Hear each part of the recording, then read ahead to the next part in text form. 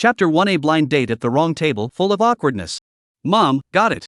I'm all the way to the cafe door, that's it. Ling Yu hung up impatiently. He is 28 years old and has never been in love. He retired from the military after 7 years and worked at a hospital in Cloud City for 3 years. Gynecologist, 80,000 per year. His mom was worried that he couldn't get a wife and urged him to get married every day, and he was incapable of finding a girlfriend on his own, so he had to come on a blind date. Have been on 17 previous blind dates. Knowing that it was fruitless, but still coming to go through the motions, Ling Yu was really annoyed. Help! Help! Just as Ling Yu was about to enter the cafe, he heard a weak cry for help. An old man fell down on the road, countless people passed by, but no one dared to help. After all, who would be so stupid these days when helping an elderly person risks losing a few zeros in your bank balance? Ling Yu, however, was not afraid and directly helped the old man up and asked, "Old man, is something wrong?" "It's all right. Thank you, young man. It's rare to find someone as warm-hearted as you these days, I'll have to repay you." The old man chuckled.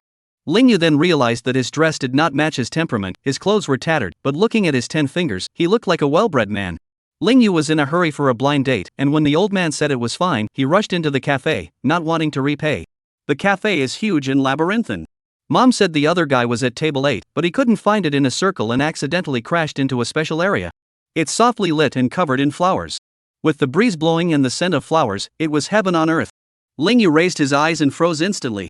In front of a table sat an airy beauty. The face, the body, the skin, it's totally impeccable. She is the creator's only favorite. The beautiful woman sipped her coffee quietly, her legs naturally together, and a copy of Power Broker sat on the tabletop. A purely foreign language version. Seeing Ling Yu barging in, she raised her eyes icily, her willow eyebrows naturally revealing a hint of doubt and disgust. Pust. Pust. Pust. A stunning encounter. Ling Yu suddenly heard his heart beating every beat. In 28 years of living, no girl had ever hit his heart. Especially after he became a gynecologist and had seen countless women's bodies, he even felt that he had lost interest in women. But this beautiful woman in front of him actually made his heart pound. Is it nerves, or do you have feelings for her? What surprised Ling Yu even more was that on the table she was sitting on, there was a big 8. This is actually his blind date? Ling Yu hurriedly took a deep breath and organized himself before walking over. Sitting in front of her. The beautiful woman's expression was becoming more and more dismayed, and her beautiful eyes were still flashing out a faint cold light. This man, what a nerve! Trespassing on her compartment is not enough, how dare you sit across from her? Ling Yu, however, didn't care about the other party's expression. Anyway, he hadn't been disliked by women 8 or 10 times. Go through the process and love it. Hello? My name is Ling Yu, I'm 28 years old, a gynecologist, I make 80,000 a year, and I haven't bought a car or a house yet. It would take a great deal of courage for any other man to say that to a woman. But Ling Yu was calm. There's an air of unflappability about it. The beautiful woman looked at him, surprised for a moment, and her vermilion lips suddenly curved upward playfully. Hello, my name is Qin Mingyue. I'm 27 this year, with a double doctorate in finance and business administration from Harvard University. I earned $3 billion last year, and I have a car and a house. Ling Yu immediately shook the grass. What's going on? He'd always assumed that a woman who needed a blind date must be deeply flawed. But he couldn't really find any flaws in the woman. Even the slightest imperfection. Could she be a psychopath? Or is that lame? No reproductive function? A big eagle budgie? In an instant, countless chaotic thoughts rolled around in Ling Yu's mind. Seeing his expression, Su Yunqi's vermilion lips rose slightly, her cold eyes unable to hide her pride. She introduced herself on purpose to embarrass the man and know what to do. The atmosphere was a bit awkward for a while. Neither spoke again. Forget it. Regardless of what the other side said, true or false, Ling Yu decided to go through the process first. Into a failure to go home can also explain to mom. Even though I have a low income, if you're with me, I'll protect you from the slightest harm. At home, you can be the queen and I'll take care of all the chores. But outside, in front of my family, I expect you to give my man the face he deserves. If I get married, I get paid 6K a month, 5K can go up to you. As before, Ling Yu said the bottom line in one breath. Seeing that he not only didn't feel ashamed, but also made a serious promise, Qin Mingyue completely froze. It took a good while to poof a smile. There was no man, really, who could give her such pleasure. What are you laughing at? Ling Yu was a bit dissatisfied. I know I'm not in a good condition, but I promise that if we get married, we'll do our duty as men. Pust. Qin Mingyue couldn't help herself once again. Ling Yu was offended. Miss Qin, what the hell are you laughing at? Don't you think you're being rude? Sir, you're a good man. Qin Mingyue put away her smile and her entire body instantly became ice cold. But aren't you mistaken? I'm not here for a blind date. What the hell? Ling Yu's eyes widened. This isn't table 8? It's table 8, but this is a VIP section only table, table 8 in the lobby. Please go out the door and turn right. Shin Mingyue's jade finger was cold and pointed outside. This. Sorry. I'm in the wrong place. Lingyu was so embarrassed that he was able to gouge out 3 rooms and 2 halls in place, and hurriedly stood up in a grayish manner. It's embarrassing. It's amazing how blind dates can be at the wrong ing table. No wonder the pretty girl kept laughing. She must have thought she was a toad trying to eat a swan, right? After Lingyu left, an old man walked in under the protection of 4 black-clad bodyguards. If Lingyu had been present, he would have been very surprised because it was him who had just helped that one up. Akatsuki, maybe this is fate? You're misogynistic, haven't had a relationship at 27, and no man has ever dared approach you. And by the way, that man did, and he's so decent and kind that he just helped me up outside and didn't think to return the favor. The old man was the chairman of the first consortium of Cloud City, Qin Tiangang. Despite being rich, he has life regrets. He had 3 sons, but they all died before him, and also were either childless or left only daughters. Shin Mingyue was his most valued granddaughter, and even more so, the successor of the Big Dipper group. Though intelligent and driven, she was always a daughter. So he wanted to see his maternal great-grandson born before he died. He had just intentionally fallen outside the door, but also to identify a man with a sense of justice, and then arranged for his granddaughter to choose, but he did not expect that the man had also inexplicably matched with his granddaughter. Isn't that fate? Shin Mingyue looked cold. Grandpa, he passed your test but not mine. If he can pass my test, I can marry him. She wants to fulfill her grandfather's wish, but she also wants to marry a dependable man. It would be too hasty to marry based solely on the blind date you just had. Good. I'm sure the man can get by. Qin Tiangong's old eyes brightened slightly, filled with anticipation. Chapter 2: The Beauty Test. Lingyu went out and turned right before finding table 8 in the lobby. Sure enough, there sat a woman. It looks like the wait is over. The woman was also good-looking, dressed in an OL professional outfit, with a curvy body in the front and back. Although her temperament could not be compared to Qin Mingyue, she was still a proper goddess. Lingyu wasn't disappointed. After all, he knew his conditions. After tidying up, he walked up to the other man with a polite smile. Sorry. I'm late. I'm Lingyu, 28 years old, gynecologist, 80,000 a year. Stop. This time, the other party didn't even let him finish his overture before coldly interrupting. What do you mean? On those terms, you think any woman would want to marry you? How dare you be late? Do you think you're entitled to be late? Waste of my time, my ass. The beautiful woman's face huffed and puffed, and after the bejeweled questioning, she angrily threw a cup of water in Lingyu's face. Snap. Lingyu was caught off guard and instantly became a drowned chicken. He wasn't angry though. After all, he was the one who was late to the wrong place, and he had nothing to say when a girl had a temper. 28 years old and still getting paid $80,000 a year. I can see why you're doing so poorly. Men who have no sense of time and hang around are destined to be bottom feeders for life.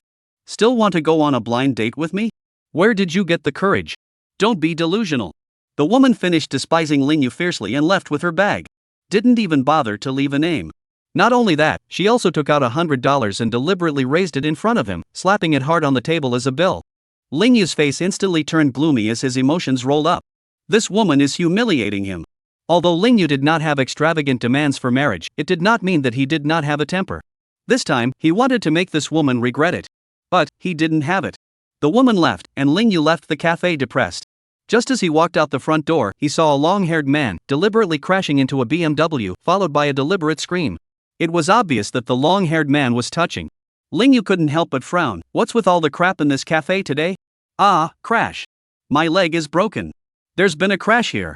Immediately after the long-haired man fell to the ground, 3 or 4 men ran out and matched the uproar. Lingyu could see through it at a glance that these men were definitely a gang. At this time, the BMW, a wonderful woman very anxious to walk down. She was wearing a burgundy sleeveless dress that revealed a large expanse of snow-white skin, like a fine skin lychee. A pair of big white legs is very provocative, milk-white career line is also hidden, the body is very hot. What's wrong? How could I have broken your leg when my car was going so slow? The woman explained anxiously.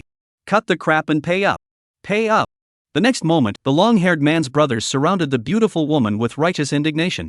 Porcelain scene, the cafe door many people saw, but saw the group of men, cattle and horses, no one dared to stand up for justice.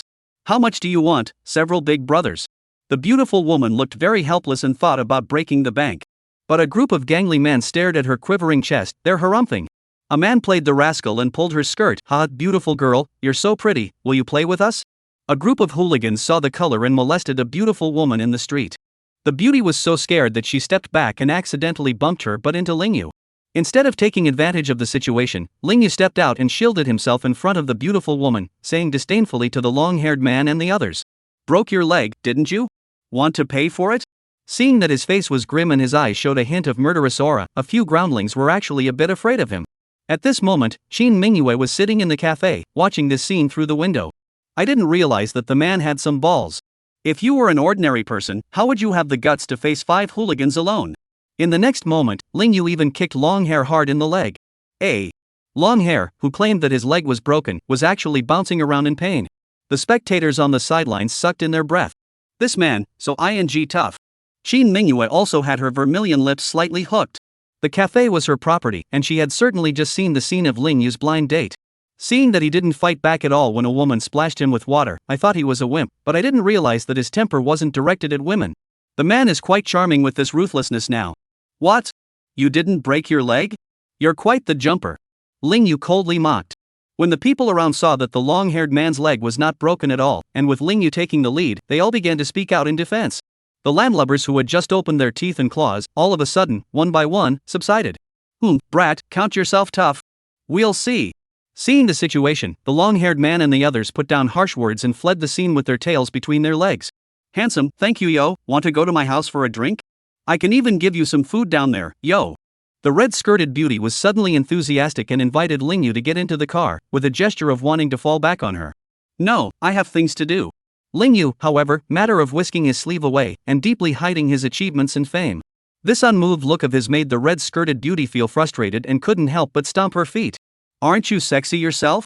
How can he remain indifferent when he's taken such an initiative? Ha ha. In the cafe, Qin Mingyue's grandfather's bright laughter rang in her ears. Mingyue, look. I told you there's absolutely nothing wrong with that man's character. He can be unmoved by a woman as sexy and beautiful as your assistant Xiao Dai, so you don't have to worry about him cheating on you after you get married. Qin Mingyue silently listened to her grandfather's voice and did think highly of Ling Yu. She loathes men, in large part, for being horny. But Ling Yu, the man, was really a bit different. Grandpa, don't be too happy. Men aren't good for sex, they're definitely good for money. Qin Mingyue stood up coldly, still not believing that Ling Yu could withstand her second secret test. On the other hand, Ling Yu returned home from a failed blind date. What? Another failed blind date? Her sister, Ling Ruoxue, was anxious when she saw that Ling Yu had returned in defeat again. For the umpteenth time. My younger brother is 5 feet 3 inches, as tall as a pole and as talented as a man, how come no woman appreciates him? Even a straight man can meet a face controller, right? Mom Chen Ailin was even more anxious than Ling Ruoxue, and in the next moment, she even directly pulled her son to go outside. Mom, what are you doing? Ling Yu was also frightened by his mom's furious look. Do what? Mom's going to kill you in a hurry. Don't you know? Chen Ailin was impatient as she walked. I can't figure out how my son can't find a girlfriend when the scruffy king next door, who hides at home and writes on the internet, is planning to have a second child at age 28. That woman just left without going on a blind date with you, didn't she? I paid the matchmaker's money, let's go to her door and find her on a blind date. What? Ling Yu simply could not believe that mom was so heartless. A blind date failed and she had to drag herself to the woman's house? Doesn't that make you feel bad about yourself for once? Chapter 3 The 18th Failed Blind Date. Both sides of the relationship, the one who initiates, tend to be of low status. Seeing Ling Yu's family of 3 paying a visit, Zhang Milan revealed a look that was 10 times prouder than at the cafe. I knew this beggar man would never forget it after seeing her face. No, it did come to her house to stalk her. Wei Shufan, Zhang Milan's mother, knew where the 3 Ling family members were coming from and, with a condescending look, raised a slap. If your son wants to marry my daughter, the bride price is $500,000, not a penny less. Upon hearing this condition, Ling Yu had completely given up in his heart. $500,000? Your family sells daughters? Chen Ailin, however, gritted her teeth and agreed on behalf of her son. This can be. If the other girl was willing to marry her son, she would have to come up with the dowry even if she had to sell her house. And the wedding car, the wedding house, the man has to have it. And don't even think about getting married and having my daughter pay for it with you. Zhang Milan's father also spoke up next. Ling Yu's expression grew impatient. Isn't marriage something you want to do? He didn't dare to ask for equality between men and women, but he couldn't make it seem as if his family had come to surrender and ceded land to the other side. Chen Ailin was also in trouble. 500,000 dowry she is to sell the house to come up with, but this wedding car, wedding house, and where to find ah? Okay, no problem. At this moment, Ling Ruoxue agreed for her brother. Seeing Ling Yu in a mood, she even quietly held him down and forbade him to speak. She also hopes that her brother will have a family sooner rather than later. She is 30 years old, has been working for several years, and has saved some money of her own. If the bride price mom takes care of it, the down payment for the wedding car and the wedding house will be covered by her, the older sister, through gritted teeth, for her brother. And, when you get married, your man will be responsible for household expenses. Melissa Zhang also made her own request. Ling Yu was completely unable to sit still and said excitedly, "Is your family marrying your daughter or selling her? If you were bought back as a servant, I have no problem with that. But if you want to come here to be a princess and a queen, I'm sorry. I don't want it. Look at that. Take a look at your son. What kind of attitude is that?" Zhang Milan immediately became agitated. "You're like this before you're even married, and you'll definitely be even more wanton when you're married. No, this one's a done deal, this one's a done deal." Chen Ailan still wants to talk it down dead. Because she just couldn't wait any longer, she had to fulfill her husband's dying wish this year. "Mom! Don't push it." Now, even Ling Ruoxue couldn't help but whisper to dissuade her. "My brother is right, there is nothing wrong with marrying a wife and paying the bride price, and the other person wants the wedding car and the wedding house, but it is too much to ask my brother to support the family alone after marriage. What's his wife gonna do with all the money she earns? To support her family? Ha, sis, don't forget me." Unexpectedly, Zhang Milan's younger brother also hurriedly jumped out. "By the time I get married, the wedding room, the wedding car, you and brother-in-law have to take care of it for me." Ling Yu directly exploded on the spot. "Did I marry your sister, or your family? Why don't I just feed your whole family?" Originally an angry remark, Zhang Milan directly sneered coldly, "Oh, this is what you said? Then the wedding banquet and post-wedding honeymoon, remember to arrange them together. Don't tell me I don't have the ability. Scram! I wouldn't marry a woman like you even if I had to marry a pig." Ling Yu was so directly angry that he wanted to lift the table. Back in the day the blood came up on the battlefield. What the hell? A family of demons and monsters. Look at that. Stinky temper. Roughneck. You want me to marry you? Dream on. I wouldn't marry you even if I were a pig. Zhang Milan also went toe-to-toe, leaving no stone unturned to taunt Ling Yu. She thinks she has no problem marrying a rich kid with her qualifications. Originally, she didn't want to marry a poor guy like Ling Yu, and now that the poor guy flipped first, she begged for it. Ling Yu laughed in exasperation, stood up, turned around and left. Chen Ailan and Ling Ruoxue had to follow them back. But as soon as they left Zhang's house, 3 luxury cars suddenly stopped in front of them. The commotion in front of the door also startled the Zhang family. Seeing these 3 multi-million-dollar luxury cars, they were almost not dumbfounded. What's going on? How could their house be patronized by a god? Ling Yu, however, recognized one of them, as if he had seen it in front of the cafe. The next moment, escorted by several suited bodyguards, Qin Tiangang walked out of the car. He walked towards Ling Yu with a big smile on his face and respectfully said, "Mr. Ling, thank you for helping me up in front of the cafe, I'm here to repay you." Everyone was shocked. Ling Ruoxue's eyes couldn't hide her excitement as she tightly held onto her brother's arm. Is this the rhythm of skyrocketing to great wealth? Ling Yu's brows were furrowed. He really didn't expect that this old man was a rich man. Did he fall at the cafe, on purpose? Qin Tiangang casually waved his hand, and his men immediately carried down several boxes of luxurious gifts. Golden jade emerald. Famous paintings and antiques. Even a Porsche key. That value adds up to at least $10 million. At an annual salary of $80,000, this was money Ling Yu would never earn in his lifetime. You're a. Seeing this scene, the Zhang family members were scared out of their souls. Don't look at Zhang Milan dressed so beautifully. In fact, Zhang's family is also an ordinary family. $10 million is an astronomical figure for her family. If she had known that Ling Yu was a multi-millionaire, of course she would have been willing to marry him. Reacting, she hurriedly walked over with a smile on her face and took the initiative to hold on to Ling Yu. "Honey, what's going on?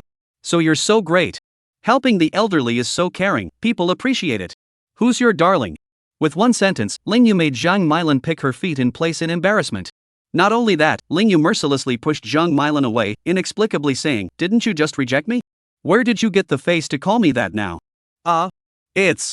Zhang Milan was speechless. Her family was dumbfounded in place, chagrined beyond belief. The Zhang family is still missing a golden son-in-law. Chen Ailan wanted to speak, but Ling Ruoxue hurriedly pulled her back. Although she also wanted her brother to get married earlier, but how hateful was the Zhang family just now? Besides, my brother is so rich now, why worry about finding a good girl? Mom, sis, let's go. Ling Yu went straight to the limousine with his mom and sister. No merit, no reward, and while he hadn't thought of accepting these lavish gifts, now wasn't the time to deal with it. After Ling Yu's family left, it was as if a cold wind blew through the Zhang family's entrance. The 4 members of the Zhang family, for a long time, could not calm the chagrin in their hearts. "Daughter, how did you just talk? Is it easy to find a man with $10 million in assets nowadays?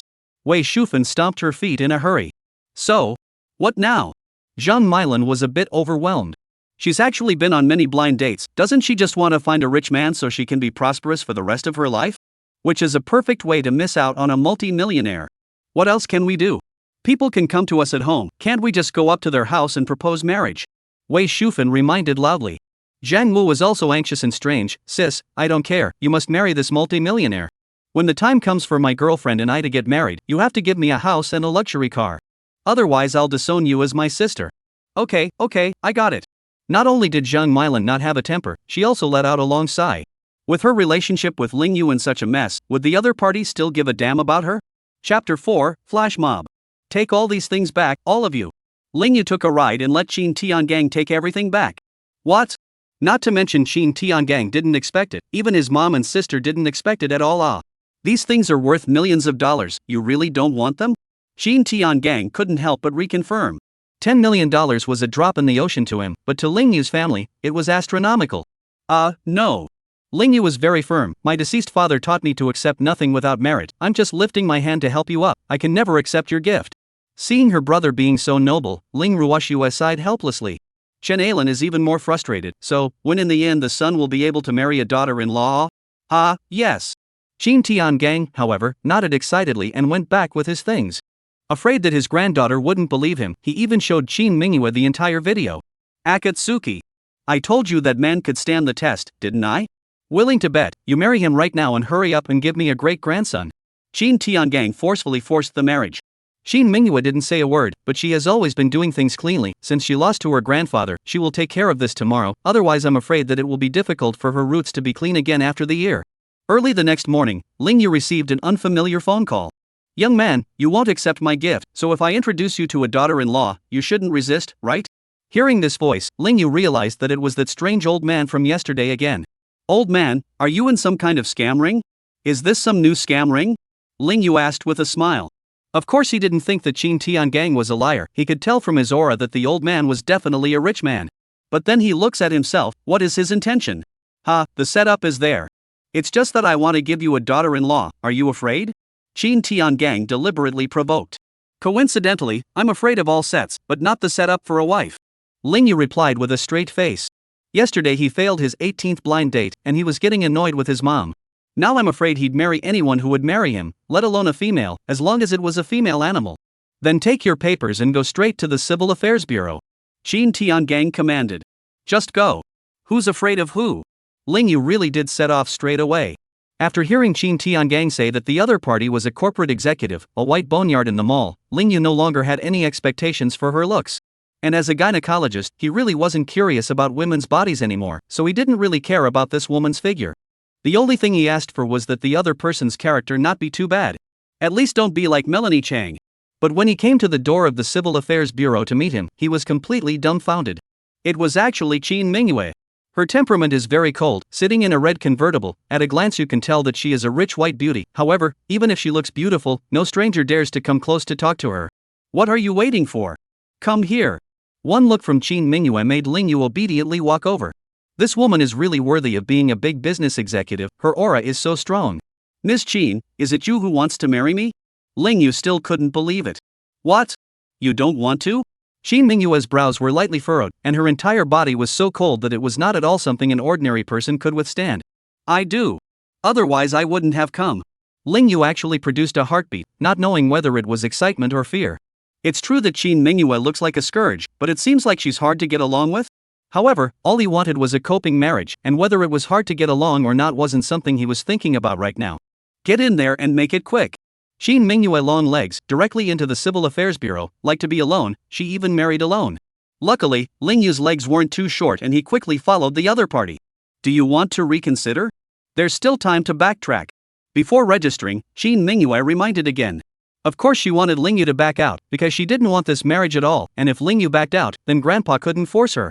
Ms. Qin, look how cold you are, why are you a bit of a mother-in-law?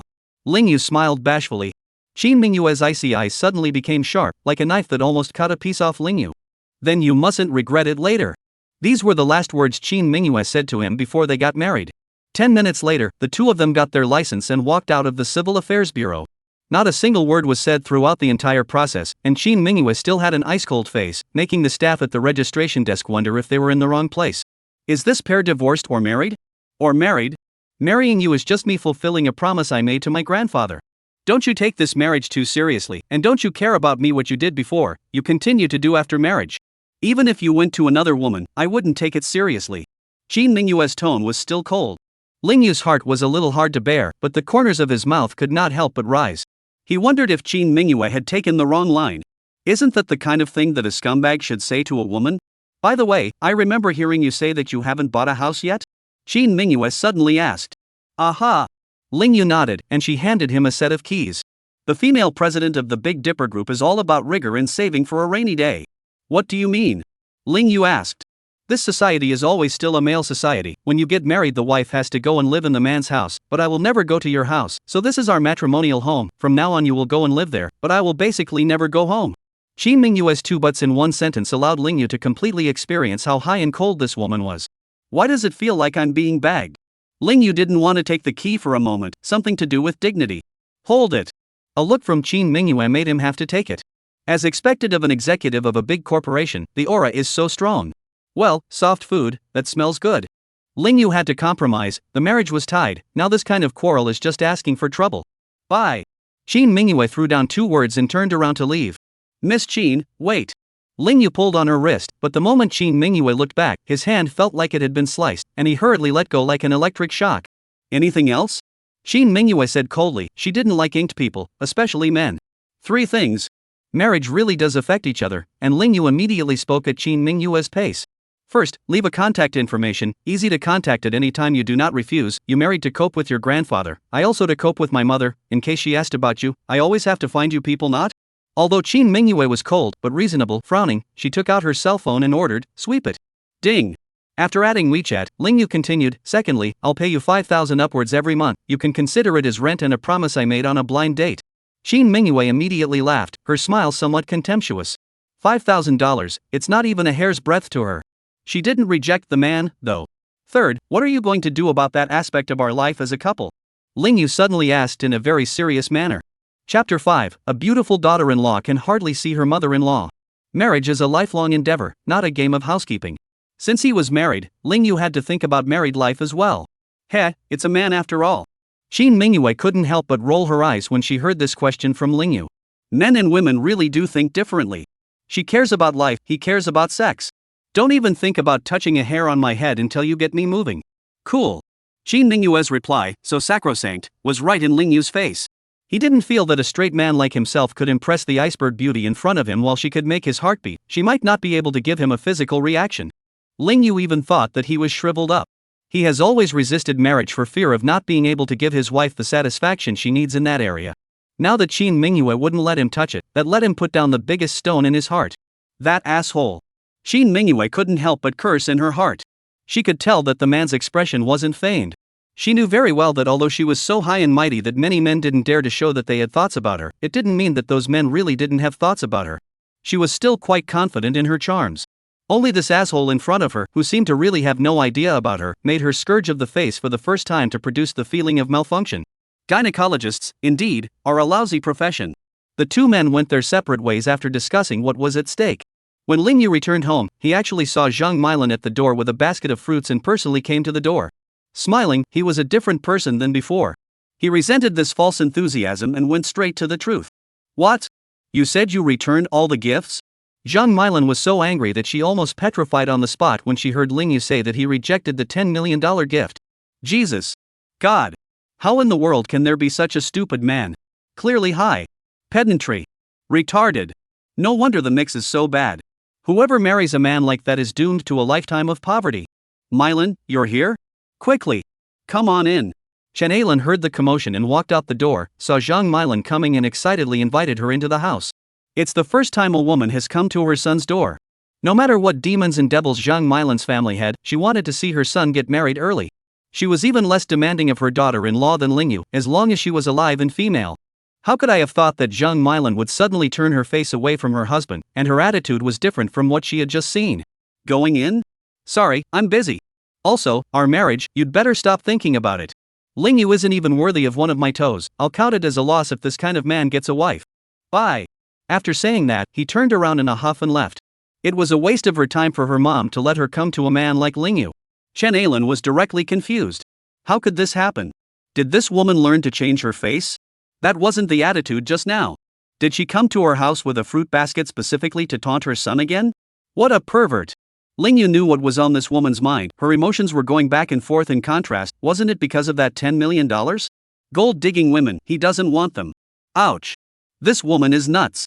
Ling Ruoxue also walked out and saw Zhang Milan's back, so angry that she crossed her arms and took a deep breath. Brother, don't pay any attention to this woman. Don't take her words at face value. She tried to calm her brother down, but realized that Ling Yu wasn't taking it seriously. Mom, sis, you don't have to worry about me anymore. I'm married. What? Chen Ailin and Ling Ruoxue suddenly screamed at high decibels. Ling Ruoxue's soprano voice in particular almost shattered the glass windows in the house. You said you were married? Who's the subject? Xiao Yu, you're not kidding, right? Haven't you never had a girlfriend? The two mothers and daughters surrounded Ling Yu with questions. Ling Yu didn't explain and directly took out the marriage license and placed it in front of them. Facts speak louder than words. The two mothers and daughters were completely dumbfounded. The woman on the marriage license did look so pretty, but they were still worried. This woman is not easy to get along with. Could it be a professional marriage scammer? Ling Yu knew his mother and sister's worries and hurriedly lied to appease them. Don't worry, she is actually a woman I met when I joined the army in the north, a strong woman, and there is also idle baggage that makes it inconvenient to be in a public relationship, so that's why we've been in a secret relationship. So? The two mothers and daughters suddenly realized it is difficult to shut off so many years. Ling Yu dared not to talk about girlfriend, the original has long been a target. Mom, sis, I'm sorry for keeping you guys in the dark for so long. I chose to keep it hidden before all for the sake of Mingyue's career. In short, you don't have to bother about my marriage anymore. Mingyue and I will be happy. Even though Ling Yu said so, the two mothers and daughters were still worried. Ling Ruoxue, in particular, guessed that her brother must be lying to them. If he had a girlfriend long ago, how could he have gone on 18 blind dates and only told them now? But her brother must have a reason for saying so, and she didn't want to tear him down for fear that her mother would worry. Xiao Yu, what exactly is her occupation? Since you guys are married, why hasn't she gone home with you? Chen Ailin broke the mold. Ling Yu had expected this. After all, what mom wouldn't care about her daughter-in-law's background? Not to mention his mom. Mom, Mingyue works as an executive at a large corporation and is usually very busy at work, so she can't come home with me. What? And where does she stay at night? Chen Ailin asked nervously. Mom, don't worry. She bought her own house. I'll move out and live with her after we get married. It's... Chen Ailin's tears welled up at once. Although Ling Ruoxue couldn't bear to let go of her brother, she still pacified her mother. Mom, my brother has grown up. Sooner or later, he will have to leave home one day. Do you want him to live with you for the rest of his life? Do you still want to have grandchildren sooner or later? Chen Ailin also understands this. Nowadays, which daughter-in-law likes to live with the elderly? It's also inconvenient to have intercourse at night. But she just couldn't help crying. Xiao Yu, since you like her, Mom won't oppose you guys. But Mom has one request. Can you bring her home for Mom to see? And arrange for the two families to meet? Chen Ailin's face was sincere and pleading, which was a very low request. Seeing this look in his mom's eyes, Ling Yu was completely stumped. How could a woman like Qin Mingyue come to a small bungalow like his? Although he didn't know exactly what Qin Mingyue's position was, nor did he know that the other party was a super $1,000, but looking at her dress and temperament, he knew that she wasn't from an ordinary family, and he was afraid that his own family would soil other people's high-class clothes. As for the two families meeting, that's even more unlikely. Listening to her, the marriage was also to cope with her grandfather. To let that woman dragged on her family to help him act, why not just kill her with a sword is still painful. Now, what's the best thing to do? Chapter 6, Terrible Cold. Mom, I'll talk to her and tell you. Ling Yu decided to use the word drag. He couldn't say no to his mom or say yes, he just had to see steps. Okay then. Chen Ailin continued, Xiao Yu, then why don't you move in with her today? Girls love romance, and today is your wedding night, so don't leave her out in the cold. Take good care of her, understand? Heh, wedding night? How could Ling Yu have thought of that? He was sure Qin Mingyue would think even less of it. The woman didn't even think about cavorting with him. Not in a lifetime. However, Ling Yu still nodded. Then Mom, sis, I'm moving out. Take care of yourselves and call me anytime if anything happens. A simple sentence once again caused both Chen Ailin and Ling Ruoxue to hold back their tears. Ling Yu's father died early, and the two women had always watched Ling Yu grow up, and now that their only man was leaving home, they certainly couldn't bear to part with him. Mom, don't cry. How else are you going to hold your grandchildren if Xiao Yu doesn't go to live with your daughter-in-law? Ling Ruoxue persuaded in a small voice, but she couldn't help but cry herself. After a good while, Chen Ailan and Ling Ruoxue helped Ling Yu pack up a little bit of fine linens. Before leaving the door, Chen Ailan shoved a bank card into Ling Yu's hands. "Mom, what are you doing?" Ling Yu hurriedly returned it. He knew that his mom only had one bank card and it was associated with her social security, and now she actually gave him this bank card. "How's this? Take that." Chen Ailan forcefully commanded. "Other girls did not ask for a bride price to marry you, but also bought a house to live with you. You must not let people down. The should give people have to give. Mom, there's $60,000 in this card. You take it and buy someone a diamond ring and a necklace or something, remember?" Ling Yu's heart was suddenly flooded with acid. Pity the world's parents. He knows that this is what mom saved for her retirement. Mom is 57 years old. If he is going to use this money of hers, then what will she do in the future? "Xiaoyu, if mom tells you to take it, you take it." Ling Ruoxue desperately gave Ling Yu a wink. Knowing a mother is like a daughter, Ling Ruoxue knew that if her brother didn't do as he was told, her mother would definitely worry that this daughter-in-law would run away one day. In order to put his mother's mind at ease, Ling Yu must also take this money and give it to Qin Mingyue as a bride price, whether she wants it or not. "If you're really grateful to mom, remember to bring your wife back soon so mom and old sis and I can take a look," Ling Ruoxue once again urged. She wasn't sure in her mind. After all, her brother was flash married. "I know." Ling Yu hurriedly turned around and left. It's not that he's impersonal, it's that he's afraid that his mom and sister will see his red eyes. He suddenly felt so guilty. Mom was all about him getting a daughter-in-law, but he found a random person to put on a show. At least this marriage can't wear out before mom passes away. Ling Yu muttered, suddenly terrified. If she let her mom know that he and Qin Mingyue were in a coping marriage, she definitely wouldn't be able to handle the excitement. Ling Yu went out the door and followed the information given by Qin Mingyue earlier to find the Yunshan Poetic Community. It's an upscale residential area in Cloud City that costs tens of thousands of dollars a square foot. There are many floors here. Qin Mingyue only told him that it was Suite 1701, but didn't say which one. Fortunately, he added Qin Mingyue's contact information and hurriedly asked. At this time, Qin Mingyue was having a meeting at the company, and when she saw this number, she couldn't help but frown slightly. The next moment, though, she picked up the phone. This scene stunned everyone present. You can't answer the phone on the conference room, that's a rule made by Mr. Qin himself. "Ms. Qin, you're Building B." Without waiting for Ling Yu to finish a sentence, Qin Mingyue guessed in advance what he wanted to ask and gave him a direct reply before hanging up. Ling Yu was also surprised. That woman was unpredictable? And, it's horribly cold. Putting down the phone, Qin Mingyue realized that quite a few people present were secretly looking at her. But because she was the female president of the Big Dipper group, everyone only dared to slander her in their hearts. Who dared to say it? Only a young woman with huge breasts quietly brought her head over and whispered, "Hee, sis, is it your husband looking for you?" Qin Mingyue's cold eyes swept as if a thunderbolt. The woman hurriedly shut her mouth, not daring to speak. Her name is Qin Rohan, 20 years old this year, also thankful that she is a few years younger than her sister, otherwise she just called her sister that extremely good man, is her. Qin Rohan was also curious as to which warrior was the one who dared to marry her sister who had misogyny. I wonder how many days he can stand up to his sister's temper? 3 days? Or maybe they can't stand to move out the next day. Chapter 7 Wife takes a shower without locking the door. Finally finding a house, Ling Yu was not one who liked to get into trouble with women, and after dragging his luggage in, he threw aside the unpleasantness he had just experienced. The house was huge, more than twice the size of his family's 3-bedroom, 2-bathroom bungalow, and lavishly decorated. For bedrooms, 3 baths, first time in, kind of a maze. It was just that Ling Yu realized that there was nothing lacking in the house at first glance, but there were almost no mobility necessities. In other words, Qin Mingyue shouldn't usually live in this house. Rich people, they just like to waste things. While his family of 3 lives in an 80-square-foot house, this woman buys a 200-plus-square-foot house and leaves it empty. If her grandfather had not forced her to marry, she would have to use this room to hide a golden house. I'm afraid that this house will have to be alone for the rest of her life. Blah blah blah. What a golden house to hide a woman. Ling Yu firmly believes that he is not a soft food, he is just looking for a woman to partner in life, each get what they need. Besides, he was turning in $5,000 a month to the other side, which is considered rent. Of the 4 rooms, only the largest one had a couple of closets that were full of brand new clothes. This must be Qin Mingyue's Spider Spirit's coiled silk cave. There are all kinds of jackets, but only 2 sets of underwear. Either pure white or pure black, and all of them are soothing cotton panties. For nothing that woman's heavenly body, can't you buy something sexy? Ling Yu didn't have a fetish and definitely wouldn't touch Qin Mingyue's clothes, and had the good sense to back out, picking the furthest one from this room as his stronghold. That woman has misogyny, so the further away from her the better. This realization Ling Yu still must have. Gollum. Ling Yu's stomach drummed again and he hurried into the kitchen to take a look. Nice guy. Except for the lack of any food, there was no shortage of fancy cookware. The problem is that when you're hungry, you take a hammer to fill your stomach, right? Ling Yu rushed down to the neighborhood mall to do some shopping. The family would never be able to return anytime soon anyway, so he would have to make this his new home. He was so hungry that he decided to buy some bread to cope with the situation before making his purchases slowly. Meanwhile, the Big Dipper group. Shin Mingyue finished the meeting and looked at her watch. It was already past 9 in the evening. As usual, still thinking about work, she walked up to a Bentley. The chauffeur drove her back to her estate house in Beijing.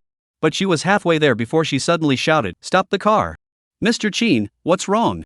The driver hurriedly braked and asked respectfully.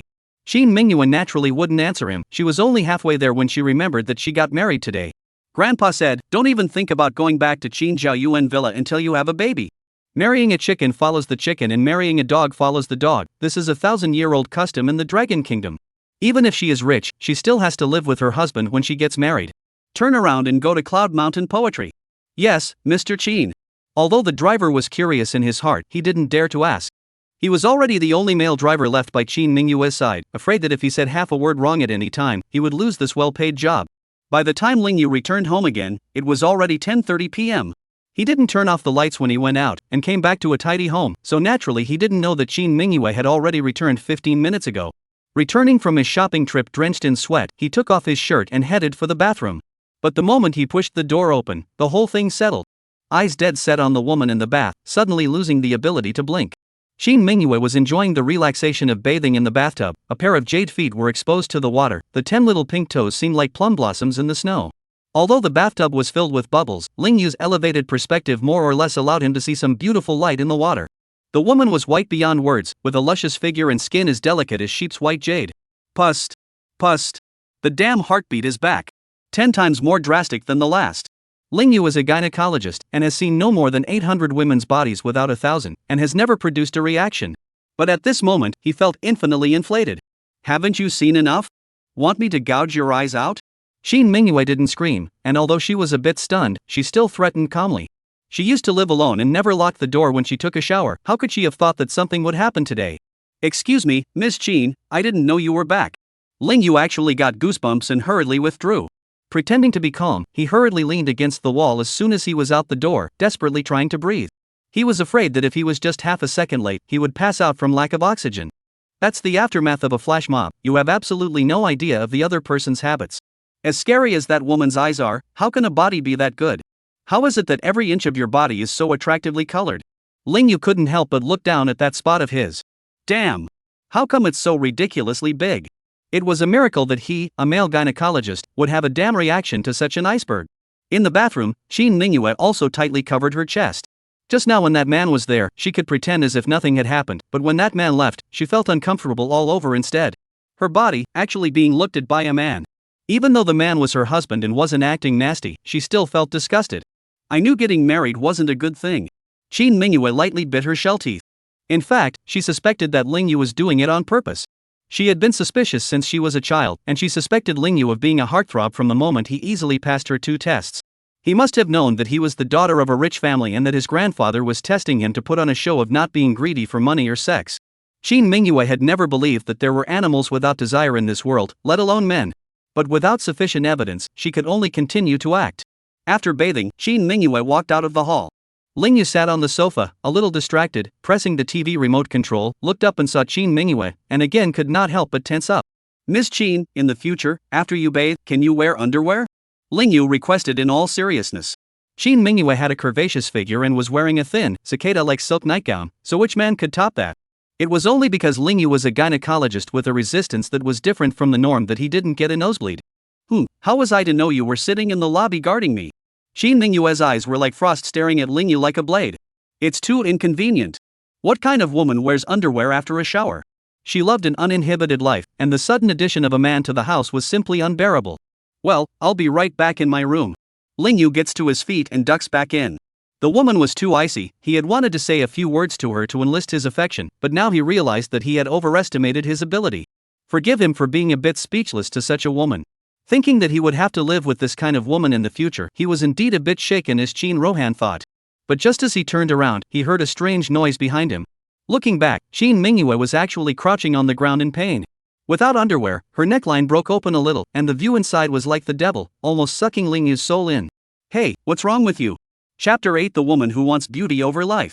Ling Yu hurriedly walked over to Qin Mingyue and tried to help her up. But the hand came to a hard stop when it reached the woman. This woman, she's an iceberg.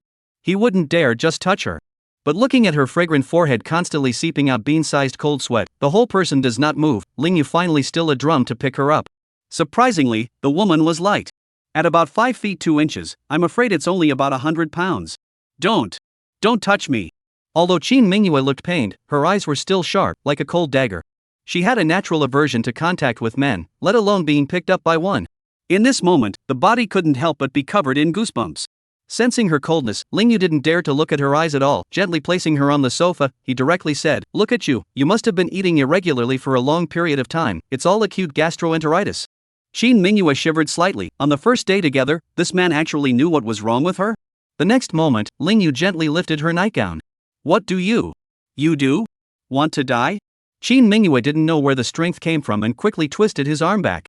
As the Qin family's daughter, she had practiced martial arts since she was a child, and was by no means something that ordinary men could bully or belittle. Ling Yu ate the pain but didn't resist, gently gritting his teeth. "I'll help you ease the pain." At the same time, the heart of the cat, long so beautiful woman, how a little bit of feminine flavor is not there. "Aren't you a gynecologist? And deal with this?" Qin Mingyue was half convinced.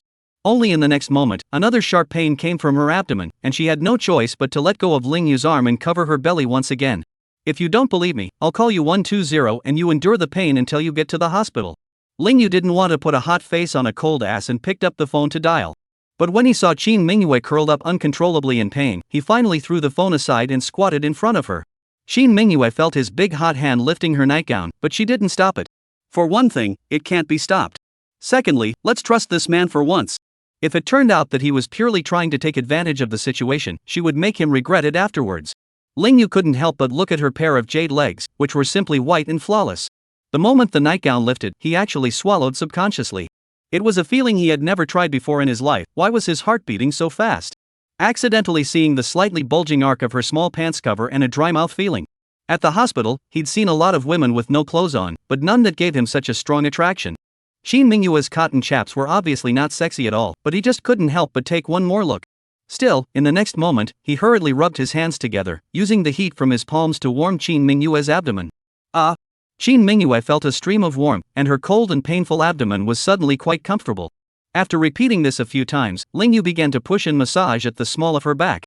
This woman's belly is not only free of flab, but also has a sense of tightness. It seems to be a very self-disciplined woman, usually must have fitness. "What kind of maneuver are you? Qin Mingyue lightly bit her shell teeth and asked curiously.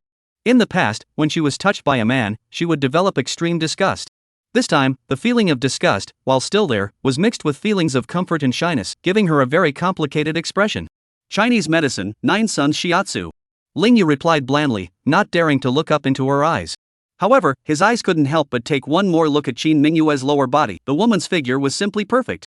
It was his subconscious behavior, not lustful, but an inner curiosity.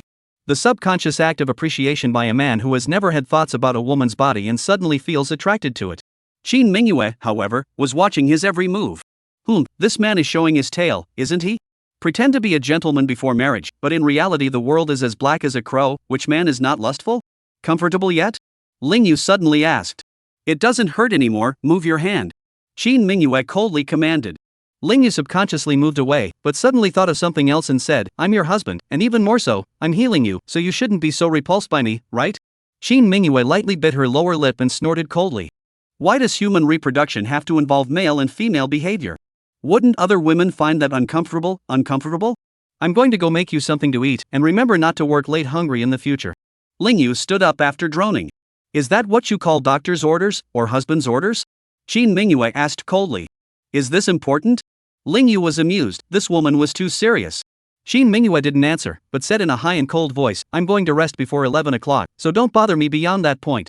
Ling Yu rolled his eyes and smiled bitterly. Getting along with corporate executives was even more rigorous than working in a hospital.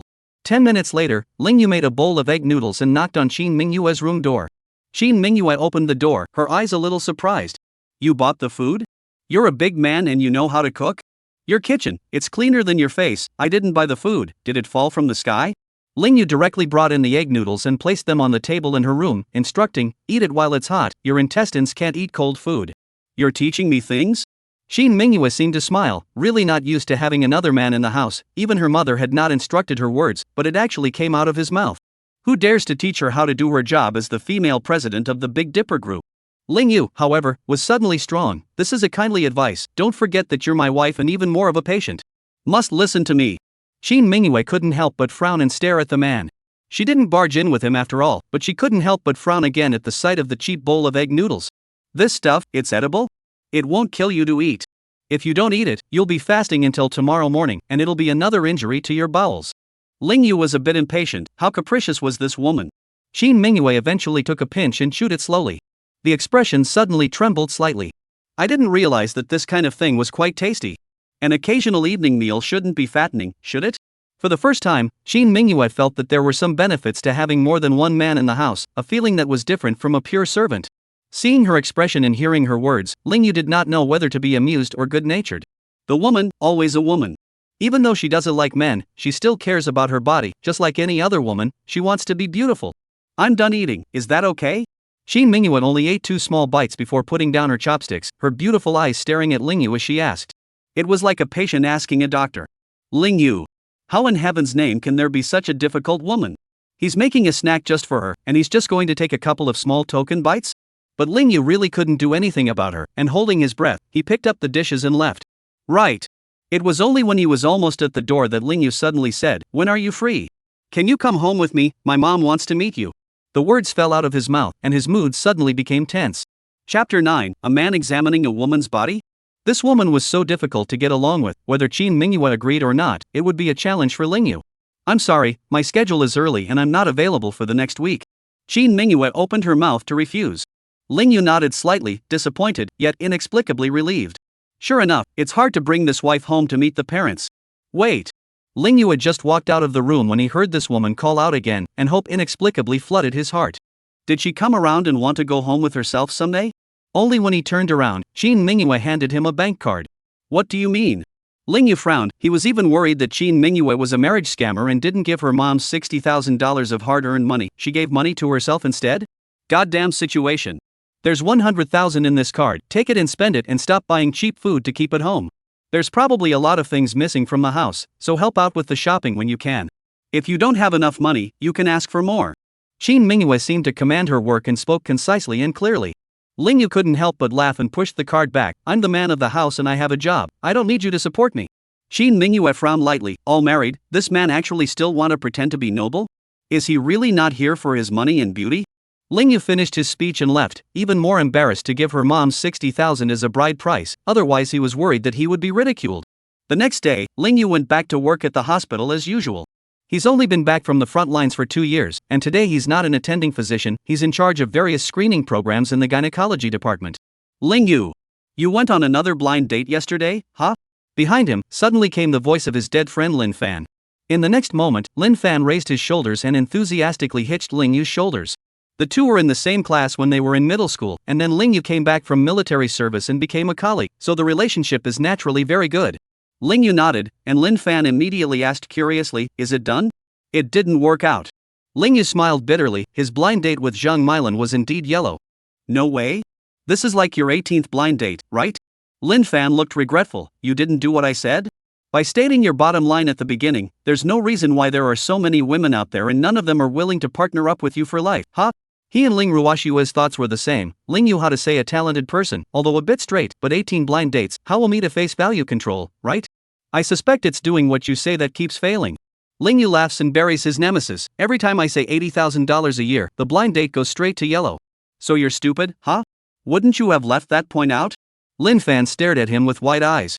Ling Yu smiled but didn't answer. In fact, he just didn't want to succeed, that's why he reported his income every time. Alas, women these days. One by one, they are all gold worshippers, realistic.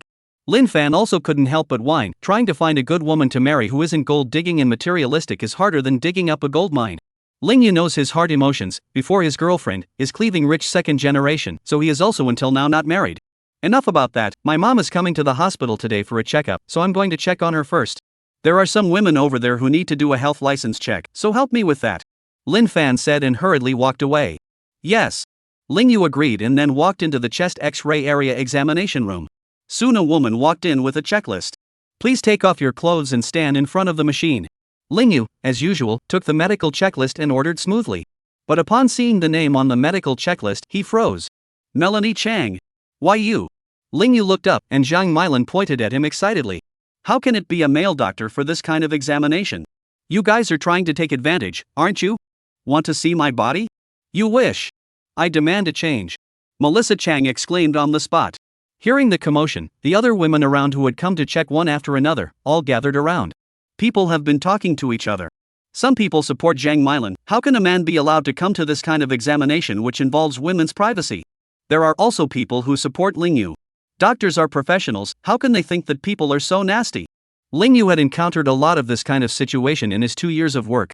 But usually when he made it clear, the other person would slowly accept it on the basis that he was quite decent looking. Unfortunately, today, Zhang Milan was dead set against it. You beggar, you deserve not to find a wife, too nasty. When you first came to work here, you wanted to see a woman's body, right? Zhang Milan saw that Lingyu still didn't change his check, and his mouth became more and more unpleasant. What's wrong? Hearing the commotion here, Lin Fan and the other gynecologists walked in. Melanie Chang? Seeing that it was actually the schoolgirl who was his senior sister in middle school, Lin Fan also hurried over to explain, you have to believe in the hospital's professionalism, our male doctors are definitely not what you think, in our eyes, there is actually no difference between a man and a woman, and there will definitely be no evil thoughts. I shucks. Who's going to believe it when it's better said than sung? Zhang Milan was agitated, since you say men are the same as women, you have the guts to marry a man. Seeing her cross, Lin Fan was also furious and argued with her on the spot. After learning what happened, the head of the department still changed to a female doctor to examine Zhang Milan. Lingyu was still fine, but Lin Fan was indeed furious. Do you recognize that Zhang Milan? It's 2 boundaries younger than us, and used to be the school beauty of Yuncheng Middle School, look how proud she looks. Every other woman gets to check us out, so why not her? Who does she think she is? Special? Only after Lin Fan finished speaking excitedly did Lingyu smile bitterly, she is my 18th blind date. What? Lin Fan looked surprised for a while before he said, a woman who looks so good actually has to go on a blind date? Do you think she has some kind of physical defect? That's why she was just dead set on not giving you a checkup for her? How would Lingyu know? So he just smiled and didn't respond. Big boobs? Poor breasts? Or some weird hidden disease? Lingyu didn't answer, and Lin Fan was still there still guessing. Which thought that a cold light suddenly shot from the side of his body. It was only when he saw Zhang Milan standing right in front of him that Lin Fan hurriedly shut his mouth. Bah! You're the one with a hidden disease, your whole family has a hidden disease. I'm the woman you beggars can't get in your whole life, don't be sour behind my back. Zhang Milan unmercifully despised the 2 men before walking away in a hasty manner. Lin Fan was scolded and made a face at the woman, I've really never seen such a proud woman. He hadn't seen it, but Lingyu had, only that compared to a proud person like Zhang Milan, the one who was flash married to him was considered more tolerable. Well, I'm going to get my mom's checkup. Lin Fan hurried towards the CT room. Out of concern, Lingyu followed. Which thought that when he walked to the door, he saw Lin Fan looking at the inspection report, his whole body trembling. What's wrong?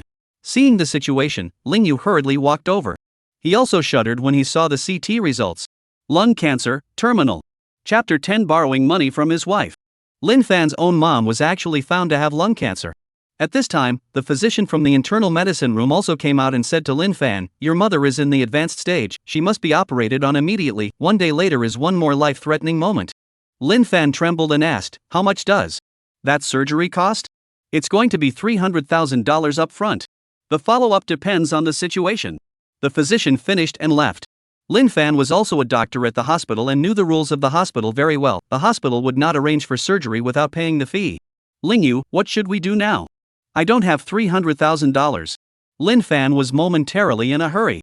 He had also just come to work at the hospital for 2 years and had a sister in college who was literally a spending machine and hadn't saved any money at all. Don't worry, something will be done. Lingyu hurriedly comforted his friend, I have 60,000 here, take it first.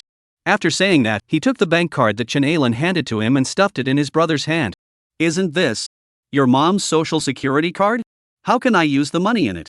Lin Fan's eyes were red and he was trembling. It's his hardcore best friend's mom's hard-earned money. How can he use it? Saving lives is important, don't think about that now. Lingyu insisted on slipping the card to him. Lin Fan was still anxious and cried, but I can't come up with $300,000 either. Together with this 60,000, the most I can come up with today is 100,000. And I really can't use your mom's money because I don't know when I'll be able to pay it back. Seeing his best friend's pained and helpless expression, Lingyu did not know what to do for a moment. This scene was just seen by Zhang Milan, who was passing by. Oh, you two big men, you're not ashamed of yourselves for crying in the hospital? Zhang Milan despised Ling Yu and even had a fight with Lin Fanjie, and now that she saw them crying, of course she had to come over and mock a few things. Zhang Milan, shut up. Ling Yu couldn't help but angrily rebuke. Lin Fan's mom was already sad enough with her cancer, how could she be allowed to make another snide remark?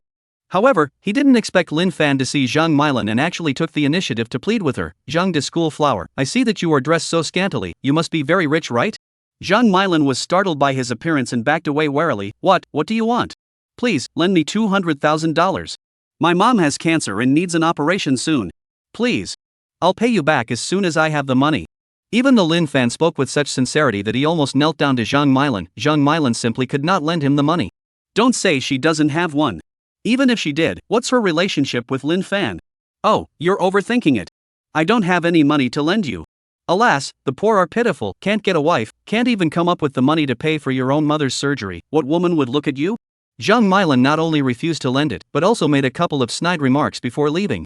Lin Fan was so angry that he could not stop himself. If it wasn't for Ling Yu stopping him, he really wanted to push this woman to the ground and beat her up.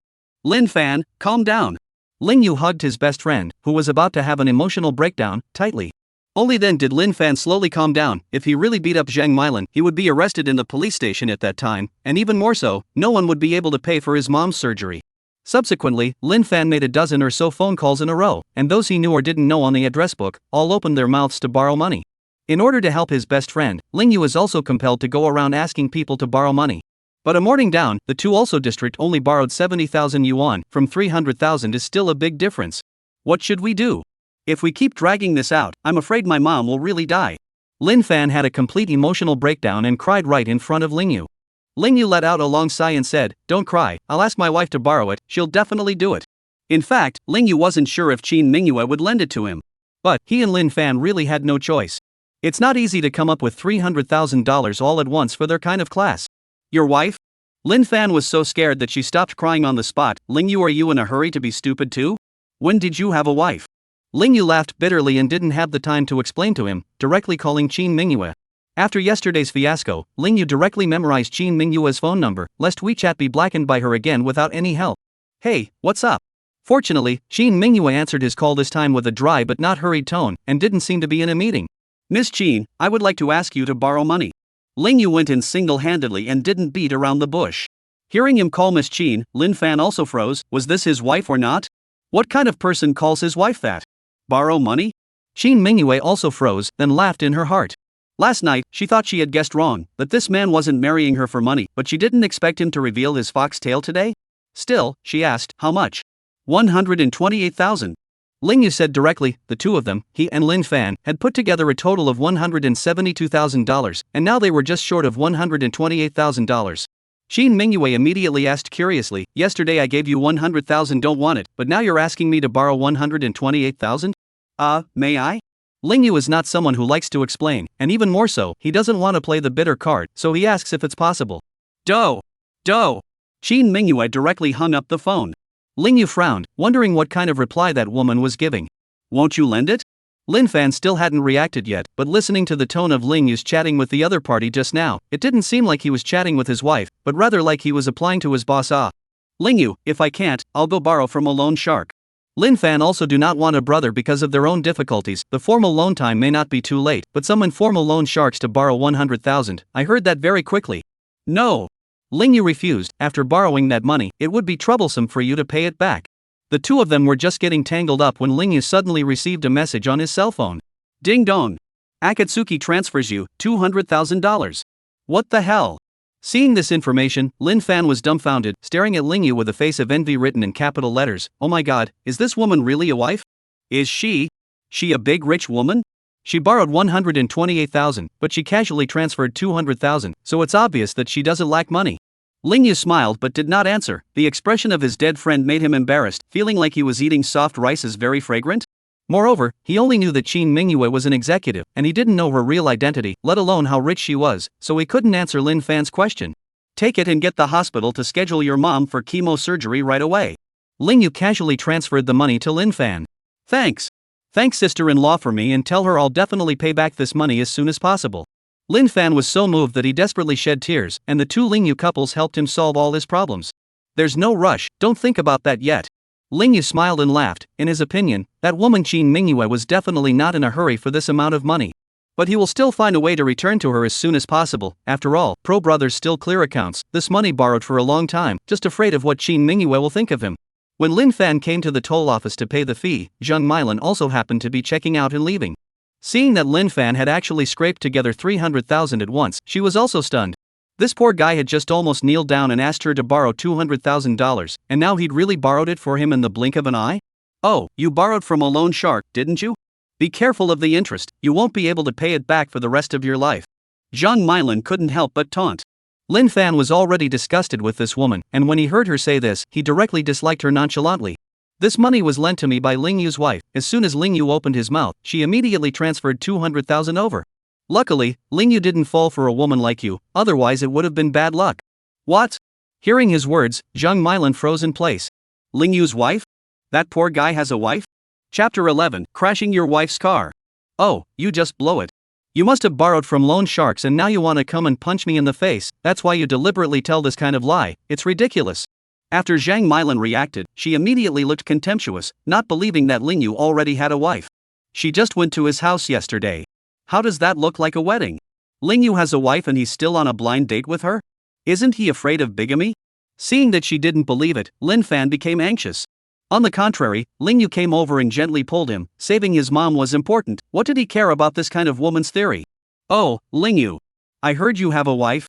What woman would want to marry you? Send me a picture to see what she looks like. When Zhang Milan sees Ling Yu, she leaves even less room for ridicule. Of course Ling Yu wouldn't send her the Qin Mingyue photo to look at just to punch her in the face. First of all, he didn't have a picture of Qin Mingyue. Secondly, show it to this woman and she won't believe it. Third, Qin Mingyue can't be said to be his real wife, so what's there to show off? That's why Ling Yu was directly silent and dragged Lin Fan to the operating room, urging for the surgery to be carried out quickly is the right thing to do. Seeing that he did not dare to refute, Zhang Milan was even more amused. Really two poor people who want to save face. By evening, Ling Yu came home from work. Because he had no money to buy a car, he still drove a battery-operated Lamb. Walking down the road, he was still thinking about Lin Fan in his mind. Although the surgery is scheduled, I'm afraid Lin Fan will have to wait a few years if he wants to pay back the money. Mom, that's 60,000 yuan, can still slowly wait for Lin Fan to return, but borrow Qin Mingyue's 200,000 yuan, if delayed for a few years. I do not know that woman do not know what will think. Because his mind was preoccupied, at a turn, Ling Yu accidentally hit a Bentley on the head. Snap. Ling Yu fell hard to the ground and looked up, his face suddenly changing. Holy, this car ain't cheap. The driver of the Bentley opened the door and stepped out of the car with a grim look on his face and asked coldly at him, "Hey, are you okay?" What he had just honked his horn before turning was to alert the cars in the other direction of the intersection, but Ling Yu's battery hadn't slowed down at all. So in his opinion, the responsibility for the accident lay with Ling Yu. But he was also afraid in his heart, because there is no camera here. If Ling Yu fell to the ground smoothly, when the traffic police came, the great probability will be judged the responsibility of the small car. If Ling Yu was still a professional bumper sticker, it wouldn't be impossible to counter-extort a large sum of money from his boss. So although the driver was angry, he didn't dare to curse, for fear that Ling Yu would tear his face off and give him a limp even if he was fine. I'm fine, I'm sorry. Ling Yu hurriedly stood up, obviously bleeding from his calves, but he stiffly insisted that he was fine. He also knew it was his failure to slow down for the turn that caused this accident. If the other guy makes him pay for it, that's another lot of money. So Ling Yu apologized and hurriedly limped away with his cart.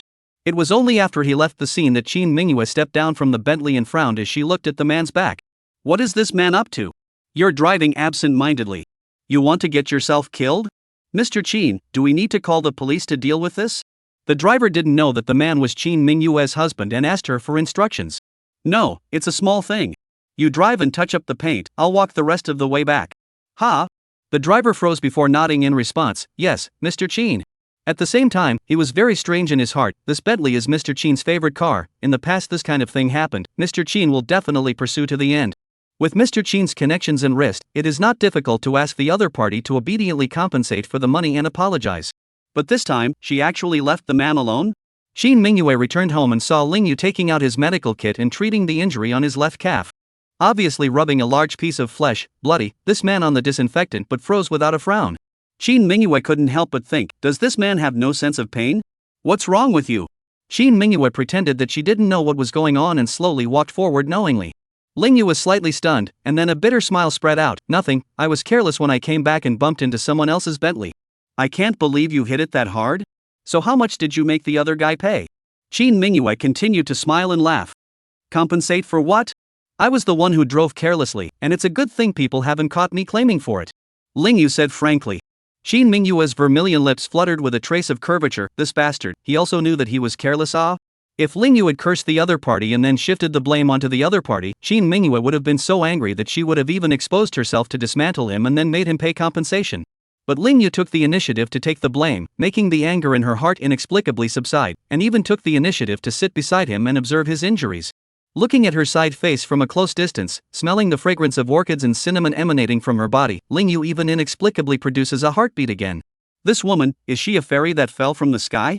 But the next moment, Qin Mingyue stretched out a jade finger and deliberately poked his wound with force. Ah! Ling Yu finally couldn't help but eat the pain with a yelp. So you have a sense of pain too? Qin Mingyue said in surprise. Don't you call bull? Ling Yu was so angry that he was about to crack. This woman is cold-blooded, huh? Can't you see that he's missing a piece of flesh and she's deliberately poking herself in the wound just to make sure if something as boring as this? Is this woman a straight demon? It's not like I'm dead. How can I have no pain? Ha! Seeing the man's outburst of rage, Qin Mingyue just smiled slowly and turned to ask. You're silly, why don't you claim compensation from the owner of the Bentley when you're so seriously injured? In my opinion, if you're down and out, she'll have to pay $200,000 for your injuries. This is Qin Mingyue Heart, Ling Yu this injury alarm processing, and finally counter-blackmailed her $200,000, she estimated that there is no way. Ling Yu, however, bristled, didn't I say so? It was my own carelessness, how can I make the other party pay for it? Qin Mingyue's vermilion lips slightly hooked, her smile became even more beautiful as she continued to test the waters, but there are no cameras in this area, so who knows if you were careless? You're so stupid. Ling Yu blared at him and said sternly, heaven knows, earth knows, I know, and the other side knows, so how could no one know? Qin Mingyue froze, not expecting this man to respond to her with this allusion. This man, what an honorable man. Then it seems he can't let him know that he's the Bentley owner. By the way, the $200,000 I borrowed from you, I may not be able to pay it back that quickly, but I promise, I will pay you back. Ling Yu then said smoothly, still not telling her why he borrowed the money. Qin Mingyue inexplicably had a higher opinion of this man in her heart, he didn't look like a liar pretending to be noble? Qin Mingyue stood up and prepared to go back to her room, but suddenly remembered something and turned back. By the way, if you help me accomplish one thing, that $200,000 I don't want you to pay back is fine. What is it? Ling Yu's eyes lit up. In the case of Lin Fan's mom, he didn't say he'd pay back the $200,000, but he might have to continue borrowing money. So when Qin Mingyue said that he could not have to pay it back, he was of course curious to know what exactly he could do to offset the $200,000. Chapter 12 I want you to come home with me. In the next moment, Qin Mingyue opened her cell phone and threw it into Ling Yu's hands. Ling Yu caught the cell phone and before he could read the information and content on it, he heard Qin Mingyue say in an irresistible tone. Help me rush this project and have the other party deliver within a month. Ling Yu was stunned and hurriedly looked at the contents of the item. The Big Dipper Group commissioned cloud construction to build a large-scale strategic warehouse, with a contract involving up to $1 billion and a delivery deadline of the end of this month. However, the other party replied to the Big Dipper Group 2 days ago that the project could not be completed on time. Ling Yu was a bit perplexed and asked, since the other party can't deliver on schedule, and the Big Dipper Group can recover all the funds and claim $50 million in liquidated damages from the other party, why are you still in a hurry to rush the delivery of the project? Hearing Ling Yu say this, Qin Mingyue smiled contemptuously, her eyes revealing an overbearing firmness. If this strategic warehouse can't be completed on time, it will cause immeasurable loss of interest to the Big Dipper Group in the future, which simply can't be compensated by $50 million, understand? Ling Yu was shocked by this look in her eyes. The woman was really worthy of being a big conglomerate executive, and had a kind of ambition that no man had. Any other manager might have been satisfied with $50 million for nothing, but Qin Mingyue wanted a bigger profit. Previously on a blind date, Qin Mingyue said that she made $3 billion a year. Ling Yu did not believe it at all, but now he realized that she might really have this ability. It's a pity that all the money earned should belong to the company and not go into her pocket, right? Otherwise she wouldn't be buying a 200-square-foot neighborhood suite, but living in an estate house. Miss Qin, you think too highly of me, don't you? Ling Yu suddenly laughed. The Big Dipper Group should have a specialized project leader. If they can't handle it, how can I, a mere gynecologist, possibly handle it? What a loser! Qin Mingyue sighed in disappointment. She wouldn't have thought anything of it if any other man had answered that way. But this man was her husband and would always be more special to her. This project was very important, and Qin Mingyue, as the president of the Big Dipper Group, couldn't just stand by and watch it fail without doing anything about it. She sent several batches of people back and forth to rush the project, but to no avail. Originally, she had accepted the fact that this project was aborted, but having just seen Ling Yu injured so badly without even blinking an eye, she suddenly remembered that this man had faced 5 gangsters that day without any fear, and was a tough man with a bloodthirsty character, before she had a hint of unrealistic expectations for him. Wait! Seeing her disappointed eyes, Ling Yu did not feel good in his heart, and immediately called out to her, "I can go and help you press for this project, but if it succeeds, I want you to promise me a condition." Shin Minghua stared back, looking at the slightly agitated man, her Zhu lips inadvertently hooked up in an arc. Her contempt had ignited this man's fighting spirit? On what terms? "I want you to come home to my mom and sister as my wife." Ling Yu stared at her and said firmly. This was his best chance, otherwise if he missed this, he didn't know when he'd wait for the woman to be willing to make a trip back home with him. Shin Minghua stared at him again for a while, her complexion changing several times before her vermilion lips slightly opened. Deal. Shin Minghua hadn't actually recognized this marriage in her heart yet, even thinking that it would end at any moment, so she didn't even want to involve anyone else in it, otherwise it would become even more complicated in the future.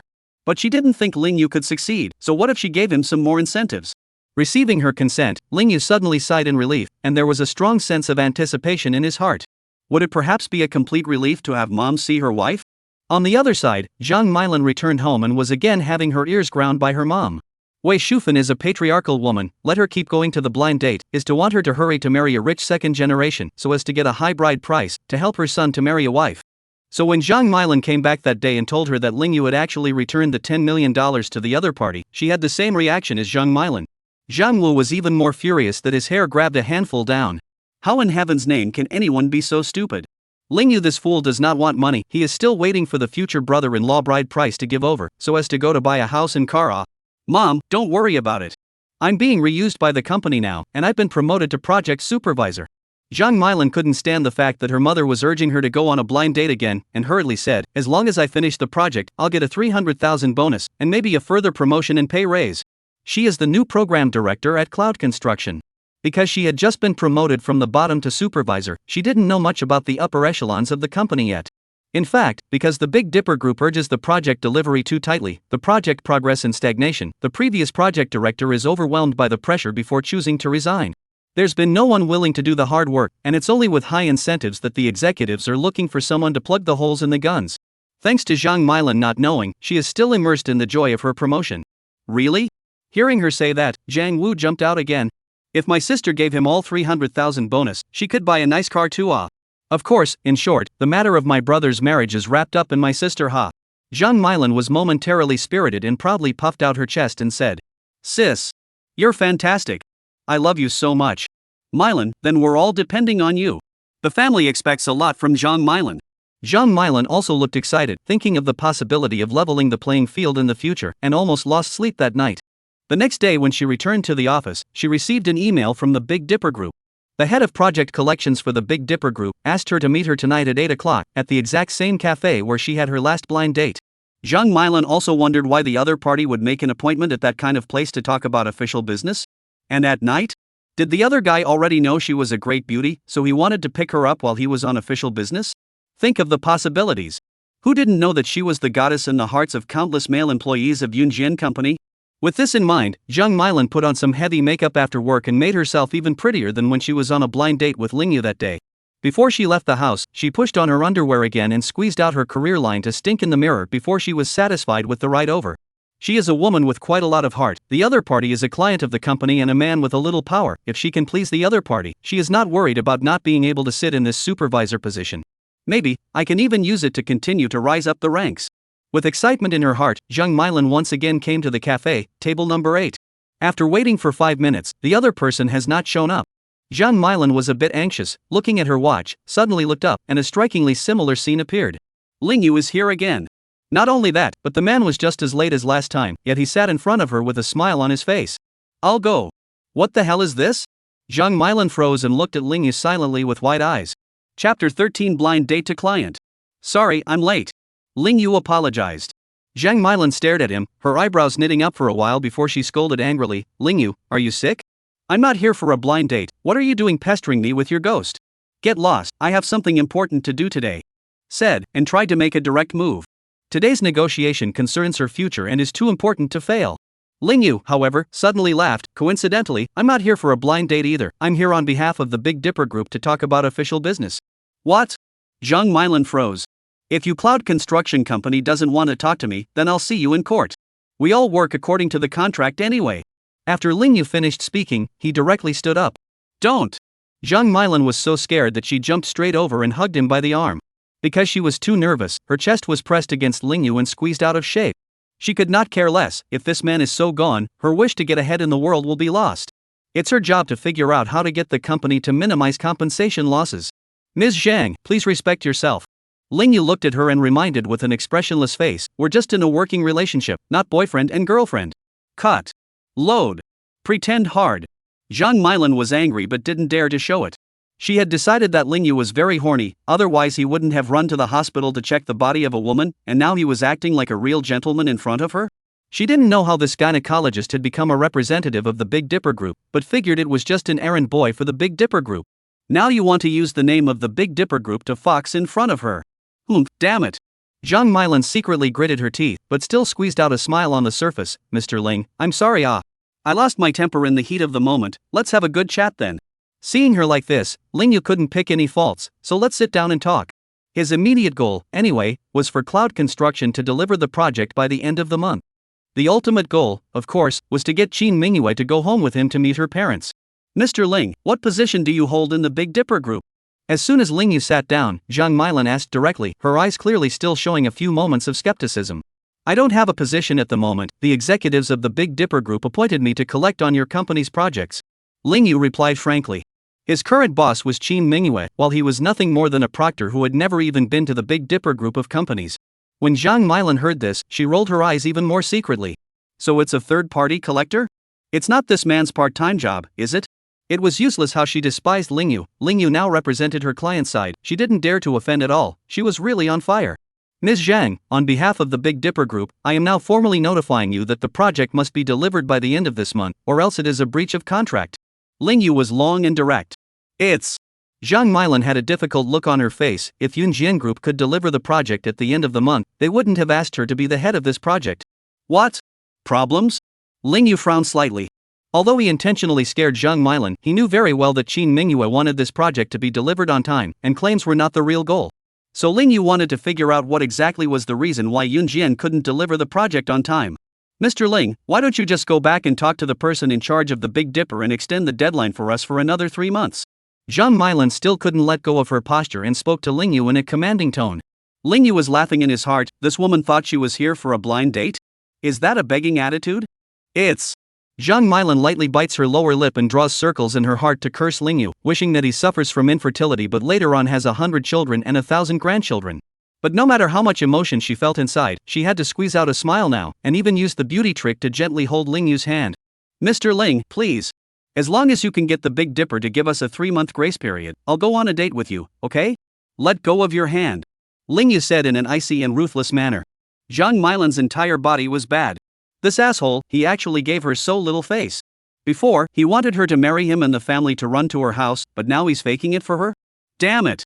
Angry as she was, Zhang Milan still had no choice but to let go of her hand. Why can't Cloud Builder deliver projects on time? Here's why. Ling Yu had to ask directly to solve the problem. It's not because there's a dispute over that piece of land itself. There's a group of landlubbers relying there, doing everything they can to stop us Yunjian from starting construction, and that's why the project has been delayed again and again. Zhang Milan huffed and puffed to say why, and secretly shifted the blame. Just because of this? Ling Yu was also surprised. Yunjian is such a big company, and there's still no way to deal with a few ruffians? If you really can't, you guys call the police. If it was that easy, do you think we, Yunjian, would not be able to handle it? Zhang Milan said disdainfully. In fact, she had just learned that the leader of that group of gangsters was a ruthless man, and had a great reputation in the Yunchang Road. He had repeatedly put out a vicious word that whoever dared to call the police to deal with them would get the family in charge of the other party killed. That's why Yunjian's previous project leader hadn't dared to act rashly. After all, who would end up putting a family's life on the line for a bit of money? Zhang Milan is now also see step by step, trying to find a way to stall. After all, can get a few more months supervisor salary is also good. But while she could drag it out, Ling Yu could not, and made a direct request, take me to the project site tomorrow. Zhang Milan is even more disdainful. Yunjian Company before and after sending 3 batches of legal affairs commissioner to negotiate have not been successful. Is it a gynecologist you go, can solve the problem? No way. But while she thought that in her heart, her mouth didn't dare to say it. After all, this beggar man is now on behalf of the client side. She does not cooperate, then I am afraid that he immediately go through the legal process to claim compensation, then her bonus program will be a complete fizzle.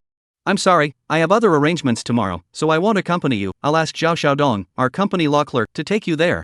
Zhang Milan didn't want to go with Ling Yu, in case he angered those gangsters and he got killed. Don't get yourself involved. Ling Yu didn't care what she had in mind. Anyway, he just had to understand the situation clearly and find a way to accomplish Qin Mingyue's goal. The next day, Ling Yu purposely took a half-day off and came to the entrance of Yun Jian Company early in the morning. Zhang Milan soon appeared with a man with glasses. You're Ling Yu? The man with the glasses was a fastidious man and spoke directly and plainly when he saw Ling Yu. I'm Zhao Xiaodong, the legal affairs specialist of Yun Jian. Just to be clear, I'll only take you to the project site, but I won't help you kick people out. The leader of those gangsters is called Master Xiong, an underground boss, not something we can mess with. Seeing that Zhao Xiaodong actually beat a retreat, Ling Yu could not help but frown. Zhang Milan originally wanted to escape, but at this moment, she couldn't help but yawn. Ling Yu, you wouldn't really want to drive those gangsters away for the sake of performance, right?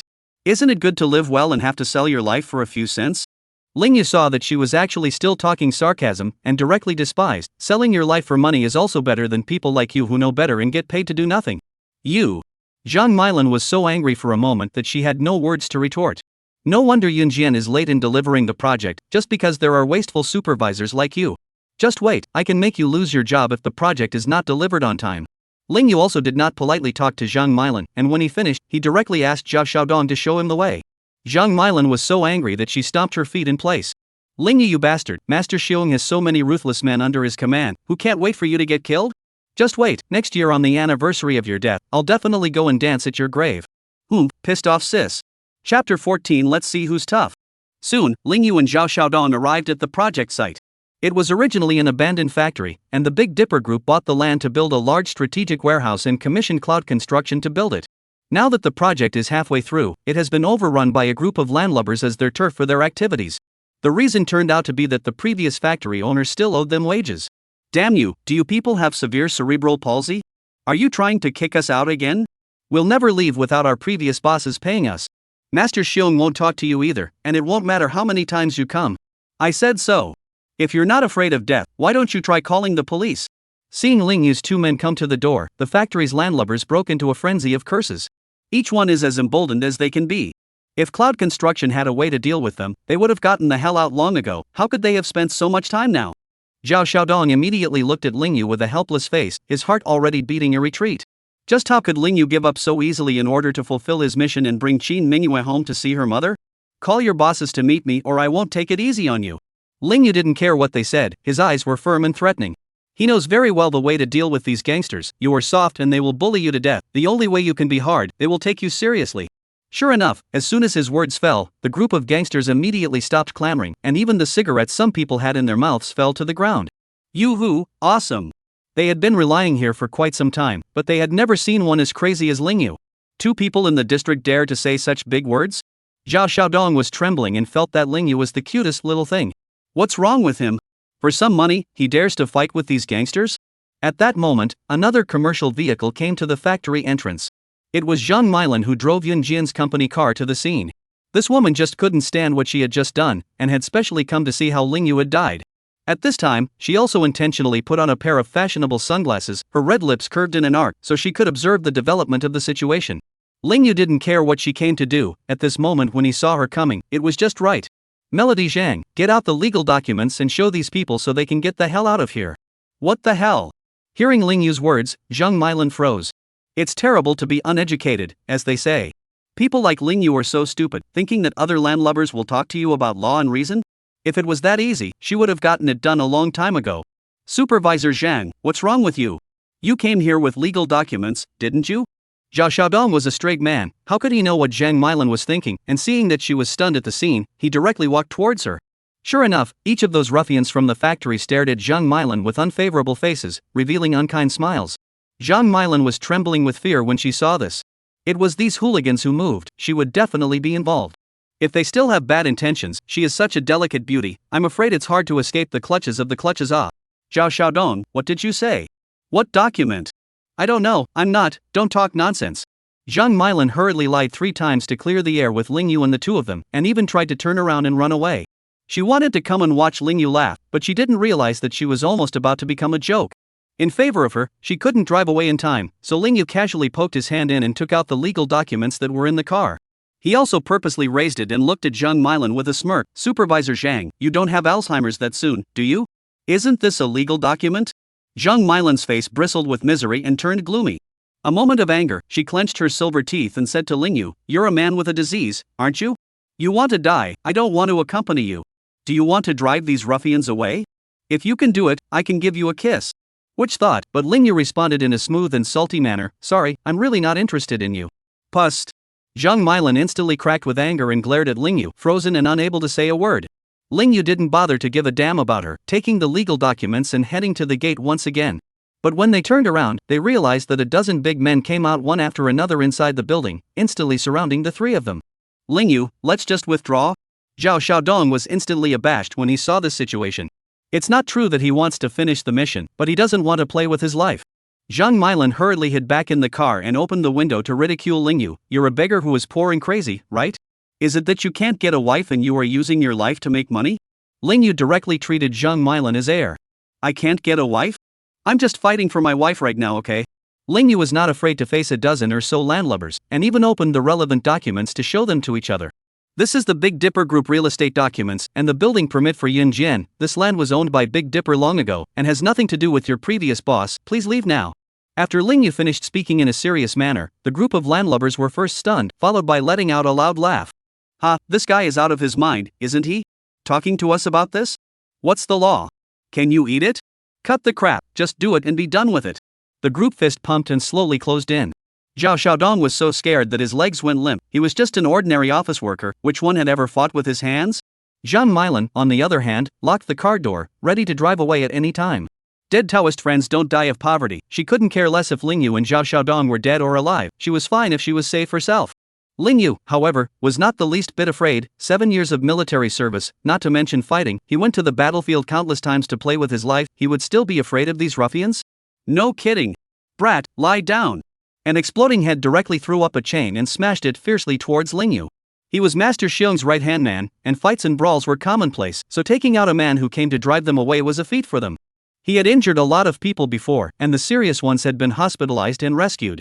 This was the method they used to deter the people at Cloud Construction, so that none of their project leaders dared to call the police.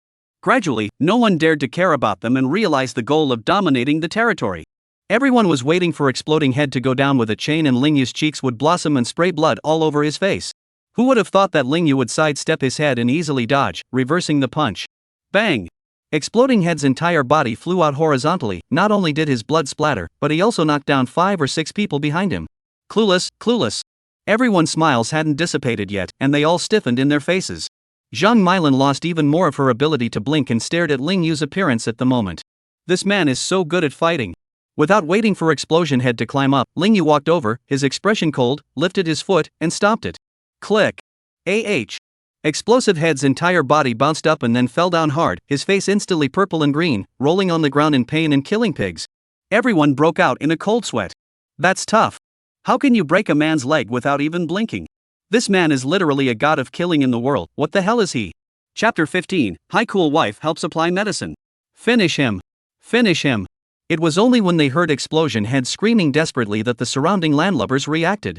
The man in front of them was no more powerful than a single person. Could they still be afraid of him? In the next instant, a dozen people pounced on Ling Yu in unison. One still had a variety of weapons in his hands. Seeing this scene, Zhao Xiaodong's scalp went numb and he didn't dare to move a muscle. Zhang Milan even took the opportunity to drive away. This is not her business. What to think that the car drove some distance away and she actually stopped of her own accord. Seeing the scene behind her through the rearview mirror, Zhang Milan was so shocked that she ran out of the car. Ling Yu froze against a dozen or so landlubbers on his own. Is there a mistake? Seeing one big man after another fall to the ground, Zhang Milan was so shocked that her scalp went numb. Zhao Xiaodong, who had been sitting down on the ground, stumbled and turned up, his legs still soft, and again, because of his worship, he knelt down for Ling Yu. This man, so awesome. Bloodiness. The bloodiness that emanated from Ling Yu's body completely shook their souls. Bah! Ling Yu spat out a mouthful of blood foam before grabbing the exploding head with one hand and coldly asked, "Now can you tell me where Master Xiong is?" After knocking down a dozen or so big men, Ling Yu was also wounded, covered in blood, his entire body was covered in a murderous aura, scaring people out of their wits. I said. Explosive Head knew very well that the man in front of him had definitely killed someone, otherwise it would be impossible for him to possess such a terrifying killing aura. He gulped and swallowed. I'm not sure about Master Shion's daytime schedule, and I can't get in touch with him, but he's recently become obsessed with the headliner girl at Paradise Nightclub, and he's been going there at night to spend his time lately. Paradise Nightclub? Being from Cloud City, of course Ling Yu had heard of this place. It was very big inside, with crouching tigers and hidden dragons. It was not easy to go in and find someone. However, in order to fulfill the mission given by Qin Mingyue, he said that he had to go and make a break for it. Ling Yu threw down his exploding head and turned around to leave. Shocked to the core, Zhao Xiaodong only barely managed to close his mouth at this point and hurriedly chased after him. Ling Yu. No, big brother Ling, you don't really still want to go find Master Xiong, do you? Hearing Zhao Xiaodong ask Ling Yu this, Zheng Milan also gazed at him, her whole body still in shock. Well, I have to get rid of these people so that Cloud Construction can deliver the project on time. Hearing Zhao Yu answer like this, Zhao Xiaodong was also stunned. Zheng Milan was even more surprised. Is this man poor and crazy? For the sake of money, he's actually crazier than her? Ling Yu didn't care what they thought. He directly returned to the Cloud Mountain poetic community to deal with his injuries, and also took 2 days off in one breath. In the Big Dipper group, Qin Mingyue was still in a meeting at the end of her shift as usual. The meeting brought up the Big Dipper Group's strategic warehouse project, and if it could not be inaugurated early next month, the Big Dipper Group would lose a large number of orders and an estimated $1 billion in profits. The group's shareholders had already exerted pressure, and Qin Mingyue was feeling the pressure. It was at this moment that she remembered Ling Yu. A day had passed and the man hadn't even given her a progress report. That man, he just can't be trusted. Xiao Dai, immediately check and tell me the specific progress of the Yunjian project. Yes, Mr. Qin. Xia Xiao Dai hurriedly promised. She was Qin Mingyue's personal secretary, and her biggest duty was to report the progress of all the work to Mr. Qin. A few minutes later, she walked up to Qin Mingyue and reported meticulously. Mr. Qin, the Yunjian project is still on hold and is expected to be undeliverable this month. Our representatives from the Big Dipper Group went to the site today to step on the spot, and even fought with the landlubbers who are relying on the project site. What? Seeing Qin Mingyue's excited appearance, Xia Xiaodai was startled.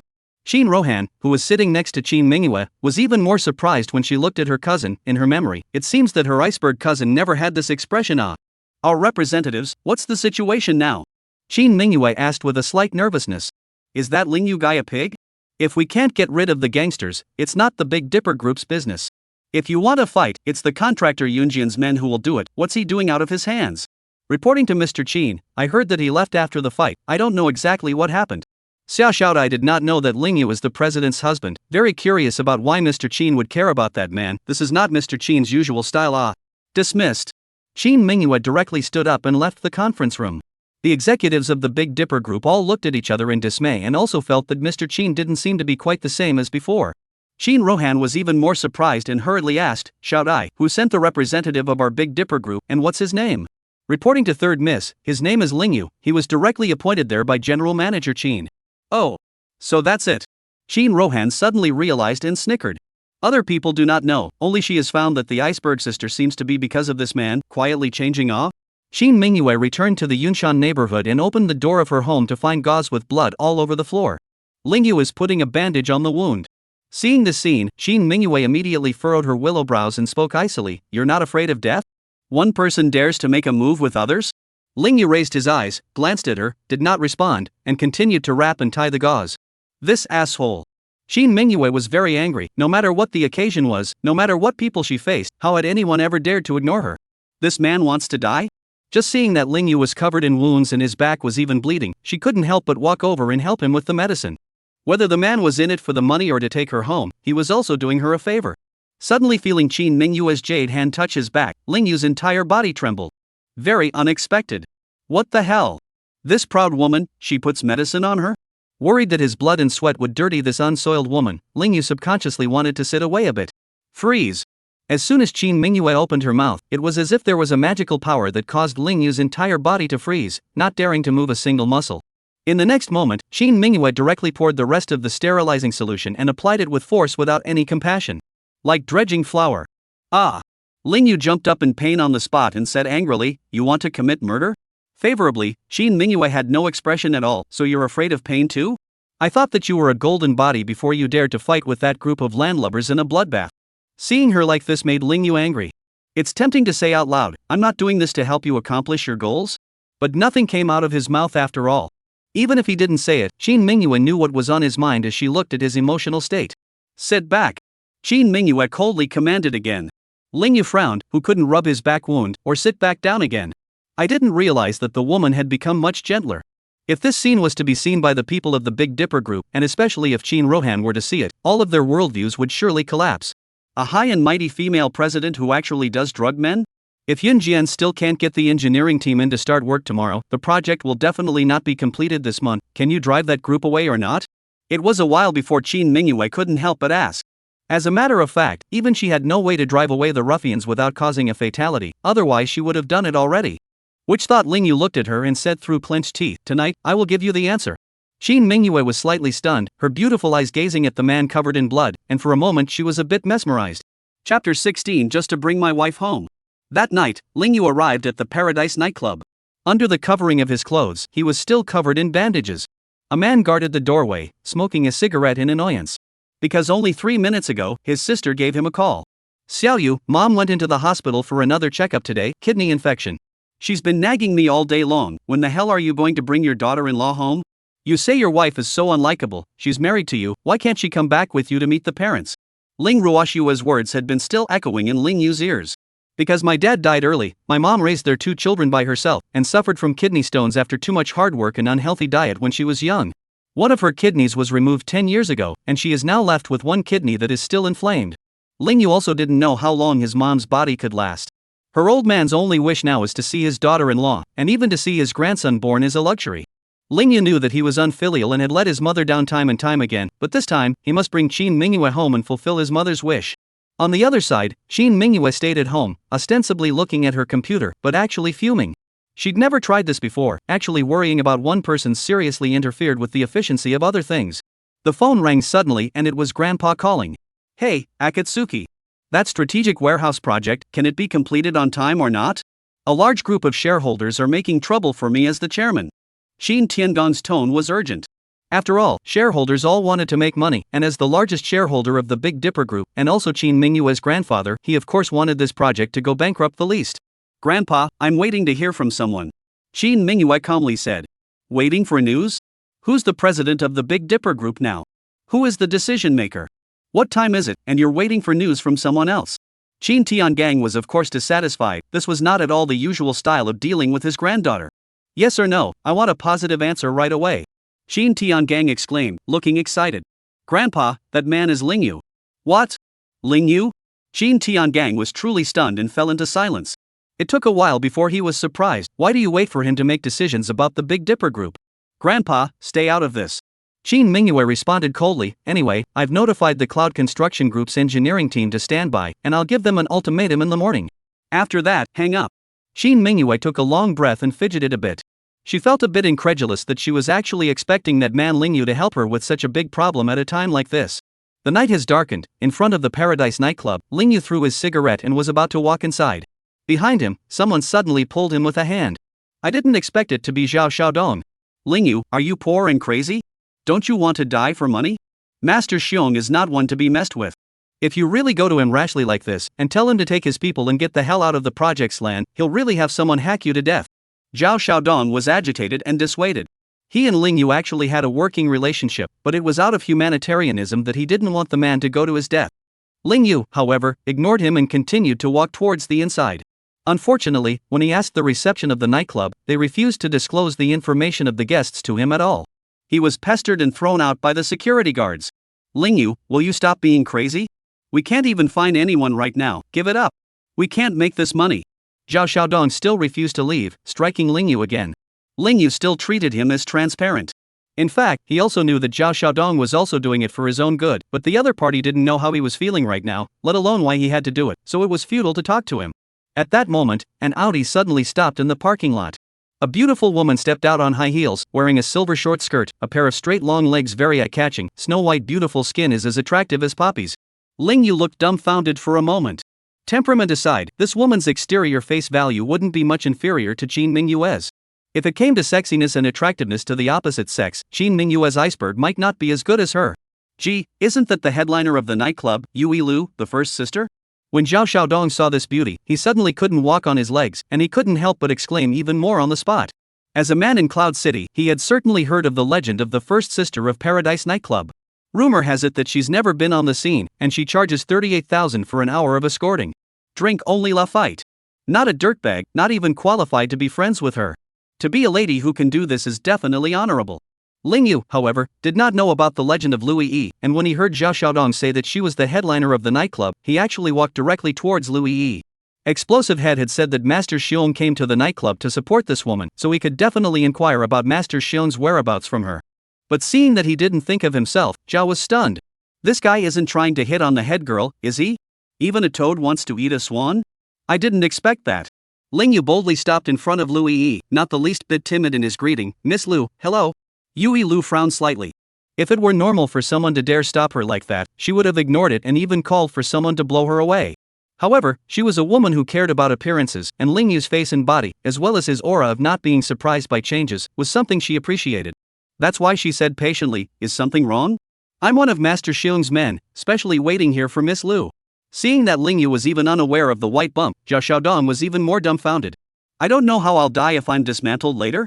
Hearing that he was nothing more than Master Xiong's henchman, Louis Yi was disappointed, her brows knit deeper. Let him wait honestly in the box. After an hour, I will naturally go to his box. Okay then. Ling Yu was secretly happy in his heart. It seems to be right. If I follow this woman tonight, I'm sure I'll be able to find Master Hung. Ling Yu, you're so bold. How dare you accost First Sister Paradise? Only when Louis Yi left did Zhao Xiaodong dare to walk over and admire Ling Yu. It's the dream of many men in Cloud City to be able to talk to First Sister Paradise. Ling Yu, however, smiled disdainfully. Although Yui Lu was high and cold, she was still a bit distant compared to the one in her own family. He even dared to marry Qin Mingyue, but he still dared not accost this woman? Hey, Ling Yu, where are you going? Seeing that Ling Yu was going to enter the Paradise nightclub again, Zhao Xiaodong couldn't help but exclaim behind him, "You won't be thinking of trailing his sister, and in a moment you'll directly break into it to find Master Xiong, right?" After thinking about Ling Yu's plan, Zhao Xiaodong was so scared that he trembled in his speech. What's the difference between that and looking for death? Well, if you're afraid, go back, I'll take care of this. Ling Yu did not return his head and walked directly into the lobby of the nightclub. In Zhao Xiaodong's eyes, it was clear that he hadn't intentionally pretended, but his back was cool as hell. Chapter 17 Men's Blood. Seeing Ling Yu's back, the blood in Zhao Xiaodong's body actually seemed to be boiling. In the end, the matter of chasing away the project troublemakers was actually the task of him, the Cloud Construction Legal Affairs Commissioner. Now that Ling Yu was using his life to do this, how could he be indifferent? Sis, just die. I'll put up a fight tonight. Zhao Xiaodong's bloodlust as a man was inexplicably inspired by Ling Yu, and he gritted his teeth and followed him. Ling Yu turned around and couldn't help but smile slightly when he saw the man. When he was at the front line, he had many brothers who were born to die, but after he came back to Cloud City, he couldn't find anyone other than Lin Fan, and he didn't expect that there would be someone else who was willing to fight side by side with him tonight. In order to stop being kicked out by the security guards, Ling Yu simply opened a box. Zhao Xiaodong did not come anyway, simply order another girl to sing with, but also asked Ling Yu want? You sing, I'm going for a walk. Ling Yu, a gynecologist who has little interest in women, walked straight out of the corridor and wandered quietly in search of Louis Yi. The effort was not enough, and soon he found Yui Lu, who had finished her makeup and looked like she was going to go to Master Xiong's venue. Zhao Xiaodong happened to follow him up and saw that Ling Yu was trailing Yi Lu to Master Xiong's box, and was so scared that he hurriedly pulled back. Think about it. This is the last chance. Can't you see a whole bunch of people in there? Zhao Xiaodong persuaded in a thin voice. Ling Yu remained unmoved. He thought that Ling Yu didn't know how powerful Master Xiong was and hurriedly gave him the science. Master Xiong is a ruthless man with several lives on his hands. And he has a bunch of thugs, one better than the other. One more ruthless than the other. Don't you dare go in there and tell him to get the hell out of the project land, and he'll dare you to die. Originally, he thought that if he said that, Ling Yu should have wimped out. Unexpectedly, Ling Yu remained expressionless. If I don't get rid of those people from Master Xiong today, the project is bound to be delayed. No one can stop me. What the hell? Zhao Xiaodong pressed on. This man is just a part-timer. Does he think he's the boss of the Big Dipper group? Other bosses aren't as anxious as he is, and he's actually going to fight with his life? Just as the two were still inking away outside, there was a sudden clunk from inside. What happened? Zhao Xiaodong and Ling Yu immediately pricked up their ears and listened. Inside and outside the box, a needle fell for a moment. Don't pretend to be pure in front of Lousy. People treat you as a goddess, but in front of me, you're just a spirit. If you don't want to take off your clothes and play with Master Xiong, I'll destroy you now. Hearing these voices, Zhao Xiaodong was even more frightened. Ling Yu had actually kicked open the door of the compartment and barged in at such an opportune moment. What the hell? The man inside suddenly froze. Zhao Xiaodong was even more directly dumbfounded, his legs shaking in place without listening to his commands. Brat, who are you? After reacting, the dozen or so big men in the box stood up. Each and every one of them stared menacingly at Lingyu, looking like they would make a move in a minute. They have been following Master Xiong for many years, and they have been in the nightclub for a long time, but this is really the first time they have met someone who dared to kick the door of their box to break in. I can't believe I'm still single-handed. You're tired of living, aren't you? Lingyu swept a glance around the box and realized that there were more than a dozen accompanying women inside. Other than Yui Lu, the other women basically had only a pair of small pants left on their bodies, and because of the conflict between Yui Lu and Master Xiong, they all hid in the sidelines and didn't dare to say anything. As for Yui Lu, the headliner, who presumably refused to take off her clothes to play with these men, she was currently being disliked by one of Master Xiong's henchmen with half a bottle of wine. The red wine looked especially enticing as it stained her short silver skirt and dripped down her snow-white thighs. Seeing Lingyu barging in at a time like this, her beautiful eyes could not help but measure Lingyu as well. Only then did he realize that it was actually the man who had just called himself under Master Xiong. It seems that he doesn't work for Master Han? I'm here to see Master Xiong. Even though he was surrounded by a group of people, Lingyu still stared calmly at Master Xiong and said, My name is Lingyu, I'm the representative of the Big Dipper Group. I'm here today to specifically inform you to immediately move out of that project site with your people, as you are now illegally occupying the land. Hold the grass. After hearing Lingyu's words, everyone present was thunderstruck. Are wage earners that desperate nowadays?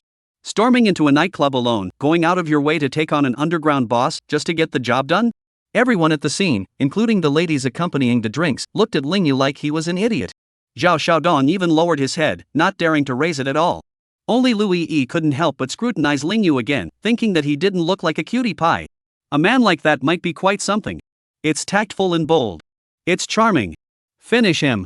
Master Xiong directly and coldly commanded. He was on a pleasure hunt right now, not interested in caring what Lingyu was, and simply and roughly ate him over and finished the job. Cootie. Go to hell. The two henchmen immediately took beer bottles and smashed them hard towards Lingyu's head. Zhao Xiaodong had already covered his eyes, not daring to look at the next image at all. Clunk. The blast came as expected. It was only when Zhao Xiaodong slowly looked at the image in front of him through his fingers that he was completely dumbfounded, just like everyone else. Lingyu actually used his fist to shatter the bottle and even directly sent the two flying. His fists were bloodstained, but his eyes were incomparably hot and determined, without the slightest bit of fear. So cool. Yui Lu sighed in her heart. Many people present also marveled.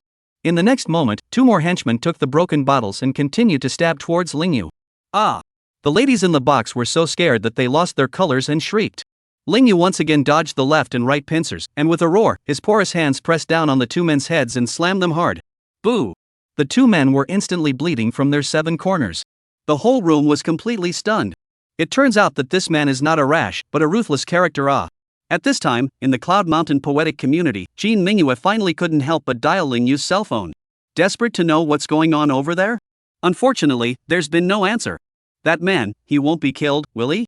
Jean Mingyue put down her cell phone with a complicated look and didn't know what mood she was in. The man was killed and she regained her freedom. But why is the heart so restless? Suddenly, the doorbell rang. Jean Mingyue was slightly stunned, her cold beautiful face was moved by this. Could it be that the man had returned? But when I opened the door, I realized it was actually Grandpa. Mingyu, where is Lingyu? Why would you let him handle this? Jean Tiangang just called and didn't talk clearly, so he was so anxious that he came to the door in person. As the chairman of the Big Dipper Group, he guessed something horrible, and he was even more aware of that Master Xiong's energy. Even their Qin family didn't dare to touch each other hard. He's gone to the Paradise nightclub and said he's going to set this right for me. What? Hearing his granddaughter's words, Jean Tiangang immediately became angry and anxious, and angrily commanded, You quickly bring someone to fetch him back. That's your husband. I can't spare you if he's going to die. Remember, our Qin family has been loyal for centuries, and our daughters have never married 2 husbands. Jean Mingyue immediately furrowed her willow brows and exuded an incredulous expression. Grandpa had always held her in high regard and had never spoken to her like this, and now he was actually saying he couldn't spare her for a man he hadn't seen more than a few times? If Lingyu died, could it be that she would have to live her whole life as a widow for him? Gas to gas, grandfather so excited command, Jean Mingyue still face like frost, immediately put on a coat out the door. That man, don't die. Chapter 18, The Man with the Most Guts. Paradise Nightclub, VIP Box 888, the smell of blood and alcohol mixed together, the smell was suffocating. Wait. Just when a group of gangsters were holding bottles, benches, and even fruit knives, wanting to swarm up to dry out Lingyu, Master Xiong suddenly called a halt. The crowd was shocked and looked at Master Xiong in disbelief. Master Xiong, however, ignored these looks and stared dead at Lingyu. He could read Lingyu's eyes. This man, he was here to play with his life. Master Xiong got where he is today because he fought his way up when he was young.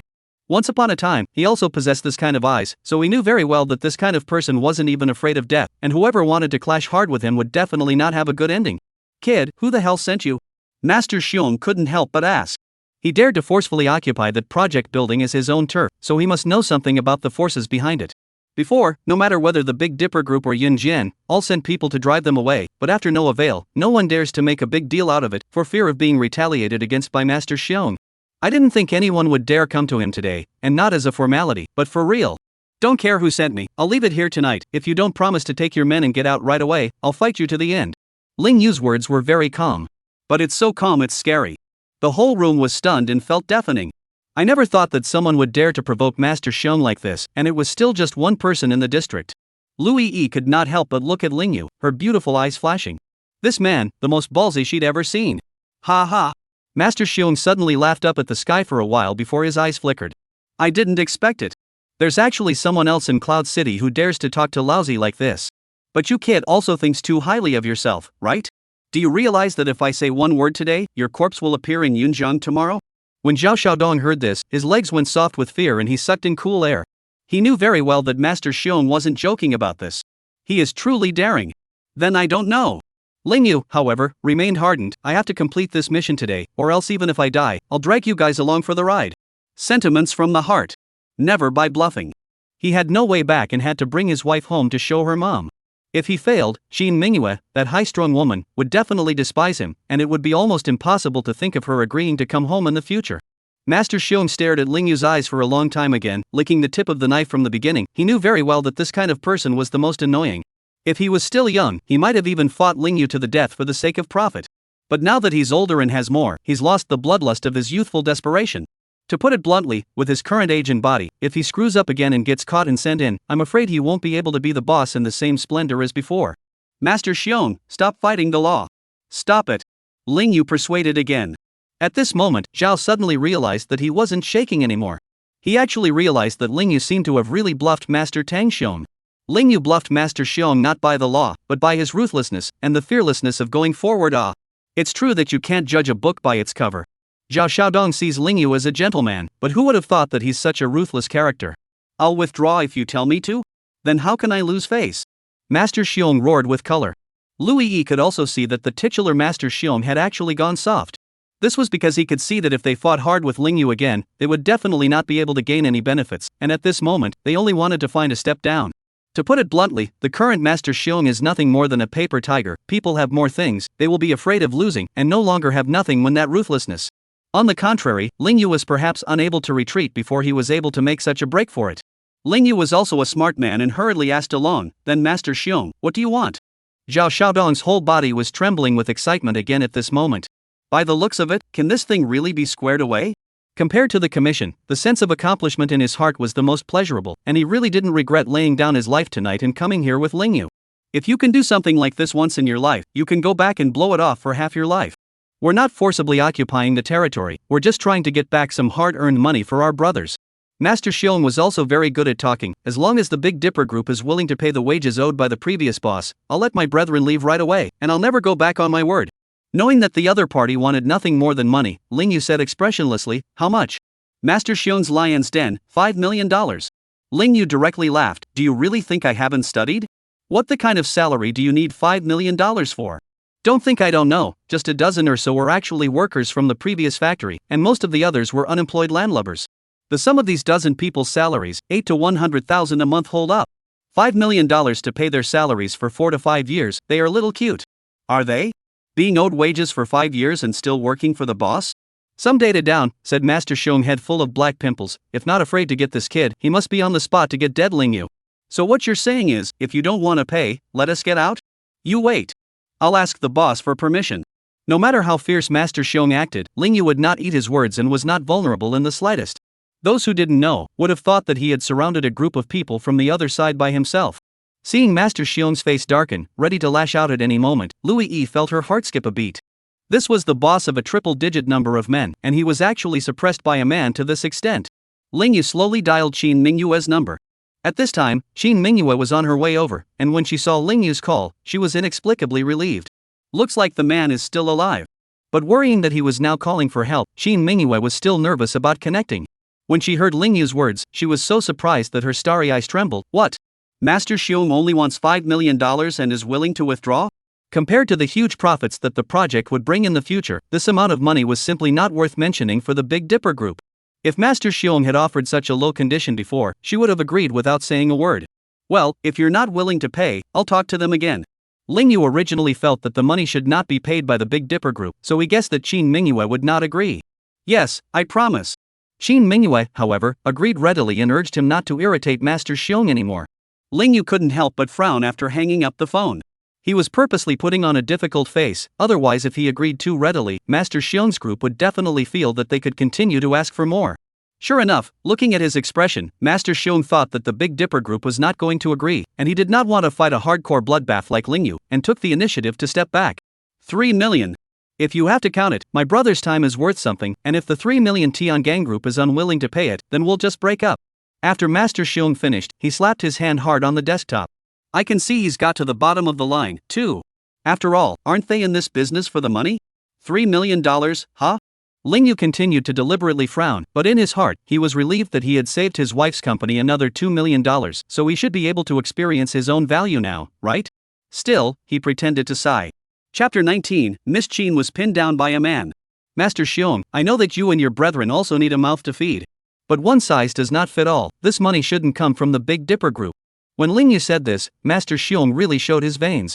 However, Ling Yu suddenly changed his words, but our boss is sympathetic to you guys, so he promised to give you $3 million as a way to make friends with you. It's... Master Xiong's pupils instantly shrunk, and his face looked moved. His men also looked at each other with joy. I didn't expect the boss of the Big Dipper Group to be so elaborate. Unbeknownst to them, Ling Yu secretly chipped in on them, and they're still shouting at people's brothers all the time. Typical of being sold and counting for others. Good, bold, I've made this friend of the Big Dipper Group, come on. Accompany my brother to drink a cup. Master Xiong took the initiative to honor Ling Yu, clearly being completely convinced by the other party. Ling Yu was from a military background and was not afraid to drink hard liquor. Master Xiong's men are also righteous, and seeing that Ling Yu is so bold, they also respect him as a man, and have come to make a toast. Seeing Ling Yu cup after cup of spirits down, but still do not change color, Master Xiong to him a few more points of fear. This man, not to be messed with. So it's better not to be enemies when you can be friends. Half an hour later, Qin Mingyue finally arrived at Paradise nightclub and hurriedly got down from the car. Behind them, followed by 4 professional bodyguards. Her eyes were cold and her aura was all over the place. Seeing such a beautiful woman in such a row, the men outside the nightclub spread out on both sides, only daring to give her a salute. It's a rose with thorns. Qin Mingyue didn't even look at the bystanders and was about to walk straight into the nightclub.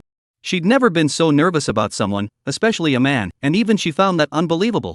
The 4 bodyguards behind him, seeing the iceberg female president like this for the first time, were also very curious. Who exactly is Miss Qin coming here to save? Just the next moment, Qin Mingyue stopped her steps, her beautiful eyes fixed in focus as she silently looked at the 2 people who walked out from the entrance of the nightclub. Ling Yu was walking a little crookedly with a cigarette in his hand on Zhao Xiaodong's shoulder. Not only was he injured, but he'd had 24 glasses of 60-proof foreign liquor in one sitting, and now that the after effects were on him, he'd be Superman if he could still walk normally. It wasn't until he saw a long-legged beauty standing in front of him that Zhao Xiaodong was startled violently, and after he looked up and saw Qin Mingyue's face, his entire body could no longer blink or take a step. I really didn't think that there was actually someone in this world who was prettier than Yi Lu. When Ling Yu saw Zhao Xiaodong suddenly stop, he also slowly raised his eyes, and after seeing Qin Mingyue, the icy beauty, his body trembled and his drunkenness woke up a few points. Neither said a word, just quietly looked at each other in all directions.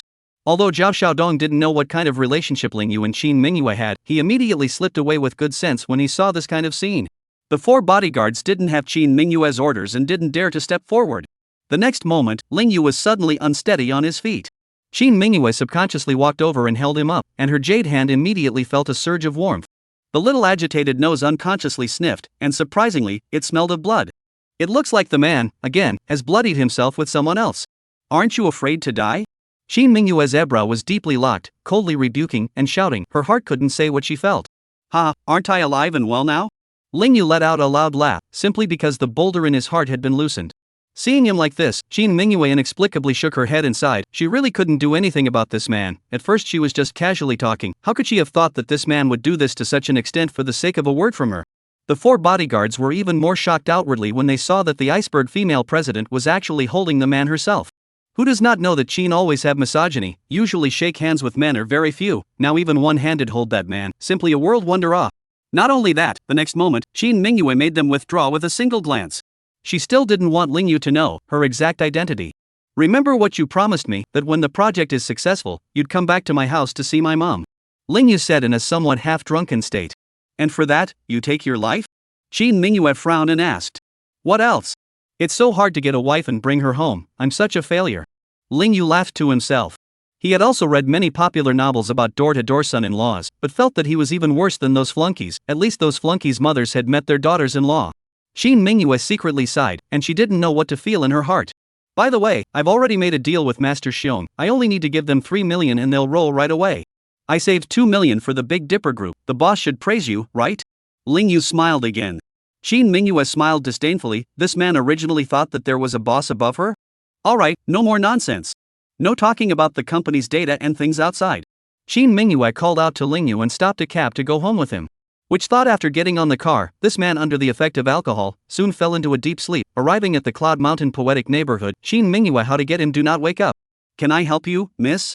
The taxi driver, a middle-aged man, had just driven the car peeking at Qin Mingyue all the way through the rearview mirror.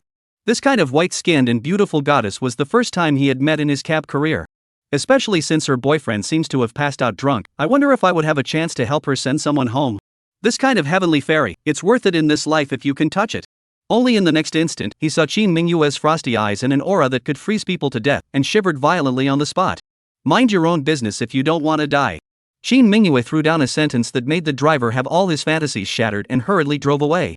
Refusing the driver, Qin Mingyue helped Lingyu home alone. Although she had practiced martial arts since she was a child, a woman's strength was only up to that extent, and the weight of a big man like Lingyu was not something that an ordinary woman could withstand. It was hard to help him into the elevator, up to the 17th floor to get out of the elevator entrance. Lingyu, the drunken man, fell east and west, suddenly pulling Qin Mingyue together and fell to the ground. That asshole. Qin Mingyue, who was 2 weight classes lighter than Lingyu, had a bad fall and lay on the ground with a pained look on her face. She, the great miss of the Qin family, was actually being pressed to death by a man. Not only that, but the man smelled of stale sweat and booze, filling the cleanliness obsessed her with disgust. It's simply unforgivable. What's more, he didn't expect that when he heard the commotion outside, Qin Tiangang, who was still guarding the house, immediately came out with his bodyguards. Seeing the scene at the entrance of the elevator, the Qin family bodyguard's mouth suddenly opened wide into a duck egg. Oh, my god. What the hell? Is this the Qin family's first lady? She was actually pinned down by a man? What are you looking at? Help me pick up this man. Qin Mingyue gave a look that scared the bodyguard into hurriedly trotting over. No holding. Qin Tiangang stopped with another cry. He was happy in his heart. He had been worried about Qin Mingyue's misogyny, dying to give Lingyu a touch. How could he have thought that he would see such an exciting scene tonight? It wasn't the granddaughter's wish, but it was the first time the granddaughter had been so close to a man. Well, not bad. It's a good start. Keep on keeping on. Ha ha. Qin Tiangang smiled broadly and took the bodyguard away, not getting in the way of his granddaughter and her husband continuing to cultivate their relationship. Qin Mingyue was so angry. If that old man wasn't her own grandfather, she could make him look good. The next moment, she pushed Lingyu away with all her might, but not yet relieved, she turned back and kicked him twice. Let you sleep it off. Let you sleep to death. You're going to sleep your way to death out there tonight. Chapter 20, early next month, home to meet the house mother. Early in the morning of the second day, a cold wind blew by and Lingyu woke up in a shiver. After a few strokes of goosebumps and a couple of sneezes, he realized that he was actually lying on the cold floor. Is there a mistake? That's the porch outside the house. It's also a good thing there's only one house on the top floor of the 17th floor, otherwise people walking by could laugh at him. That woman, so mean. Lingyu hurriedly climbed up, remembering what happened last night. How could he not know that it was Qin Mingyue who threw him to sleep outside the house? Not only that, he also realized that he had a few shoe prints on his clothes, and if he wasn't mistaken, the size must be that cold-blooded woman's. He just helped her with a work assignment, and this is how she treats herself? En mati. Is that woman really a cold-blooded animal? Click. At this time, the house door opened. It was only 6:30 in the morning. Qin Mingyue had already freshened up and went back to work. The two crashed into each other and locked eyes. The next moment, Qin Mingyue walked past Lingyu as if nothing had happened. Barta. Lingyu took hold of her white wrist. The woman's skin was so smooth he almost missed his grip. Do you want to get killed? Shin Mingyue sliced over with a look that seemed like a dagger. This man was tired of living if he dared to touch her at will. Lingyu hurriedly let go, but he was all fired up. Do you have any sympathy? Even if I were a pig, you'd have to take care of me when you see me hurt like this, right? It's still a few steps away, and you're just going to leave me to sleep on the cold floor for the night? My wound will get inflamed. Obviously angry, he froze and almost made Shin Mingyue laugh. How can anyone compare themselves to a pig? You deserve it. Shin Mingyue didn't bother to explain, so she left his sentence and turned around. Lingyu was really mad. If it weren't for the fact that he didn't like hitting women, and if he hadn't promised his mom that he would take good care of his wife, he was so anxious that he could have done it. Wait, when are you coming home with me? Snatching the woman before she disappeared from the elevator, Lingyu still hurriedly asked. Early next month. The elevator door closed after Shin Mingyue replied. It was still a long way off, but the woman finally said yes. Lingyu returned to the house holding his breath, ready to take a hot bath to recover his body, but his sister called again early in the morning. Last night, Lingyu had promised her that he would tell her today when he would bring his wife home. I didn't realize that the woman had called at 7 a.m. to ask. Women, what kind of species are they, anyway? Hey, sis. Xiaoyu, how's it going? Is your wife sure when she's coming home? Early next month. Lingyu couldn't help but get angry when he remembered the way Shin Mingyue looked just now. He was really afraid that the woman would come home with a poker face as well and get into trouble with her mom. After all, mother-in-law and daughter-in-law relationships are the most difficult relationships under the sun. His second aunt quarreled and even fought with his cousin's daughter-in-law every day, leaving his cousin caught in the middle. At the very least, the cousin can still choose to lean on his own mother's side, and sometimes he can even be mean to his wife, but Lingyu understands very well that if he dares to be mean to Shin Mingyue, the woman, next year, today, will surely be the anniversary of his death. When the time comes, if Shin Mingyue goes too far or disrespects his mom, Lingyu might have to fight with her, and once they fall out, and mom learns that it's a coping marriage, I'm afraid she won't be able to handle the excitement again. So Shin Mingyue agreed to go home. Lingyu's heart was still irritated, even more nervous than before, feeling like he was carrying a bomb home, and it was not certain when it would explode. Xiaoyu, what's wrong with you? That tone, is it that woman doesn't want to go home? Ling Ruoxue also instantly came into the mood.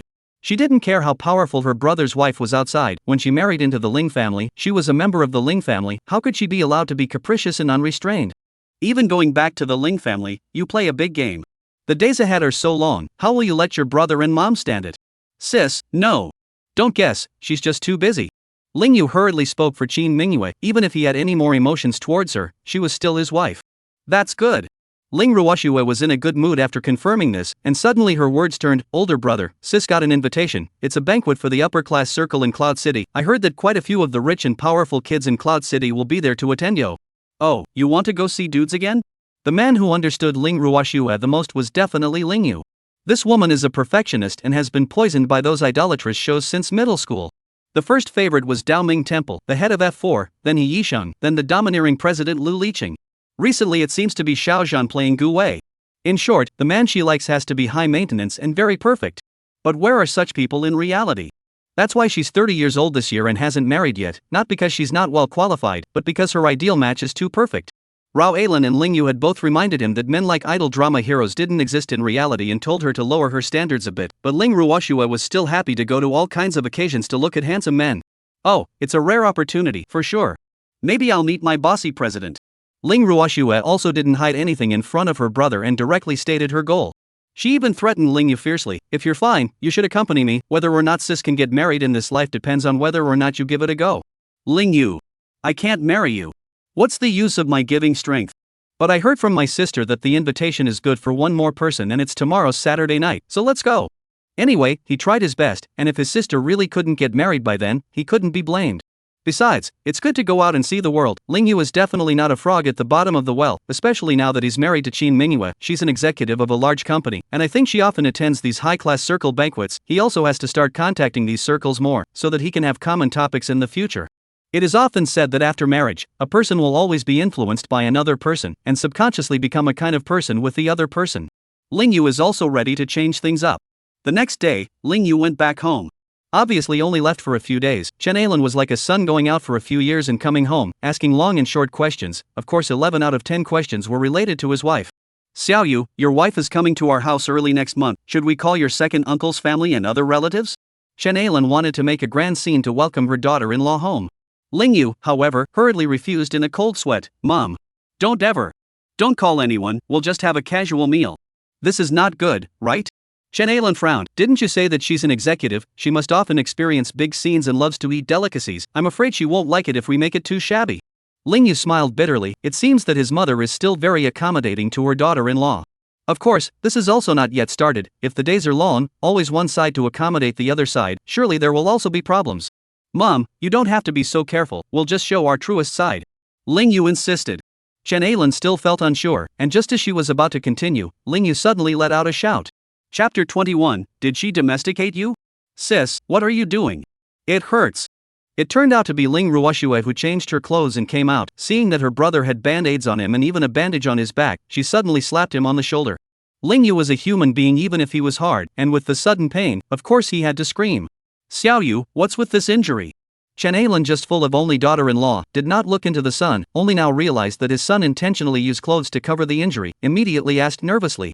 Mom, don't worry. I just fell by myself by accident. Ling Yu didn't want his mom and sister to worry blindly and had no choice but to lie. A fall? How can you fall like this yourself? This is clearly being beaten or smashed with something. Ling Ruoxue is also not a saving grace. A glance at the truth, the more she said, the more excited she became. Older brother, tell me honestly, is it that your wife has domestic violence against you? She actually dared to hit you? Pust. Ling Yu wanted to spit out 3 liters of blood and also responded excitedly, Sister, how can you think of my wife like that? This injury is really none of her business. Ling Yu couldn't justify saying that Qin Mingyue didn't hit her because the woman did kick him twice. And now my back still hurts. Xiao Yu, then tell mommy honestly, how the hell did this happen? Chen Ailan, only one son, now injured like this, she cannot feel at ease without clarification, for fear that her son is dead-faced dare not tell the truth. Some hooligans tried to bully Mingyue, so I fought with them and got like this. Ling Yu said smoothly. This wasn't a complete lie on his part. After all, those landlubbers did mess up the project Qin Mingyue was in charge of, and he fought for her sake. So that's how it is. You've done well, Xiao Yu. Wife protector, kudos. Ling Ruoxue finally felt relieved and gave her brother a thumbs up. Aren't all male leads in idol dramas so manly? Okay, sis, it's almost time, let's go. Ling Yu didn't want his mom to continue to nag, so he hurriedly changed the topic and took the opportunity to retreat. In favor of Chen Ailan, she still pulled him and urged, Xiao Yu, when you and your sister go to the banquet, remember to help her find a good man. We don't need how rich he is, as long as he has a good character. Knowing a daughter is like a mother, Chen Ailan certainly knew the reason why Ling Ruoxue was still unable to marry at 30. She had introduced quite a few men to Ling Ruoxue long before introducing them to Ling Yu. Unfortunately, all those men were abused by Ling Ruoxue. Either they suspected that they were not tall enough, or not handsome enough, or not domineering enough, always comparing them with the standard of idol drama heroes. Those men were of course scared and fled. It would be strange for her to continue with this set of standards and get married. Mom, I know. Ling Yu hurriedly agreed, but in his heart, he wanted his old sister to marry out, which was even harder than finding a wife for himself. The two siblings took a taxi and set off. Along the way, Ling Ruoxue was still committing nymphomania like she was full of longing. Older brother, do you know that there are 4 great mansions in Cloud City? Aha! Ling Yu gave a polite but in actuality, he knew in his heart that what the 4 great mansions of Cloud City did not exist.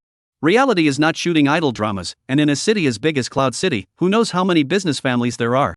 And with all the changes in the shopping mall, the ups and downs of each family are just too fast and constantly changing, so how can there be any fixed and unchanging 4 big families?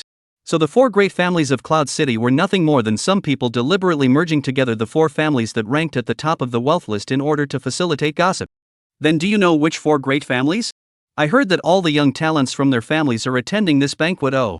Ling Ruoxue is 30 years old, and the person is mature and beautiful, but it is just a little bit like an 18-year-old nymphomaniac little girl in this aspect.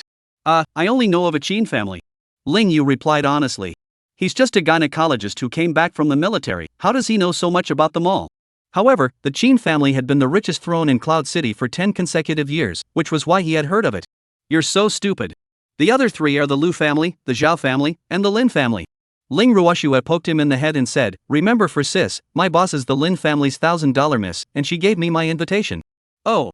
Ling Yu nodded. He had met his sister's so-called boss before by chance. It's a beautiful woman only in her early 20s named Lin Qingxian, who, despite coming from a prestigious family, chose to start at the grassroots level after graduation. Of course, this grassroots level is not her actual position, just that she started from the grassroots level of business in order to familiarize herself with the company, and in fact, everyone in the company knows that she is the future company executive, or even the successor. At that time, she had a bit of gynecological disease that was difficult to talk about, and it was Ling Ruoxue who recommended her to go see Ling Yu here. As for why she actually came, Ling Yu wasn't too sure. Anyway, he just helped her get better. At that time, Ling Yu even asked her to take her pants off without any expression. Lin Qingxian was very embarrassed, but Ling Yu had no ripples from the beginning to the end, and now he didn't even have much of an impression of it, simply because he had seen too many women's bodies. Just one word? At least pretend to be envious. Ling Ruoxue is a little dissatisfied with this straight brother. Her boss is a young man with a huge fortune. How many people can only dream of? Seeing that Ling Yu still had no indication, Ling Ruoxue glared at him before she suddenly said in a shocked voice, "By the way, your wife's name is Qin Mingyue? Could she be the Qin family's eldest lady? At their level, how could they know the bottom line of other people's top giants? It's all just guesswork." Ling Yu immediately shook his head in amusement. How can that be? She's not even close to her level, is she? The Qin family is a powerful family in Cloud City. If she is the Qin family's eldest daughter, her value is estimated to be tens of billions. How can she only live in a 200 square feet suite? It's considered a mansion, but it's still not even close to a mansion. But, I heard that the Qin family's eldest miss is also 27 years old and doesn't like men and likes women. Ling Ruoxue said to the latter this, immediately feel their own silly hat. If the brother's wife is lesbian, how can marry the brother well? Moreover, her brother said that he had been in a relationship with her for many years, and if the Qin family's eldest miss had been in a relationship with a man for so many years, she would have been exposed long ago, not to mention the rumor that she was a lesbian. Seeing his sister being convinced by herself, Ling Yu was even more amused and did not need him to explain more.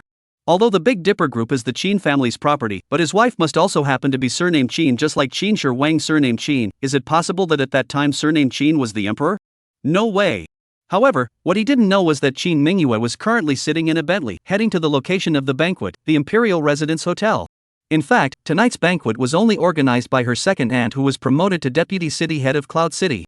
There was no second man in the Qin family except for Qin Tiangang, but none of the Qin family's women were oil-saving, and each one of them was either a business tycoon or a big shot in officialdom. Qin Mingyue didn't like bustling and usually rarely attended such occasions, but the women of the Qin family had always been united, and just for the sake of her second aunt's face, she had to go to the banquet tonight as well. Chapter 22, Does that man want to cheat on his wife? The two siblings soon arrived at the Imperial Hotel. Today's banquet was so grand that several floors of the hotel were used for the banquet. The guests were all elegantly dressed and armed to the teeth, with name brands and new models abounding. It was like a grand fashion show in general. In comparison, Ling Ruoxue's dress tonight was not bright, and Ling Yu was even shabbier. Coming to the door, Ling Ruoxue handed over her invitation. The doorman took one look and released him, but reached out his hand to stop Ling Yu. "Sir, where is your invitation?" Ling Yu hurriedly looked at his sister. Didn't he say that her invitation could bring a family member or friend into the venue? Ling Ruoxue immediately crossed her arms and glared at the security guards. "You guys see clearly what kind of invitation this is? This is the exclusive invitation of the luxurious Lin family. Is it a problem for me to bring a family member or friend in?" "Miss, no one invites unrelated people in except the organizers." The guard tried to insist, but another co-worker eyed him to not be so serious. Otherwise, if this matter became a big deal, it would be not giving face to the Lin family. Anyway, there are so many guests today, what's the point of letting a few more people in? It won't make any difference at all. Get in there. The security guards finally let it go. Count on them to be sensible, or I'll have to call my boss. After Ling Ruoxue entered the arena, although she was still puffed up, in her heart, she felt that the Lin family was too much of a brand, and that she was able to fox a name. Lin Qingxian worked from the grassroots level and was nominally her boss, but usually followed her, an old employee, and the two of them had a very good relationship, so good that they were on the verge of transcending status barriers to become bosom friends. So if Lin Qingxian knew that she had been wronged here, she would definitely help her get her back. "Sis, don't be mad, aren't we all in?" Ling Yu made a soothing remark before Ling Ruoxue gave in. In the next moment, she saw the wide array of food on the banquet floor and instantly seemed to pounce on it like a starving ghost. Ling Yu saw this image of his sister and couldn't help but shake his head. Female eaters have no image at home even if, how much attention must be paid outside? Soon, Ling Ruoxue forced her brother to help her with plate after plate of food, placing them all on the table in the corner. After placing another large plate of food on the table, Ling Yu wiped the beads of sweat from his forehead and said, "Sister, you didn't come to the banquet tonight just to eat for a couple of hours until the banquet ends, did you? And what else?" Ling Ruoxue actually admitted it with a straight face. "Sis, didn't you come to see a handsome guy? Mom even asked me to keep an eye out for you, and to help you guys set up if you find the right one," Ling Yu said excitedly. Ling Ruoxue was afraid of her serious brother, so she skimmed her lips and said, "Eating while looking at handsome men, anyway, it's not in the way." Ling Yu couldn't do anything about her, so he had to sit down with her and eat the food, which was free anyway, so it was useless not to eat it. It wasn't long after the two siblings had feasted that there was a sudden sensation at the banquet. Everyone was heading towards the entrance, men and women alike, screaming like crazy. "What's the situation? Who's coming? Ling Ruoxue was also curious. Was it like an idol drama, which big handsome man from a powerful family had made an appearance? Ling Yu also did not know, also curious to follow his sister to stand up to see. Unfortunately, the crowd in front of them was so dark that even though both of them were very tall, they just couldn't see who the main character was in the center of the crowd. At this moment, Qin Mingyue and her cousin Qin Rohan, under the protection of a group of bodyguards, were surrounded by a group of men and women from the banquet, slowly walking down the stairs to the upper floor. Qin Mingyue looked like a scourge. She was also tall and had an unrivaled temperament. Every time she appeared in these occasions, it was like the eye of a typhoon. Everyone would automatically follow her around.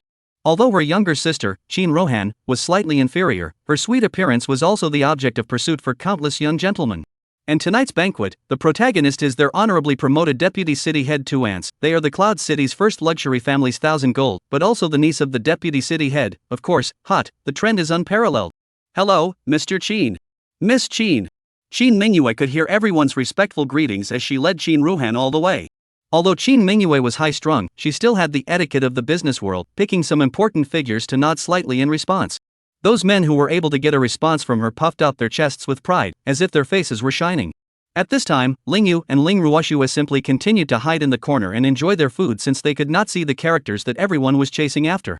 On the contrary, Qin Mingyue ascended the stairs, and with a sweep of her cold eyes, she actually found her husband's figure. What's the situation? The man, actually sharing a meal with a woman and laughing. Qin Mingyue's polite smile faded away, suddenly cold as an ice sculpture. Why is that man here? Does he still want to cheat on his wife? Damn it! On the day of the license, although Qin Mingyue had said that it would be fine for Ling Yu to find another woman even if he did, she couldn't manage to not care at all when she actually saw it. It was also fortunate that they were secretly married and no one in the room knew that the man was her husband, otherwise this would definitely affect her shining image. Humph. Qin Mingyue suddenly let out a cold snort, no longer greeting anyone and directly leaving the first-floor banquet hall. Qin Rohan felt so strange. Why did her sister's expression suddenly change at the drop of a hat? It was only after following her sister's gaze just now, the moment she saw Ling Yu, that she suddenly guessed something. Who is that man? Qin Rohan had never seen Ling Yu and hurriedly pulled her sister's personal assistant to ask. Reporting back to third miss, that's Ling Yu. Oh.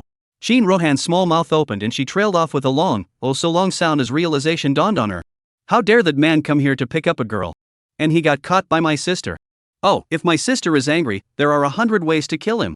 Shout I, keep an eye on that man for me and come report to me once something happens. Yes, third miss. Xia Shout I answered the promise, but in her heart she felt strange. That's not your husband. If you want to report it, you should report it to Missy, right? But while she thought that in her heart, her mouth didn't dare to say it. On the other side, Ling Yu and Ling Ruoxue were completely unaware that the two of them were seen by the Qin Mingyue sisters. What's more, I didn't expect him to have a laugh with his sister and have his wife get the wrong idea. It's odd to say that this kind of thing can happen. Sis, there doesn't seem to be any handsome guys on this floor, why don't we change the floor? Ling Yu never forgot his mission. Now that he was married, of course he had to find a way to market his sister. Otherwise, if he dragged it out for a few more years, his sister would be a senior woman if she wanted to have a baby. I'd like to try other cuisines again in a different position, but with my invitation, I'm stuck on the first floor. Ling Ruoxue helplessly spread her hands, her eyes seemed to be saying, sister did her best. Just then, but a melodious voice suddenly came from behind her, Ruoxue, Dr. Ling. The two siblings looked in response to the sound, and a beautiful woman in a light green evening gown walked in with a sweet smile. The beauty's eyes were as light and quiet as the sea, and a sparkling diamond dangled from her long, pink, snowy neck, luminous and stunning as a star. Xing Xian? Seeing this beauty, Ling Ruoxue jumped up slightly in excitement and directly pounced to hug her, thinking that the boss had come at the right time. Chapter 23 Lin Xinjian's Eyes. Ling Yu also nodded his head in greeting to Lin Xinjian, but inexplicably felt awkward in his heart.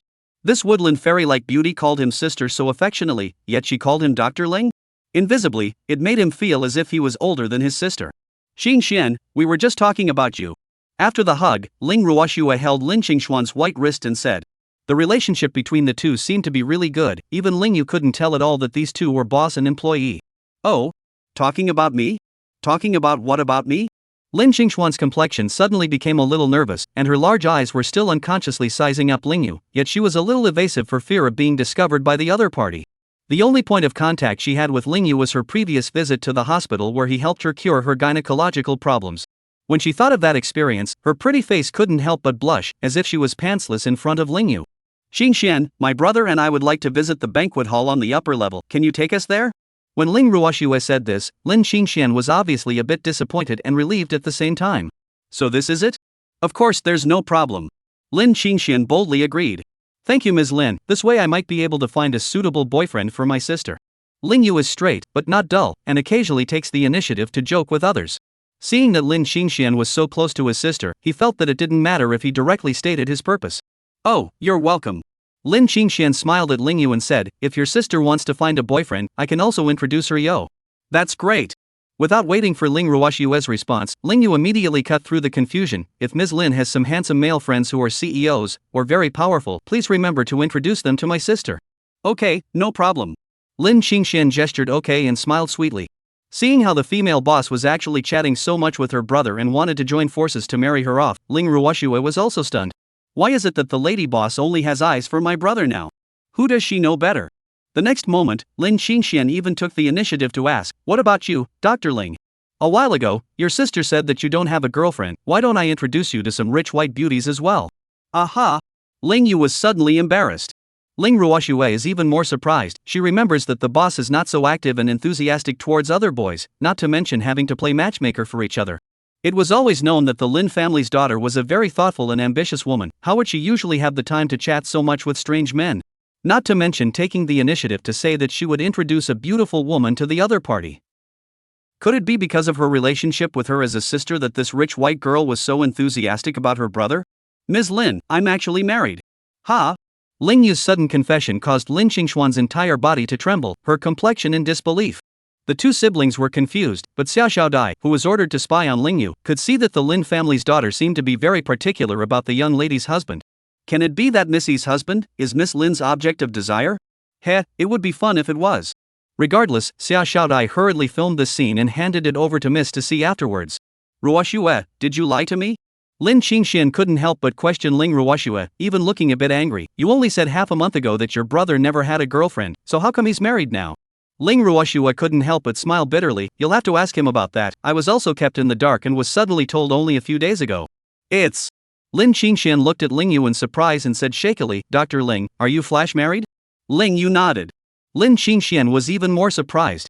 In her impression, Ling Yu was a mature and stable man, and she never dreamed that he could be associated with the word flash mob. Alright, Qingxian, quickly take us up to the other levels of the banquet hall to see the world.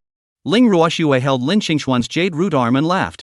Although Lin Qingxian nodded, her emotions were clearly not as high as they were just now. By the way, Qingxian, did you just know who came to the banquet? The whole crowd was circling around him, it's so exaggerated. As she walked up the stairs, Ling Ruoshue couldn't help but ask. Who else could it be?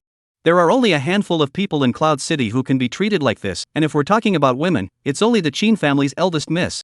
Lin Qingxian responded a bit salty. Oh, so it's the Qin family's eldest miss who's here, no wonder. Ling Ruoshue had also heard a lot of things about the first mansion miss, only today did she really see how superior that woman was. Sister, now you won't suspect that my wife is the Qin family's first lady, right? Ling Yu said in amusement. How could a woman that countless upper-class people look up to get flash married to a beggar like him? And live in a neighborhood property? Ling Ruoshue shrugged her shoulders, indicating that she wouldn't have this ridiculous thought again. On the contrary, it was Lin Qingxian who was a bit shocked looking at Ling Yu's demeanor. While others didn't believe that Qin Mingyue would do such a crazy thing, she felt that it might be possible. I heard that woman is also being forced into marriage by her grandfather, so what's so strange about picking on Dr. Ling? If the elders of the Lin family also forced her to get married, Lin Qingxian felt that she would not hesitate to find Ling Yu to get married, which is the best person to use as a shield. Do not have to worry that he will think about you, not to mention that he will cheat on you. Because he's tall and handsome and doesn't seem that interested in women. Well, I can only take you as far as this floor, I have other business engagements, excuse me. Lin Qingxian brought the two to the third floor banquet hall and left. Ling Yu's two siblings hadn't seen the truth yet, but Xiao Xiaodai, who had been monitoring them, couldn't help but smile. How could the daughter of the Lin family have a crush on Mr. Qin's man? Should I say she has too good of an eye, or too bad of an eye? Going up to the third floor, Qin Ruoshue, the foodie, really began to frantically sweep up the goods again. Sis, I mean, didn't you just eat enough? How can your stomach hold so much? Ling Yu was forced to help her with the food with a face of capitalized dissatisfaction. Cut the nagging and take it if you're told to. Ling Ruoshue strongly bullied her brother. Anyway, isn't her brother just for bullying? Ling Yu was also speechless. Other people's beauties were full after 2 bites, but it was his sister who was full and could still eat 2 more bites.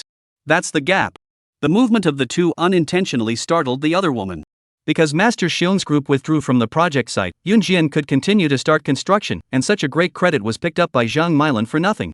That's why Yun Jian's boss gave Zhang Milan an invitation to come to tonight's banquet as an extra reward. Zhang Milan, who was originally very happy tonight, taking pictures everywhere and posting them on her friend circle to pretend to be a good person, suddenly became unhappy. The district can make $80,000 a year of men to come to this party, to let people outside know, will certainly think that this party forced low. Yo, isn't this gynecologist Ling Yu? Instead of examining women's bodies in the hospital, why did you sneak in here to gild the lily as well? Zhang Milan deliberately walked over to Ling Yu and opened her mouth to sneer. Sure enough, upon hearing that on the third floor of this banquet hall, there was actually a gynecologist, the gazes of many people in the vicinity were cast over. Chapter 24: 3 Men Robbing a Woman. Zhang Milan was very pleased with herself, thinking that she could embarrass Ling Yu and avenge her previous defeat in front of the project land. Which thought Ling Yu directly smiled and said, "Didn't you also not go to the hospital for a gynecological checkup? If you can come here to gild the lily, why can't I?" There was a lot of chatter around the room. Especially the men, everyone was very graphic, bowing their heads and crossing their ears, as if they were all talking about the way Zhang Milan nakedly examined Ling Yu's body. Zhang Milan was instantly furious, her face flushed red, and she exclaimed, "I didn't check him out, he's talking nonsense. Oh, you stripped naked people, doctors are not interested in you. I do not know who also specially come to the door to ask to marry this gynecologist." Ling Ruoxue was definitely not a light that could be saved. Zhang Milan wanted to come and embarrass her brother, so she let Zhang Milan die in a rhythmic manner. You nonsense. Ghosts want to marry this beggar. Zhang Milan desperately tried to explain, but she had the feeling that the more she described, the darker it got. Everyone thought she was sour there because she couldn't get it, and a lot of people even thought that Ling Ruoxue was Ling Yu's girlfriend, and that this was an ex-girlfriend trying to tear down her current girlfriend. Ling Yu and Ling Ruoxue were too lazy to continue to care about this woman, and the two siblings went off to savor the food and scout for handsome men again. Ling Ruoxue even despised Zhang Milan before she left, as if saying, "You want to fight with sis? You're still a bit young. Ruoxue, it's been a long time." Just when the two siblings were in a happy mood enjoying their food, a man's voice suddenly came from beside them. Ling Ruoxue followed the sound and immediately frowned. Ling Yu also had a displeased look on his face. This man he recognized, his name was Zhou Shaokang. About 5'8", but a good-looking man, the family is quite good. So back in college, my sister had been infatuated with him for a while, and the two of them ended up establishing a relationship as my sister's first love. Unfortunately, it didn't take long for his sister to find out he cheated on her and broke up on the spot. Since then, his sister had never fallen in love, and Ling Yu more or less felt that it had something to do with her having this shadowy romance in the first place. "This gentleman, could you let me talk to Ruoxue?" Seeing that Ling Ruoxue ignored him, Zhou Shaokang was not embarrassed and had the cheek to ask Ling Yu to go away. In his opinion, how could a poor bag like Ling Yu be worthy of Ling Ruoxue? Ling Yu was also amused. It seemed that this guy didn't know that he was his sister's brother and thought that he was courting her. "Why would I let you have this beautiful young lady? She's perfect in my mind. Ling Yu will play the role of his sister's suitor." He just wanted to make this man regret that he had such a beautiful girlfriend like his sister in the first place, and he actually went looking for other women. Zhou Shaokang smiled disdainfully and directly took out a wad of red banknotes and placed it in front of Ling Yu, saying, "I see what you're wearing. I don't think you're here for the banquet, right? This is your tip, stop hitting on beautiful women here or I'm afraid you'll lose your job." Obviously, he had misunderstood Ling Yu as a servant. After all, Ling Yu's dress was also out of place with the characters in the third floor ballroom. Ling Yu was genuinely amused and was about to respond, when Zhang Milan and other women not far away suddenly exclaimed, "Look, isn't that Mr. Dong?" Hearing this commotion, even Ling Ruoxue hurriedly cast her gaze over. "Let's see if a dominatrix shows up." Sure enough, there was a burly man in military attire, walking this way with his head slightly held high. Behind him, there were two other rich kids. His name was Dong Zhuofang, and although he was old-looking, he was actually only 27 years old, and was already an officer in the Cloud City military district with the rank of second lieutenant. His father was even a lieutenant colonel, and his mother was a woman with an official background in Yunchang. Although her position couldn't be compared to Qin Mingyue's second aunt, she was still a not-so-small official. So Dong Zhuofang could be a typical second-generation officer, with an extraordinary status in Cloud City and many people who knew him. Now that such a character actually appeared in the third-floor banquet hall, of course, it was the object of many people who tended to flatter. But Ling Ruoxue didn't like this big, black lump, and didn't pay any more attention to it after one look. When everyone saw Dong Zhuofang actually walking towards Ling Ruoxue, they suddenly felt that they were in for a good show. Zhang Milan also saw Dong Zhuofang's eyes. This man seems to have a crush on Ling Ruoxue. At first, she was disappointed, thinking why didn't young Dong ever look at her? But gradually, she showed a look of anticipation.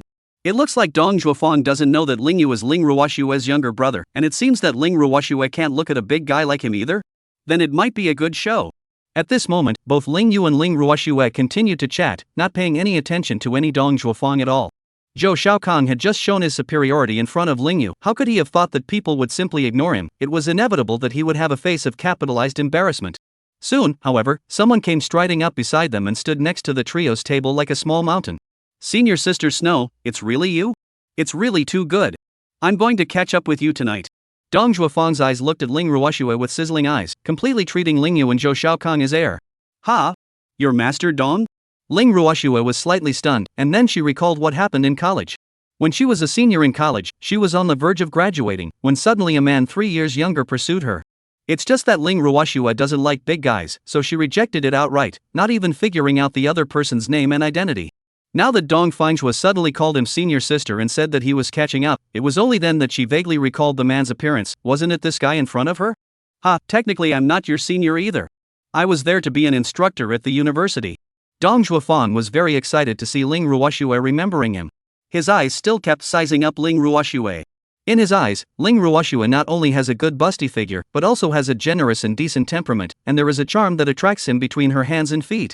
Only in the next moment, Dong Zhuofang frowned and shouted at Ling Yu and Zhou Xiaokang, "Get out of the way, I want to chat with senior sister Xiaoshui alone." Zhou Xiaokang immediately felt slighted and insulted, but knowing Dong Zhuofang's background, he was clearly angry but didn't dare to snap, and obediently stepped aside. Dong Zhuofang obediently held Ling Ruoxue's small white hand, forcibly trying to squeeze away from Ling Yu, not speaking of any etiquette at all.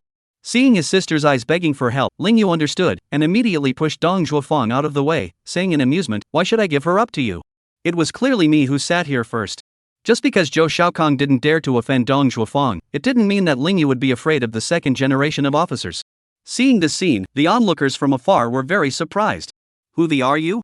Dong Zhuofang was a vulgar man. He could still pretend to be civilized in front of Ling Ruoxue, but when it came to men, his fiery and vulgar side was revealed. Chapter 25 Identity Suppression. Senior brother Dong, don't get angry so easily. Ling Ruoxue hurriedly dissuaded Dong Zhuofang. After all, the other party's status was there, so she was afraid that her brother would suffer. But she really didn't like Dong Zhuofang and had to use her brother as a shield, so she smoothly introduced, "His name is Ling Yu, he's my good friend." Although Ling Yu's surname is also Ling, but with Dong Zhuofang's brain, he really did not think of him in terms of Ling Ruoxue's relatives, and his eyes were condescending. "Your kind of body is not enough for me to kill this kind of soldier with one punch. I advise you to be more sensible. He is a soldier and has enjoyed holding his own and bullying others since he was a child. Now in front of the woman he liked, he was even leaving no stone unturned to act like a pussy, thinking that Ling Ruoxue would like an overbearing man like him and feel secure. And he looks at Ling Yu's body, how powerful can he be? He doesn't have a background yet, so he'll definitely run faster than a rabbit if he's scared. Well, soldiers are indeed awesome and deserve respect." Ling Yu nodded and said. He was also from a military background and had always respected soldiers, but not the one in front of him. Count on you to know what you're doing." Dong Zhuofang did not hear him outside the meaning of the string, but also thought that he was soft, snorting more complacent in disdain. Afterwards, he took Ling Ruoxue's jade hand and said, "Junior Sister Shui, this place is noisy with idle people, why don't we change to a quiet place to have a good exchange?" He felt sorry for not being able to pursue this goddess back then, and since he saw it again tonight, he had to find a way to get a kiss no matter what. Ling Ruoxue's beautiful eyes trembled as she subconsciously and coldly shook off his hand. "Dong Zhuofang, what are you going to do?" She, Ling Ruoxue, was not a casual woman. On the contrary, Dong Zhuofang was usually overbearing and never allowed anyone to go against his wishes. Even if Ling Ruoxue was his goddess, he still wanted to force himself to pull her. Ling Yu hurriedly blocked in front of his sister and grabbed his wrist with one hand, his eyes icy cold as he said, "Wide open public furtive? You're too classless. Brat, you seek death." Dong Zhuofang was furious and could not help but throw a punch towards Ling Yu's face. His fists were windy and powerful.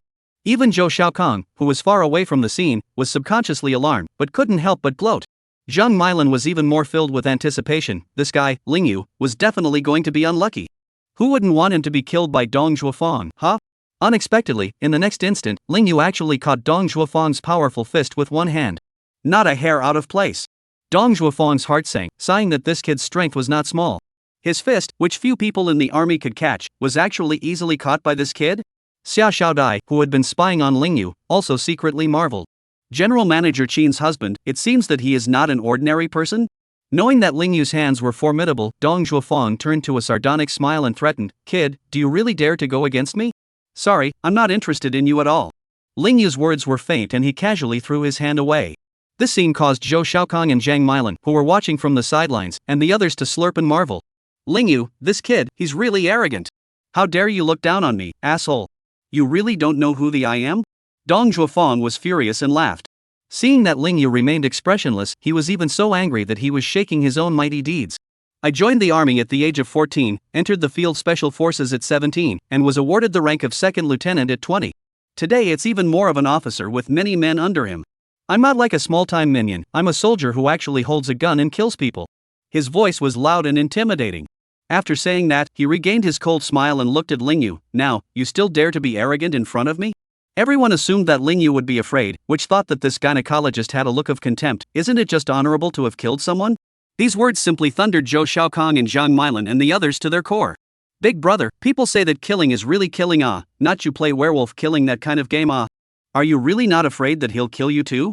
It must be said that Ling Yu's performance tonight really made Zhang Milan change her mind. Arrogant and cocky to this extent is also a bull, but this kind of person is destined to not live long. There were already a lot of people paying attention to this place, and after some tit-for-tat words between the two, more and more people gathered around. Xia Xiaodai didn't expect Missy's husband to be so bold. No wonder I heard he bowled over someone like Master Hung. But he went out of his way to protect the woman behind him even though he was fighting with Dong Zhuofang. What exactly is their relationship? I don't know how angry Missy would be if she knew what happened here. At this point, Dong Zhuofang was completely enraged.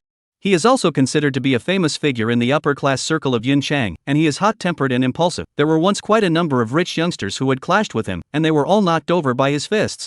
Even those rich kids didn't dare to retaliate back easily, and now this poor kid in front of him, what makes him dare to be tough with him? Outrageous. In a fit of rage, Dong Zhuofang actually tried to pull out the gun at his waist. Dong Zhuofang. Seeing this, Ling Ruoxue hurriedly exclaimed, I'm not your girlfriend, much less your woman. What do you care who I chat with? I don't want to go anywhere with you either. Dong Zhuofang's early anger was so great that he paid no attention to Ling Ruoxue and still continued to draw his gun. Ling Yu hurriedly shook off his hand and pushed him away as he kept his distance. Just when the conflict was about to escalate further, a sudden stern cry came out, what's going on? Who dares to cause trouble at the Qin family's reception? As the words fell, an old man in a black suit walked quickly with the site staff. The looks of the people watching were getting more and more agitated. I didn't expect Deacon Wang to be here as well, this is going to be a good show. The Qin family is the #1 family in Cloud City, and Mrs. Qin has even risen to the rank of deputy city head, the second in command of the officialdom. Two people who dare to make trouble at her banquet will surely be left with their mouths full. A group of women were talking. Zhang Milan immediately came over and snorted coldly, it's best to kick this gynecologist out. An elegant reception intruding on such a person simply pulls down the entire venue's compulsion. When Dong Zhuofang saw Deacon Wang, he hurriedly put his hand down, and even intentionally preempted him. Deacon Wang, I'm Dong Zhuofang from the Dong family. I thought that tonight was an elegant banquet, but I didn't expect that there would be underhanded people mixing in, it's really a big disappointment. Deacon Wang was immediately stunned.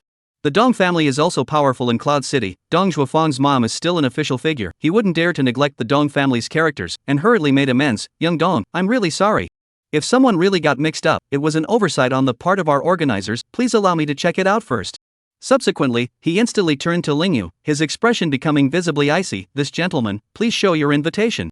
Ling Ruoxue immediately tensed up and hurriedly asked back, why do you want Ling Yu to show the invitation because of one word from Dong Zhuofang? It's not like he's the organizer. Chapter 26 Miss Lin failed to save the day. Young Dong's mother is a close friend of Second Lady Qin. Since he questioned someone mixing in, it's my duty as a banquet manager to find out, of course. Deacon Wang rightfully said, and this gentleman next to you I've never seen before, and his clothes really don't fit in with tonight's banquet, I have to ask him to show his invitation. With reason, Ling Ruoxue couldn't continue to theorize. What to do? What's more, I didn't expect that at this moment, someone suddenly called out, his name is Ling Yu, he's a gynecologist. I'm sure he doesn't have an invitation and snuck in. Zhang Milan had been waiting for this opportunity for a long time, how could she miss the chance to take revenge? She just wanted to see Ling Yu kicked out in full view of everyone, that would be a great relief, so that she could vent her hatred. Yeah, look at his outfit, I wouldn't believe him even if he said he received an invitation to the banquet. As soon as Zhang Milan opened her mouth, a number of women around her chimed in. At such parties, there is no shortage of lickspittles and superior women, who just love to use other people's low to set off their own elegance. Ling Yu happens to be that low pussy in their eyes. Sir, please show us your invitation right now, or else we won't be blamed for being rude. Deacon Wang's face had stretched. As the banquet administrator, he would be in dereliction of his duty if he really let the fish in by muddling through, and it would be difficult for him to give an explanation once he was given a hard time by the crowd. I don't have an invitation. Ling Yu could only say frankly. Ling Ruoxue couldn't help it because her invitation was not qualified to come to the third floor at all, let alone having to bring an irrelevant person. At the scene, there was an uproar. Senior Sister Snow, he's just a city scoundrel, he's not qualified to be with you at all. You quickly come to my side. Dong Zhuofeng finally revealed an arrogant smile and even fooled around in front of Ling Ruoxue, his eyes not hiding his contempt for Ling Yu at all. The man was indeed good looking and not bad with his hands, but so what? No status, no position, ultimately just a bottom of the barrel scum. What to fight with him, Mr. Dong? Damn! How did you blend in without an invitation? Deacon Wang angrily questioned. As the person in charge of the banquet, this is going to be a big hype, he simply can't explain to the top. Fortunately, the commotion in this banquet hall hadn't alarmed the bigwigs in the banquet hall above, or else it would have been even more difficult to end.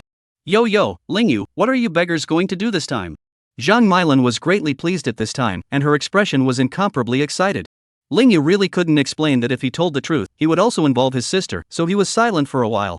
Why is there so much activity there? What's going on? Lin Qingxian had just had social engagements and went up to the other banquet halls. When she walked down to the third floor, she found a group of people gathered around a corner. She also hurriedly walked over to take a look and actually saw that the people surrounded by people were none other than Ling Ruoxue and Ling Yu. Ling Yu seems to be in trouble, what should we do? Lin Qingxian was actually very nervous when she saw Ling Yu being given a hard time by so many people. Her last illness was very special, saw a number of girls gynecologists were unsuccessful, and finally froze by Ling Yu this male doctor to cure. That kind of strange disease, of course, not once and a half a time cannot be good. In order to cure the disease, she secretly went to Ling Yu many times. And, of course, have taken off their pants and skirts in front of each other so many times it's almost shameful. At that time, she was not yet 20 years old. And women have a sense of belonging, because she had been shown her body by Ling Yu many times, she inexplicably identified this man in her heart. Most of all, Ling Yu had no evil thoughts at all when he examined her body, and that clear eyes and serious look were deeply imprinted in her mind. Gradually, she had a favorable impression of Ling Yu, a tall and handsome male doctor, that was different from other men. At this time, the crowd burst out Zhang Milan's voice again, everyone be careful, maybe he's a thief, mixing in and stealing things. Everyone on the scene hurriedly flocked to check their valuables for fear of losing them. With this, Ling Ruoxue also panicked. There are so many people at the scene, I am afraid that one or two people will jump out and say that they have lost something, and then my brother will jump to the Yellow River and can't even wash it. Ling Yu also frowned, not expecting this woman Zhang Milan to play so hard. Guys, excuse me. I'm the one who brought him in. Just then, Lin Qingxian finally walked out. As soon as she appeared, the scene immediately clamored again. Although Lin Qingxian was a low-profile person, she was at least the daughter of the powerful Lin family, and there were not a few people present who knew her. And she herself is also a temperament beauty one, even many men are her admirers. Now seeing her actually stand out to protect Ling Yu, many people can be described as having mixed feelings. Ling Yu also looked over and actually found Lin Qingxian smiling at him. Smiling like a flower. Ling Yu immediately chimed in with a smile. At the moment when he was annihilated by the wave of everyone's saliva, this golden lady actually stood out to protect him, just like pulling a lone boat against the current. This kind of heart made him very grateful. I'm sorry, Ms. Lin. Although you're the guest of honor at the banquet, unfortunately you're not qualified to invite outsiders. No, she didn't invite me. Just as Deacon Wang was about to make things difficult for Lin Qingxian, Ling Yu turned around and defended Lin Qingxian. Miss Lin is just helping me out of the goodness of her heart, this matter has nothing to do with her. Ling Yu was already prepared to be driven out and did not want to involve anyone. Lin Qingxian, however, sighed helplessly, not expecting Ling Yu to say that. He was now being mobbed en masse, even treated as a thief, and although she was not in a position to invite him in, she could at least give him a leg up, so why was he ignoring this good intention of his? Doesn't he think of himself as a friend? Well, in that case, you're admitting to blending in. Deacon Wang also completely lost his patience and didn't bother to look at Ling Yu any longer, and immediately ordered loudly, "Security guards, throw this loafer out of here." The crowd, which was watching the show with cold eyes, exploded with chatter instantly. The stinking beggar still dares to mix into the upper-class banquet, he should never be lightly spared. He should be transferred to the police station. That's right, he stirred up public order. Should be administratively detained. Let's all see if we've lost anything, and it's a good idea to ask him for it. To put it bluntly, a lot of people come to these upper-class parties to show off their superiority. And the sense of superiority is to rely on others to set off. Now see others do not qualify to participate in the banquet also have to white crash, while they have the qualifications to stay here in a dignified manner. Intangible is not a sense of fulfillment? Can also take the opportunity to send a circle of friends to pretend. With things having come to this, Lin Qingxian couldn't help but look at Ling Yu's lonely figure and sigh. Chapter 27, The Third Miss Arrives. Seeing Ling Yu surrounded by a group of security guards, Zhou Shaokong's eyes were full of smugness even though he did not speak. Zhang Milan's mood was even more unrestrained to the extreme. Ling Yu, you beggar should see clearly the class you are in, right? You want to marry me? It's not the right door at all. Dong Zhuofang even held his head high as he used his actions to tell everyone that whoever wanted to compete with him for a woman would definitely not have a good ending. However, what puzzled them was that Ling Yu remained pampered and did not appear the slightest bit alarmed. Anyway, he doesn't value status and platitudes, doesn't think it's anything to be ashamed of, and even more so, he's not afraid of any slander. However, when Ling Yu acted like this, there were quite a few people who thought he was scared silly. Just as the security guards were about to rough him up, an icy voice suddenly burst out from the banquet hall. Who dares to kick him out? The sound is like a cold arrow that pierces the heart. The scene is rich and official second generation, but here this voice actually cannot help but be frightened. Deacon Wang, who had just been in charge of the banquet scene from on high, was better like a child who had done something wrong and heard an adult scolding him. Following the sound, seeing that it was the third miss of the Tang Tang Qin family who came to the banquet site, Deacon Wang was even more trembling. The crowd also gave this high and mighty young lady a salute. Qin Rohan had only just turned 20 this year, but her row and aura were not small. Tonight, she attended in full dress, followed by a few bodyguards, exuding a noble aura that instantly suppressed all the rich second generation present. She was like a princess who walked out from the palace, and wherever she walked, everyone scattered like commoners. Who is she? What a high-profile entrance. Zhang Mailan couldn't help but mutter curiously. The Yunjian executives next to her hurriedly covered her mouth and rebuked, "Please, don't take ignorance for personality. She is the third miss of the Qin family, the number one in Cloud City. Tonight's banquet is to celebrate her second aunt's promotion to deputy city head." What? The third miss of the Qin family? Zhang Mailan's face swished white. Although she was also a bottom feeder who had just relied on the Yunjian project to secure her position as a supervisor, as a willful lover of vanity, she, like many women, had heard of the Qin family in Yunqing as if it were a thunderbolt. "I heard that the Qin family is more than $10 billion in assets, as the Qin family third miss, not a princess, but in the Cloud City is better than the existence of the Princess Ah. What's a noblewoman like that going to do here now? Three misses." Deacon Wang hurriedly greeted, already feeling bad in his heart. Now he very much regretted that he had just been too arbitrary. If the man in front of him was really a guest invited by the third young lady, he would definitely have to eat his heart out tonight. However, he was always a veteran cadre who had dealt with a lot of things, and smiled flatteringly in a crisis. "Why are you here in this banquet hall? Is there anything I can do for you?" Serving me? Are you also serving me when you're driving away my Qin family's people now? Ling Yu is her sister's husband. As the saying goes, you have to look at the master to beat the dog. These people dare to drive away her sister's husband at the Qin family's banquet? Simply don't know what to do. Qin Ruhan's cold words landed and directly bombarded the scene. The Qin family? Third Miss Qin actually said that this man was a member of the Qin family? Ling Ruoxue also looked at her brother in surprise. A horrified thought arose, could it be that her brother's wife was really the richest Qin family? Deacon Wang was even more deathly pale. The crowd that had just laughed at Ling Yu and gloated at the good show instantly had their cheeks burning hot. Who would have thought that this shabbily dressed beggar would be a member of the Qin family? When did the Qin family have a man? When Zhang Mailan saw the scene, her brain had lost the ability to think. Zhou Shaokong dared not make a single sound even more. Even Lin Qingshan had a surprised look on her face. Ling Yu had become a member of the Qin family? A subordinate or a member of the family? Only Ling Yu, the party in question, had a puzzled look on his face. He didn't recognize Qin Rohan at all.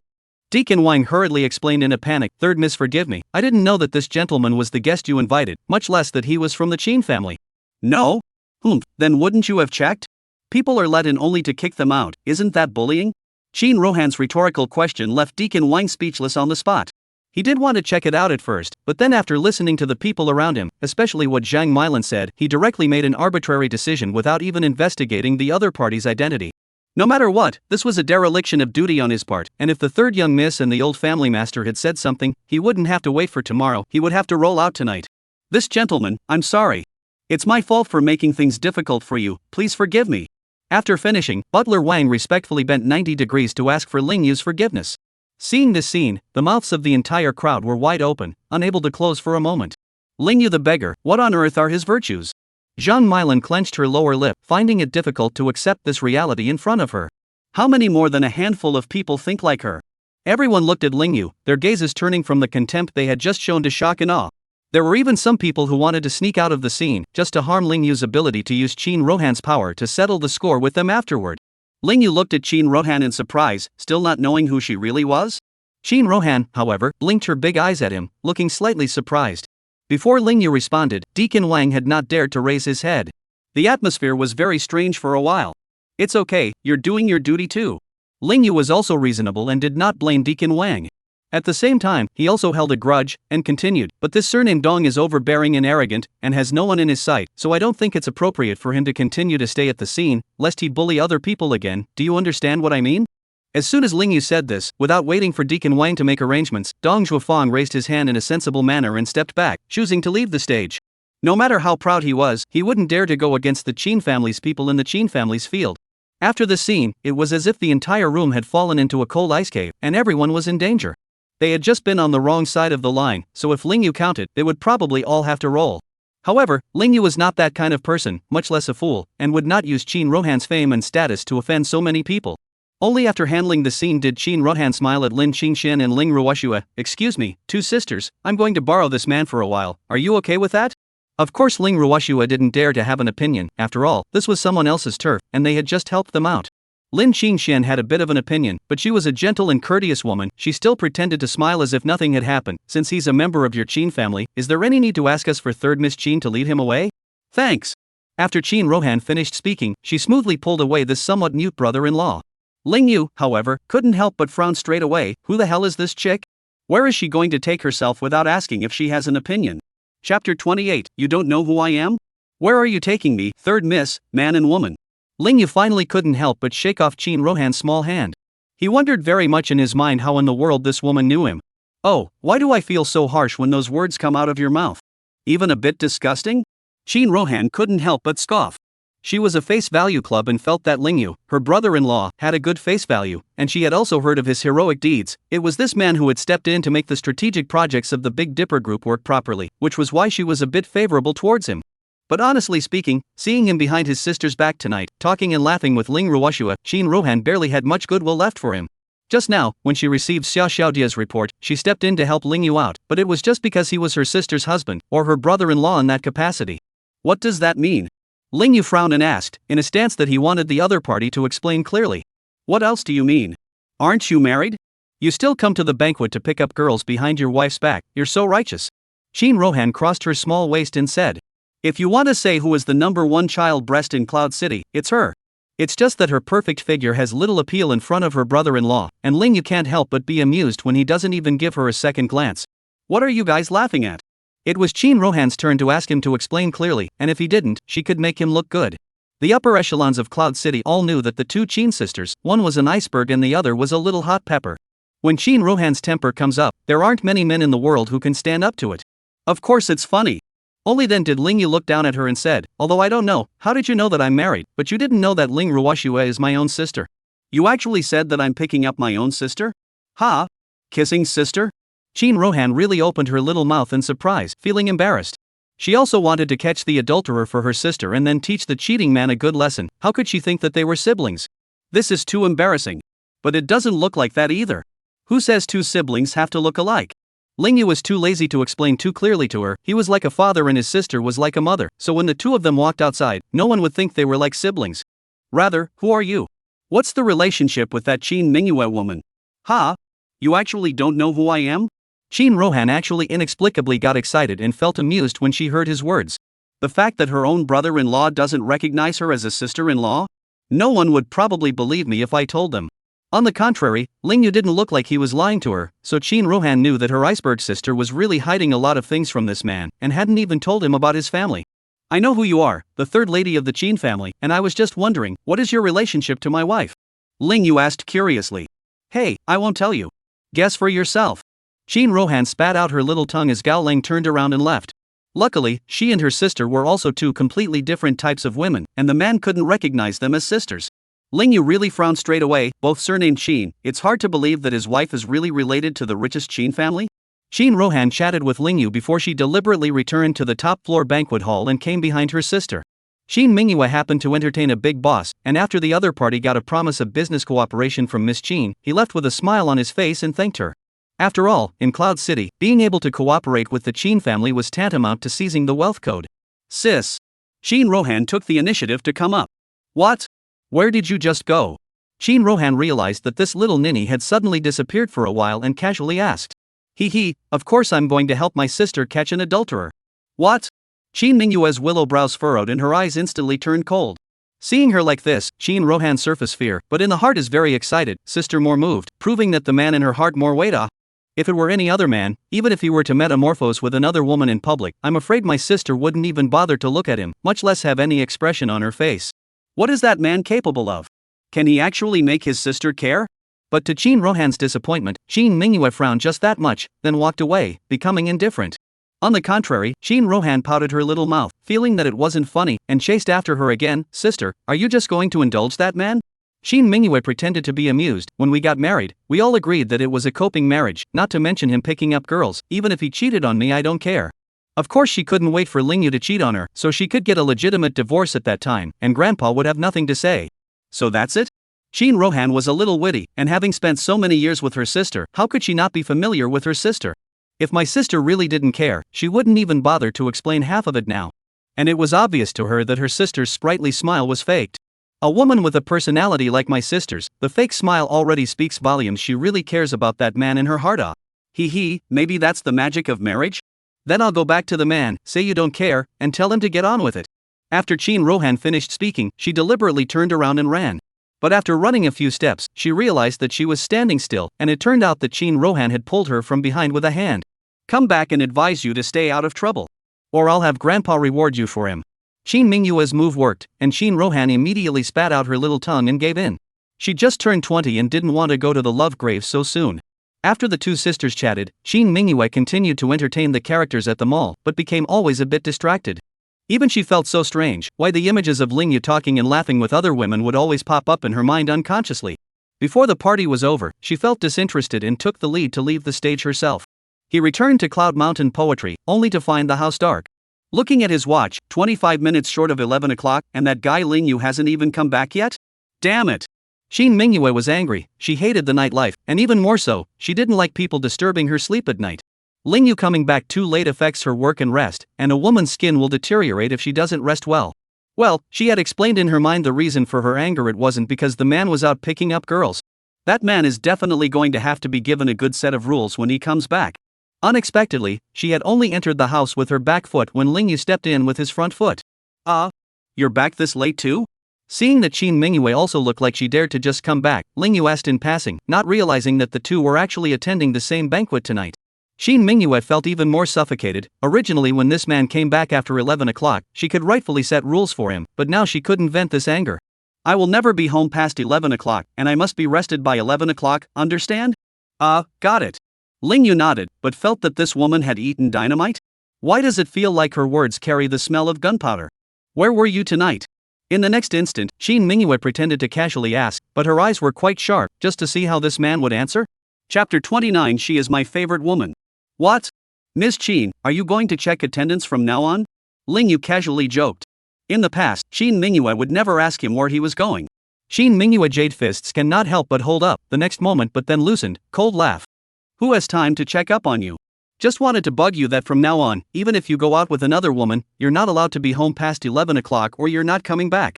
Understand? Lingyu inexplicably nodded his head, always feeling that this woman was up to something else. But he's not going out with any woman tonight. Shin Mingyue looked at his excuse not to answer, more like fish in the throat. It seems that this man really have ghosts in his heart. Sure enough, men are no good. They are all primitive animals who can't control their lower bodies. Just after this thought, she felt that it was not right. Although this man had cheated mentally, but physically, he had not cheated yet, and it was not considered that he had not controlled the little half of his body. Even if she wanted to expose him in front of her grandfather, she had no proof for now. Ding dong. Ding dong. At this time, Shin Mingyue's cell phone continuously received messages. Shin Mingyue thought it was official business and brightly took out her cell phone. But after opening the screen of her cell phone, she realized that it was actually a picture sent by her sister.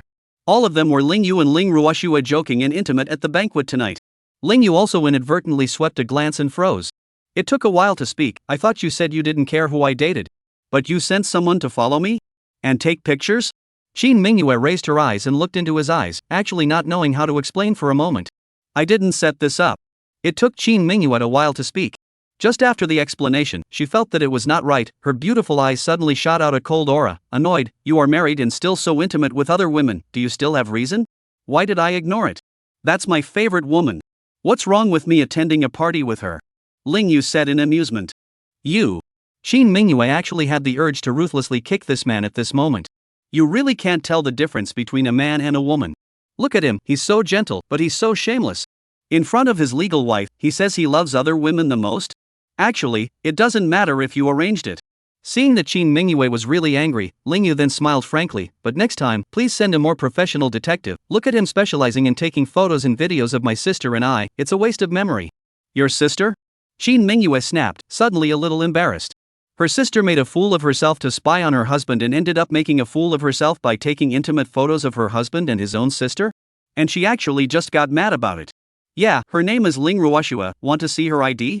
Lingyu said as he opened his cell phone, which held the electronic original of his sister's ID card. Boring. Qin Mingyue didn't even look at it and turned around to slip away. The topic was too embarrassing for her. Who is she? Iceberg female president of the Big Dipper Group, recognized as a woman with misogyny. Word of tonight's events could definitely scare the out of someone. By the way, Ms. Qin, do you have any relationship with the Qin family, the richest family in Cloud City? Qin Mingyue wanted to walk away, but Lingyu suddenly opened his mouth and asked. This was a question he had to get to the bottom of. Qin Mingyue stared back and did not speak.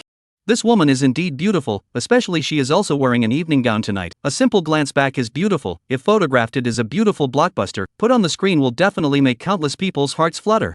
Lingyu forced himself to remain calm and continued, tonight, my sister and I went to a banquet, and I heard that the richest Qin family's eldest miss was also here. Isn't the Big Dipper Group owned by the Qin family? You are also surnamed Qin, would you have any relationship with her? Qin Mingyue was inexplicably amused, this man actually couldn't guess her identity yet? Strange, why is there still a sense of accomplishment? It's like playing high-end werewolf killing, while hidden identity to get the final victory, that kind of IQ suppression feeling. Of course it matters. Really? What's the connection? She's my boss. It was Lingyu's turn to freeze. Qin Mingyue was inexplicably pleased in her heart, finally playing him back and getting even. Lingyu, however, suddenly sighed in relief, it's fortunate that you're not the woman of the richest Qin family. You don't want me to be the richest girl in the world? It was Qin Mingyue's turn to be curious, this man didn't want his wife to be rich? Was it a deliberate attempt to disguise it? Of course I don't want to. Lingyu said with affection, now that I'm spending time with you, I feel pressurized. Oh? Stressed? Qin Mingyue was curious and wanted to figure out what the man was feeling with her. Well, it must be stressful when men don't earn as much as women. Lingyu confessed, if you're still the richest daughter, I might be even more formal with you in the future. Fortunately, our gap isn't that big yet, I might still be able to catch up with you if I work hard. Pust. Qin Mingyu couldn't help but laugh. This guy who makes $80,000 a year says he's going to catch up with her. What are you laughing at? Lingyu felt that she was humiliating herself with this smile. Heh, I'm not looking down on you, so good luck. Qin Mingyue casually said and turned to leave the hall. It was almost 11 o'clock and she had to shower and rest before then, not to break her schedule. But he heard Lingyu still talking behind him. I knew you weren't the Qin family's first lady. People have rumored that she's a lesbian, and being so rich, she can't get married at the age of 27. She must be long and ugly. This asshole. Qin Mingyue quietly clenched her fists, he actually thought he was ugly? There really isn't much intelligence. Seeing Qin Mingyue turn around and enter the bathroom, Lingyu couldn't help but frown and ask, are you taking a bath? Crap. Qin Mingyue's icy voice came from the bathroom, not taking a bath, what is she doing in the bathroom? Eating? You don't seem to have brought any clothes in with you, are you planning on not changing, or do you want to walk out naked later? 2 seconds after Lingyu kindly reminded him, the bathroom door opened again and Qin Mingyue walked out with a murderous look on her face. She used to be too accustomed to going into the bathroom without clothes and showering, and coming out with a towel afterward. The night Lingyu went to the Paradise nightclub, she was still like this. And forget this man is home tonight. By the way, what did you do with your change of clothes? Lingyu asked again in passing, he hadn't seen Qin Mingyue airing her clothes in the past few days, much less any sign of her changing clothes. What do you want? Qin Mingyue just happened to come out of the room with clean clothes, and when she heard his question she couldn't help but be wary. She'd heard that a lot of men liked to take a woman's change of clothes, especially small, intimate, original-smelling garments to sniff and then do something physical. This man, he's not going to target her change of clothes, is he? Chapter 30 I bet he gets swept off his feet. Of course I'm washing you. Lingyu spoke directly and plainly. Although he and Qin Mingyue didn't have much of a relationship and their personalities were even more incompatible, his mom told him to take good care of his wife, so he listened to what she said. Qin Mingyue, a woman who is really self-disciplined and competent at work, can't take care of herself in life. After living with her for the past few days, Lingyu realized that she couldn't take care of herself at all, and the fact that she had gastrointestinal problems at such a young age was a good proof of that. You help me wash? Qin Mingyue froze and laughed outright coldly, joke. Why should I give my clothes to a man to wash? Who knows what nasty things you will do? Lingyu was really defeated by her thinking and couldn't help but say, you still consider dirty clothes a treasure? I'm a gynecologist, how can I still not know what a woman can stick on it? Leukorrhea, urea, even feces, which one do you think is a treasure? You. Shin Mingyue suddenly felt offended. She was the star of the show. What man wouldn't be proud to touch her? Proud to smell her scent? And yet the man talks about it like it's dirty. Vulgar. If you take it out to the dry cleaner, how do you know there are no men out there? If you wear it once and throw it away, then you're awesome. It only gives more men access to your intimate apparel.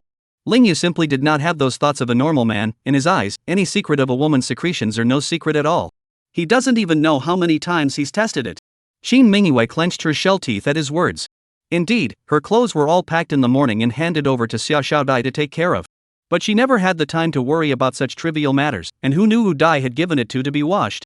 Anyway, she just needed the other person to send it back clean. Don't worry, it's all machine washed and machine dried. If you're free to dry your own clothes, I'll be able to keep my hands off them the whole time. Lingyu said frankly. This woman is so incapable of living her life, even though she makes a lot of money. Does she just want to send her clothes to the dry cleaner for the rest of her life? When did you get a washing machine? Shin Mingyue asked. This was something she never procured because she couldn't use it. Bought it the day I came in to stay, online, and it just arrived today. Lingyu replied. Shin Mingyue coldly swept him a glance and finally compromised. If I find out that you took my clothes to do something you shouldn't have done, you're dead. Lingyu was really speechless, but he didn't bother with this proud woman. After all, beautiful women, a little more self-protection awareness is normal. By the way, I put a lot of frozen food in the fridge, and I bought the microwave, so if you're hungry you can always take it and heat it up for dinner, and if you don't know how to make it, just call me. Lingyu continued again. Shin Mingyue looked increasingly surprised. How can this man do so many things? Isn't all this done by ordinary women? Also, I helped you get a Cloud City pass, so you can usually take the subway or bus if you're not in a hurry. You can save some money. Lingyu handed her another IC card in front of her. Shin Mingyue didn't answer. Are you kidding me? Would she, the eldest miss of the Qin family and CEO of the Tiangang Group, go and squeeze the subway and bus? Not in this lifetime. You take a shower, I'll put it on your room desktop for now, use it or not, whatever you want. Lingyu didn't force her. Anyway, this woman had her own car, unlike himself. Shin Mingyue then snorted coldly and entered the bathroom. You forgot to lock the door again. Lingyu sighed in reminder.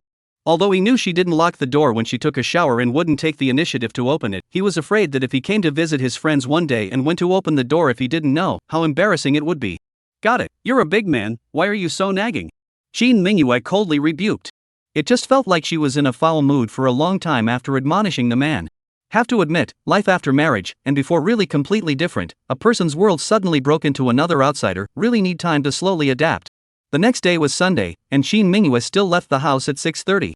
There are basically no holidays in a workaholic state, only workdays. Sitting in her office first thing in the morning, but instead of rushing through things like she usually did, she turned on her cell phone to check the home surveillance. Thinking that the man at home did not know that she actually mastered all the movements in the house, Shin Mingyue could not help but raise the corners of her mouth with a touch of curvature. Let's just see what that man does at home behind his back. I don't know that there is a saying, you are looking at the scenery on the bridge, the people watching the scenery are watching you upstairs. While she was secretly checking the home surveillance, her sister Chin Rohan happened to come outside her office and quietly watched her. Damn, that man sure can't be trusted. Shin Mingyue was suddenly so angry that she slapped the table straight with her jade hand. In the surveillance, Lingyu actually used his hands to help her wash her pants. Didn't that man say machine wash and dry? What right did he have to touch her intimate apparel, especially the pants? The next moment, Shin Mingyue's snow face even more suddenly reddened in a flash. The man turned out to be helping her wash the discharge that had gotten on her pants, the kind of thing that would be hard to get out of a washing machine. I must kill that man. Kill him. Shin Mingyue was ashamed and angry, and at this moment, her temper erupted like never before. Shin Rohan was watching from the outside. When will I have the opportunity to see this side of my sister-in-law? Suddenly, his shoulder was gently tapped twice, and he turned back in fright. Third miss, what are you doing sneaking around outside Mr. Chin's office? It's really the mantis catching the cicada, but the yellow bird is in the back.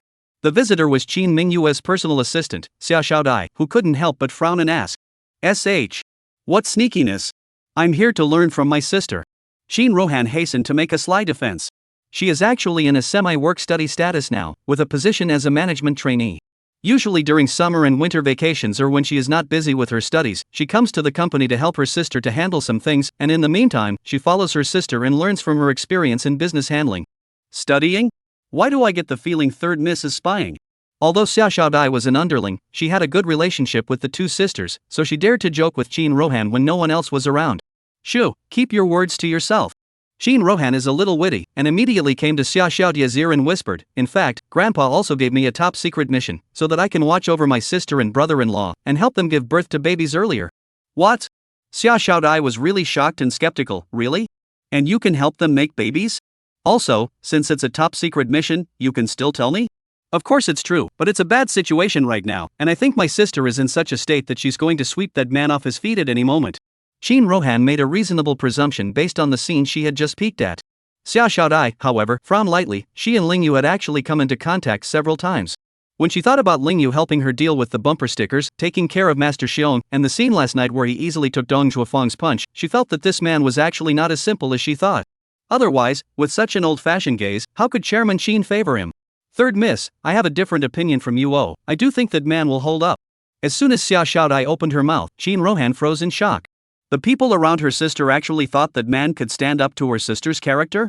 Chapter 31, Men, they all want to save face. Die, then let's make a bet? Shin Rohan offered smoothly. I say that man won't make it through this year, he'll be whisked away by his sister, or he won't be able to bear to leave on his own. There are still 3 months to go before the Lunar New Year. If he can make it to that day and still make it back to the Qin family for the New Year, it's my loss. She looked like she had a plan. How can any man stand up to a misogynistic woman like my sister for 3 months? And she knew very well that her sister's marriage was nothing more than a cop-out, and there was absolutely no way it was going to work out, let alone have a little baby. In time, when Grandpa loses his patience and pushes second sister out to marry, big sister will be relieved. Xia Xiaodai, however, laughed. What was she betting with third miss? She was just a part-time worker. Shin Rohan, however, was still in high spirits and continued, if I win, I won't marry for the rest of my life, and if I lose, I'll marry, and give the Qin family a baby boy. Seeing that the third young lady was so interested, Xia Xiaodai was also too embarrassed to refuse. The most important thing is that these two conditions of the third young lady, it is like a bet between herself and herself, the winners and losers, and the second one have little to do with What are you guys talking about out there? Come in. At this moment, Qin Mingyu's cold and stern voice came from the president's room. Sparing that Shin Rohan was a little chili pepper, she also shivered when she heard her sister's voice and hurriedly spat out her little tongue and walked in. Big sister. Good morning. Good morning, Mr. Qin. Both of them wore smiles and greeted Shin Rohan. Shin Mingyue, however, snorted coldly and threw her cell phone on the desktop, on which was the very photo taken by Xia Xiaodai and sent to her by Shin Rohan. Explain to me what's going on here. Facing Mr. Qin's cold face, Xia Xiaodai trembled a little. Shin Rohan also hurriedly spat out her little tongue and sophistically said, Sister, as your younger sister, of course I have the responsibility to watch you be happy. Brother-in-law actually dares to pick up girls outside, I will definitely expose him. Expose? Shin Mingyue said with a wry smile, so when people attend banquets with their own sisters, you guys also have to go and secretly film them? Ha? A real sister? Xia Xiaodai was surprised. It was true that she did not know that Ling Ruoxue was Ling Yu's own sister. Ha? My own sister. After waiting for half a second, Shin Rohan followed with a surprised shout. Shin Mingyue's pair of almond eyes immediately shot a sharp, cold glare at her. Shin Rohan immediately seemed to fall into the ice cellar, coldly stunned. Junior, why do I feel like you knew? There were a total of 4 daughters in this generation of the Qin family, but the one who had the best relationship with Shin Mingyue was Shin Rohan, and she only called Shin Rohan by her nickname.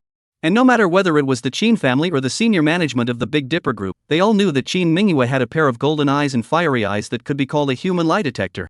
Anyone who tried to lie got a glare from her and absolutely couldn't fake it.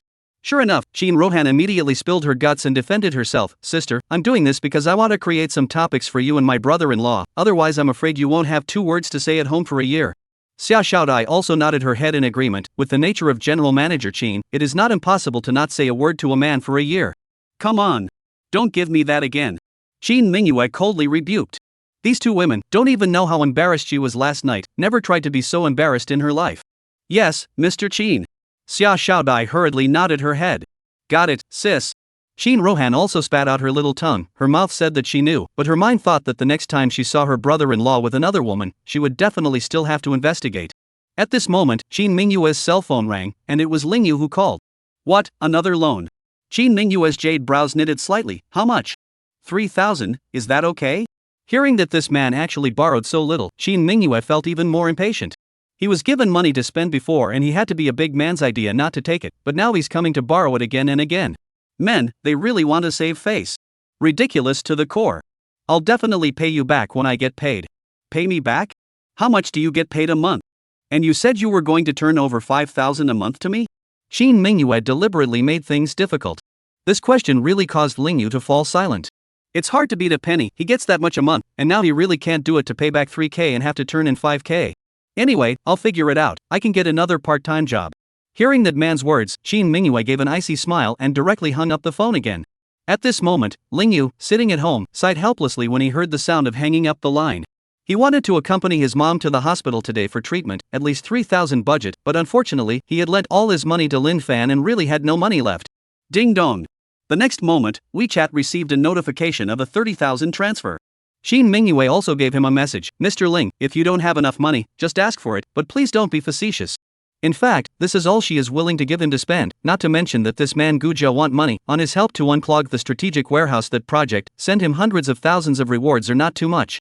Lingyu, however, felt his pride damaged and gritted his teeth as he replied, thank you, Ms. Qin, I will definitely pay you back the money. Qin Mingyue saw the message she returned, and her heart wasn't what she felt. Two couples, really making strangers out of each other. At this time, Chen Ailin is borrowing money at the home of her second uncle, Ling Guoji. Sister-in-law, my family really doesn't have the money to lend you. Hearing that she had come to borrow money, Ling Guoco directly drove her away like the plague. My family just bought a new house, and Jiawei has to pay for his Porsche, which costs tens of thousands of dollars a month, so our family's monthly money is just barely enough to cover our expenses, so where can we get the extra money to borrow from you? Why don't you ask Uncle Sam's family for a loan? Chen Ailin covered her kidneys, her lips a little pale, but still continued to speak, second uncle, this money I promise to pay you back within a month, okay? If it wasn't for the fact that her kidneys were really hurting, she definitely wouldn't have come to Uncle Tu to borrow money. Chen Ailin is well aware of what kind of person Ling Guoji is, and even more aware of his family's financial situation.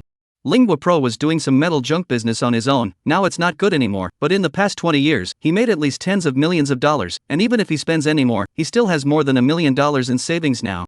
But I didn't expect him to be as stingy as before, refusing to lend even a mere 3,000. Sister-in-law, do you not understand human language or what? I really don't have the money to lend you, I can't change it no matter how much you say. Ling Guopro annoyed, directly annoyed, you want money will not ask your son to ask ah? He's such a big man, he still needs his old mother to come out and borrow money, is it a shame?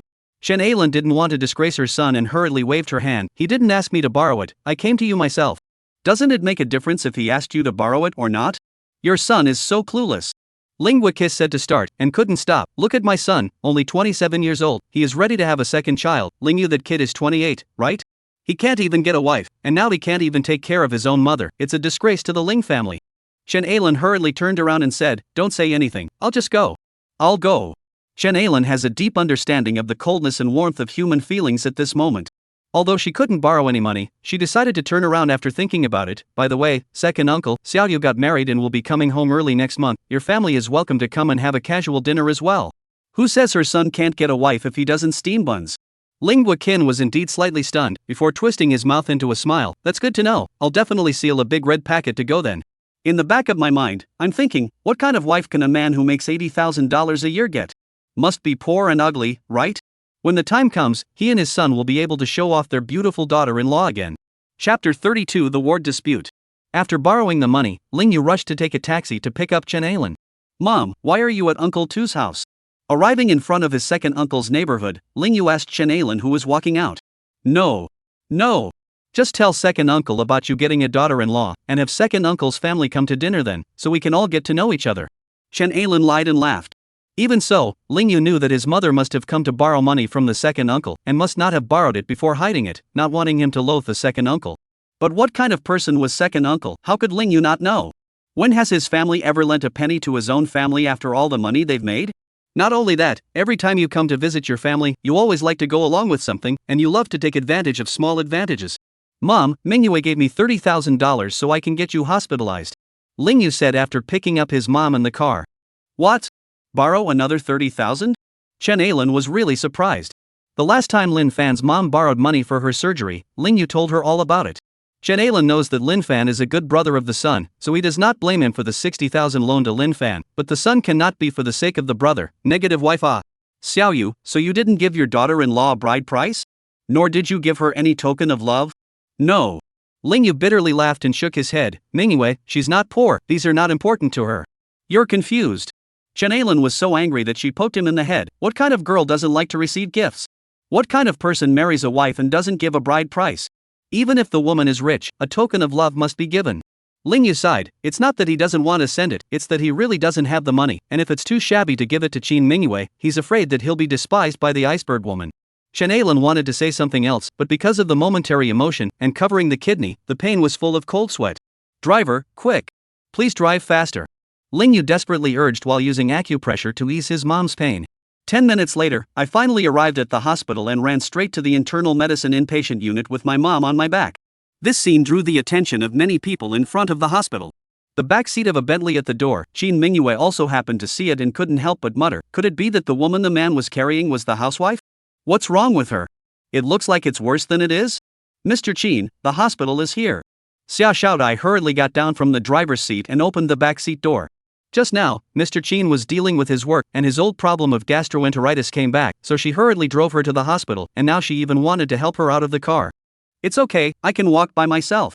As soon as Qin Mingyue opened her mouth, Xia Xiaodai felt that she had committed a crime. With such a good and strong personality, Mr. Qin didn't want to go into the hospital looking sickly, in case she was recognized by people who would think she was a sick woman.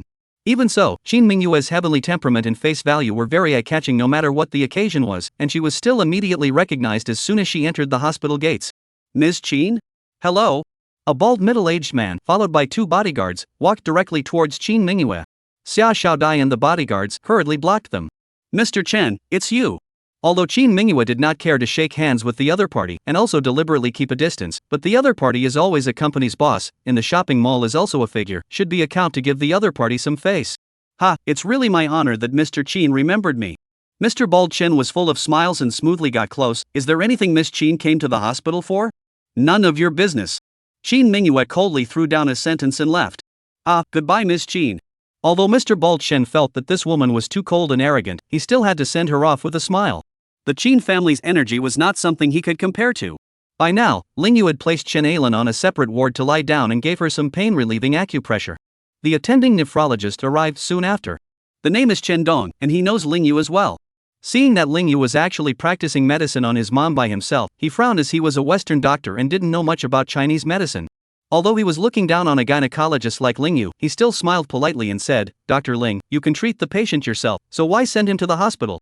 Hospital wards are tight right now, it's not like you don't know. Ling Yu turned around and hurriedly said, my mom's nephritis is too serious, and she only has 1 kidney left, so she has to use Western medicine to reduce the inflammation, and she also needs 24-hour care, that's why I sent her to be hospitalized. Ling Yu is a Chinese medicine practitioner, but does not reject Western medicine, on the contrary, he is very focused on the combination of Chinese and Western medicine. In the treatment of nephritis, the injection means of Western medicine is indeed easier and more effective than the anti-inflammatory herbs of Chinese medicine. Then come with me and help your mom with the paperwork. Yes. Ling Yu asked the nurse to hang the 4 for Chen Ailan first and went out with Chen Dong. What he didn't expect was that when he came back after the formalities, Chen Ailan was actually standing outside alone, with a mobile drip. Mom, what's going on? Why are you standing out here? Ling Yu was both distressed and surprised, and hurried over.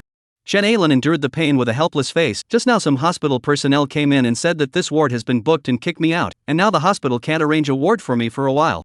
Ling Yu immediately frowned. He had been in the hospital for 2 years and had really rarely seen such an operation. Ling Yu hurriedly brought in the nurse in charge of the ward. Dr. Ling, this independent ward is assigned according to the attending physician arrangement, and Dr. Chen has assigned him to someone else. The nurse explained to him. Ling Yu instantly came to fire.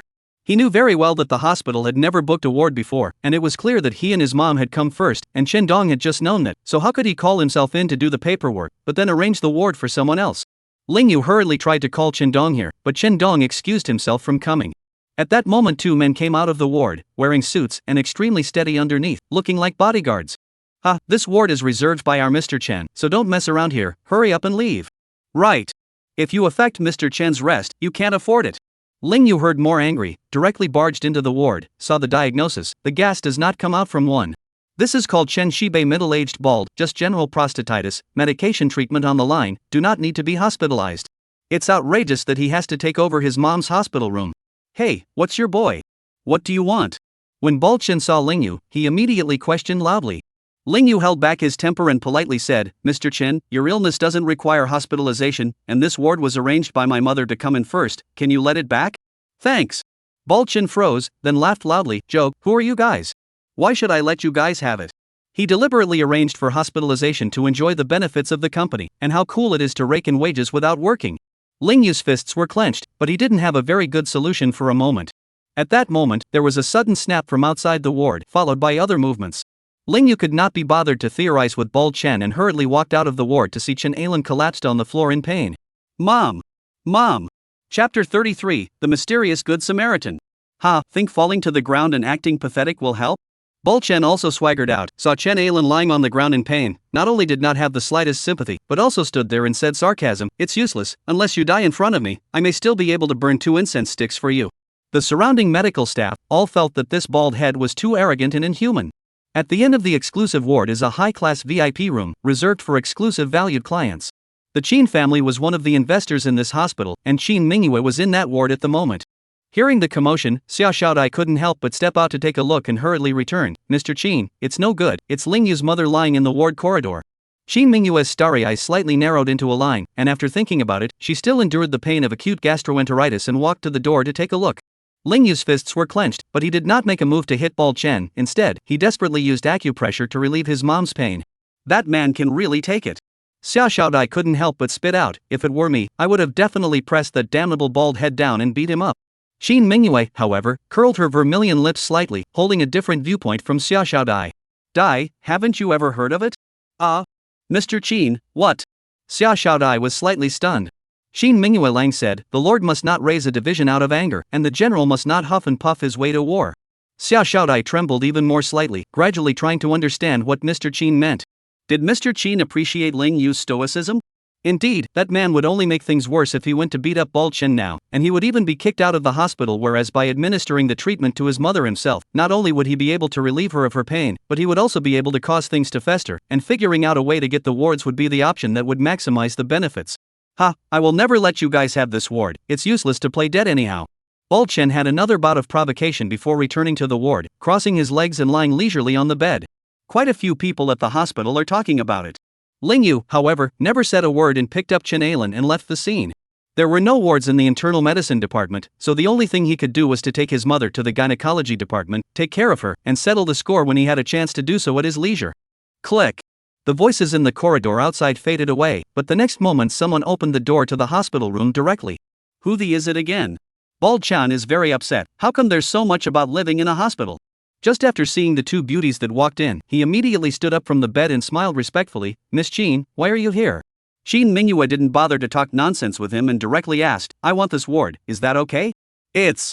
Bald Chen froze. "What is the secret of this ward? Why is everyone coming to rob it?" "Don't mope, if it works, it works, if it doesn't, it doesn't." Qin Mingyue's direct eyes were like knives, as if she wanted to slice away a piece of his fat meat. Bald Chen immediately winced. Their company has cooperation with the Big Dipper Group, and they still have to look at each other's face to eat. How dare he say half a word? It's an honor to have lived in the same ward as Miss Qin. Cut the crap. Get out. Qin Mingyue didn't bother to listen to what he had to say and directly let out a cold shout. Yes.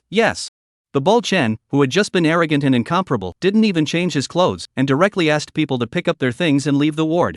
He can't afford to mess with the Qin family's eldest daughter. On the other hand, Ling Yu helped his mother to the main desk and was about to check the ward situation when a nurse suddenly contacted him via WeChat. "Dr. Ling, there's a ward in the Department of Internal Medicine, we've arranged it for you." Ling Yu was so puzzled that he hurriedly thanked her and helped his mom back again. Waiting for the nurse to lead them to the front of the ward, they were surprised to find that it was actually just that one room, and that the arrogant bald man had actually disappeared. "What's going on?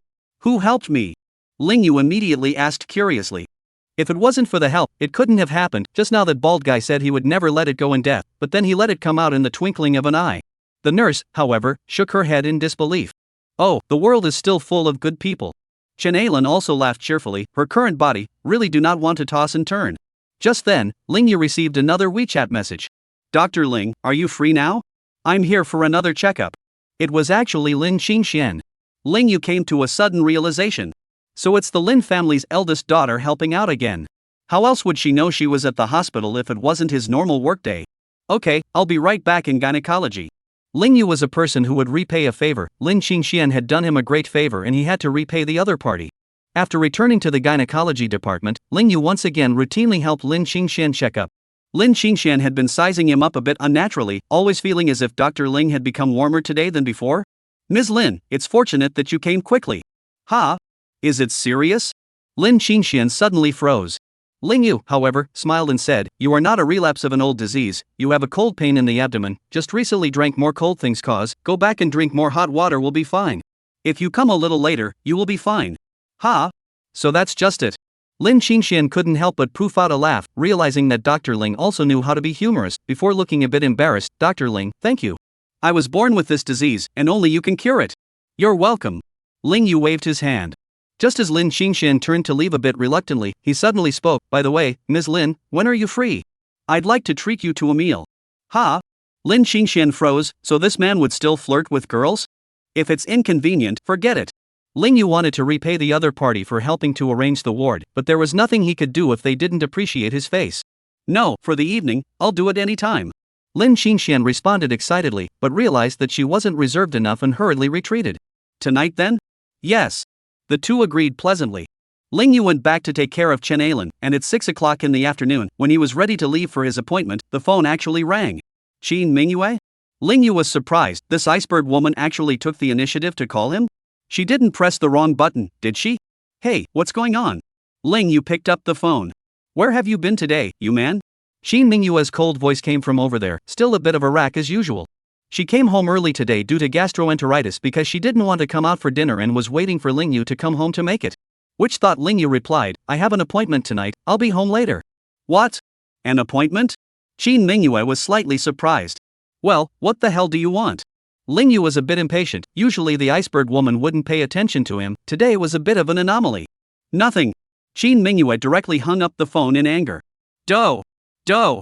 Listening to the disconnected tone, Ling Yu frowned slightly. This woman is still so difficult to get along with. Chapter 34 Stingy Wife? At night, near 10 o'clock.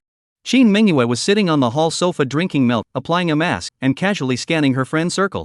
Every night before she went to bed, she would spend some time doing so, not for recreation, but to see some developments in her circle of friends. Maybe there was business information.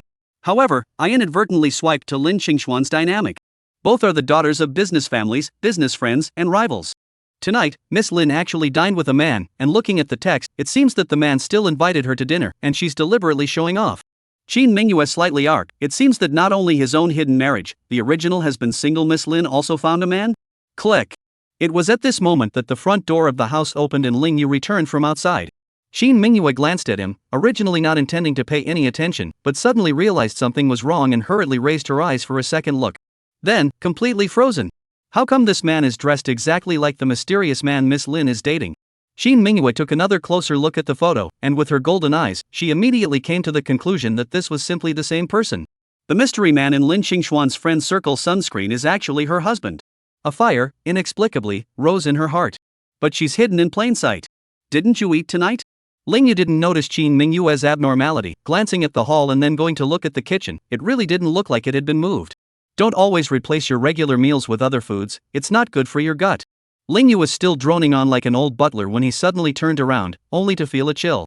Qin Mingyue's eyes were like knives as she coldly asked, "Mr. Ling, which woman did you go to romance tonight?" Ling Yu shuddered slightly and replied frankly, "Not romantically, I invited a friend to dinner." "Oh? So borrowing money means treating a girl to dinner? That's very generous." Qin Mingyue seemed to be smiling. What a bold and shrewd idea for this man to borrow his wife's money to take another woman to dinner. "Miss Qin, I invited her to dinner because she did me a big favor today. As for the money I borrowed from you, I'll pay you back as soon as possible." Ling Yu looked at her as if she was a bit angry, a bit inexplicable, and also hurriedly assured her. Qin Mingyue's heart became even more uncomfortable. She's his legal wife, she lends him money and helps his mom with her hospital room, and he leaves her at home and then goes to dinner with another woman. Is this really appropriate? Men, by nature, are really scum. If you say so, then today next month, please pay back the money on time. Qin Mingyue finished coldly and turned around to go back to her room. Walking to the door, he suddenly said again, "Also, I may not be available at the beginning of next month, so the return to your house is to be determined." This. Ling Yu had an innocent look on his face. He used to think that although this woman was icy cold, she wasn't petty, much less like someone who couldn't keep her words. Why was she like this tonight? You promised to go home to see your mom, and now you're suddenly backing out? How disappointed would mom be if she really didn't go? Sis would be angry too, right? Alas, it was better to talk about this when the time came. No matter what, he still had to find a way to make more money now, otherwise he really couldn't cope with the various financial difficulties. The next day at work, Ling Yu used his cell phone to brush up on part-time job information online. Ranked by salary and reward, manually eliminating those false propaganda and fraudulent recruitment information. At the top of the list is actually the Big Dipper Group. Project Outbound Representative, base salary 4,000 plus commission, part-time available. Ling Yu looked at the job duties again. Wasn't it similar to the task Qin Mingyue had given him earlier? It's just that last time it was arranged directly by Qin Mingyue, he didn't go through the entry process, and of course he didn't get paid. I'm in a hurry to make money now and have had work experience, so this is the only thing that fits the bill. That afternoon, Ling Yu asked Lin Fan to cover his shift for him and left the hospital a little early to go to the Big Dipper Group branch for an interview. I thought there would be no competition because the position was low and the pay was not high compared to other positions, but when I came to the site, I realized that the interview room was actually overcrowded. Men and women, young and old, all came to join in the fun. The Big Dipper Group is the leading company in Cloud City. Who wouldn't want to get in? Ling Yu handed in the resume when a casual look. Competitors actually most of the bachelor's degree. There is no lack of 985 and 211 key undergraduate, and even graduate students have. This is too much. It's amazing how much talent can be attracted to just an errand position with not so great pay. It seems like a lot of people want to use this position as a springboard to join the Big Dipper Group. In comparison, Ling Yu's paper resume is simply not enough to look at, and his specialty is not the right one. When Ling Yu's resume was put up, he heard a familiar voice. Ha, illiterate people also want to join the Big Dipper Group? Daydreaming pretty well. Looking at the voice, it was actually Zhang Milan's younger brother, Zhang Wu. Although he had the temperament of a gangster, but at least he had mixed up an unimpressive undergraduate graduation photo, so he wanted to come to the Big Dipper Group to try his luck. In case he was accepted, he and his sister would be able to double their swords and work hand in hand in the future. Zhang Wu's words also attracted a few young men and women beside him to discuss in secret. Oh, how about a high school degree to get in on the fun? Don't mock people, they're back from the army. This kind of condition, just go to apply for security guards. You have to come here to waste everyone's time. Upon hearing these comments, Ling Yu remained calm on the surface, but waves rippled in his heart. In fact, it wasn't that he didn't study well at the time that he chose to go into the military. Guarding the borders and defending the country has always been something that Ling family men do. His father also died young, having died for his country. At that time, if he hadn't made a mistake in the Northern Realm, Ling Yu wouldn't have retired back to Cloud City with a grudge, and nowadays, his resume was indeed uncompetitive in the job-seeking pile. To Ling Yu's surprise, after submitting his resume, he actually passed the initial interview. While waiting for the final interview, I also met a familiar face in the waiting room. Mom? Why are you here? When Ling Yu shouted this, Zhang Wu and the others, who had just been staring at him, even whispered. Even if you have a high school education, I didn't realize you had a mother and child. It's crazy, and humiliating. With conditions like theirs, they still want to apply for the job on? It's a dream. Upon hearing these words, Ling Yu's emotions in his heart ignited even more, but he did not have the time to care about these people and hurriedly walked over to Chen Ailin. Mom, shouldn't you be lying down in your hospital room? What are you doing here? Chen Ailin originally wanted to hide, but her son had already come in front of her, so she could only let out a sigh. Alas, you didn't give your wife a dowry or buy anything, and now you're borrowing from her, so I can't have peace of mind. I heard that this place is looking for cleaners and the pay is higher than anywhere else, so I came here. Hearing this, Ling Yu had a pang of heartache.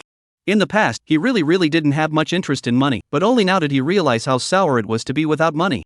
Mom is 57 and had to come out sick to make money for his marriage. Zhang Wu heard it and scoffed at it again. Think that'll help? It's just a waste of time. The Big Dipper Group is not a charity organization. Save yourselves. The men and women around them, too, thought it was a shame that the mother and son had come here to act out their bitterness. Right at this moment, a woman in professional clothes suddenly walked out of the office and said loudly, "Is Chen Ailin still there?" "In. I am." Chen Ailin hurriedly raised her hand and endured the pain in her body to trot over. "You're accepted, come to work in a couple days." "Ha? Thank you. Chen Ailin thanked him repeatedly. Zhang Wu instantly.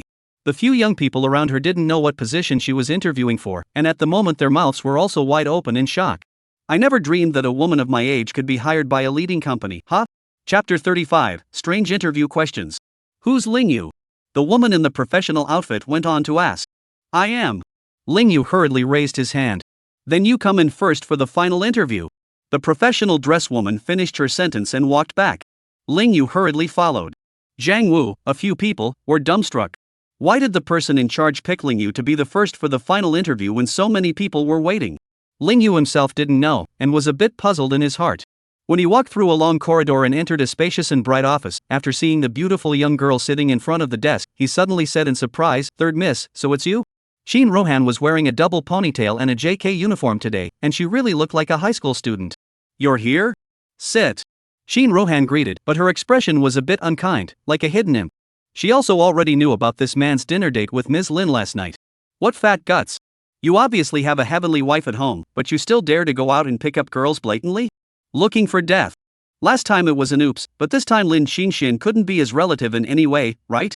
This time, she must take care of this man for her sister.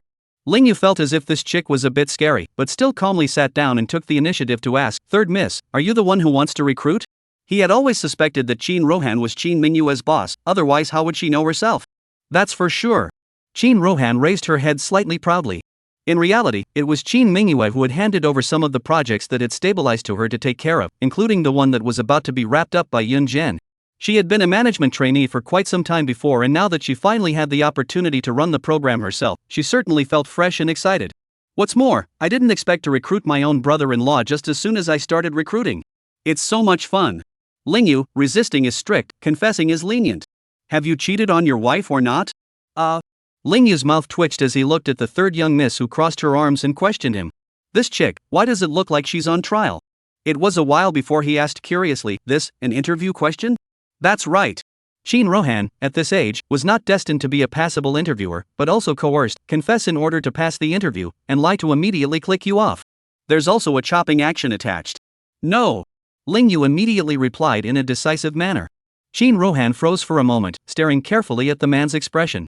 With her intelligence, as well as learning the lie detector knowledge judgment, this man's face is not red, not to mention the subconscious cover-up action, eyes rippling, completely unlike lying. Could it be that he and Lin Xinxian hadn't gotten to the point of sleeping together? Come to think of it, Lin Xinxian was at least a daughter of a wealthy family, how could she hand over her body so easily?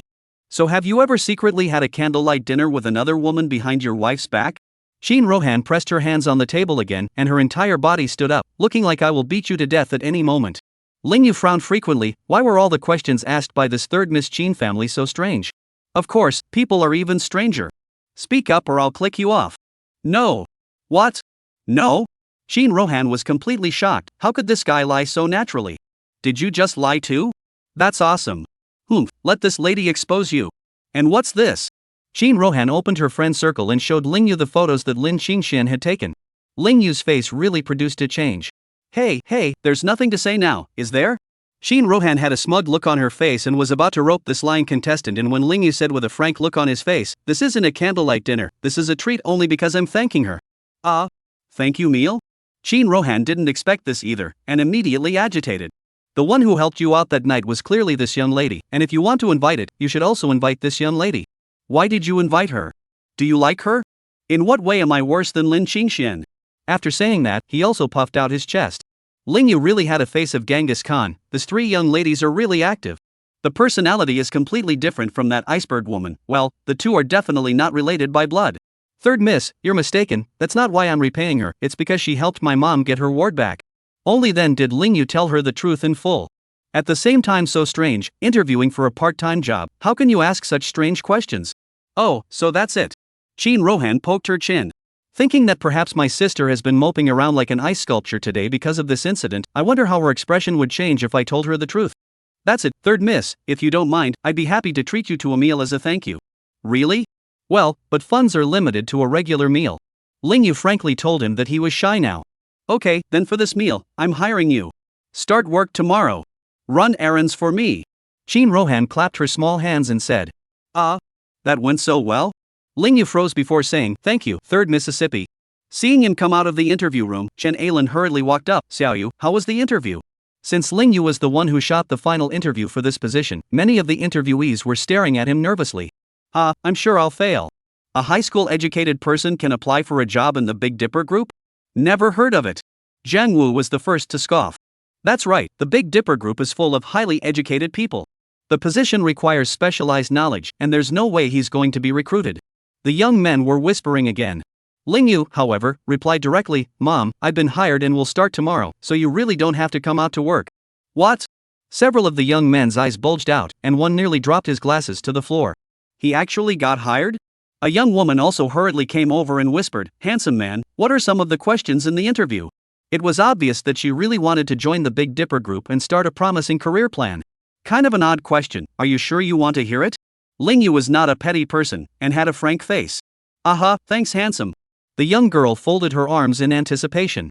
Zhang Wu and the others also perked up their ears at the side. Have you ever cheated on your wife? Ha! The first question caught the young girl off guard. Ling Yu had expected this reaction from her, as he was the same at the time, so he saw no reason to be surprised and continued. Have you ever had a candlelight dinner with someone of the opposite sex? What? Zhang Wu directly screamed out in shock. What kind of interview question is that? Have anything to do with the job title? Ling Yu didn't care what their expressions were, and continued to say the third. The interviewer also asked what exactly she wasn't like Ms. Lin Xingxian. Zhang Wu, pfft. Young girl. The other interviewees around them who had pricked up their ears were also confused. What kind of interview was this? On the contrary, Ling Yu had a frank face and did not look like he was lying in the slightest. Of course, Ling Yu didn't care if they believed him or not. He said good luck and left with his mom. Chapter 36, Poor Mom. After finishing the interview, Shin Rohan hurried back to the group headquarters and barged into her sister's office. What? Something to report? Shin Mingyue raised her eyes with a rather cold expression. Hee, big sis, guess who I interviewed today? Shin Rohan came over with interest. Not interested in guessing, if you have something to say. Shin Mingyue continued to bury her head in her work. Fortunately, Shin Rohan had guessed that she would be like this and had gotten used to it long ago, and remained excited. I interviewed my brother-in-law. What? Shin Mingyue immediately looked up. In the past, Shin Rohan couldn't believe that her sister actually cared that much about someone? Or a man. Finished. Sister, this performance, she felt that the bet with Xia Xiaodai has the risk of losing. You're not hiring part-time to assist you in running the program? How did he get an interview? Shin Mingyue asked curiously. Hee, brother-in-law might be too short of money, right? Shin Rohan stared at the change in her sister's expression, then suddenly said, I asked him, and it turns out that he dined with Lin Xingxian last night, not for a candlelight dinner, but to repay her for helping his mother snatch back the ward. What? Shin Mingyue's performance was even more agitated than just now. It even startled Shin Rohan. This was something she would have never dared to imagine in the past.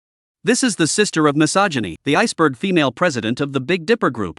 Shin Mingyue didn't care what her sister's motives were, and her usually face paralyzed like a tilted pretty face, her expression actually kept changing. Obviously she was the one who helped Shen Ailin snatch back the ward. How did that man count Lin Xingxuan's head? Is that man a pig? Shin Mingyue was so angry that she gently slapped the table. Shin Rohan forgot to blink for a moment. Of course she didn't know what her sister meant by that, but she was clearly in a state of flux. The cold and misogynistic sister actually got emotional over a man. Would you have believed it before? Sister won't fall for that man, will she? No. Absolutely not. Okay, you're out.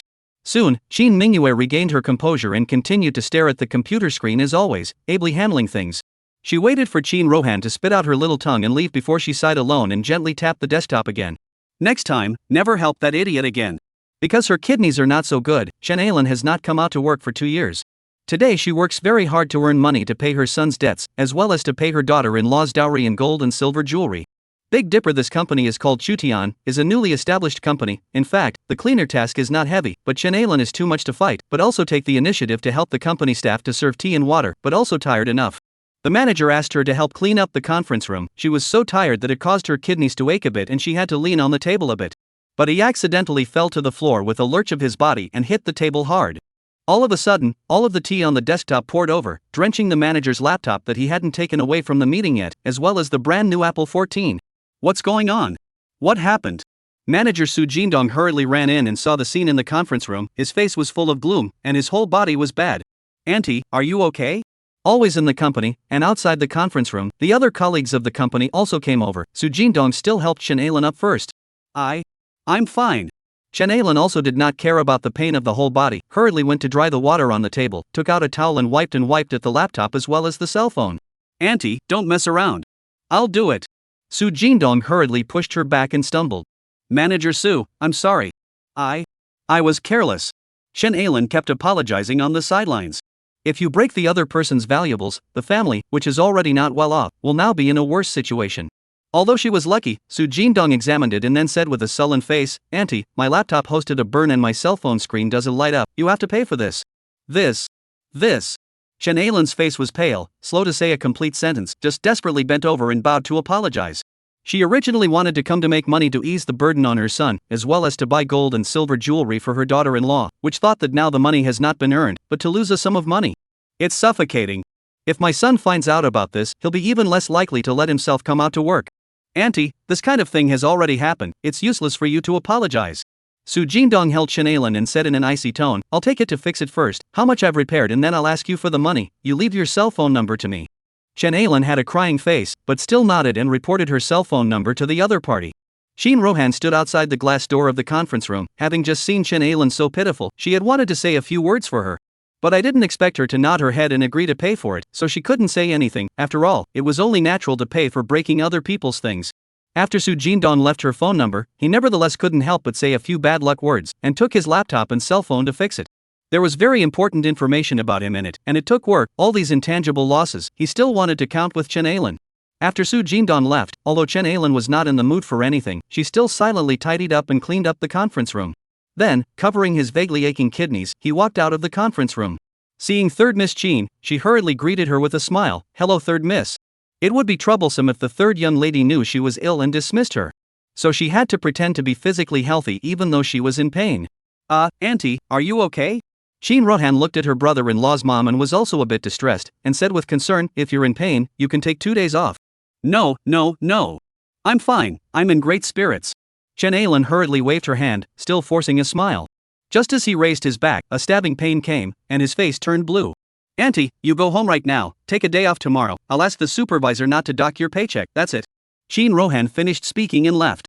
There was only so much she could do to help her. She couldn't ask Su Jindong to give up compensation, could she?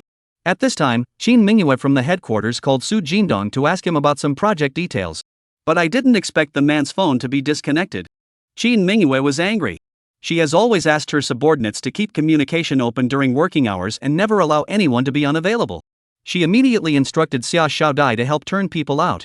Half an hour later, Su Jindong rushed to return the call, his tone a little flustered. Shin, sorry my cell phone was broken by the cleaning ant. It wasn't turned off on purpose." "Su Jindong, your first day working at the Big Dipper Group? You didn't report your cell phone broken? If you delay the project process, can you afford it?" Shin Mingyue, always strict and rigorous, immediately split her head and gave a cold lecture. Su Jindong swallowed his voice and didn't dare to dislike Shin Mingyue at all. This woman in his heart is the existence of the Queen Mother in general. "Mr. Chin, I understand, I will ensure that this situation will not occur again." "The information of the project?" Information in my notebook, but I can't give it to you now." It was hard to finish being lectured, but Su Jindong encountered a second problem. "Su Jindong, I'll give you 1 hour, if the information isn't sent over, you're done." Shin Mingyue hung up the phone in anger. Chapter 37. Next time, don't help this idiot. Who in the Big Dipper Group didn't know Shin Mingyue's temper? High and cold. Ruthless. Hated when people make excuses for failures and mistakes. Su Jindong held a bellyful of anger and felt that it was all because of that cleaning ant. Damn, must blackmail her hard. Otherwise you can't let out your hatred. At this time, Chen Ailen returned home, still fearful of the end of the day. The heart also hesitates to put this matter in children to say. But she asked her next-door neighbor and heard that repairing computers and cell phones would be a few $1,000s at most. She didn't want to worry her son or daughter anymore when she thought about asking someone to borrow it and maybe even fix it. Soon, Su Jindong's call came. "What? $20,000? Chen Ailen's soul was scared out of her body when she heard this number. "Manager Su, how? Why is it so expensive?" Expensive? I can't get my computer and cell phone data out, affecting the company's projects. The loss could be several millions or even tens of millions. I haven't even counted this loss. If you don't want to pay, I'll call the police. Let's go through the legal process." Su Jindong vented all his anger on Chen Ailen. He is not purely rely on bluffing, so that momentum pressure Chen Ailen did not dare to say anything, only temporarily promised to promise, said to find a way to compensate him. "Mom, what's wrong with you?" Ling Ruoshua happened to be back, and seeing Chen Ailen in a trance, her eyes red, as if she would faint at any moment, she hurriedly came over to care. Chen Ailen didn't want to tell her at first, but unable to resist Ling Ruoshua's constant pressing, she finally spilled the beans. Said later, and sobbed helplessly. "What, $20,000 for repairs? He's clearly extorting. Why don't we just go rob him?" Ling Ruoshua instantly exploded with anger and immediately called Lingyu. Lingyu had just gotten home from work and was about to run a part-time job, and was also furious after hearing what his sister said. 20K could have bought brand new ones. That compensation is simply unreasonable. You tell mom to take it easy, I'll figure something out for her. After hanging up his sister's phone, Lingyu was also in an irritable mood. 20,000 he couldn't get out now, and he was too embarrassed to borrow from Qin Mingyue again, otherwise that woman would really think that he married her just to blackmail her for money. But on second thought, wasn't that iceberg woman an executive at the headquarters of the Big Dipper Group? Maybe begging her could solve this problem. At least bring the compensation down to a normal level so he can help his mom with it. In the evening, when Ling Yu came back from his part-time job, it happened that Qin Mingyue had just returned home as well. Because of last night's events, the relationship between the two is now down to freezing point. Even though Qin Mingyue knew the truth, she just felt that this man was too stupid, and seeing him made her angry. Miss Qin, there's something I'd like to ask you for a favor. Ling Yu still had no choice but to open his mouth politely. What? Borrowing money to take some woman to dinner again? Qin Mingyue spoke coldly. Just immediately regretted it. Why did I seem a bit acidic in that statement? This man wouldn't mistake himself for jealousy, would he? No. Ling Yu didn't care what she was thinking. He directly told her what happened and then requested, "Can you help communicate with that manager Su, so that he can reduce the compensation to a reasonable level?" Qin Mingyue hadn't said anything, but couldn't help but secretly shake her head. Things are actually so coincidental. It turns out that the cleaner who broke Su Jindong's computer and cell phone is actually Ling Yu's mother. Isn't that her mother-in-law? Instead, she slashed Su Jindong hard because of her housewife. Miss Qin, may I? Seeing that she had been silent, Ling Yu asked again directly. AC? Qin Mingyue then froze. Ling Yu frowned straight away. This iceberg woman wouldn't have listened to a single word, would she? Or she didn't want to help, so she pretended not to hear? Did he talk for so long for nothing?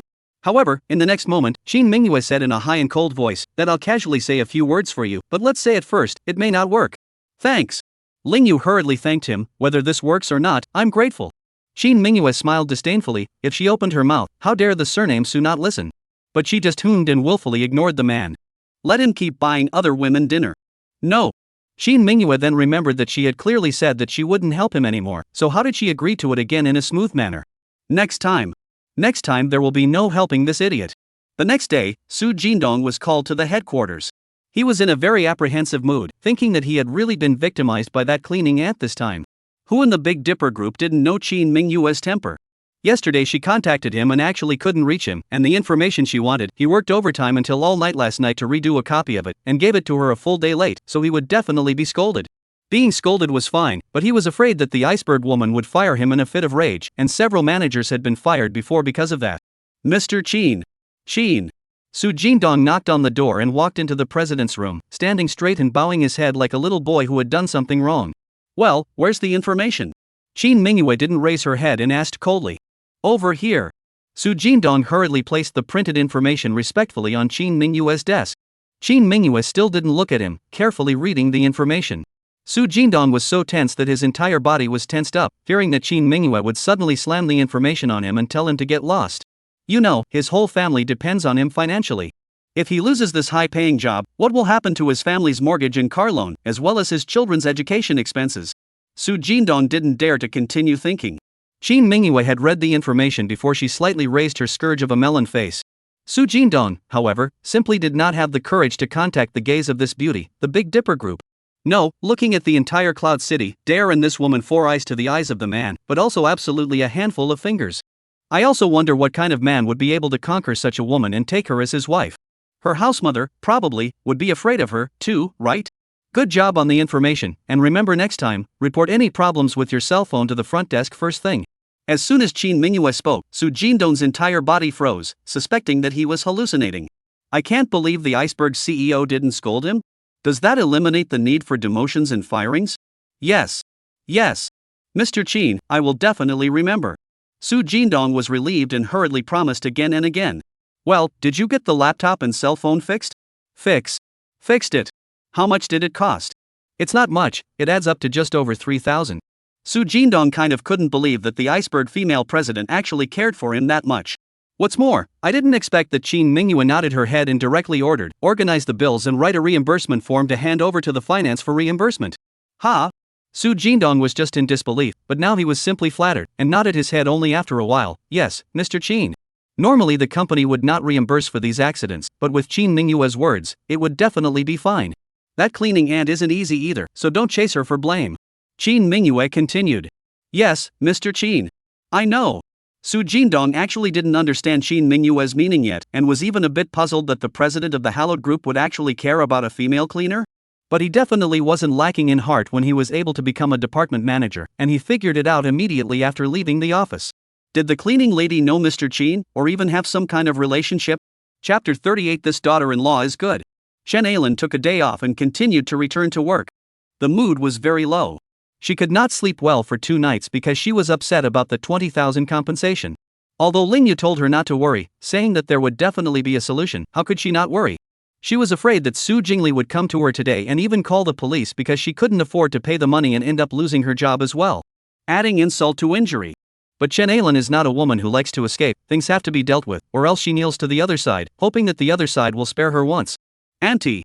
Sure enough, not long after she went to work, Su Jindong came to find her specifically.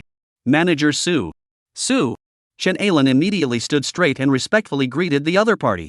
Well, I came to talk to you about computers and cell phones. Before Su Jindong finished, Chen Ailen's tears immediately welled up and she almost knelt in front of him.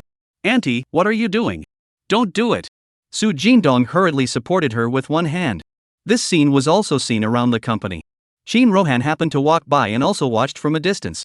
Of course she didn't know that her sister had already helped with it and was thinking that if she couldn't, she'd just help her brother-in-law's mom pay for it. Even though my sister hasn't recognized the marriage yet, this cleaning aunt is still my sister's legal housemother anyways, so I can't embarrass her too much. Manager Su, our family can't afford $20,000, so please give me a break. I really didn't do it on purpose. Chen Ailen had a snotty nose and tears. With so many people around watching, Su Jindong was glad that the matter of forcing her to pay back $20,000 hadn't spread yet, or else she would have definitely been verbally abused. Auntie, I did it on purpose, just reminding you to be more careful next time. For the money, there's no need for you to pay. It's... What the hell? Chen Ailen froze immediately. I never dreamed that the contrast between Su Jindong's before and after would be so big. Her heart was suddenly relieved, but she couldn't help the tears from welling up. Really? Really don't have to pay? No, I just came to clear this up with you. Su Jindong left after saying that, so as not to cause a crowd. The crowd was shocked. Shin Rohan also strange, before and after the two scenes she saw, Su Jindong how contrast so big? There's obviously a story here. Could it be that my sister is doing that stupid brother-in-law a favor again? Otherwise, Shin Rohan believed that even if she opened her mouth, it might not work well. With things resolved in this inexplicable way, Chen Ailen was instantly refreshed and excitedly called Ling Yu. At this time, Ling Yu was still working at the hospital and was relieved to hear his mom say that things were resolved. Xiao Yu, was it Mingyue who helped? I have to thank them in person. Chen Ailen already wanted to see her daughter-in-law so much that she went crazy, and now she was even more itchy as if there were millions of ants crawling. This daughter-in-law is so good at what she does. The ancestors of the Ling family have blessed our son with such a good daughter-in-law. Mom, it's almost the end of the month, you'll see her in a few days. Ling Yu could only be so comforting. Just hanging up the phone worried him to no end. Shin Mingyue had suddenly said only a few days ago that she might not go home with him, and to this day the matter was still hanging in the air. How disappointed would Mom be if she really didn't go back then? No matter what, she must have a showdown with her tonight to finalize things. When Ling Yu made up his mind to go home part-time, he waited a bit anxiously for Shin Mingyue. On the contrary, Shin Mingyue came back later than usual tonight and didn't arrive home until 10:30. Ms. Chin, why are you so late tonight? Ling Yu opened the box first. But Shin Mingyue was clearly busy and went straight to her room with a hum, looking like she wanted to find clothes to shower and sleep. Ling Yu knew her habits, once 11 o'clock will definitely close for rest, so he directly stopped in front of her. Something? Shin Mingyue's jade brows knitted slightly. Ms. Chin, you promised before that you would go home with me. My mom has already prepared things in advance and invited relatives. I can't get down if you want to suddenly renege. Ling Yu said under his breath, if you really don't keep your promise, I can only tell your grandfather. Shin Mingyue's cold eyes danced, her slender eyelashes seeming to freeze ice. Who doesn't know she hates it when people threaten her? It's amazing how bold this guy is. But it was really something she had promised, and the sudden reversal was due to her little nature, mistaking the guy for a candle at dinner with another woman. Now that the truth was known to her, she just thought the man was too stupid. Now that you mention it, I do have something for you to do. Ms. Chin, what is it? Ling Yu obediently asked, as long as this woman is willing to go home with him to deal with the parents, anything is good. I did promise you that I'd come to your house when the Yunjian project was completed on time, but now there's a hiccup. Shin Mingyue took out a USB flash drive and put it in front of him. After today's strategy meeting, it was decided that the building's iconic logo should be changed, so you'll go tomorrow and convince Yunjian to change it in accordance with the new drawings, and also in accordance with the original delivery period. Ling Yu frowned and took the flash drive. He believed that this was definitely not Shin Mingyue deliberately making things difficult for him, and since this woman had just done his mom a big favor, it was only right that he do this for her. Go for it. Shin Mingyue's vermilion lips curled slightly, and with a symbolic word of encouragement, she turned around and went into her room. It was something she could have actually left to someone else, but she just wanted the man to make something of himself and logically place him in a happier position. No matter what, this idiot was also her legal husband. She really couldn't bear to see him and Chen Ailen bothering about money all day long. In order to fulfill Qin Mingyue's mission, Ling Yu had no choice but to take another half-day off from the hospital. Early the next morning, a woman took the initiative to contact him, saying that the company had sent her to assist him in completing the changes and deliveries of the Yunjian project. Ling Yu and the other party had arranged to meet, but he did not expect to see a familiar BMW when he came to the agreed location. The one who walked down from the car was none other than Xia Xiaodai. "Mr. Ling, hello again." Xia Xiaodai's face value and temperament couldn't be compared to Qin Mingyue's, but she was still a fashionable beauty and very bright. "It's you. So you're also from the Big Dipper group?" Last time in the cafe, Ling Yu helped Xia Xiaodai solve the bumper but left without leaving contact information, so he simply did not know the other side of the bottom. That's right, the top secretary of the Big Dipper group. Xia Xiaodai took the initiative to extend her hand towards Ling Yu and did not lie. Ling Yu shook hands with the other party and got into the other party's BMW, heading to Yunjian Company. "Aya, Miss Xia is here in person. I'm sorry to have missed you." "Forgive me." The project boss of the cloud construction company is a middle-aged man named Zhang Weijie.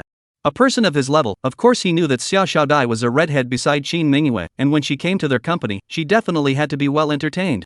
"Mr. Zhang, let me introduce you, this is our project leader, Mr. Ling Yu." Xia Xiaodai personally introduced Zhang Weijie. Ling Yu was slightly shocked. How did he become the project leader? Zhang Weijie was even more stunned. He thought that a character like Xia Xiaodai coming to Yunjian was already giving them face, but he didn't realize that this man's status was actually higher than Xia Xiaodai's. That's even more slack. Chapter 39, Grievance. "Ha? Mr. Ling, you are the project leader of Huanyu Chutian?" Zhang Weijie hurriedly and warmly shook Ling Yu's hands. Yes, nice to meet you." Ling Yu glanced at Xia Xiaodai. Things had come to this, he had no choice but to admit it. "Mr. Ling, welcome to inspect the project. I should have accompanied you, but I have a very important meeting on the side. How about this, I'll arrange for our project director to entertain you." "Okay, thanks for arranging it, Mr. Zhang." "Thanks. Thanks for understanding. You guys please wait in the VIP hospitality room." Zhang Weijie was grateful for Ling Yu's easygoing attitude. Soon after, Zhang Milan hurried towards the general manager's office. Passing by the VIP hospitality room, she inexplicably gritted her teeth when she actually saw Ling Yu enjoying the air conditioning and food there. Stinking beggar, pulling the tiger skin as a big flag again. "Come to our company to cheat food and drink?" Zhang Milan made some belly laughs before walking into the general manager's room. "Mr. Zhang, you're looking for me?" Zhang Milan instantly smiled like a flower, a far cry from her just now sultry appearance. That's right. The head of the Big Dipper Group's project is here, so entertain him for me." Zhang Weijie was preparing the information for the meeting and did not raise his head to instruct Zhang Milan. "Yes." Zhang Milan is very proud. This project will soon be completed and delivered. She was promoted to get a raise in salary and commission, just around the corner. With a 300,000 project bonus, you must set up a few tables to show off. When the time comes, he will definitely have to find an excuse to call Ling Yu, the beggar, too, so that he will know the huge gap between him and himself, and then humiliate him properly. Look how dejected he was before. Then I'm counting on you. The project will be completed soon, so we can't afford any mistakes at this juncture, understand? Zhang Weijie walked over and gently patted her shoulder. "Mr. Zhang, people understand." Zhang Milan mouth slightly whined. After all, in front of the top boss, promotion and salary increase still have to rely on him. Soon, Zhang Milan personally carried fruits and drinks to the VIP room. When he saw Xia Xiaodai, he welcomed her with a smile and entertained her well. As for Ling Yu? Heck, this third-party collection beggar, giving him a sip of plain water, also for the sake of his master. Xia Xiaodai looked at her performance and directly rebuked coldly, "Ms. Zhang, what do you mean by this? If you don't welcome us to inspect the project, you can just say so and we'll leave right away." Ms. Xia, I don't understand what you mean. I welcome you all." Zhang Milan looked confused and innocent. Deliberately snubbing our chief as a welcome? What? The head? It was only when she saw Xia Xiaodai's eyes that Zhang Milan woke up like a dream. The original project leader is not her, but Ling Yu the beggar. What's going on here? How did a gynecologist become the project leader of the Big Dipper Group? Ling Yu inexplicably smiled when he saw her panicked expression. Although he didn't know what was going on, but seeing this expression on Zhang Milan's face put him in a refreshing mood. "Mr. Ling, I'm sorry for. Please eat the fruit." Zhang Milan hurriedly brought the fresh fruits that had just been cut and respectfully served them in front of Ling Yu. "Well, Ms. Zhang's knife work is not bad. Please open another durian for me. I like it." Ling Yu smiled and pointed at the durian on the tabletop.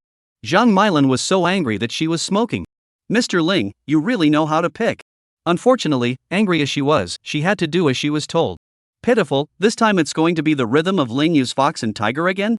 The Big Dipper Group actually appointed this third-party collector to be the head of the project. Is it because last time he helped drive away those hooligans and took credit for it? After opening the durian with great difficulty, Zhang Mailan still couldn't stand the anger and took advantage of Ling Yu going to the restroom to deliberately ask Xia Xiaodai, "Miss Xia, how could your company let a part-time employee be in charge?" That day, Zhang Wu went to the Big Dipper Group for an interview and saw Ling Yu, and of course she knew about Ling Yu's interview for a part-time job. So she was trying to figure out how Ling Yu, the beggar, could become the head of the program in such a short period of time. "Ms. Zhang, are you questioning our Big Dipper Group's use of people?" Xia Xiaodai coldly asked back. "Ms. Xia, you're mistaken. How could I dare question it?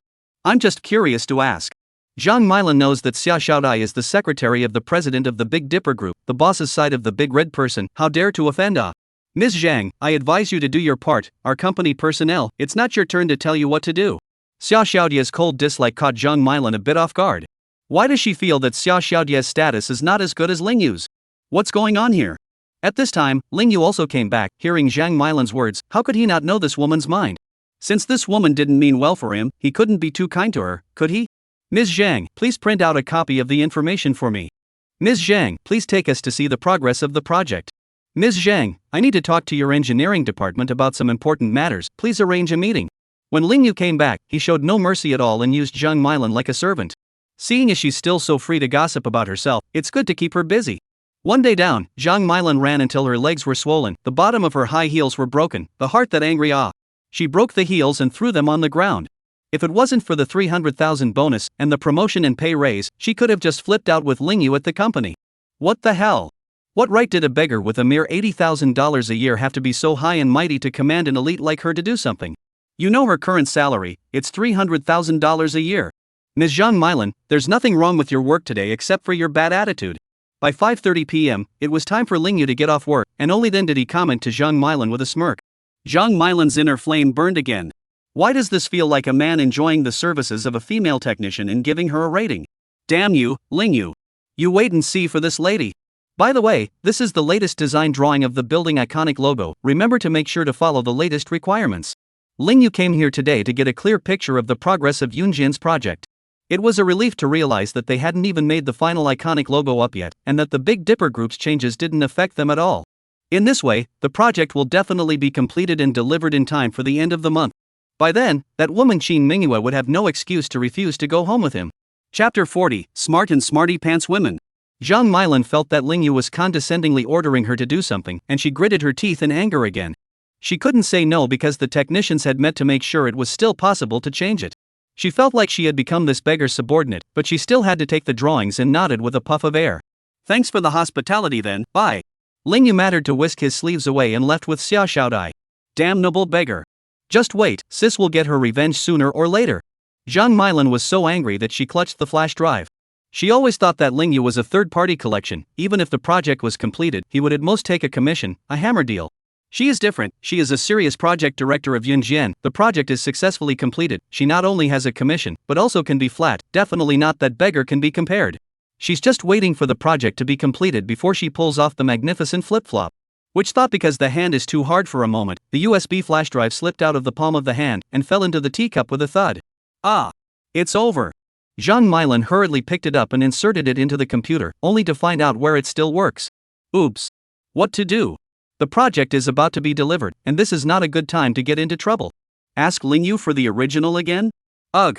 That asshole will surely find a way to embarrass my lady again.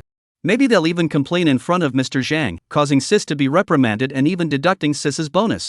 The drawing is broken, this supervisor will not just redraw one as it is?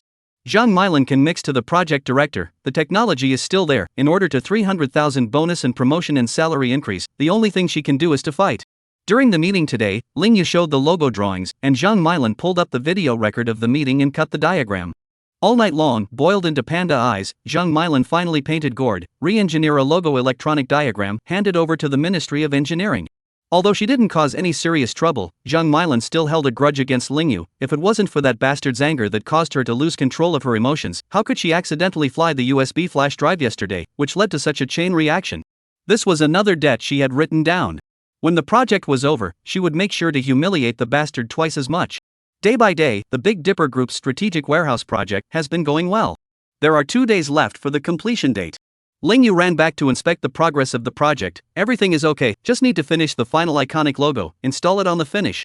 When I got home at 10 o'clock, I found that Qin Mingyue was actually eating hot noodles, and the aroma was still strong. Ling Yu instantly became hungry and asked in surprise, "You made it yourself?"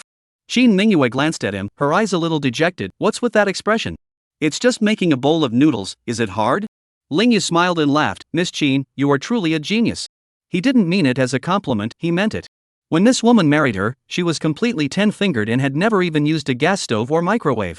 Now she actually knows how to make her own noodles and make them so colorful. Her enlightenment is really high. "That's for you to say?" Qin Mingyue couldn't help but curl her vermilion lips slightly. But immediately, she hastened to put on a look of indifference. She's the CEO of the Big Dipper Group, and she's happy because a man praised her? What a scandal! No way! Absolutely not! I even left you some, do you want to eat it? I'll pour it out if you don't. Qin Mingyue said, standing up icily. Ling Yu hurriedly swooped over and protected the small bowl of noodles. The eggs, meat froth, and toppings were exquisitely matched and arranged, almost pudding-like. Only this woman has this mind, change to do Ling Yu, do good directly to eat. Where is this talk about the effort? Seeing this man wolfing down his food, actually wiping out all the noodles in 2 bites, Qin Mingyue couldn't help but laugh again and coldly spat out the words, simply like a starving ghost. "Are you going to walk the project, or just released from prison?" Walking the program is actually more physically demanding than going to jail. After Ling Yu finished eating, he couldn't help but lick his tongue and give the woman a thumbs up. "It's really delicious. It's even better than what I made." Qin Mingyue's vermilion lips rose slightly again, but soon dispersed without moving, and turned to say, "You thought to praise me twice, and I'll do it again for you to eat. By the way, how is the progress of the project?" "Everything is going well and will be delivered as soon as the logo is done and added." After Ling Yu finished his reply, he hurriedly added, "Remember what you promised me, the project is successfully completed, you have to go home with me. My mom has already sent official wedding invitations to my second and third uncles' families." "So grand?" Qin Mingyue's jade brows knitted lightly, her heart actually resisting such a meal. But after all, he didn't open his mouth to refuse, and just coldly threw down a sentence, "Pack up all your things, I'm going to wash up and rest." Looking at the woman's poised back, the corners of Ling Yu's mouth rose slightly and his heart was very pleased. 2 days to go and he'll be able to fulfill a big wish of his mom's. The next day, Zhang Weijie called Zhang Milan to his office. "Milan, you've done a good job following up on this project. Not only did you make the project go smoothly, but you also took care of all the details. After the project is delivered tomorrow, I'll immediately apply for a 300,000 bonus for you, as well as a raise for you." "Thanks. Thank you, Mr. Zhang." Zhang Milan was so excited that she was on the verge of jumping up, and really wanted to hug and kiss this middle-aged man.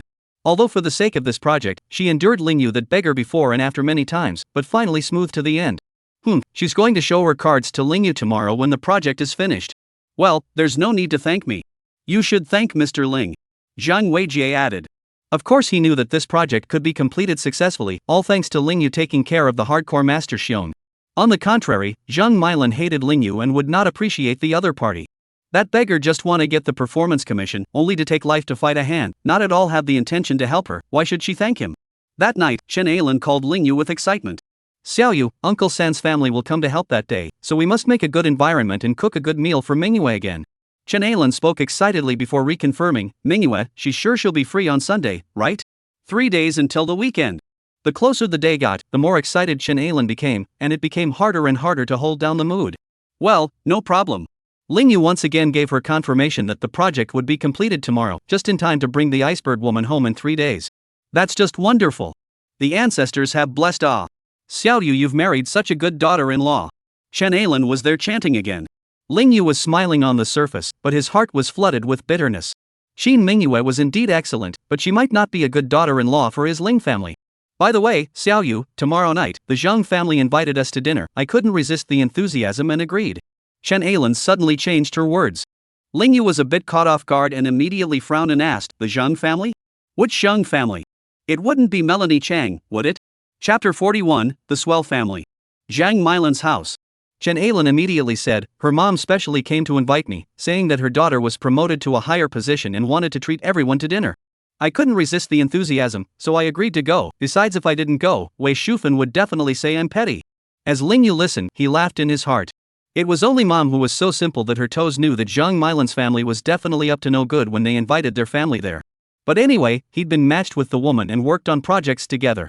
Now that the project was a success and she was hosting a celebration party, it made sense for him to attend. He didn't want to go against his mom when she had agreed anyway. At this time, in the office of the Big Dipper Group, Shin Rohan and Xia Xiaodai were anxious as ants on a hot pan. The logo for the strategic warehouse program is actually wrong. There's a detail pattern in the logo that was supposed to be 4 across, but now it's only 3. This logo is very strategic and critical. Is cloud construction a pig? How can this be wrong? Shin Rohan was furious. This was the first project that her sister had turned over to her to take charge of when she first started out, and it had resulted in this kind of mess. What the hell is going on with Yunjian? I'm afraid Mr. Qin will be angry if he finds out. Xia Xiaodai also had a headache. It is reasonable to say that the strength of the cloud construction company is still very good, so how could it make such a big mistake? This kind of thing on the Big Dipper Group strategy does not have much impact. After all, logo has no functionality, just on the Big Dipper Group reputation loss but a lot of awe. The strategic warehouse ribbon cutting event will take place on the 2nd of next month, and if we have to get even the iconic logo wrong by then, we are afraid that it will make a fool of ourselves and give our competitors a chance to attack us. I know my sister's character very well. If she finds out that the logo is wrong, she'll be furious. What should we do? Shin Rohan was frantic. Don't look at her and Shin Rohan's close relationship, but she was also afraid of her big sister. In the Big Dipper Group, there was no one who didn't respect and fear that woman. Third miss, this has nothing to do with you. I'll go find Ling Yu and take care of this as soon as possible. Xia Xiaodai hurriedly pacified. After all, although the third young miss's status was honorable, she was always inexperienced enough to handle things, and this matter still needed to be handled by her. Then die, please. Shin Rohan sighed, really want to catch the guy who made the mistake in Yunjin Group out and whip him, but he doesn't know who it is yet. On the other side, Zhang Milan was still unaware that she had made a huge mistake and received a verbal promise from Zhang Weijie, and her entire body had drifted away. Not only did she let all her relatives and friends know that she would be getting a 300,000 bonus, but she was also honored to be promoted to supervisor of the cloud construction group with an annual salary of $300,000. The Zhang family also feels that it is a glorious thing. After all, the average annual salary in Yunchang is only a mere 70,000 or so, and his family's daughter is already considered a successful person.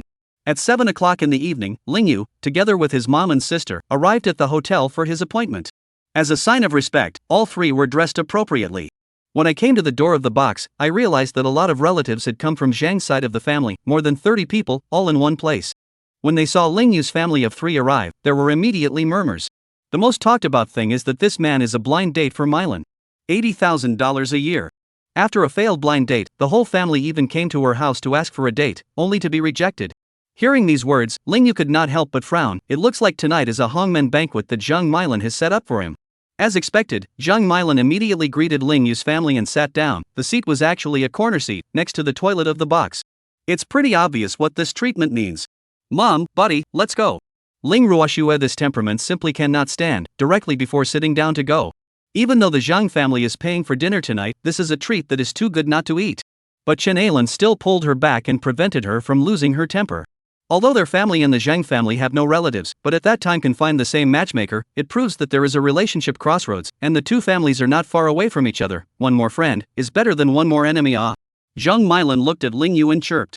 Wei Shufan and Zhang Wu also looked at him. This man refused to leave until now. He must still want to marry his Zhang family's woman. They just love to see people with no self-awareness like that make a fool of themselves. At that moment, another man in an upscale suit walked in. Zhang Milan took a look and hurriedly greeted the man, gently holding his arm. Seeing this scene, the relatives in the box immediately boiled over. Even Chen Ailan was slightly stunned, not expecting Zhang Milan to find a man so soon. Mi Chan, is this your boyfriend? Yeah, who is he? Zhang Milan had known that it would have this effect, and immediately glared at Ling Yu in triumph again before she pretended to be shy and introduced herself to everyone. Let me introduce you all. This is my good friend, Shen Dong. And the prospective boyfriend I've been scouting for. He is the internal medicine physician of Renai Hospital, and his annual income is more than 300,000 yuan. His uncle is also the vice president of the hospital, and his father is a businessman, and his assets have been heard of tens of millions of dollars. Yo! Wowza! As soon as these words fell, the Zhang family's relatives exploded. Ling Yu also frowned and looked at Chen Dong. Could it be that there was another reason for this layer of relationship when Mom was kicked out of the ward that day? Chen Dong, however, did not even look at Ling Yu from start to finish. In his opinion, Ling Yu couldn't be compared to him at all. Not only was his title in the hospital lower than his family's situation was also far inferior to his, so why should he give him face? Dr. Chen, you're really young and promising.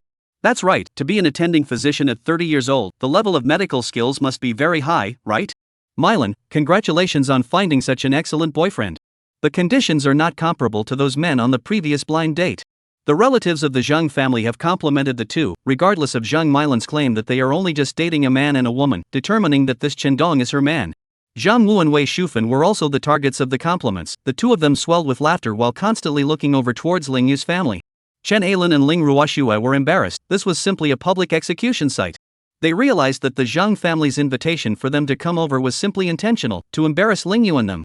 Ling Yu, however, never had much of an expression and silently watched Zhang Milan perform.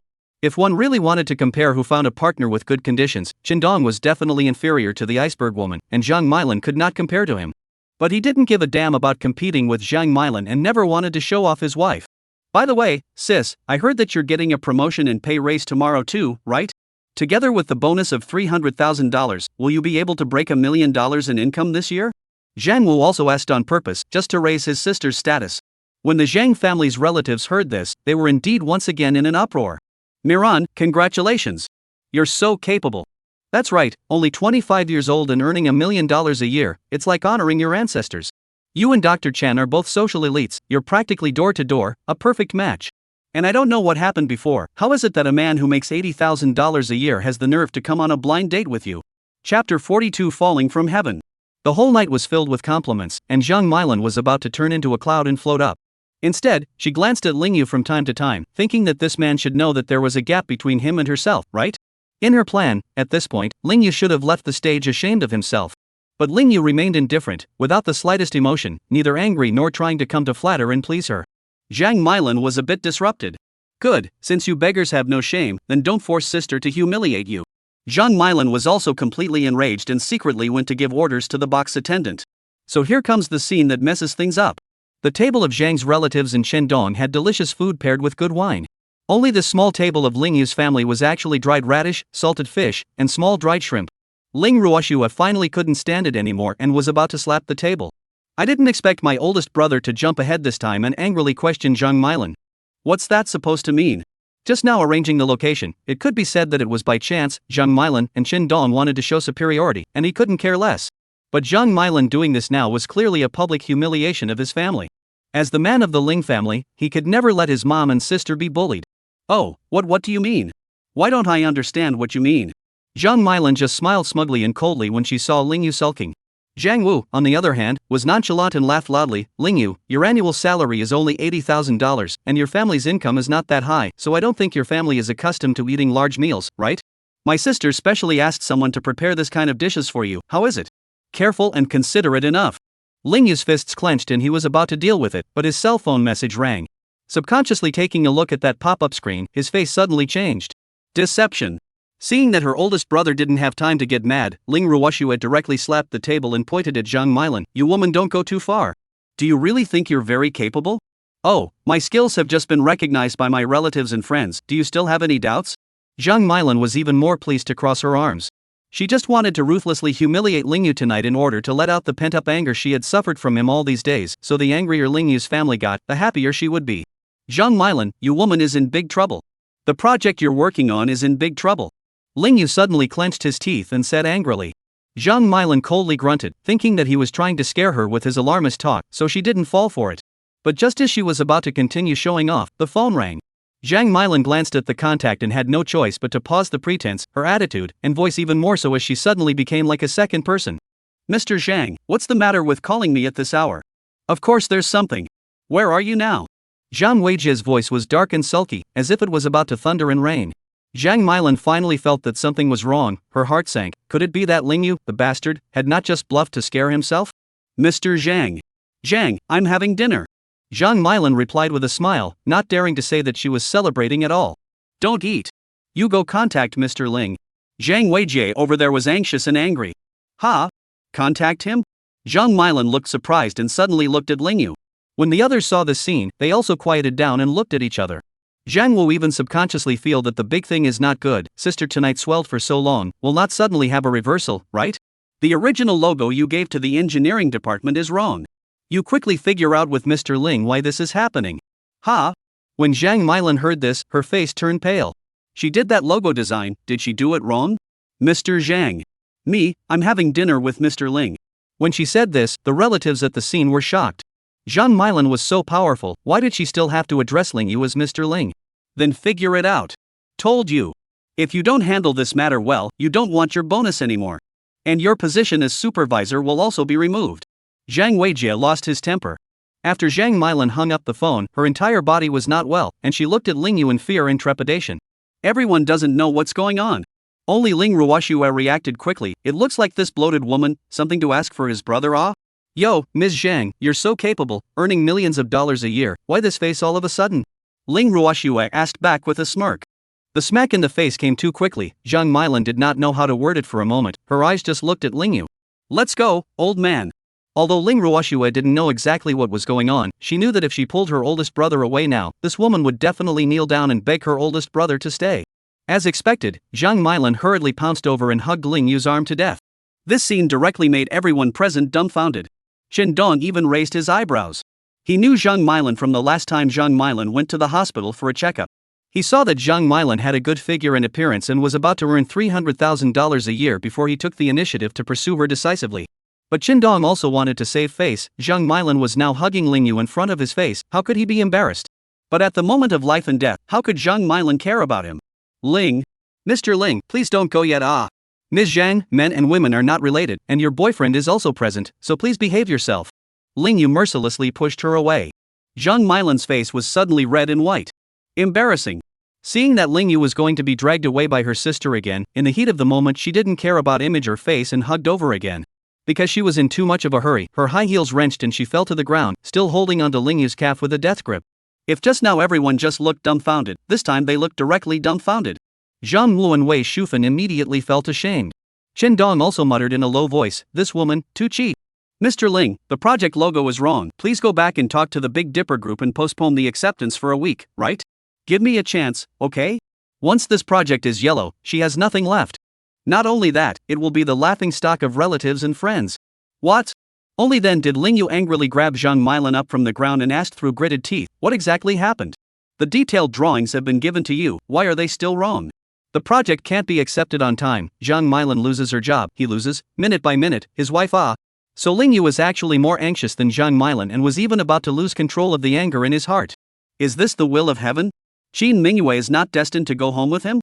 I broke the original drawing and redid it myself. Zhang Milan explained brokenly. Ling Yu was so angry that he wanted to slap her, but he held back. In the next moment, he unceremoniously dragged Zhang Milan out of the box, to immediately rush to the project site with her to see if there was any way to remedy the situation. Sayu, where are you going? Ling Ruoxue called in surprise, her heart very confused. Could it be that my brother still likes Zhang Milan this? That's why he's so eager to help her out now? Chapter 43, Don't always imagine you have a wife. Ling Yu didn't care what others thought and quickly dragged Zhang Milan out of the restaurant.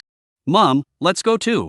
After Ling Ruoxue pulled Chen Ailan, who was still puzzled, away from the scene, a group of embarrassed and stingy relatives of the Zhang family were left. One by one, they looked at each other, not knowing what to say. You let go of me. After getting on the car, Zhang Milan reacted and shook off Ling Yu's hand with all her might. Is this man trying to take advantage of her? Ling Yu didn't have these boring thoughts of hers, and angrily questioned, the original was broken, why didn't you ask me to get a new one right then? Did you have to be a smart ass and draw it yourself? Zhang Milan didn't dare to say anything, but she was holding her heart. Even if you want to have this technical level, but only half a bucket of water, now the iconic logo is done wrong, I'll see what you guys deliver tomorrow.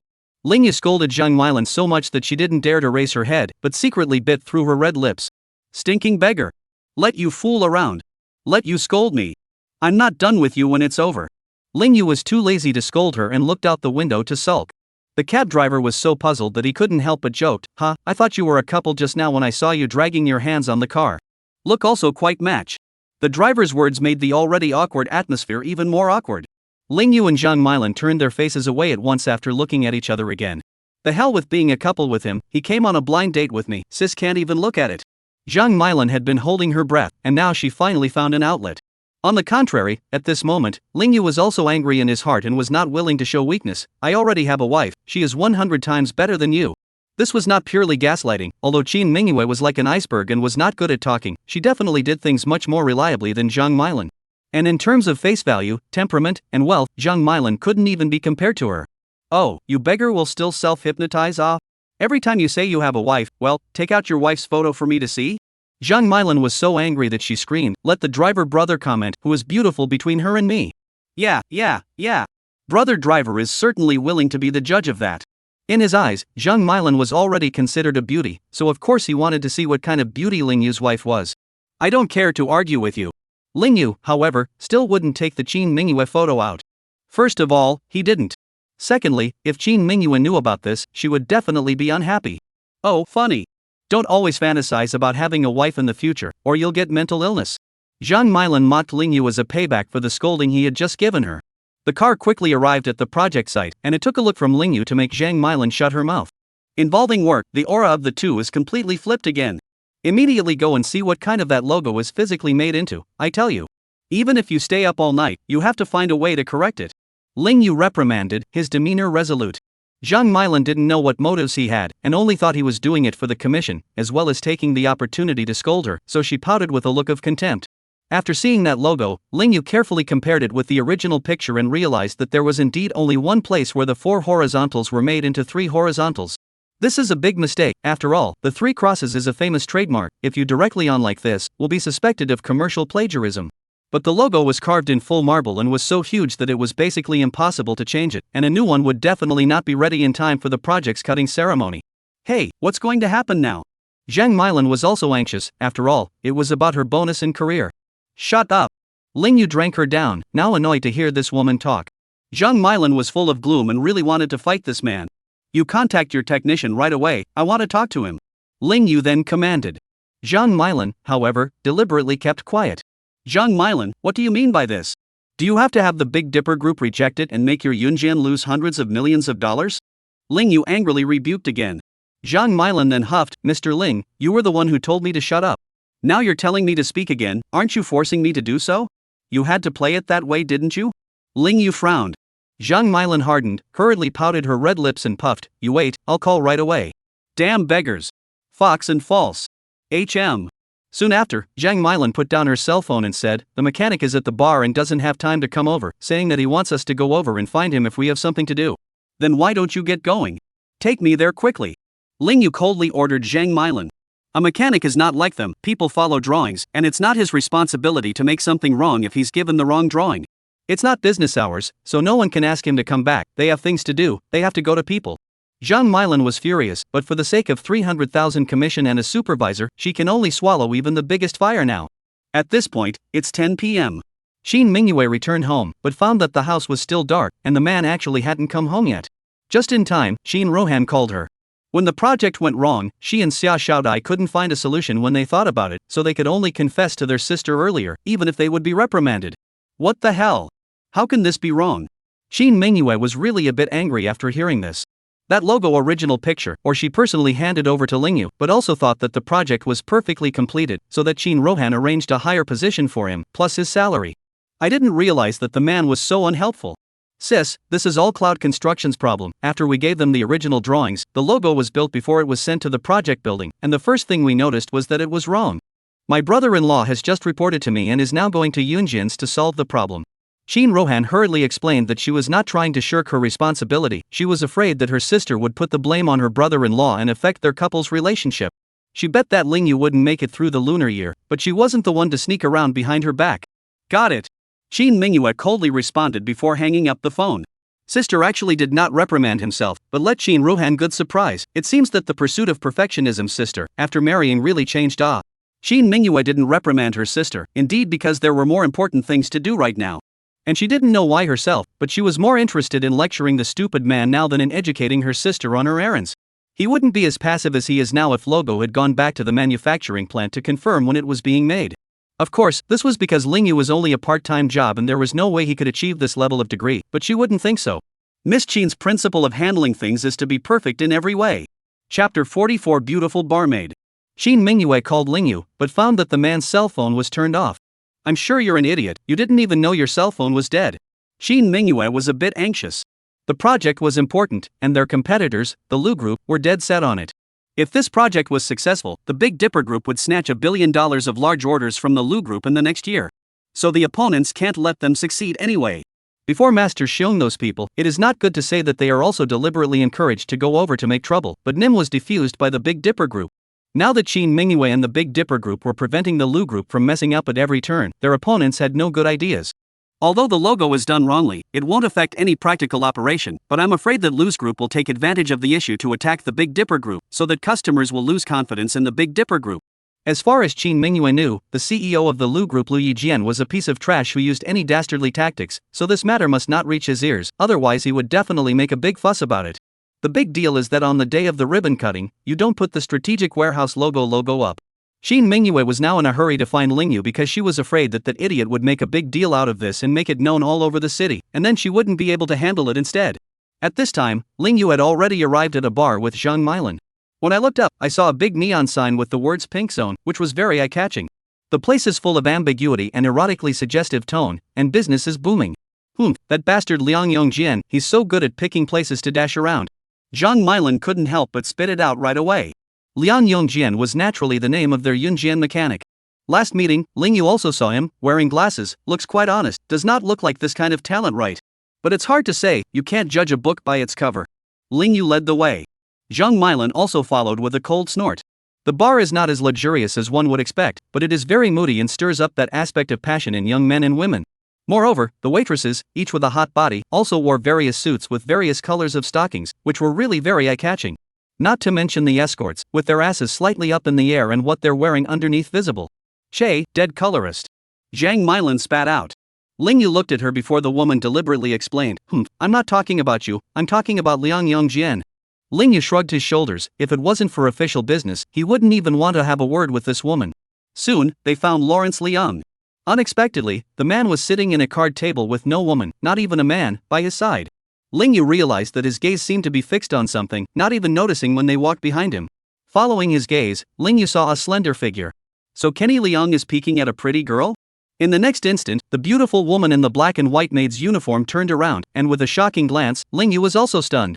She was in her early 20s, with delicate features and snow-white skin, as colorful as peaches and plums. Black-green silk with a common hairpin pinned, pure flavor came out, a pair of clear water bright eyes, like the stars in the night sky. Other than the iceberg woman at home, he had never really seen such a beautiful girl. Her maid's outfit was the uniform of the bar, but the most conservative of all the waitresses. Even so, it still outlines the beautiful curves, and the most attractive thing is the slender and thin legs wearing stockings. Even Zhang Milan couldn't help but be jealous when she saw it. Mechanic Liang. We're here. Ha! It took Lingyu's sudden shout to bring Liang Yongjian back to his senses. At the sight of the two men, his face flushed red. He came to the bar to spy on the pretty waitress, and that's how someone found out. Lingyu did not have the heart to talk to him about this, and did not even have the heart to make a couple of jokes. Directly asked, logos 4 do less 1, there are still 2 nights and 1 day, can you find a way to get it right? Liang Yongjian was about to speak, but he was attracted by the movement of the nearby card table. Tisk, TSK, these legs, brother can play for a year. Side by side the card table, a man suddenly jumped out and stopped that beautiful waitress. The waitress's name was Tang Shuishuan, and she was a college student who came to the bar for a part-time job. In fact, when she came for the interview, the manager was so impressed by her face and temperament that he suggested she become an escort.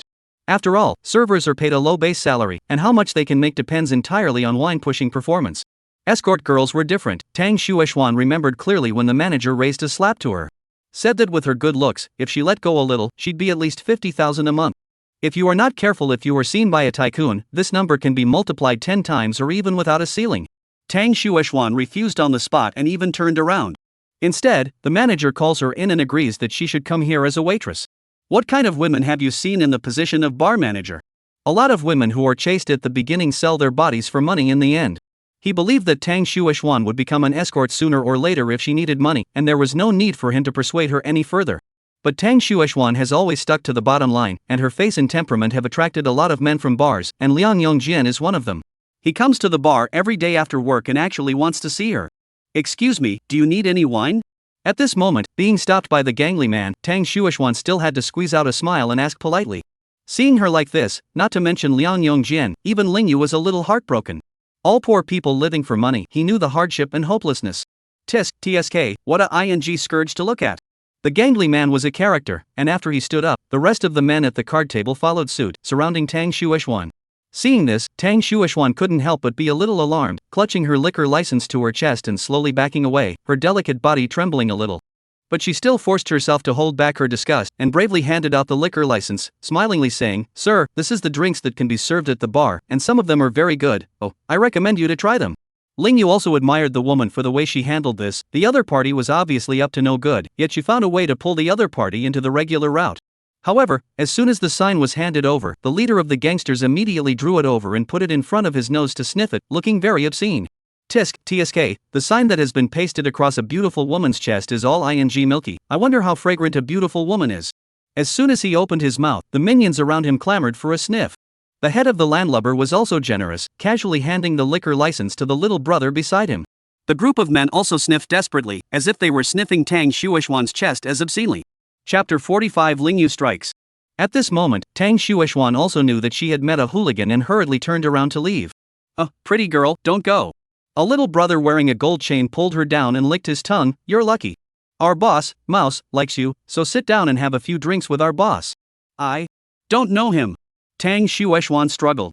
Ha, you don't even know our brother Mouse? Have you heard of the famous Master Xiong from the southern district of Cloud City? Brother Mouse and him are sworn brothers. The man with the gold chain smiled smugly. Master Xiong was very famous in this area of Cloud City, especially in the major nightclub venues. Almost no one didn't know his reputation. Tang Shuishuan still shook her head, desperately trying to break free. All this money is yours if you promise to stay with me tonight. Seeing this, Mouse directly slapped a stack of bills on the table, which looked like tens of thousands less. He's picked up girls in this bar many times, and many of them act like they're virgins, but in the end, it's not about the money. Many women see the money and immediately smile, even asking what position he prefers for the night, or even if they want to stick their nose in it anymore. However, Tang Shuishuan didn't even look at it and continued to break free, saying coldly, "Sorry. You guys have made a mistake. I'm not a chaperone. If you guys need a chaperone, I can help inform you." With that, he turned and walked away. Stinking paper. What's wrong with you? Mouse was completely enraged and slammed the bottle towards her feet on the spot. Clunk. The sound of a bottle breaking instantly silenced the entire bar. Try another step and see if I don't kill you. Mouse threatened in a cold voice, drawing a lot of stares. What are you looking at? Believe it or not, we'll gouge your eyes out. A group of people under Brother Rat, one more arrogant than the other, pointed at the others and cursed angrily. The surrounding people didn't even dare to look at the scene, not to mention the heroes. This group is obviously not to be messed with. Tang Shuishuan tried her best to remain calm, but her palms were already seeping with fine sweat. She wanted to go but didn't dare to, so pitiful, I felt sorry for her. Mouse thought Tang Shuishuan had gone soft and directly reached out to touch her thighs. "Ah, beautiful girl, your legs are so white and tender, I'm drooling just looking at them." "Ah. Rascal, no." In the heat of the moment, Tang Shuishuan actually slapped him. Snap. The air was frozen in time. Mouse has been around for so long, how has he ever been slapped by a woman? And he slapped him in public. Does he still want to lose face? In an instant, a group of people frantically smashed, and even pushed Tang Shuishuan to the ground. It's not the first time they've met a disobedient woman, but which one of them didn't end up being made to cry for her father? Today this woman, dead. Damn it! Liang Yongjian couldn't stand it anymore, gritting his teeth and clenching his fists from the sidelines. Unfortunately, he was thin and didn't dare to come out strong at all. Suddenly, his eyes turned around and his mind instantly came alive when he saw Ling Yu. Huan Yunjian now doesn't know that it was the man in front of him who took care of Master Xiong so that the project could go ahead. Ling Yu could even handle Master Xiong, so surely he would have no problem dealing with these few landlubbers. At this thought, Liang Yongjian gritted his teeth and said, "Mr. Ling, please save Tang Shuishuan." In fact, there was no need for him to say that these ruffians were so excessive that Ling Yu wanted to step in and help Tang Shuishuan out. Instead, he smoothly asked, "I'll help her out and you can help me get the logo correct?" Liang Yongjian gritted his teeth, "I can't guarantee it, but I'll do my best to try." Deal. Ling Yu immediately stood up and walked out of the card table. Several people, please don't make trouble in our bar. Before Ling Yu could make a move, it was the manager who brought someone over. When something like this happens, it is his duty to step in and deal with it. The man with the gold chain immediately threw out his hands and shouted, "Who are you? How dare you talk to us like that?" The manager also has a temper, see him so arrogant, immediately coldly said, "Brothers, our bar is not your turn to be wild, we also have people here." Unexpectedly, Mao suddenly laughed out loud, even arrogantly slapped the manager's face, and a few words popped out from between his teeth. "You have someone? Dare to go against master? Who the hell are you? Look at the other side still dare to be so arrogant." The manager knows that the other side is not small, cannot help but heart thump. "Tell him." "Yes, Mouse." The man with the gold chain kicked the stool violently and said in a powerful voice, "Brother Mouse is Master Xiong's sworn brother. Understand?" "What? Master Xiong?" The manager was really startled and his face suddenly changed. As the manager of the bar, he knew better than anyone how rampant Master Xiong's gang was. They are all ruthless characters licking blood from the tip of a knife. Especially Master Hung, I heard that he has a lot of lives in his hands. I heard that even big companies like the Big Dipper Group and Yin Jin didn't dare to move these people easily, so where did he get the guts to fight these ruthless people as a small bar manager? Seeing the manager's horrified look, the group of hooligans were even more dejected and arrogantly laughed. Get the hell out of here, this is none of your business. The gold chain man pushed the manager away and suddenly tore Tang Shuoxuan's clothes with force. Ah! Accompanied by a shriek from Tang Shuoxuan, her blouse was ripped, and her unclothed appearance spurred the man into a frenzy. Mouse couldn't hold back any longer and reached out to completely strip Tang Shuoxuan naked. The more pure and high-strung this beauty was, the more possessive he became. But without waiting for his dirty hand to touch Tang Shuoxuan, it was tightly gripped by a clean, strong hand. Like an iron vice. Who dares to stop me? Mouse was on fire. The surrounding minions were also surprised, not thinking that after they had reported their names, there was still someone who dared to call their bluff. Rubbish! Ling Yu didn't even bother to talk to him, casually swinging the bottle and ruthlessly smashing it on Brother Mouse's head. Clunk! The sound of a wine bottle breaking made the people around them jump up in fright. Better was like setting off a bomb in Zhang Milan's heart, making her heart skip a beat. She just can't figure out, Ling Yu the beggar, usually looks gentle, really fight when, but once more than once ruthless. Damn, get him! Seeing that Ling Yu actually made a move at the drop of a hat, the group of hooligans took a long time to react. A group of people instantly grabbed bottles of wine with their hands and pounced towards Ling Yu. Zhang Milan hurriedly hid in the corner, just for fear of being affected. Liang Yongjian was so anxious that he stopped his feet, he was afraid that Tang Shuoxuan would be injured by mistake. Ah! Seeing a bottle coming towards her, Tang Shuoxuan let out a scream and lost her face in fear. Ling Yu hurriedly hugged her slender waist and spun his feet, dodging the attack while kicking the other party down. So awesome! Tang Shuoxuan was shocked. Liang Yongjian also worshipped, no wonder this man could even get Master Xiong to be convinced. The one who was more shocked was, of course, Melanie Chang. Although she despised Ling Yu, she had to say that the man looked more than 10 times cooler than usual when he fought. Seeing that a group of juniors couldn't get past Ling Yu, Brother Mouse, who was sitting on the ground, covered his head and grimaced, "Damn it! I'll call someone to kill you, you bastard." Chapter 46. It's past 11 o'clock. Ling Yu hadn't come home yet, and Qin Mingyue really couldn't sit still. Damn that man, didn't I tell him he wasn't allowed to be home past 11? Qin Mingyue gritted her teeth and decided to find that man out and see what he was up to. Why didn't he turn on his computer for so long? On the other side, Ling Yu didn't know that the iceberg woman would actually look for him and was still holding Tang Shuoxuan with one hand. Thanks. Thanks. Tang Shuoxuan saw Ling Yu beat down a group of hooligans before she thanked him, her eyes looking at his hand. Ling Yu immediately loosened his hand and reminded, "It's hard for a bar to make money clean, you should be more careful in the future, it's not that if you don't want to, others will just go along with you." Aha! Tang Shuoxuan nodded, looking at Ling Yu with a bit of a twinkle in her eyes. Never thought that this kind of bridge of heroes rescuing beauty would actually happen to her. The man in front of her was so tall and handsome, and had a mature temperament, just her type. What for? What's happening here? At that moment, Master Xiong finally arrived at the scene with a group of men. Seeing this, the people in the bar fled outside. Even the manager is freaking out. With so many people, it's going to be a bar fight, what's going to happen? But Master Xiong snapped as he approached. What the hell is this? Collapsed on the ground was his worshipful brother, Mouse. And the person who had ed them over was actually Ling Yu. That night at the Paradise nightclub, one person beat a group of them without temper, the ruthless man. Master Xiong, it's good that you're here.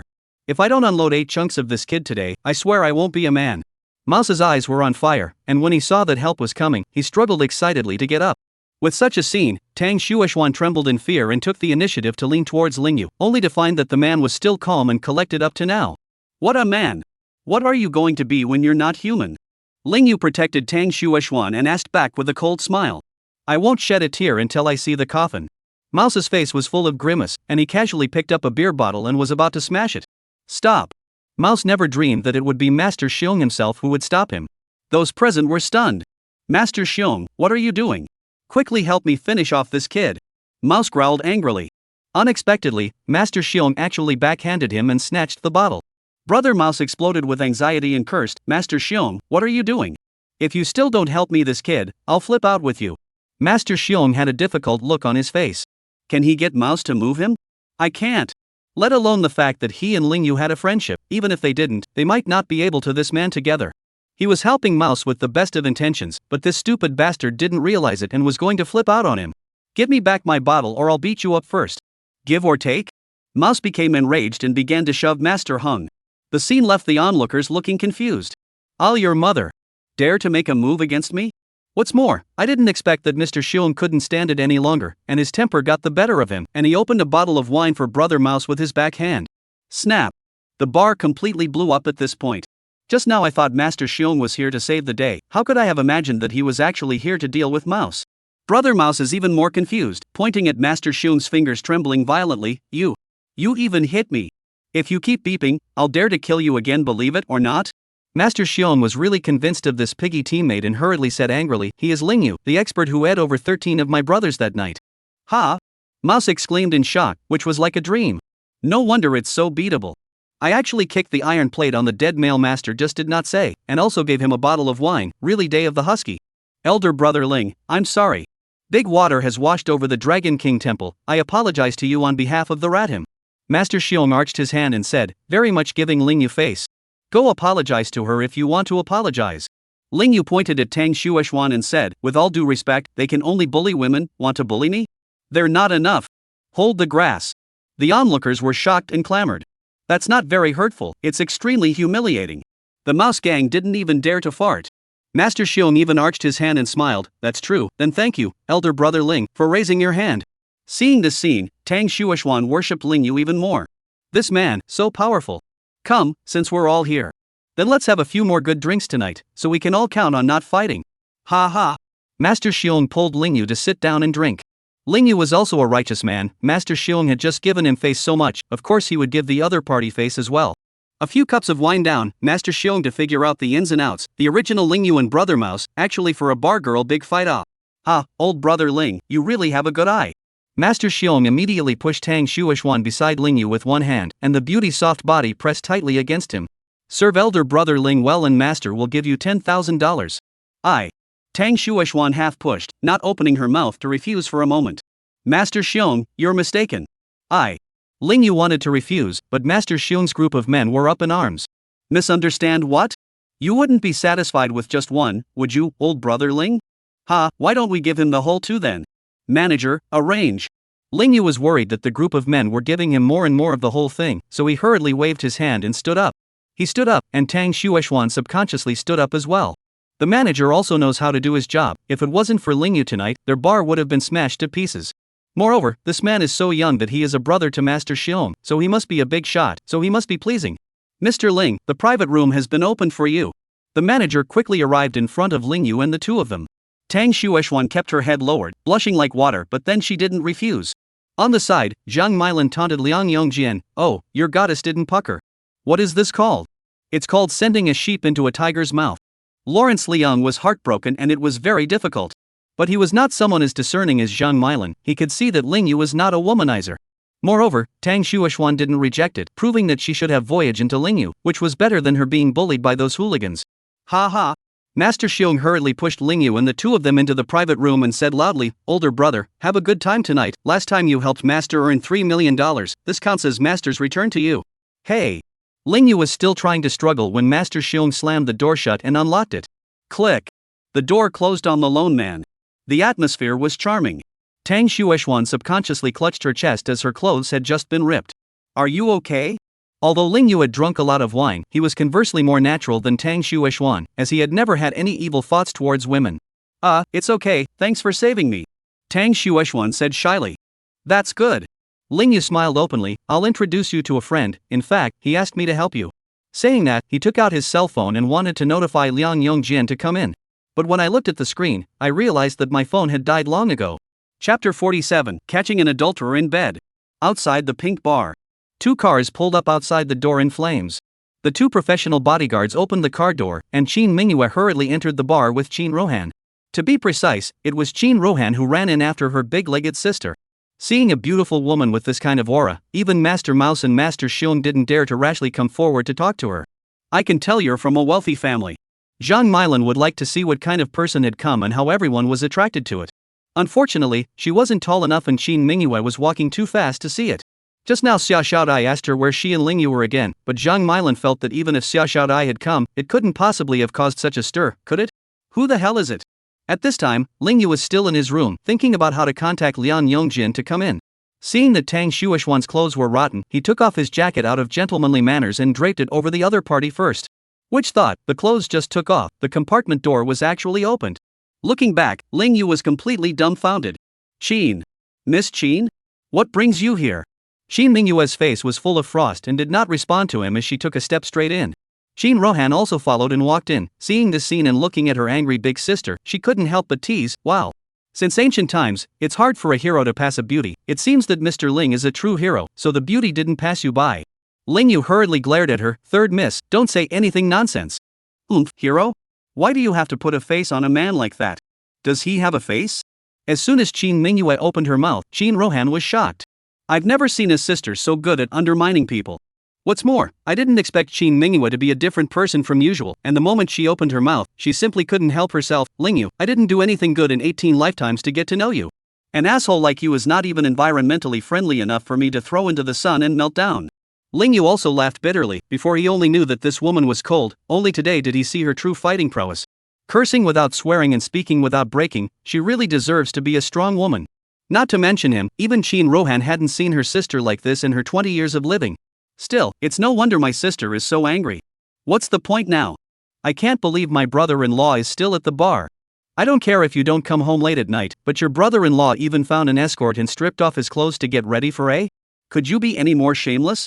Qin Mingyue had always thought that Ling Yu was a decent man, that's why she didn't loathe him as much as other men, and was even prepared to go home with him. Unfortunately, tonight, his image plummeted.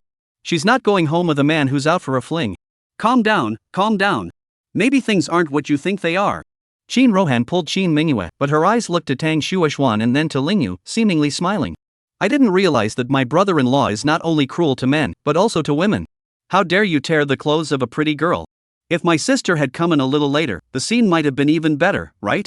Calm? Qin Mingyue smiled. Yeah, she didn't know why she was so mad. But as soon as she burst in, she saw a man and a woman in a mess. The woman is unclothed and the man is undressing. Obviously, this is a realistic picture of a tough life that needs no explanation. The man is her husband. It's called cheating. How else is she supposed to calm down? Miss Qin, listen to my explanation. Things are not what you think. Ling Yu waited for her to finish cursing before finding a gap to explain. Heh, scum. Qin Mingyue didn't bother to listen to his explanation. She directly slapped him and turned around. Onlookers, this scene made Qin Rohan completely shocked. Her sister actually really got angry at this man, and even lost control of her emotions a little. Miss Qin, listen to me. Ling Yu held Qin Mingyue's white wrist. Slaps can be taken, but things have to be straightened out. Seeing this scene, Tang Shuoxuan was so flustered that she kept sitting on the bed, not daring to speak. This beauty is so pretty. What kind of person is she to brother Ling Yu?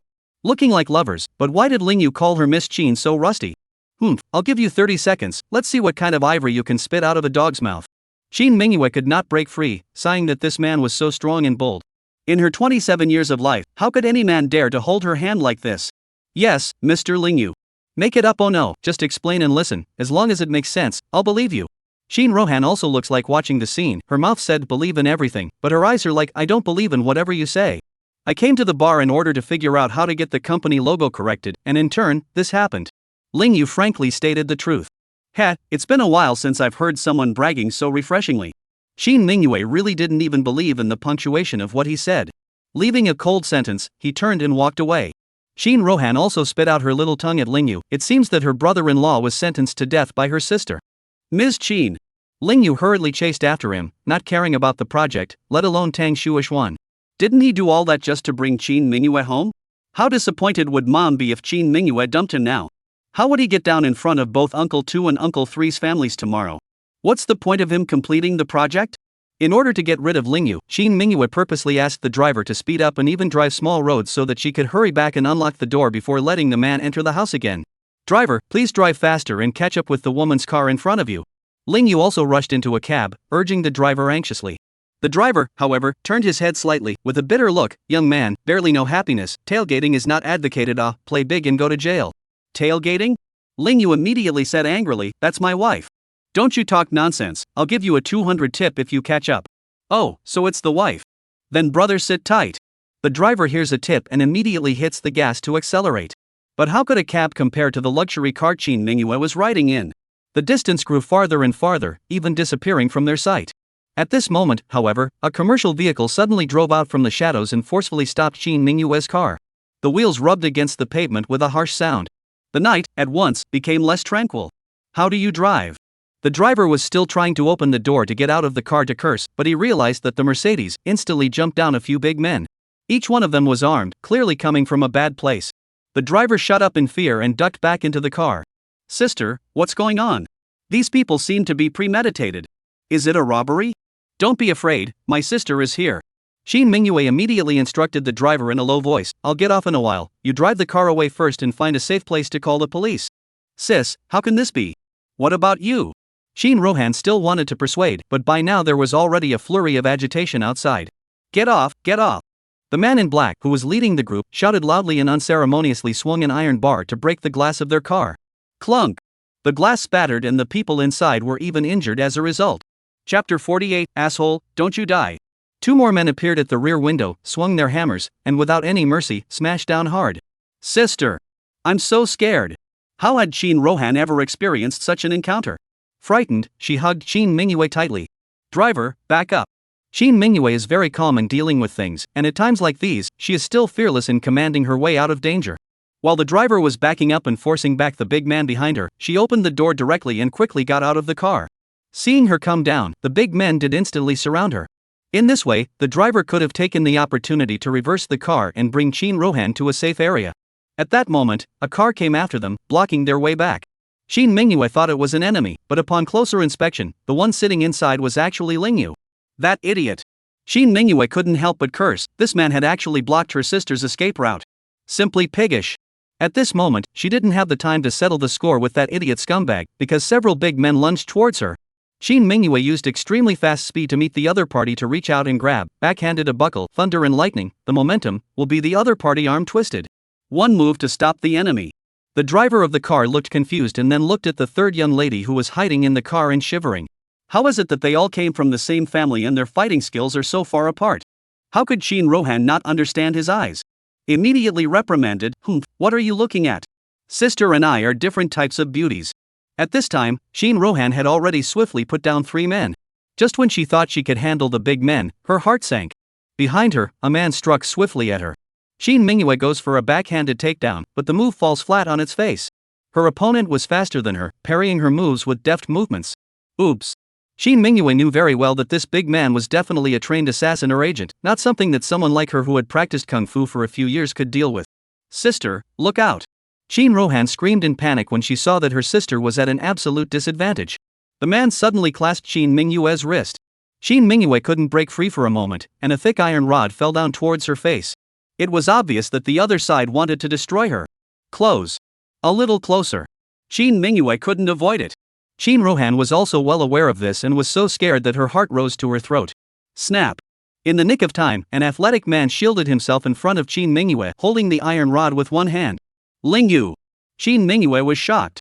At the moment this man is so heroic and handsome, not at all like a scumman who will go out behind his wife's back to look for a lady outside.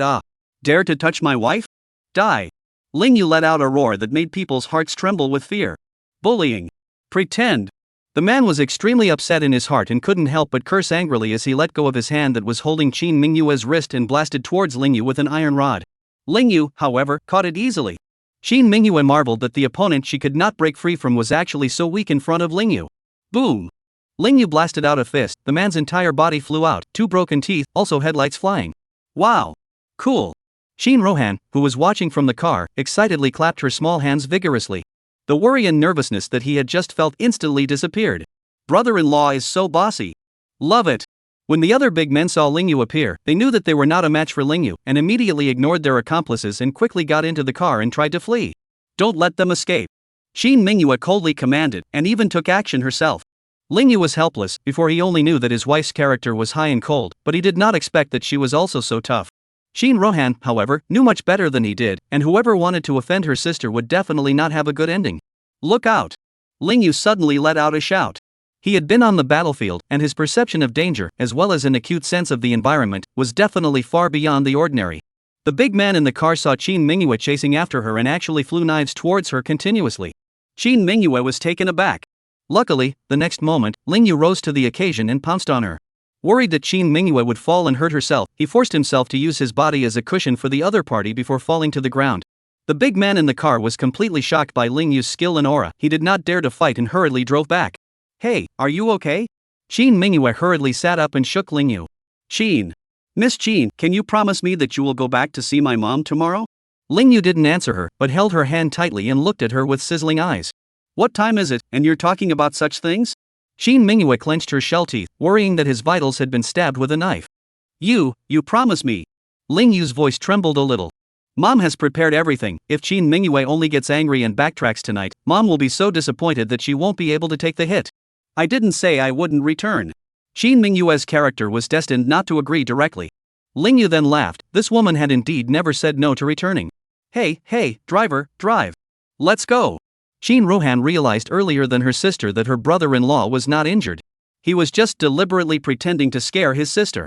I'm afraid it'll be disastrous if my sister finds out the truth later. Third miss, I'm afraid Mr. Chin will be angry if we leave like this. Drivers are afraid to go. You're afraid of your sister's anger, aren't you afraid of my anger? If we don't leave, are we going to stay and be a light bulb? Shin Rohan glared at him angrily. If you don't leave, I'll fire you tomorrow. If you leave, don't worry. If my sister blames me, I'll take the heat for you. The driver had no choice but to drive away. Shin Mingyue couldn't care less about them and hurriedly reached out her jade hand to touch Lingyu's back.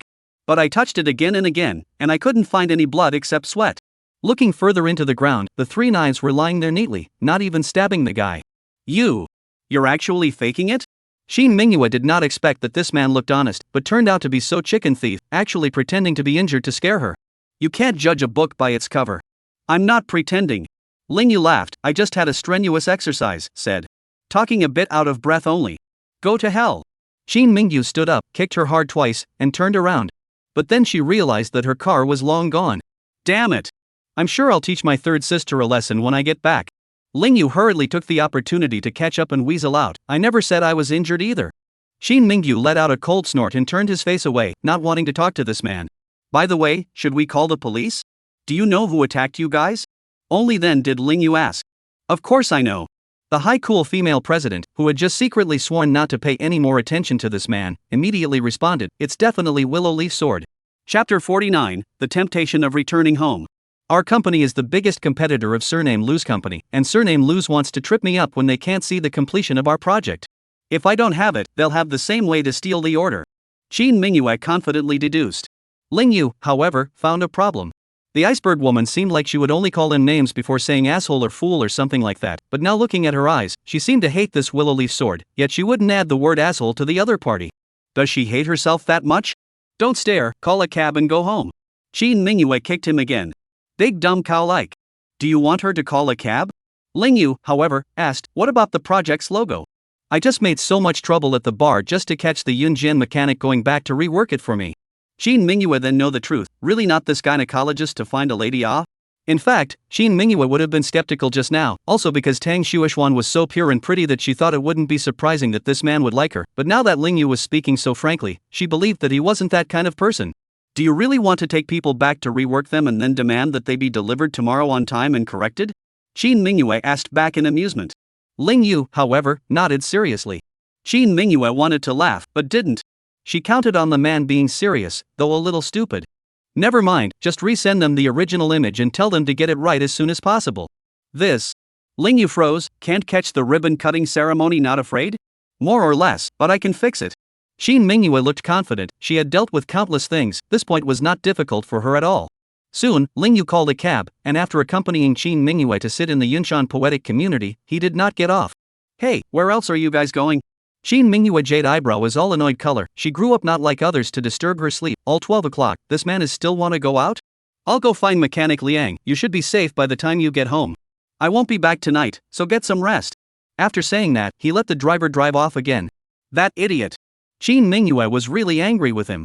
Ever since he was a child, no one had dared to disobey her, and she had said that she could put things aside, but this man was actually still persistent. Forget it, leave him alone. He couldn't handle it anyway. But to my surprise, the next day, Cloud Construction delivered the project with the correct iconic logo.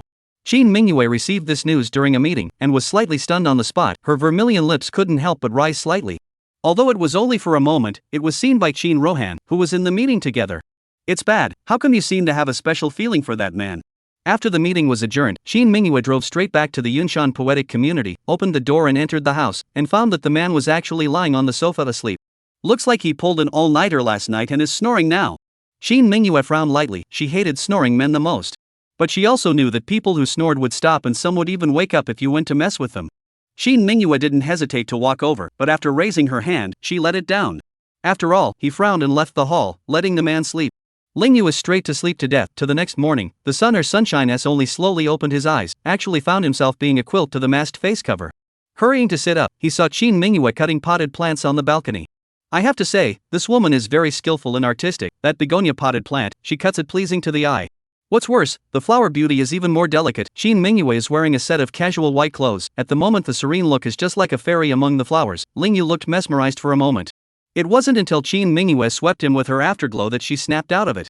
No, this woman, as beautiful as she was an ice sculpture. Why are you covering my face with a blanket? I'm not dead. Lingyu questioned. Shin Mingyue glared at him and continued to trim the potted plants, saying, you snore like a trumpet, so I'm glad I didn't blindside you. It is hard to say about other people, but Lingyu believes that this iceberg woman really dares to blindside him. After getting up and feeling a coolness, Lingyu still couldn't help but say, thank you. It's fall, and he's sleeping dead on the hall couch in his thin clothes, and if he didn't have this quilt, he might catch a cold. Shin Mingyue pretended to be ice cold. I'm going to blindside you, and you're still thanking me? Lingyu casually smiled, thinking that this woman was a bit tongue-in-cheek, which was not a good habit. Thanks for agreeing to come home with me. My mom should be waiting for us to get back. Shin Mingyue sniffed and frowned slightly, not answering. Come on, I'll wash up and we'll go home together. Lingyu stood up in a flash. The iceberg woman did not refuse, so he took it as a yes from the other party. Living together for some days now, he slowly found the skills to communicate with the iceberg woman. Take my car. By the time Lingyu had finished washing up, Shin Mingyue was also ready.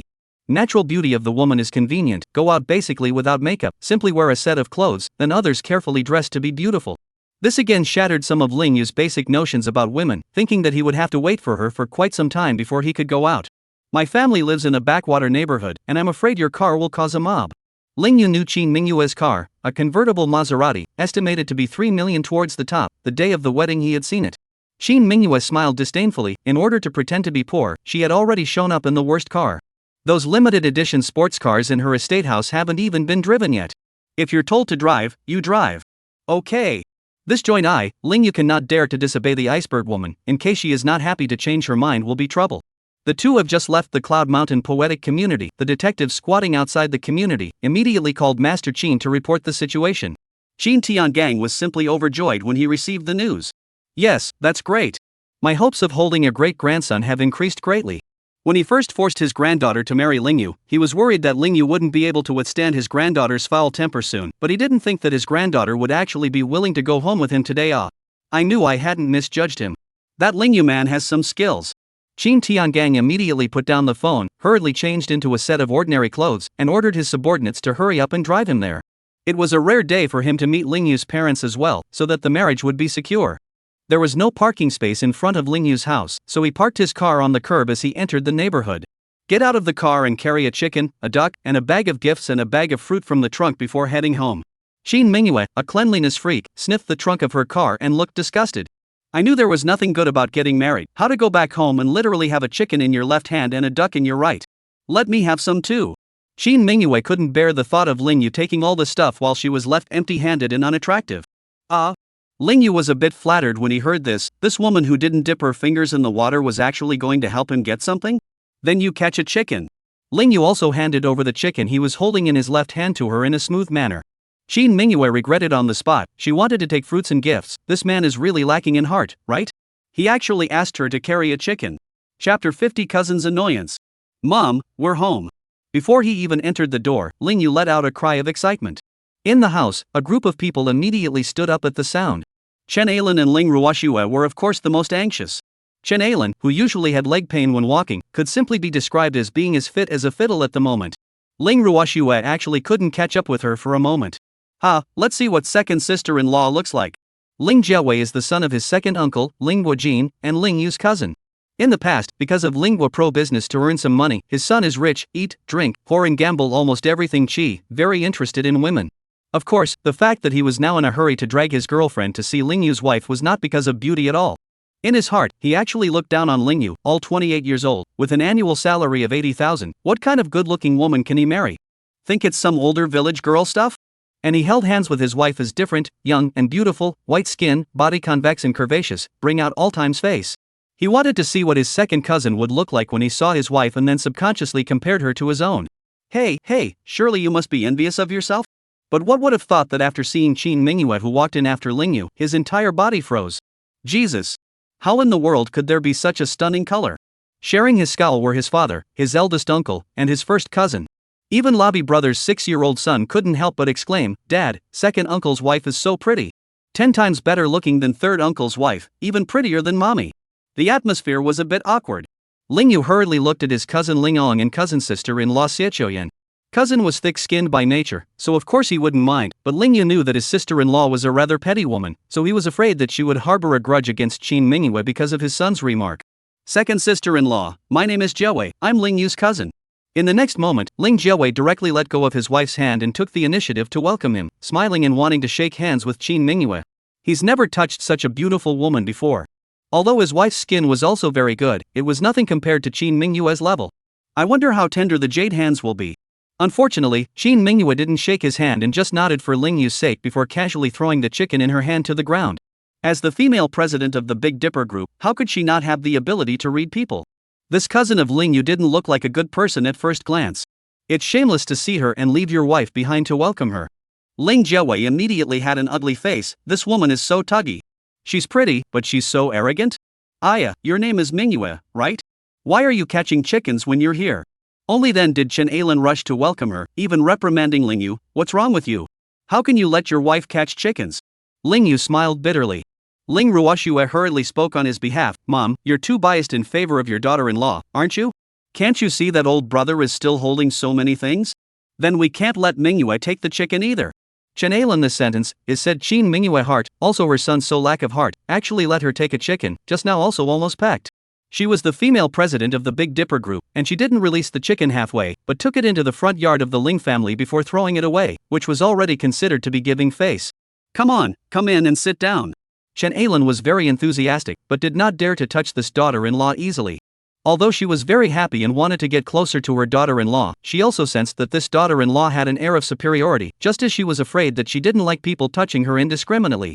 Seeing a large group of people all circling around Qin Mingyue, Lingyu laughed bitterly as he was actually unattended.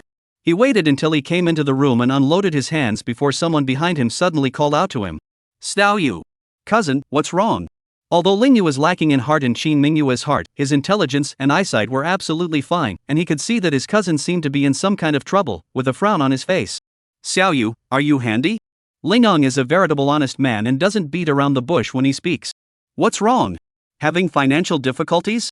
Although Lingyu was also in debt, of course it was all owed to Qin Mingyue, but if his cousin really opened his mouth and asked him to borrow money, he would find a way to help. The two had been close since they were kids, and he knew very well that his cousin would never ask him for anything if he wasn't desperate. "It's Yanxiu, she's out playing mahjong with others and owes $80,000. When Lingong opened his mouth, he looked so anxious that he was on the verge of crying. He had just asked Ling Jiawei and his father and son to borrow it, and having undoubtedly hit a wall, he could only come and borrow it from Lingyu. "So much? What kind of people do you play mahjong with that big?" Lingyu froze. I'm afraid there was nothing he could do to help with this amount. "Ugh, it says it's with some rich kid of a business owner, and it's my fault for never being able to control her." Lingong deeply blamed himself. Lingyu also knew about his family's situation. His cousin's income was no better than his, and his looks were ordinary, but he had married a beautiful wife. Someone else said earlier that his wife used to have a less than decent career. But Lingyu didn't look down on her for it. As long as she got married and lived a good life with her cousin, that would be the end of it. But I didn't realize that after the woman got married, she either played cards or went to lose money every day, and the cousin's family's economy was getting worse and worse. And now this whole thing, it's really killing me. His cousin's experience had more or less influenced his values, and the fact that Lingyu hadn't planned to get married before was a factor in this. "When's the latest you can pay it back?" Lingyu asked for clarification even though there was nothing he could do for the time being. The other party said that if we don't pay today, they will drag my wife to a bathhouse to serve men to earn money to pay the debt. Lingong was so anxious that tears welled up in his eyes. Although his wife was a loser, he loved her very much. Now the child is 6 years old. If his wife is thrown to the bathing place to accompany men, not to mention him, his son will not be able to raise his head for the rest of his life. Today, huh? Lingyu was in a complete dilemma. The time was so urgent. Apart from asking Qin Mingyue to borrow it, where else could he find a way? But he had borrowed so much money from Iceberg, how could he afford to do that? How? "Xiao Yu, you're the only one left who can help me. Cousin is kneeling down for you." Lingong said that he was directly going to kneel down for Lingyu. "Make no mistake. Ling Yu hurriedly supported him. Xiao Yu, what are you doing? How come your daughter-in-law is here and you don't see anyone? At this moment, Ling Ruoshue's voice came from the hall. When she saw that both Ling Ong and her brother were absent, she had guessed what the two were doing. Although she also wanted to help Ling Ong, could their family help with this kind of thing? I'm afraid that my oldest brother will try to be a good old boy and lose his own wife. Sis, I'll be right out. Ling Yu answered before he turned to Ling Shirtang and said soothingly, Cousin, don't be in a hurry, I'll think of a way for you, but right now I have to go out to accompany my daughter-in-law. Ling Ong sighed and nodded, I should. I'm sorry, Xiao Yu, today is your big day, cousin shouldn't have said such things to you. Chapter 51 The in-law's old man arrives. Seeing his cousin like this, Ling Yu couldn't help but sigh and said, in this case, you make a call to the debtor, I'll talk to him. Always a brother, and with a cousin 6 years older than him, he used to take care of him as a child, even giving him money to spend. All of this, Ling Yu still remembered. If he wasn't desperate, he was sure his cousin would never have opened his mouth. Okay, I'll hit it. Ling Ong hurriedly found the number and dialed it. What Ling Yu did not expect was that the other party was arrogant as hell, and the other party refused to extend the deadline after he had spoken so nicely. Brat, do you know who I am? My dad is the president of the Youngla Group. Youngla Group, Ling Yu is a Cloud City people, more or less also heard of, local enterprises, as if in the Cloud City also ranked number. Of course, it's still far from the leading company, the Big Dipper Group. Dude, whoever your dad is, be reasonable. Ling Yu was not easily threatened, and said with a straight face, the money my sister-in-law owes you, we will find a way to pay it back, but mahjong debts are not protected by law, if you guys come at it hard, you'll definitely eat it all and walk away. Which thought that his words, directly pissed off the other party, loudly said, Brat, talking to this young man about the law, right? This young man will let you know what is called lawlessness. The other party yelled and hung up directly.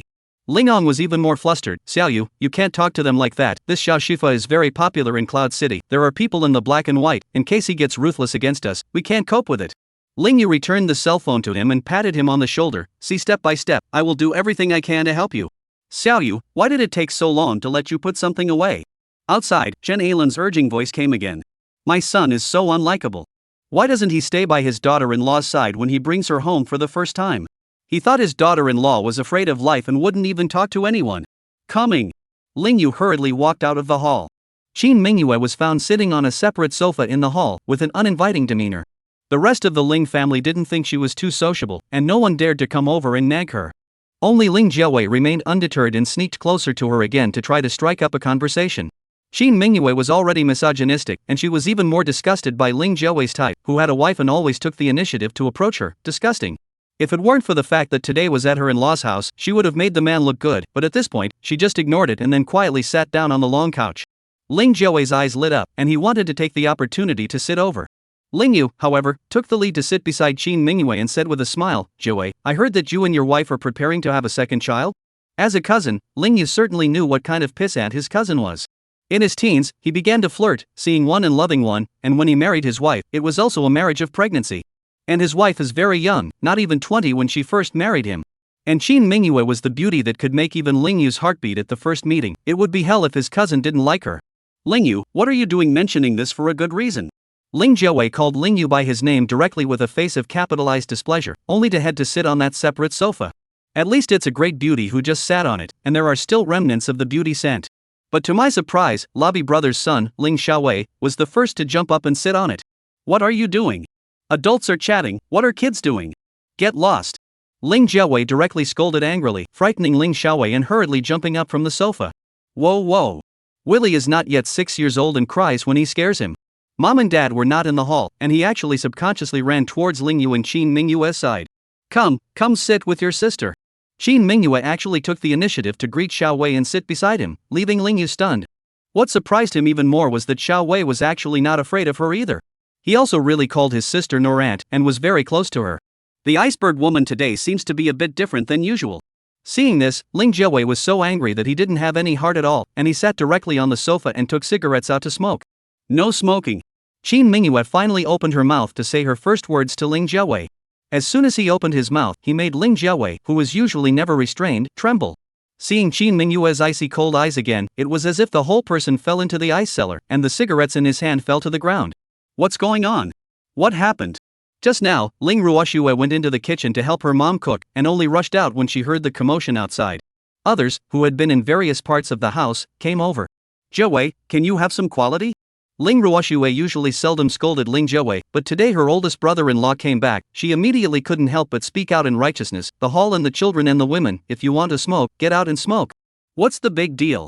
Ling Jiawei also held a bellyful of gas, at this time directly stood up, deliberately took out his BMW 7 key, said loudly, I'm out of the car outside to smoke line, right? Apparently, it's his trick to pick up girls. It's been tried successfully before, after all, some women just like to cry in their BMWs. Ling Jiawei just felt that Qin Mingyue looks so beautiful, but she is willing to marry a beggar like Ling Yu. Maybe she used to be a peripheral outside, and now she is tired and wants to find an honest person to take over just. As long as he flaunts his money, maybe the woman will take the initiative to hit on him. But in the next moment, his expression solidified and he hurriedly put away the BMW keys. It was only because Qin Mingyue didn't move and jiggled the keys to her Maserati. She didn't let anyone else see it either, so she let Ling Jiawei see it. She's seen a lot of men like that. A couple $100,000 of BMWs in the area, and feeling good about it too, deliberately showing off, ridiculous. Damn, this woman is so rich, huh? Lin Jiawei was secretly surprised, and in his heart he even wondered if this woman had rented a car to show off at home. At this moment, someone outside the gate suddenly laughed brightly. Excuse me, is this Ling Yu's home? Hearing this voice, Qin Mingyue was secretly startled. You don't think so? The old man came over too. Ling Yu immediately walked out and opened the door, and outside stood none other than Qin Tiangang. Even if his butler came today in the lowest grade car, it was still a big Land Rover of over $2 million. When Lin Jiawei in the house saw it, all of a sudden he didn't have the heart or the guts to go out and smoke. Elder Qin, why are you here too? Did Ming Yu call you? Ling Yu was overjoyed. He thought it would be good if Qin Mingyue could come back with him. How dare he call on her family? Still calling me Elder Qin? Qin Tiangang directly used his walking stick and gently tapped Ling Yu on this big piece of wood. The Qin family was such a large family, but there wasn't even a single young man, so his old man was especially close to this granddaughter-in-law. Grandpa, come on in. Ling Yu also reacted immediately and invited Qin Tiangang into the house. The next moment, Chen Ailan and Ling Ruoxue also walked over to greet them. Chen Ailan was all smiles, and not knowing what Qin Tiangang's status was, she enthusiastically shook his old man's hand and said, Welcome, welcome, you're the in-laws old man, aren't you? Then, he turned his head to chide Ling Yu, Xiaoyu, the Mingyue family is coming, why didn't you tell me before?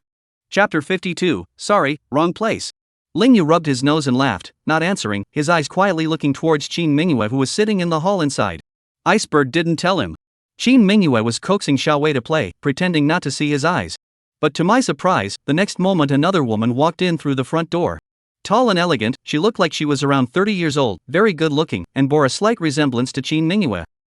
Is this Mingyue's sister? So pretty. Chen Ailan immediately came over to greet again. Even Ling Ruoxue and the others marveled at how noble this woman was. But Ling Ruoxue's vision is better than her mom's. This woman looks young, that's because of good maintenance, the actual age is at least 45 or more, right? Qin Mingyue raised her eyes and also revealed a hint of surprise when she saw this woman. The woman saw her at the moment, and even more so, her entire body froze. Her daughter who grew up high and cold was actually coaxing a small child, who would dare to believe this if it was spread back to the Qin family. If she had filmed this scene and sent it back to the Qin family clan, it would have caused an uproar and even a major earthquake. Luckily she didn't see her daughter carrying a chicken just now, otherwise she would definitely have been laughing for 3 days and nights. In-laws, let me introduce you, this is Mingyue's mother, Ms. Lin Fei. Qin Tiangang laughed brightly. Only then did the noblewoman smile at Chen Ailan and Ling Ruoxue. In-laws, you're really young. Chen Ailan sighed from the bottom of her heart, this is going to go out. Other people say that Lin Fei is her daughter, are considered to say that she is young. Even if she says that Lin Fei is her grandchildren, I'm afraid that there are people who believe. Ling Ruoxue also secretly sighed, it's true that people are so much more than people. Her brother's mother-in-law actually looks about the same age as herself. Rich people stay young forever. This Qin family in front of you, is it really not the richest in Cloud City? Mother-in-law. Hello? Ling Yu rushed over to greet him. Princess Lin just nodded slightly. In fact, she didn't want to come to this kind of bottom land, but Qin Tiangang had come, and as Qin Mingyue's mother, if she didn't come, her family's father-in-law would definitely be unhappy. But now when she saw her son-in-law, her eyes couldn't hide her disappointment. How could this kind of man match up with her delicate and incomparable eldest daughter? I don't know what my father-in-law sees in him. The Ling Yu family warmly greeted the three of them as they came in and sat down. Besides Qin Tiangang and concubine Lin, there was also an old housekeeper of the Qin family, Elder Wang. Of course, Qin Tiangang only introduced that he was Qin Mingyue's cousin uncle. After all, they were going to accompany Qin Mingyue now, pretending to be poor in the Ling family. Spare me, the hearts of father and son, Ling Guokis and Ling Jiawei, were already envious and jealous to the extreme. How did Ling Yu find a wife from such a good family in such a condition? Especially Lin Jiawei, he just in his heart still manages to think that Qin Mingyue is a stock as a high-caliber peripheral girl, accompanying rich people to sleep to earn money, and casually find an honest man to take over the business, but now after seeing her grandpa and mom, how dare he still think so? It's obvious that this family has a distinctive nobility. Master, mother-in-law, you guys sit for a while, I'll go to the kitchen and bring up the food for a casual dinner. Ling Yu greeted his mother's family and was about to go to the kitchen. Okay. Qin Tiangang is how to look at him. His granddaughter 10 fingers do not touch the spring water. After the marriage of the family still need to have a can cook to do all. Lin Fei, however, was different from Qin Tiangang. She grew up in a wealthy family and later married into the Qin family. She had always been clothed and fed, and felt that a man's skills should not be used at home, but outside. Unfortunately, this Ling Yu is just a bottom character. The level of knowledge and literacy, it is impossible to support him to become a party of the shopping mall. Moreover, in the mansion world, a son-in-law had to kneel down and invite his mother-in-law for tea the first time he met her, but a bottom feeder like the Ling family obviously didn't have these rules. Everything was so casual that it was hard to keep her mind off of it. But concubine Lin is educated, different from those mothers-in-law in novels who are quick to look down on their poor son-in-laws. Even though she can't look down on Ling Yu, she won't say it or even show it. Drip. Qin Mingyue did like this custom of the Ling family. If she were to kneel down and ask for tea for Chenalin, she would never do it. She quietly scowled at her mom as well, but couldn't tell what emotions the woman was feeling. At this time, while it was hot and heavy inside, there was a lot of commotion outside the house.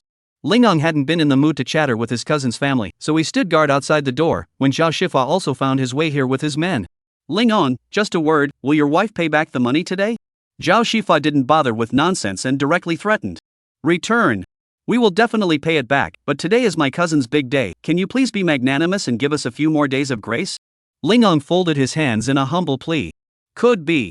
Just have your wife come out and sleep with me for a few days. Ha ha. Zhao Shifa smiled and replied with a lewd expression. This won't work. No? If she doesn't pay back the money, I'll arrest her for picking up customers in a bathhouse. What kind of decent woman do you think your wife used to be? You pick-up artist. Zhao Shifa sneered and revealed his shortcomings. Ling Yang's heart stung inside.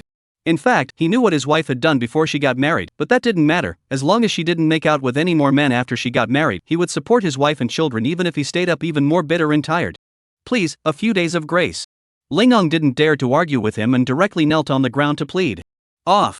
Zhao Shifa kicked him away and barged into Ling Yu's house with 4 or 5 bodyguards. Why, what happened? Ling Ruoxue heard the commotion and walked out to open the door. Ling's house is a self-built house, and you can see the front yard from the lobby. Get lost, we're here to find Xie Qiuyan today. Zhao Shifa didn't pay any attention to Ling Ruoxue as he led his men and horses to barge right in. In order to show that he was imposing, he even kicked the things in the Ling family's front yard to the east and west, with a gesture that the old sky was not afraid of the earth. Ling Ruoxue was furious. How could her cousin's sister-in-law provoke such a person? Xie Qiuyan had known that someone would come here to look for her and hid in her room, not daring to come out at all. But this is not a solution. She knows how unreasonable Zhao Shifa is. Sooner or later, she will still find an ah. What do you want with my mom? Ling Xiaowei shouted. Hey, looking for your mom, of course I want to. Zhao Shifa looked along with the sound, and wanted to say a few dirty words, but halfway through the words, the moment he saw Qin Mingyue, the whole person thunderstruck. These bottom feeders of the Ling family didn't recognize Qin Mingyue, but how could he, the son of a big entrepreneur, not? So he thought he had blurred his eyes and hurriedly rubbed his eyes. How could the high and mighty Miss Qin be in such a tight place? But when I opened my eyes and looked again, I didn't see anything wrong at all. Zhao Shifa's reaction couldn't be said to be fast. No matter what relationship this family had with the Qin family's eldest miss, this great god was definitely not something he could afford to mess with, so he immediately said, I'm sorry, I'm looking in the wrong place. Drop a line and turn around in a hurry. Chapter 53 First-time mother-in-law and daughter-in-law relationships. Stop. Behind him, an old voice suddenly came. If Zhao Shifa had just broken out in a cold sweat, this time he was directly creeped out. What's going on? How is it that not only the Qin family's eldest daughter, but even the richest man in the hallowed Cloud City is in this place? Qin Tiangang shouted, as if it had magic power, making Zhao Shifa turn around trembling and greeted, Qin. Master Qin. Seeing Zhao Shifa like this, the people present in the Ling family were so strange. It seems that this elder Qin seems to have a high social status? It was also fortunate that the rest of the Ling family didn't know what Zhao Shifa was up to, or else they would definitely have been even more surprised. Oh, you know me? Qin Tiangang could see that Zhao Shifa didn't look like he was going through the wrong door, and looking at them, he guessed that they were here to look for trouble, and only wanted to help his in-laws solve their problems. Ha, who in Cloud City doesn't know old Qin? Zhao Shifa's voice trembled. In order to match his granddaughter's pretense of being poor and not wanting to expose his identity, Qin Tiangang just said in easygoing words, Don't brag about me, tell me, what is your business here? No. Nothing much. I'm good friends with Ling Shirtang's family, just passing by to say hello. How dare Zhao Shifa say he's here to collect a debt? For a mere $80,000, offending the #1 mansion in Cloud City would definitely be a losing deal. Oh, and how do you say wrong door? Qin Mingyue's beautiful eyes were austere at this time, condensing frosty intent. Zhao Shifa shivered and didn't know how to answer for a moment. Since you're fine, get out of here. Chen Ailan saw that the other party had brought so many people and was not too welcoming. Today was a great day for her family and she did not want to be disturbed. Her words simply made Zhao Shifa get amnesty, thinking that this old woman is really a great person, and hurriedly nodded his head and said yes, taking his men and running away without looking back. Zhao Shao. Lingong had just come in from outside and didn't realize what was going on inside, and he was worried that these people would take his wife. How could he think that they would just leave like that? Don't call me that. Zhao Shifa didn't want to stay a moment longer. That payback thing. Lingong, an honest man, was still thinking about it, but Zhao Shifa simply ignored him and left. So strange. What the hell is going on?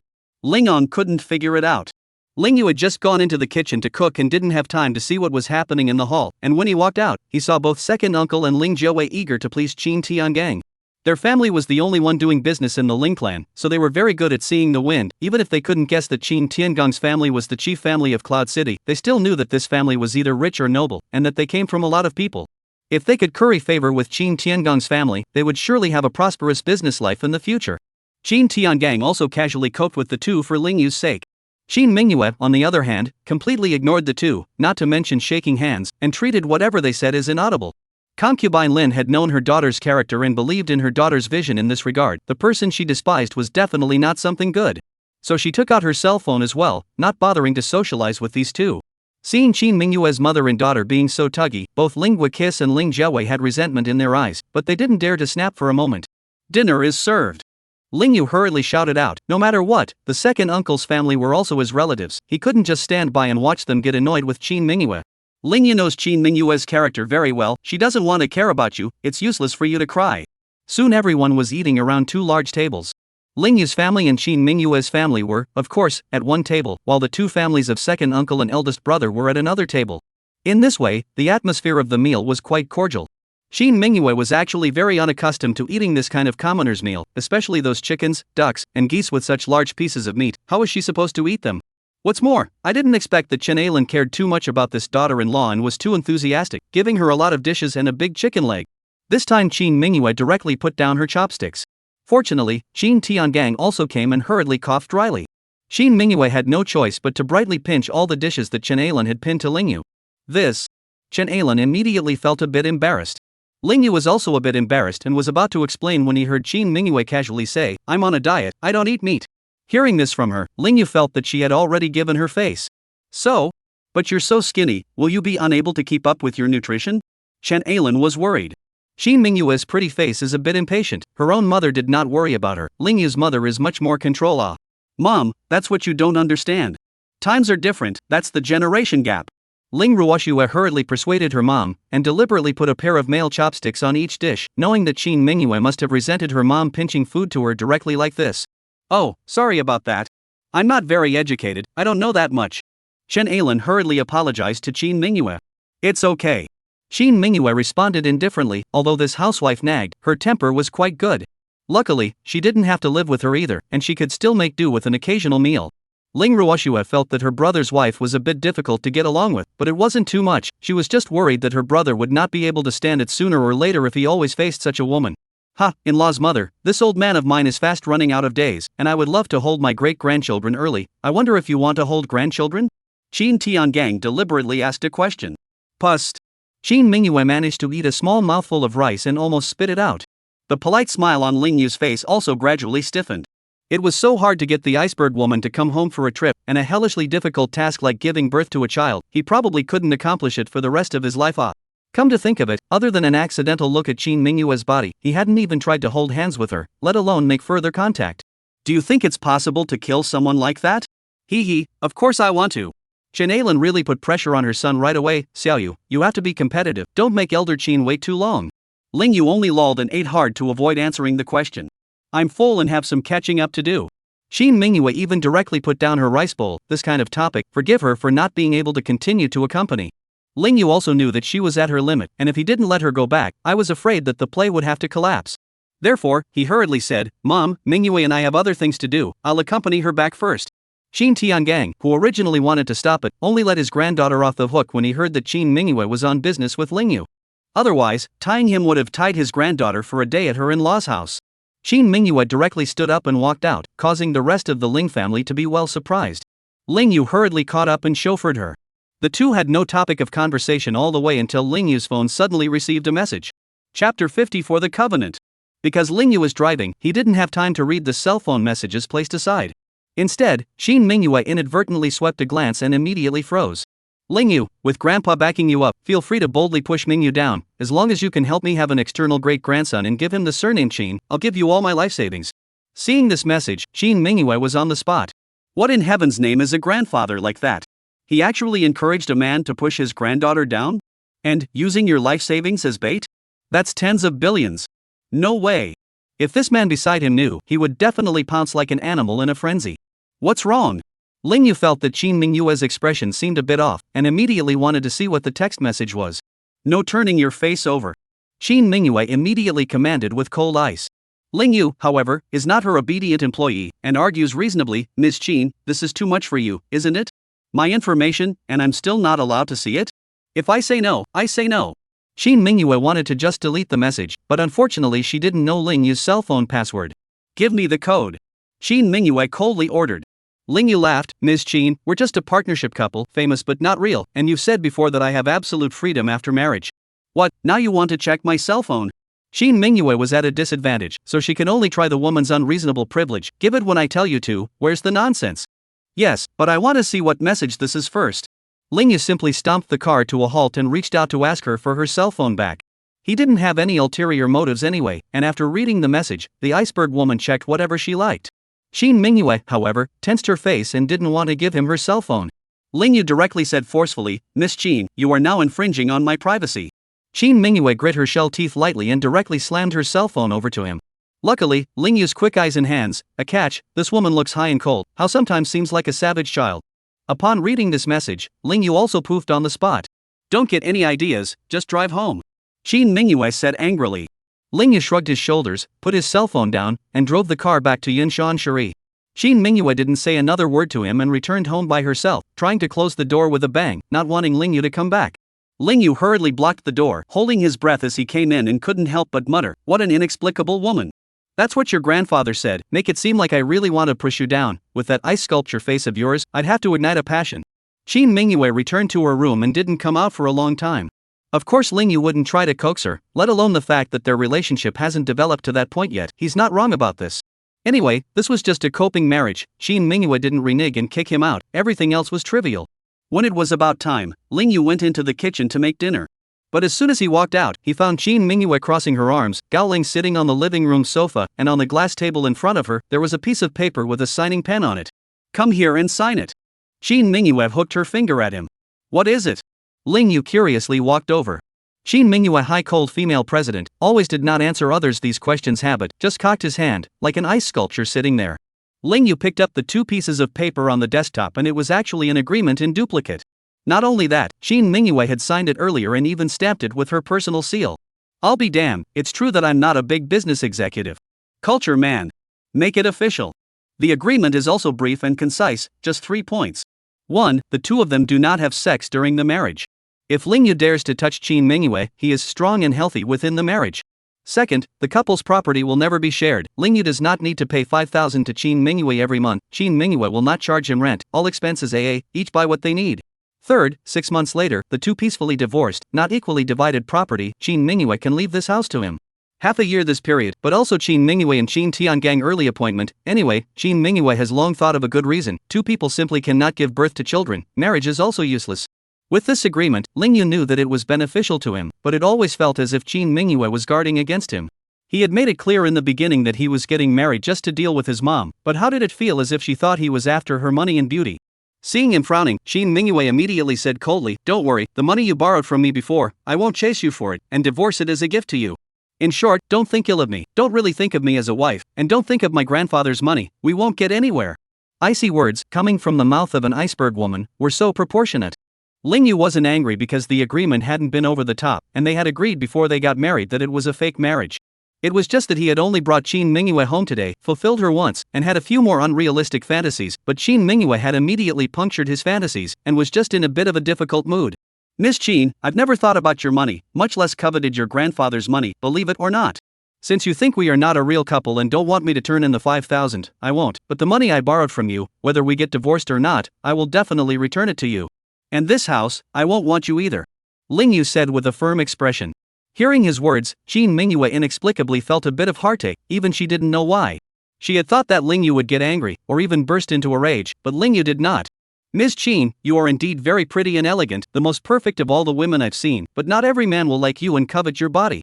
I'm a gynecologist, and I doubt I'm Yang Wei, never intending to push you over the edge, and afraid I won't be able to do it on my own, so you've got a deal, and I'm definitely signing it. After Ling Yu finished speaking, he directly reached for a pen. Qin Mingyue was slightly stunned and wanted to take the pen away, but in the end, she didn't move. After Ling Yu signed his name, he even raised the corner of his mouth. Ms. Qin, I don't have a private seal, so a handprint will do, right? Qin Mingyue was a bit wooden at the moment. Ling Yu directly bit through his thumb and imprinted his fingerprints on the two agreements. The faint smell of blood made Qin Mingyue a bit uncomfortable, as if her heart was sinking a bit. Ms. Qin, it's ready. I've already made dinner, do you want to eat together? Ling Yu hands back a copy of the agreement and invites her to dinner. No, I'm going out for a bit. Qin Mingyue put the agreement away and turned around. You don't have to wait for me to come back tonight, just don't unlock the door. Ling Yu laughed. I'm sorry, I've never waited for Ms. Qin to come home. Pust. Qin Mingyue felt an arrow in her chest. This man, how dare he talk to her like that? Abominable. Chapter 55 Drunkenness in the Bright Moon. That evening, Qin Rohan was called out for dinner by a phone call from Qin Mingyue. Drinking, to be precise. The club where it was located was also the Qin family's property, and the two sisters used to come here often for dinner, but since their sister had gotten married, Qin Rohan remembered that this was the first time. Sis, what's on your mind? Why are you drinking so much? Qin Rohan didn't notice anything wrong with Qin Mingyue at first, as her sister had always been able to hide her heart well. Or maybe she never had a heart before. But after she drank 7 or 8 glasses of wine tonight, Qin Rohan felt something was wrong. Her sister was clearly trying to get herself drunk off. I'm fine, it's just that it's cold and I'm having a drink to warm me up. Qin Mingyue explained. That's a big problem. Qin Rohan knew that her sister had always disdained explaining a lot of things in the past, and the fact that she was now deliberately looking for a reason to drink proved that she was subconsciously hiding it. Sis, did brother-in-law do something bad again? Qin Rohan didn't dare to say that her brother-in-law bullied her. Where on this planet could a creature exist that could bully her sister? When has that man ever done anything good? Qin Mingyue coldly exhaled. The Ling Yu she remembered was a fool. Bothering all day about a little money, never being able to figure out who's helping him, not even knowing who she is, and backstabbing her all day long. Sis, you're wrong to say that. Qin Rohan sang the opposite of her. Brother-in-law took care of the hooligans at the project site, and took care of Logo, and even saved his sister, so he's actually quite good. Qin Mingyue was then slightly stunned. In fact, she had wondered all night why her heart had been blocked as if it were blocked, and it was only now that she realized a little. Is he or she because of what that idiot said? How is that possible? Her hallowed Qin Mingyue would have a hard time because of a word a man said? Forget it, don't talk about that idiot. Drink with me. Qin Mingyue forced Qin Rohan to drink with her. Qin Rohan was also a chicken thief, and after clinking glasses with her, she secretly poured the wine on the floor. She knew it but didn't poke her sister, she just wanted someone to be with her tonight anyway. Only when it was 10 o'clock at night did Qin Rohan help her sister out. This time, unlike before, the two sisters ended up in different cars. Since she was a child, Qin Mingyue liked to be in control of everything, but the matter of marrying Ling Yu was not something she could control.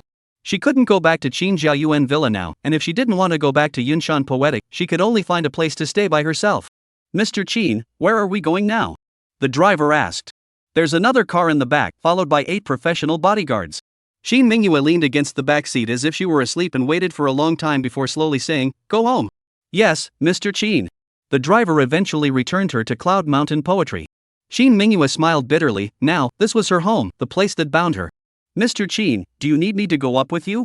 The driver saw her wobbly walk, but was afraid to touch her. No, you guys go. Yes, Mr. Qin. Only after dismissing the driver and bodyguard did Qin Mingyue press the elevator and staggered in. When the elevator went up to the 17th floor, she felt a little pain in her abdomen, and when she looked down, she felt the sky spinning and almost didn't make it out of the elevator. It was hard to get to the door, but I couldn't get the key into the lock. Qin Mingyue gently covered her belly. She drank too much wine tonight, and another burst of intense pain came from her intestines and stomach. She wanted to call the door, but felt ashamed. First of all, she's never done this before. Secondly, she just signed a covenant with the man.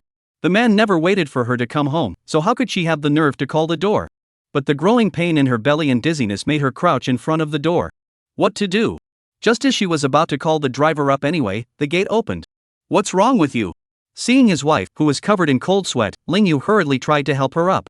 What do you? You do? I thought you never waited for me to come home? Qin Mingyue pretended to be high and mighty to push him away. Ling Yu sighed and didn't dare to continue touching her. But the next moment, the woman actually fell down, and he rushed to hold her up with one hand. Don't touch me. We signed a contract, you can't touch me. Qin Mingyue once again pushed her away, deliberately saying so. Ling Yu, however, had a stern look on his face and suddenly picked her up whole, directly closing the door and entering the house. Why, you're bold. Qin Mingyue clenched her shell teeth, her drunkenness instantly waking up. This man is so bold to hold her like this. Ling Yu wasn't afraid of her and threw her back on her bed, admonishing her, lie down properly first, I'll get you a cup of sobering tea. Really, you can't drink and still drink so much, your stomach is not good. Qin Mingyue was angry at hearing this and struggled to get up again, still agitated. Who says I can't hold my liquor well? Do you know how much I drink? If I'm not good at drinking, how can I talk about business? Seeing her fall to the east and west like a little girl, Ling Yu had no choice but to prepare to help her to bed again.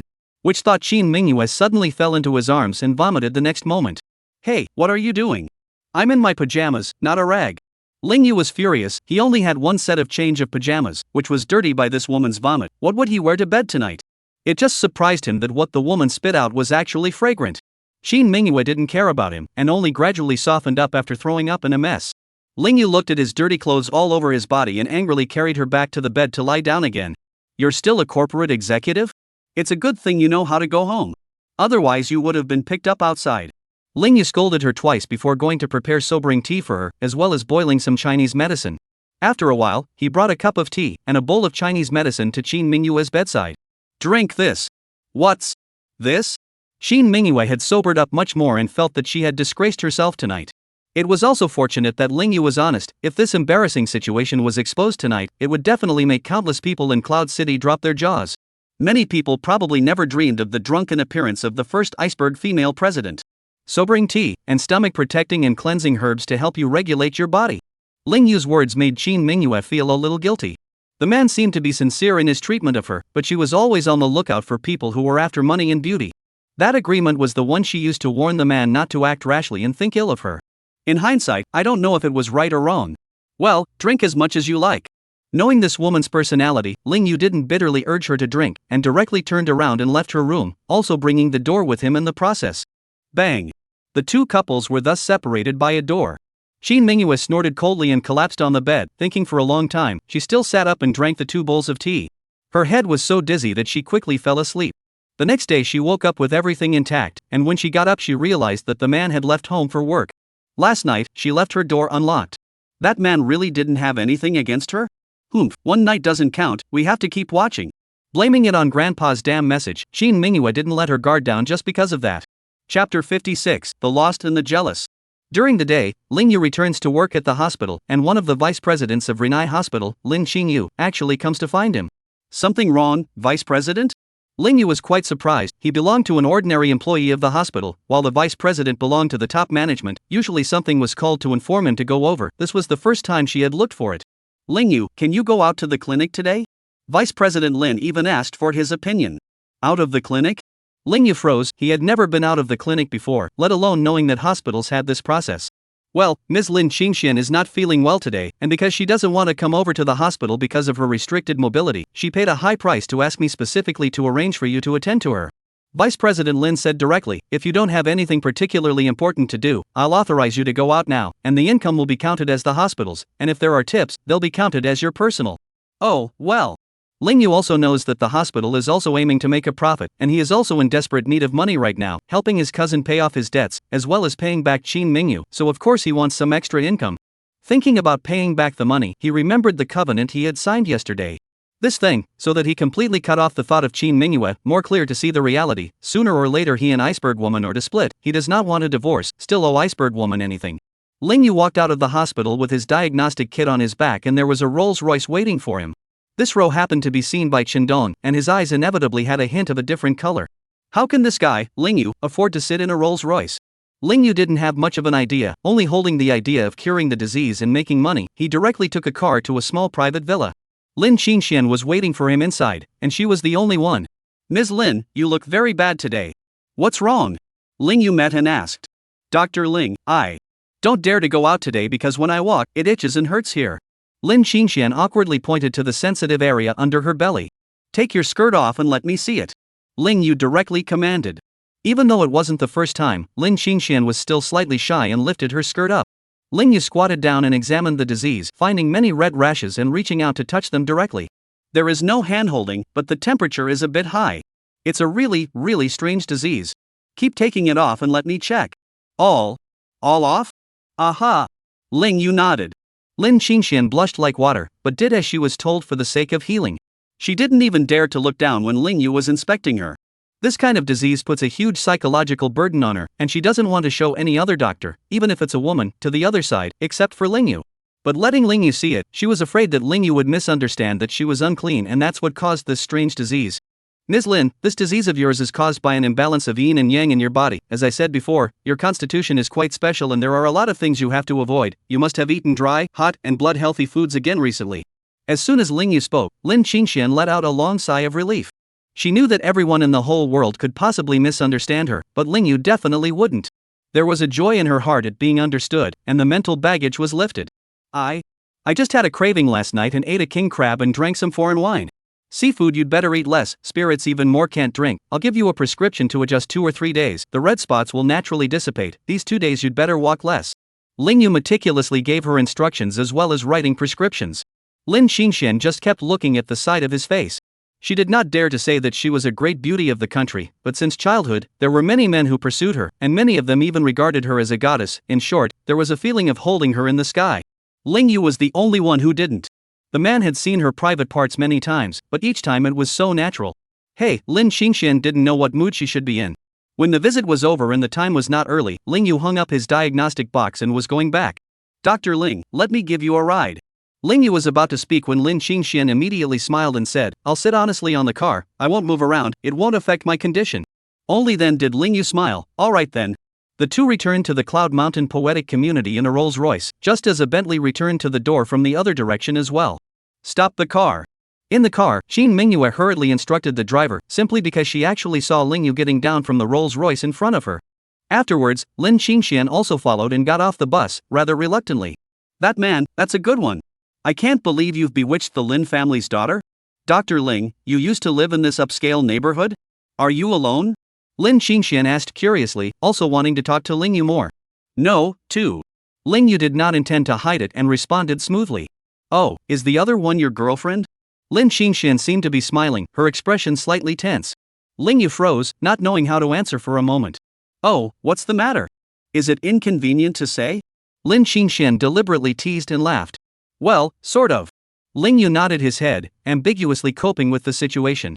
He and the iceberg woman are under contract to be divorced in 6 months, and he doesn't want to talk to people about being his wife anymore. And he also knew that the iceberg woman didn't seem to want her friends to know that she was married. But even though he said that, Lin Qingxuan's expression still froze for a moment, her complexion a bit sour. It was a while before she smiled and said, So Dr. Ling has a girlfriend, huh? I always thought gynecologists had little interest in women. Ling Yu just explained in a serious manner, Ms. Lin, I won't develop any interest or evil thoughts while healing, please don't worry. Lin Qingxuan's heart soured even more as her smile faded. Dr. Ling, of course I trust you, otherwise I wouldn't have asked you specifically to treat me. I was thinking of asking you to be my personal doctor, if your girlfriend doesn't mind. Ms. Lin, thank you for the invitation, but I have no plans to be a personal physician, at least not lately. Okay. I'll go home first then. Well, be careful not to move around for the next 2 days and follow my prescription. Got it. Lin Qingxian sat back in the car with a smile on her face, and the moment she closed the door, her expression was instantly lost. I didn't realize that the gynecologist had found a girlfriend. It seems that there are many women who have the same vision as her. The Rolls-Royce left and Ling Yu entered inside the neighborhood. Only then did Qin Mingyue slowly open the window of the car and look around to both sides, her jade fists gradually clenching. No matter what, that man was now her legal husband, and Lin Qingxian was so bold that she actually chased him to her door? Akatsuki. At this moment, behind the Bentley, another Mercedes-Benz came, and a young man in the car didn't pay attention to Qin Mingyue's complexion and excitedly greeted her. Chapter 57, Super Big Lick Dog. The young man in the Mercedes was wearing a burgundy-colored upscale suit and had very stylish long hair, and it was obvious at a glance that he was either rich or noble. However, Shin Mingyue didn't want to pay any attention to him and directly hit the car window, ordering the driver, drive directly into the neighborhood. Yes, Mr. Chin. The driver knew very well that since the marriage, Mr. Chin had never allowed him to drive the car directly into the neighborhood just because he didn't want Lingyu to find out who she was. But today, in order to avoid that big young man in the Mercedes, she went out of her way to do so it was evident that she really disliked that man. However, I did not expect that the Mercedes-Benz man inside Shin Mingyue's intention directly open the Mercedes-Benz to block the doorway of their entry into the neighborhood. Then, open the door and get out of the car. In addition to the suit being a luxury brand, there were many watches on the body, as well as expensive adornments. Wearing gold and silver speaks of this kind of nobleman. The driver was surprised and angry. How could he not expect that someone would actually dare to intercept Mr. Chin's car openly and honestly? Not only that, the man also came over and directly knocked on Shin Mingyue's window. This is seen by many as a highly uncivilized and even provocative behavior.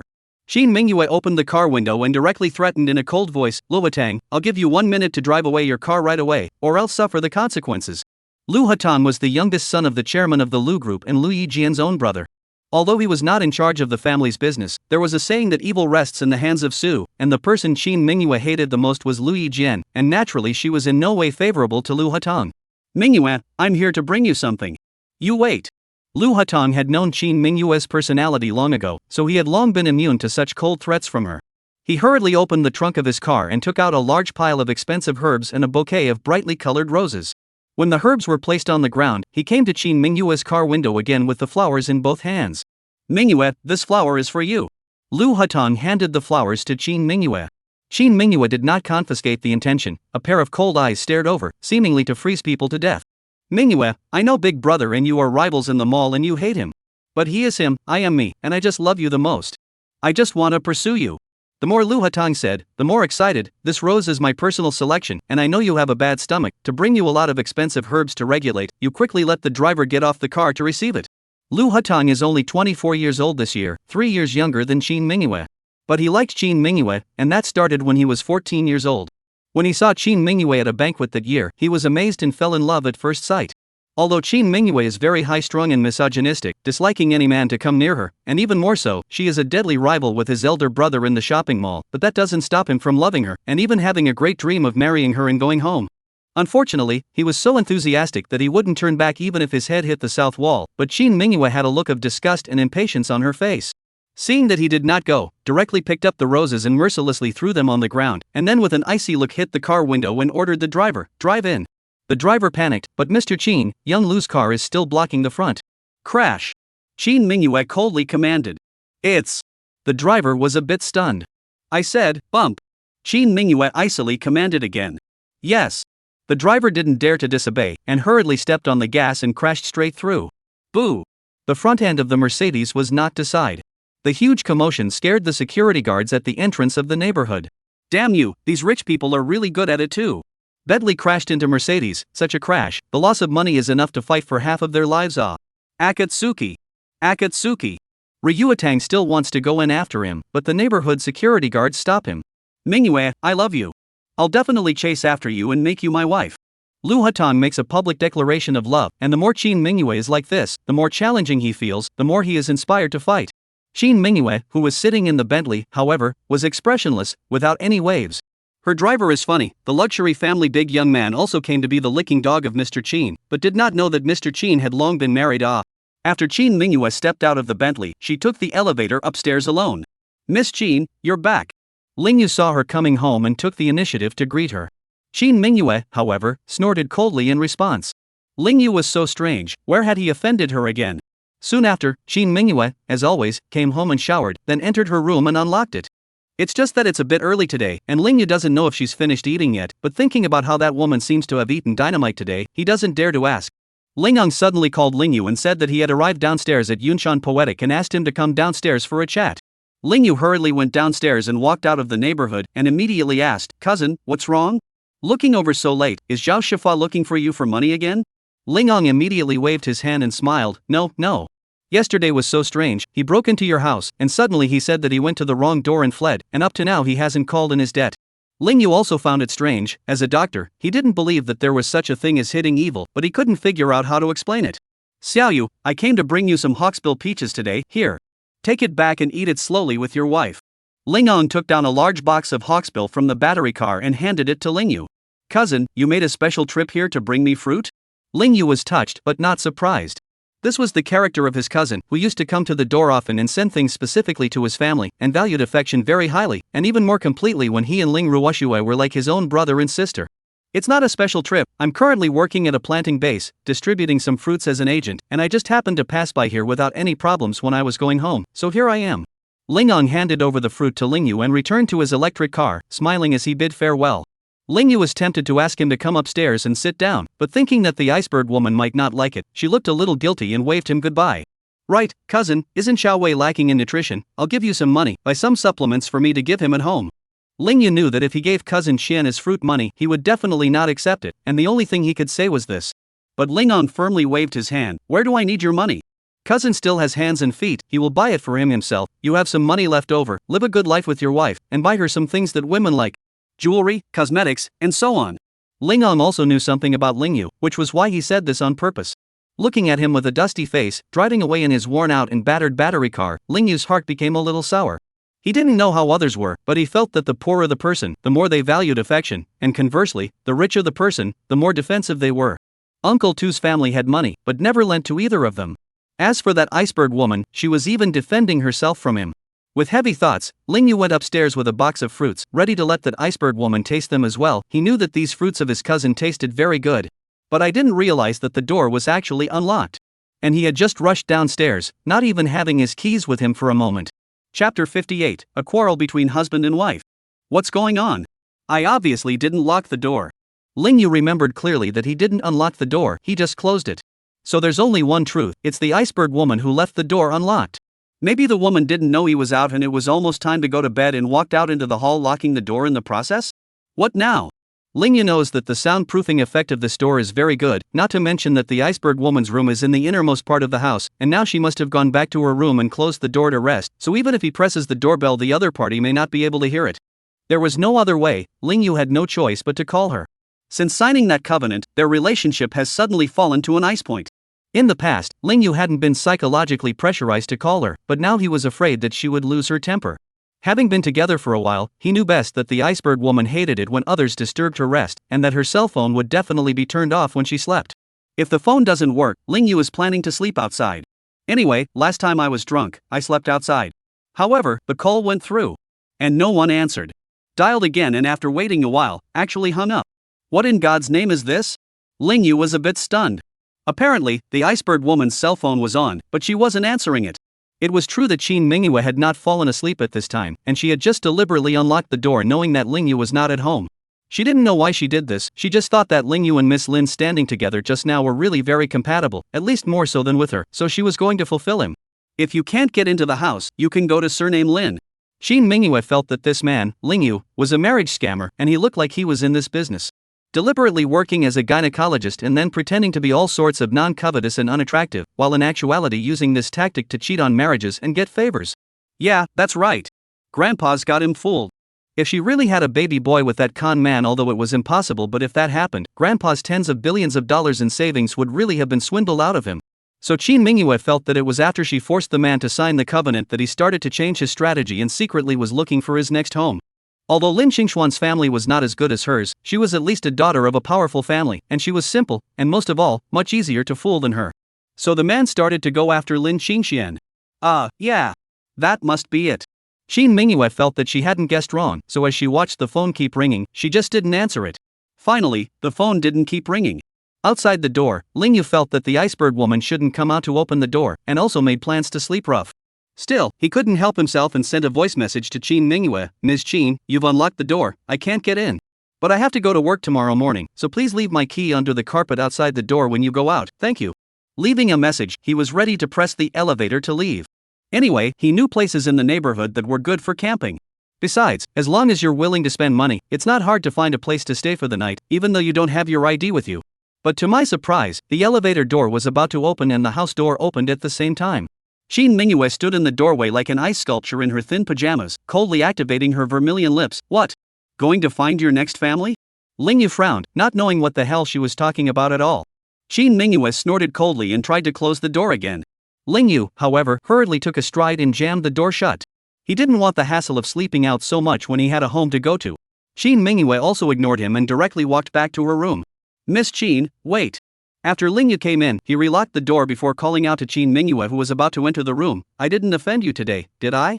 Why do you look like you've eaten gunpowder? And what did you mean when you said you were looking for a replacement?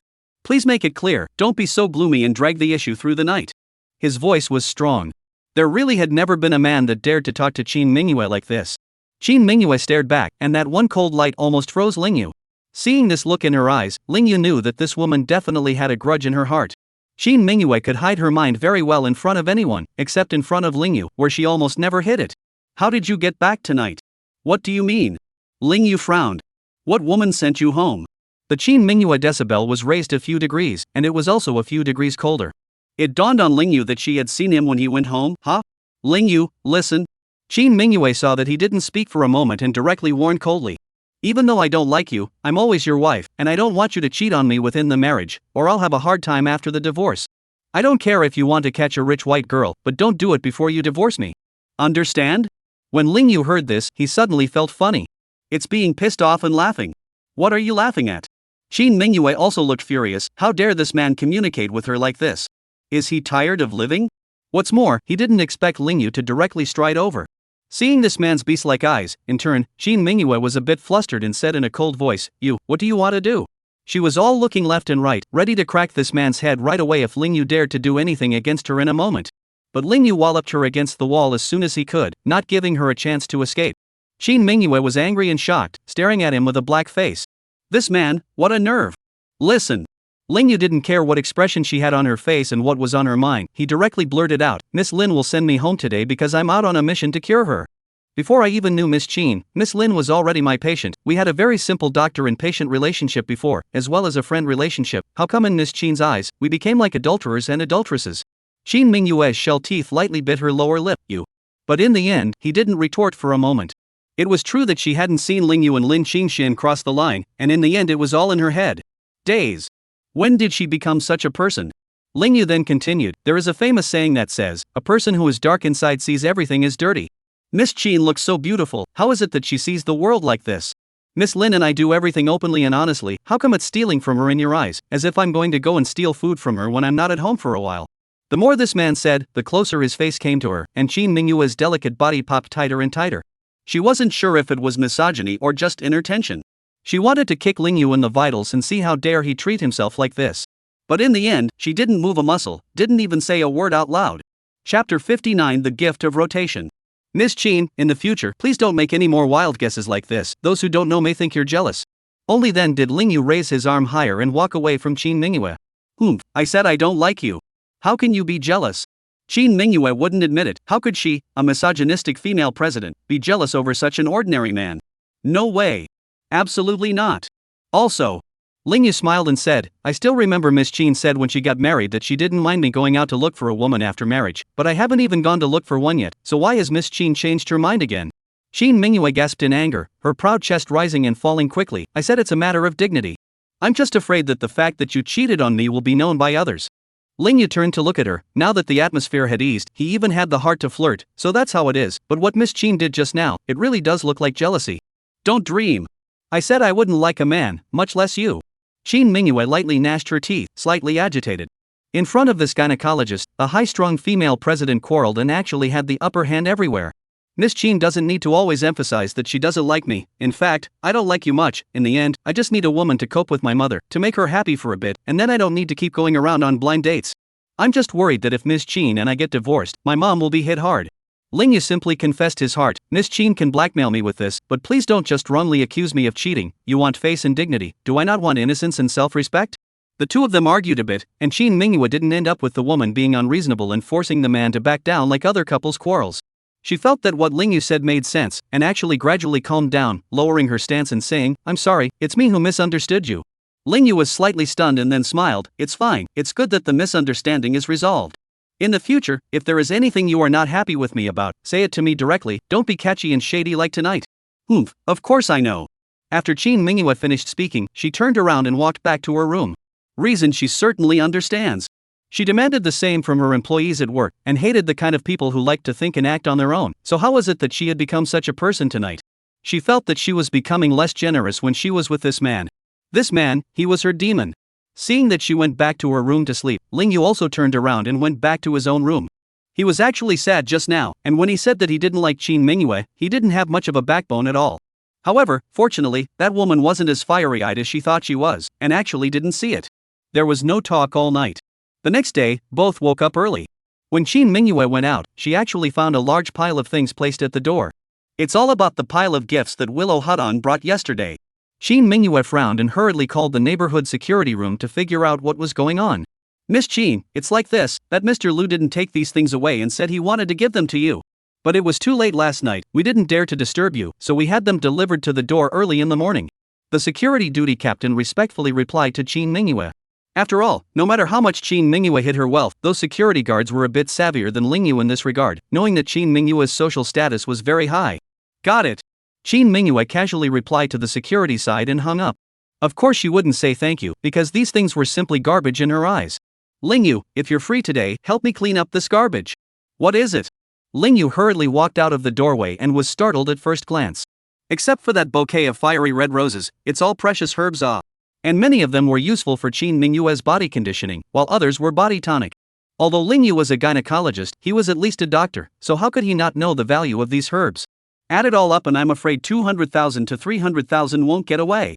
Miss Qin, you're not mistaken, are you? These things are going to be thrown away? Lingyu asked back in surprise. Heh, they're all from my suitors, do you want me to take them? Qin Mingyue actually revealed a slightly smug smile. This man wasn't the only one with suitors, her suitors would kill this man's suitors in minutes if they came after her. Lingyu didn't have the heart to climb all this with her, moreover, he knew that he was not Qin Mingyue's opponent, and resolutely said, if you don't want it, just return it to someone else, it's a waste to throw it away. I don't agree. I'll take it as thrown anyway, do what you want with it. Qin Mingyue left a sentence, turned around and left, no matter how much Lingyu called, it was useless. Lingyu would like to return it, but the iceberg woman didn't say anything, so how would he know who sent it? It would be a shame to throw it away, and he couldn't do such a thing, so he took it home first. As for the bouquet of fiery red roses, oh, that could have been thrown in passing. It's not divorced yet, Qin Mingyue is his wife anyhow, which man is so bold to send her flowers? During office hours, Lingyu thought for a long time, but he still couldn't help but send a message to Qin Mingyue, saying that if there were some supplements she didn't want, could he take them home? And explain clearly that it's not that he's trying to be cheap, but it's for we man. Whatever, I'll take it as thrown anyway. Qin Mingyue actually returned his message in seconds. After last night's fight, she wouldn't dare to easily doubt the man now. With Qin Mingyue's permission, Lingyu got those supplements directly from work and went to his cousin's house. Lingong resolutely refused to accept them. These gifts were too precious, how could he afford them? Cousin, just take it. I didn't spend money on this, it's from home for Xiao Wei, if you don't take it, we won't be able to eat this. Xiao Yu, how can this be? I'm afraid your wife will have a problem if you bring us something from home like this. Lingong is an honest man, but he understands these human affairs. Although the two couples are joint property, but Lingyu did so, especially he lives in a house for his wife to buy, just afraid that his wife think he is the male version of the Fugua demon. Even if Qin Mingyue's mouth didn't say anything, she was afraid that her heart would make a note of it, affecting their conjugal bond. Don't worry, I've asked Qin Xiao. No, I've asked Mingyu, she agreed before I dared to bring it to you. After Lingyu's persuasion, Lingong finally accepted it. Putting down his gifts, Lingyu also had to go to his part-time job and didn't stop by to stay for dinner. Only after he left did his cousin's sister-in-law, Xiaoyan, come out of her room, her eyes glowing when she saw the pile of expensive gifts. That's great. That's a lot of money if you take it and sell it. Don't you make such plans for me. This is to replenish my son's health. Lingong knew very well what kind of person his wife was, she must have wanted to sell the money and then take it to play mahjong again. Xiaoyan immediately lost her temper, make it up. Take all of it to make up, when Zhao Shifa arrests me, you don't stop him, let me go to the bathing place to wait for men to earn money to pay off gambling debts. Chapter 60, One More Delivery. Lingong every time cannot argue with his wife, and finally decided to give that batch of supplements to Zhao Shifa, against the 80,000 mahjong debt. Zhao Shifa originally did not intend to call the debt again, but people sent to the door, he has no reason not to collect it, is not it? Out of curiosity, he secretly asked Xiaoyan, that Miss Qin who was at your uncle's house that day, is she related to you? Lingong is Lingyu's cousin, but in reality, Lingyu's dad is older than Lingang's dad, and Lingang's dad is younger than even Lingua's relatives. Back then, Ling Ang's father gave birth to Ling Ang at the age of 17, so the generation sizes of these two generations of the Ling family are rather strange. She's my second uncle Ling Yu's wife, what's wrong? Mr. Zhao doesn't have a crush on her, does he? You men, you're all so dead. Xie Qiuyan said, but also secretly pinched Zhao Shifa waist meat. She was afraid of Zhao Shifa, yes, but at the same time, she also wanted to hook up with the other party. After all, if she had the chance to be with a rich second generation like Zhao Shifa, it would be better than following Ling Ang, an honest poor man, for the rest of her life. Shake the grass. I didn't, don't you dare say that. How dare I? Zhao Shifa hurriedly denied it 3 times in a row, and was afraid that this woman was deliberately trying to test him. The rank of the Qin family's eldest miss, even a foppish rich second generation like Zhao Shifa wouldn't dare to be obsessed with it. It's simply a toad wanting to eat swan meat. Seeing him genuinely flustered, Xie Qiuyan became curious instead. Zhao Xiao, you're joking, right? There are still women you don't dare to pick up? Xie Qiuyan, you woman don't talk nonsense. I'll take the gift, the money will be considered as your repayment, you guys hurry up and leave. Zhao Shifa hurriedly drove the Xie Qiuyan couple away. At the same time, he was surprised in his heart. He had never heard that the high-strung female president of the Big Dipper group had married someone. What the hell is going on here? Zhao Shifa's father and the Lu group also had business dealings and even relied heavily on cooperation with each other. Also, as a dude, he hadn't done much to flatter and please Lohatang. So he knew very well that Lohatang's goddess was Qin Mingyue, and he had heard that he had been fiercely pursuing Qin Mingyue, so how could that woman have just married? In order to make sense of it, Zhao Shifa hurriedly borrowed the excuse of sending a gift and specifically found Lohatang. Second young Master Lu, I seem to have recently heard rumors that eldest Miss Qin has married. Who dares to make such a rumor? Lu Hatan crossed his legs and was slowly savoring his coffee. When he heard this kind of words, he didn't believe it at all and naturally didn't have much of a reaction. It's a woman I play mahjong with. Zhao Shifa said truthfully. You believe all that mahjong table gossip? Mingyue is misogynistic, even I can't touch her a bit, and I keep an eye on her all the time. Do you think it's possible that she's married to a man and I don't know anything about it? That's also true. That woman's rumor mongering is also too unlevel, so I'll just say it casually, I'm actually here to give you some gifts today. Zhao Shifa actually didn't believe it, and now that he heard Lu Hutang say the same thing, he didn't believe it even more. He then handed over those supplements he had received, in front of Lu Hutang. Ryu Hutang didn't think so, but he froze when he scanned it. What the hell? Why do some of these things look familiar? Taking a closer look, this is actually the same as the gift he gave to Qin Mingyue yesterday. Zhao Shifa, where did you get these? Ryu Hutang asked with a frown. Seeing him this look, Zhao Shifa thought he was too low, which dared to say that it was Ling Ang such a bottom sent him to offset the debt? Hurriedly lied, this is my father in the overseas purchase back, our brand genuine, the effect is very good. These are Chinese herbs that your dad bought overseas? Ryu Hutang stared at him in even more surprise. Zhao Shifa, an uneducated gambler, had no common sense. But the lying skill is first class, right? Lu Young, you do not know, many Chinese medicine former war exile, those are the domestic authentic. Is that so? Fortunately, Lu Hutang was also a dude and didn't know too much about academic stuff, frowning and then laughing, just right, I can take it to Mingyue. He thought in his heart that if he sent a batch of domestic tonic yesterday and a batch of foreign ones today, Mingyue should be able to feel his sincerity. Saying yes, Lu Hutang went to buy another bunch of fiery red roses, and went to the entrance of the Yunshan poetic community again that afternoon, waiting for Qin Mingyue to come back from work. In fact, he also wondered why Qin Mingyue didn't live in the Qin Zhaoyuan villa, but came to live in this kind of place? Unfortunately, no one would tell him the truth. He could only guess that it was because it was close to the company and that workaholic Qin Mingyue was trying to commute to save time. At this time, Qin Mingyue's Bentley also returned to the entrance. Mr. Qin, second young Lu is here again. The driver noticed Ryu Hutang standing in the doorway and rushed to warn him. Qin Mingyue's beautiful eyes swept, and immediately ordered icily, don't stop the car, and rushed straight in. Yes, Mr. Qin. The driver did as he was told and drove right into the neighborhood. Akatsuki. Akatsuki. Willow River Pond found it and vocalized a call. But it was useless for him to scream his throat out. Qin Mingyue had no intention of ignoring him. In the next moment, the bodyguards following Qin Mingyue's car also hurriedly stopped him. After the last attack in the middle of the night, Qin Mingyue had strengthened her bodyguard force, and it wasn't easy for anyone to get close to her now. Lu Hutang had no choice but to ask the security guard again to give the gift to Qin Mingyue. At night, Ling Yu came home from his part-time job and again saw a pile of gifts and a bouquet of fiery red roses on the doorstep. I'll go. What's going on here? Ling Yu was shocked. Isn't this a ghost? He clearly threw away the roses yesterday and gave the gift to his cousin, so how did he reappear here today? Had he traveled across the world? He opened the door and Qin Mingyue was in the hall applying a face mask, her gaze sweeping over just in time to look at the things he carried in. Ling Yu hurriedly explained, Ms. Qin, I assure you that I took care of these things yesterday. I don't know how I came back again. When Qin Mingyue saw him like this, she felt a bit funny, so she didn't tell this idiot the truth and deliberately said, "Aren't these things a bit evil? Then I'll leave it to you to deal with them again." This. Well. Ling Yu agreed and looked over it again carefully. He has better common sense than both Zhao Shifa and Lu Hatong, and is 100% sure that this is the same stuff he gave to his cousin, but how did it somehow come back? The next day, Ling Yu came back to Ling Shirtang's house to find out the truth. Seeing him give them the exact same tonic again, Ling Ang also had a hellish expression on his face. "Xiao Yu, why did you send another batch over?" Of course, Ling Ang wouldn't have guessed that this was the same batch that the couple had given to Zhao Shifa yesterday to cover their debt, and thought that Ling Yu had sent another set. "Cousin, where's the lot I sent you yesterday?" Ling Yu thinks this is the same batch that was sent to his cousin yesterday. Let's see what he says. We've already eaten." Ling Ang didn't dare to tell the truth. After all, Ling Yu was giving it to Xiao Wei to eat, and if he knew that they were taking it to cover the debt, he would definitely be unhappy. So, Ling Yu was completely baffled. Could it be that he was mistaken?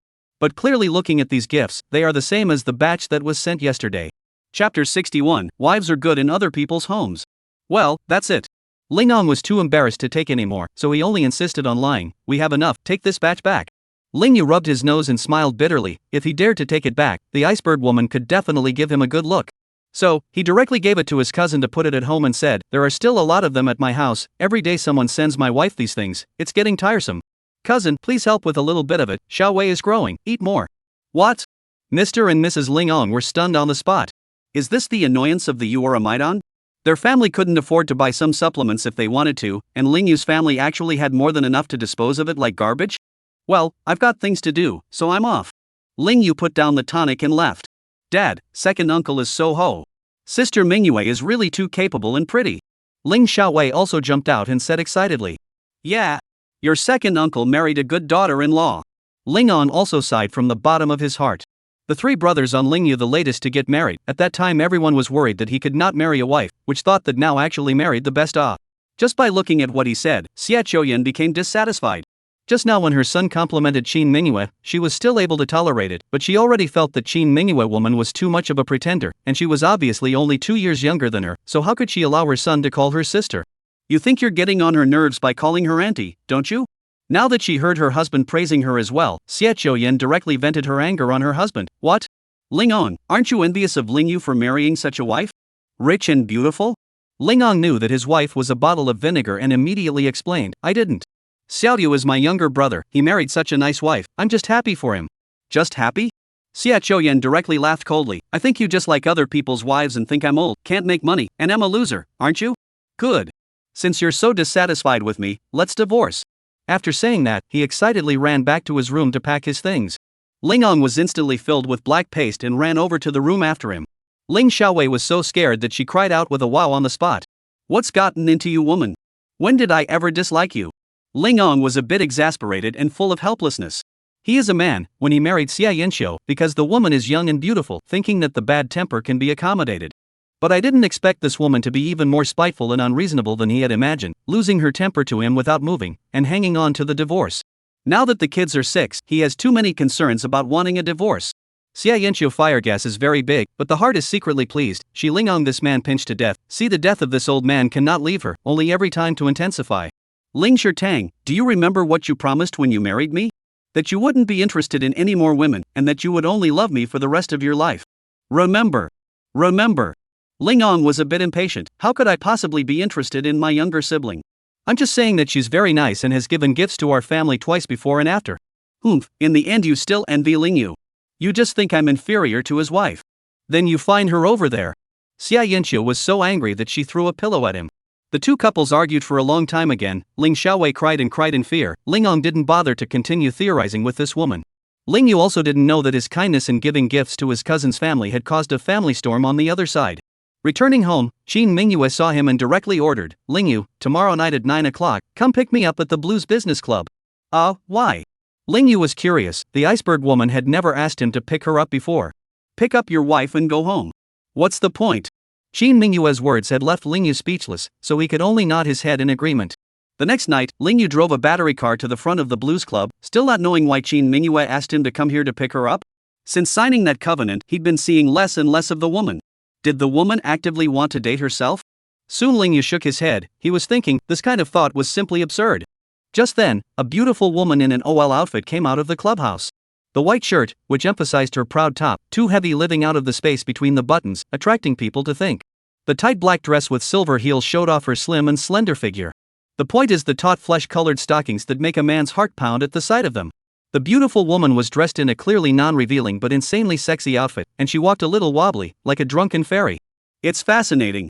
Only waiting to see clearly who she was, Lingyu hurriedly got off the battery car and jogged to meet her. This drunken beauty is actually his wife. The high and cold female president of the Big Dipper Group. At this moment, her eyes were actually confused, and her pretty face showed a little bit of abnormal redness. Ms. Qin, what's wrong with you? Hearing Lingyu's voice, Qin Mingyue suddenly looked relieved and hurriedly commanded, Lingyu, quickly. Quickly take me away.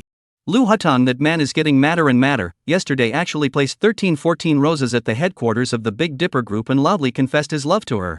The employees of the Big Dipper Group were talking about the explosion. Although no one dared to say this to her face, Qin Mingyue knew that privately these employees were spreading gossip about her.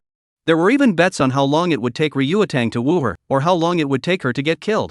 Qin Mingyue was so fed up that she had to call her nemesis, Lu Yijian.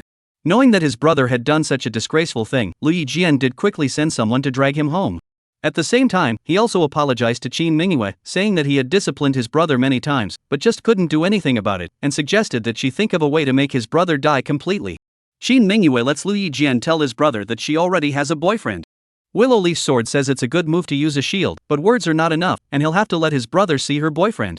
That was why Qin Mingyue had specifically accepted to discuss cooperation with Willow Leaf Sword at the Blues Business Club. The purpose is twofold. 1. To try to find out if the mastermind who sent people to attack her halfway last time was Willow Leaf Sword. 2. Let Lu Hatang see her man, completely dead to her. But she did not expect, tonight Lu Yijian press not appear, only Lu Hatang excited to come to the appointment, but also drink a few cups with her. Qin Mingyue waited until about 9 o'clock, deliberately said that her boyfriend came to pick her up, and then walked out, but I did not expect that the aftertaste of the drink was so strong that I walked a little unsteady. Lingyu hurriedly helped Qin Mingyue into the car, and Lu Hatang really did rush to the door. Akatsuki. Ryu Hatang hurriedly called out, even jogging to catch up. Just now when Qin Mingyue said she had a boyfriend, Lu Hatang didn't believe it at all, and now when he saw that a man actually drove a battery car to pick her up and take her home, he almost laughed even more and burst into tears. The Qin family's eldest daughter wanted to find a shield to block him. Why did she find one so low? This play is so fake. However, he did not expect that before Lu Hatang could catch up, a group of hooligan dudes suddenly appeared around him and instantly surrounded Lingyu and Qin Mingyue. Chapter 62, A Play Within a Play. Hey, pretty girl. You're so pretty, can you play with some buddies? The hoodlum in the lead opened his chest, revealing his hairy chest hair. The hooligans around them looked roguish, but their eyes held a dark glint. Lingyu immediately frowned. He had dealt with real hooligans like Master Xiong and Brother Rat, so he naturally knew the temperament that hooligans should have. These people in front of me are overly gangsterish, even a bit of artifice, and with a steady hand and fierce eyes, they are not hooligans at all, but well-trained fighters. What do you want? Lu Hatang hurriedly rushed over, and really thought that his goddess had met a hooligan and wanted to heroically save her. Hey, man, don't be impulsive. Seeing Lu Hatang about to make a move, Lingyu hurriedly dissuaded him. Which thought that these robust and tough hooligans, froze by the refined Lu Hatang to beat the crying, actually 7 to fight 1 cannot beat Lu Hatang. This is too fake, isn't it? Lingyu and Qin Mingyue, who were watching from the sidelines, couldn't help but be dumbstruck at the same time and utter the same sentence. Lingyu even wanted to ask these guys how much the appearance fee for acting in this kind of drama was. He also wanted to beg for an introduction to make money on the side. Vile Willow Leaf Sword. Qin Mingyue immediately scolded coldly. Though her head was a bit foggy, she was currently conscious and immediately thought of the intrigue of the whole thing. That Willow Leaf Sword guy talks about wanting to make his brother desperate, but secretly helps his brother pursue her. In this way, Lu Hatang on this simple dude will definitely become more difficult. Akatsuki, are you okay? Lu Hatang also felt so strange. How are these hooligans so unbearable? But that wasn't the point was that he had heroically saved a beauty, especially in front of Qin Mingyue's blocking boyfriend. I have to say, that's a weak block. You can drive a battery car, but you don't have any fighting skills. People's network novel blocking boyfriend, this kind of scene is usually a big show of force to pretend to be now instead of letting him this villain hero to save the beauty. So fiction and reality just aren't the same. Are you blind? They haven't even touched me. What's wrong with me? Get out! Qin Mingyue directly shouted coldly. Lu Hatang immediately felt hurt. How did he get this kind of treatment when he went out of his way to heroically save a beauty? Alas, it is true that fiction and reality are just not the same. Lingyu, let's go. Qin Mingyue coldly instructed Lingyu, and in her heart, she was also furious. I asked you to pick up your wife. Don't you understand? If you don't have a car, at least rent a car, or even take a cab. Why did you drive a battery? Shame on you. Oh, good. Ling Yu didn't know what Qin Mingyue was angry about. Surely she was impatient with this licking dog pestering her? Well, it must be. Lu Hatan, however, firmly believed that Qin Mingyue must have been dissatisfied with the blocker's acting services, which were simply lame and stingy. He is going to chase up again, seeing that he can't catch up with the battery car, which thought that the 7 big men who just fell down actually climbed up again, and without saying a word, they swung up their wooden sticks and smashed them towards Ling Yu. You sister. Ling Yu's heart is catatonic. Just dealt with Lo Hatang as a sick cat, now dealt with me but into a tiger? Double standard. A red-hot double standard. Ling Yu, be careful. Qin Mingyue also saw it and guessed why even more. These people must have been paid by Lu Yijian to help Lu Hatang woo her, and now that the heroic rescue scene has failed, they are now coming on strong. Snap! Ling Yu supported the ground with one foot and blasted the wooden stick with a single punch.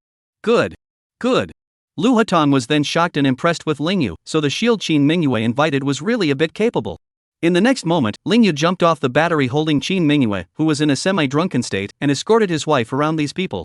7 big men came down hard, not only smashing people, but also smashing his battery, obviously with no intention of letting them leave the premises. Ling Yu protected Qin Mingyue, and although he took a lot of sticks, he still managed to put down 7 experts without any danger. Lu Hatang was completely stunned. A martial arts master. In the next moment, another group of experts poured out from all directions. Ling Yu secretly sighed badly. The other party had obviously come prepared and had no intention of letting him and Qin Mingyue go. Fortunately, in the next moment, another group of expert bodyguards jumped out and blocked these people for the 2 of them. Ling Yu froze, not knowing what had come to save them. Move! Qin Mingyue pinched the nerd.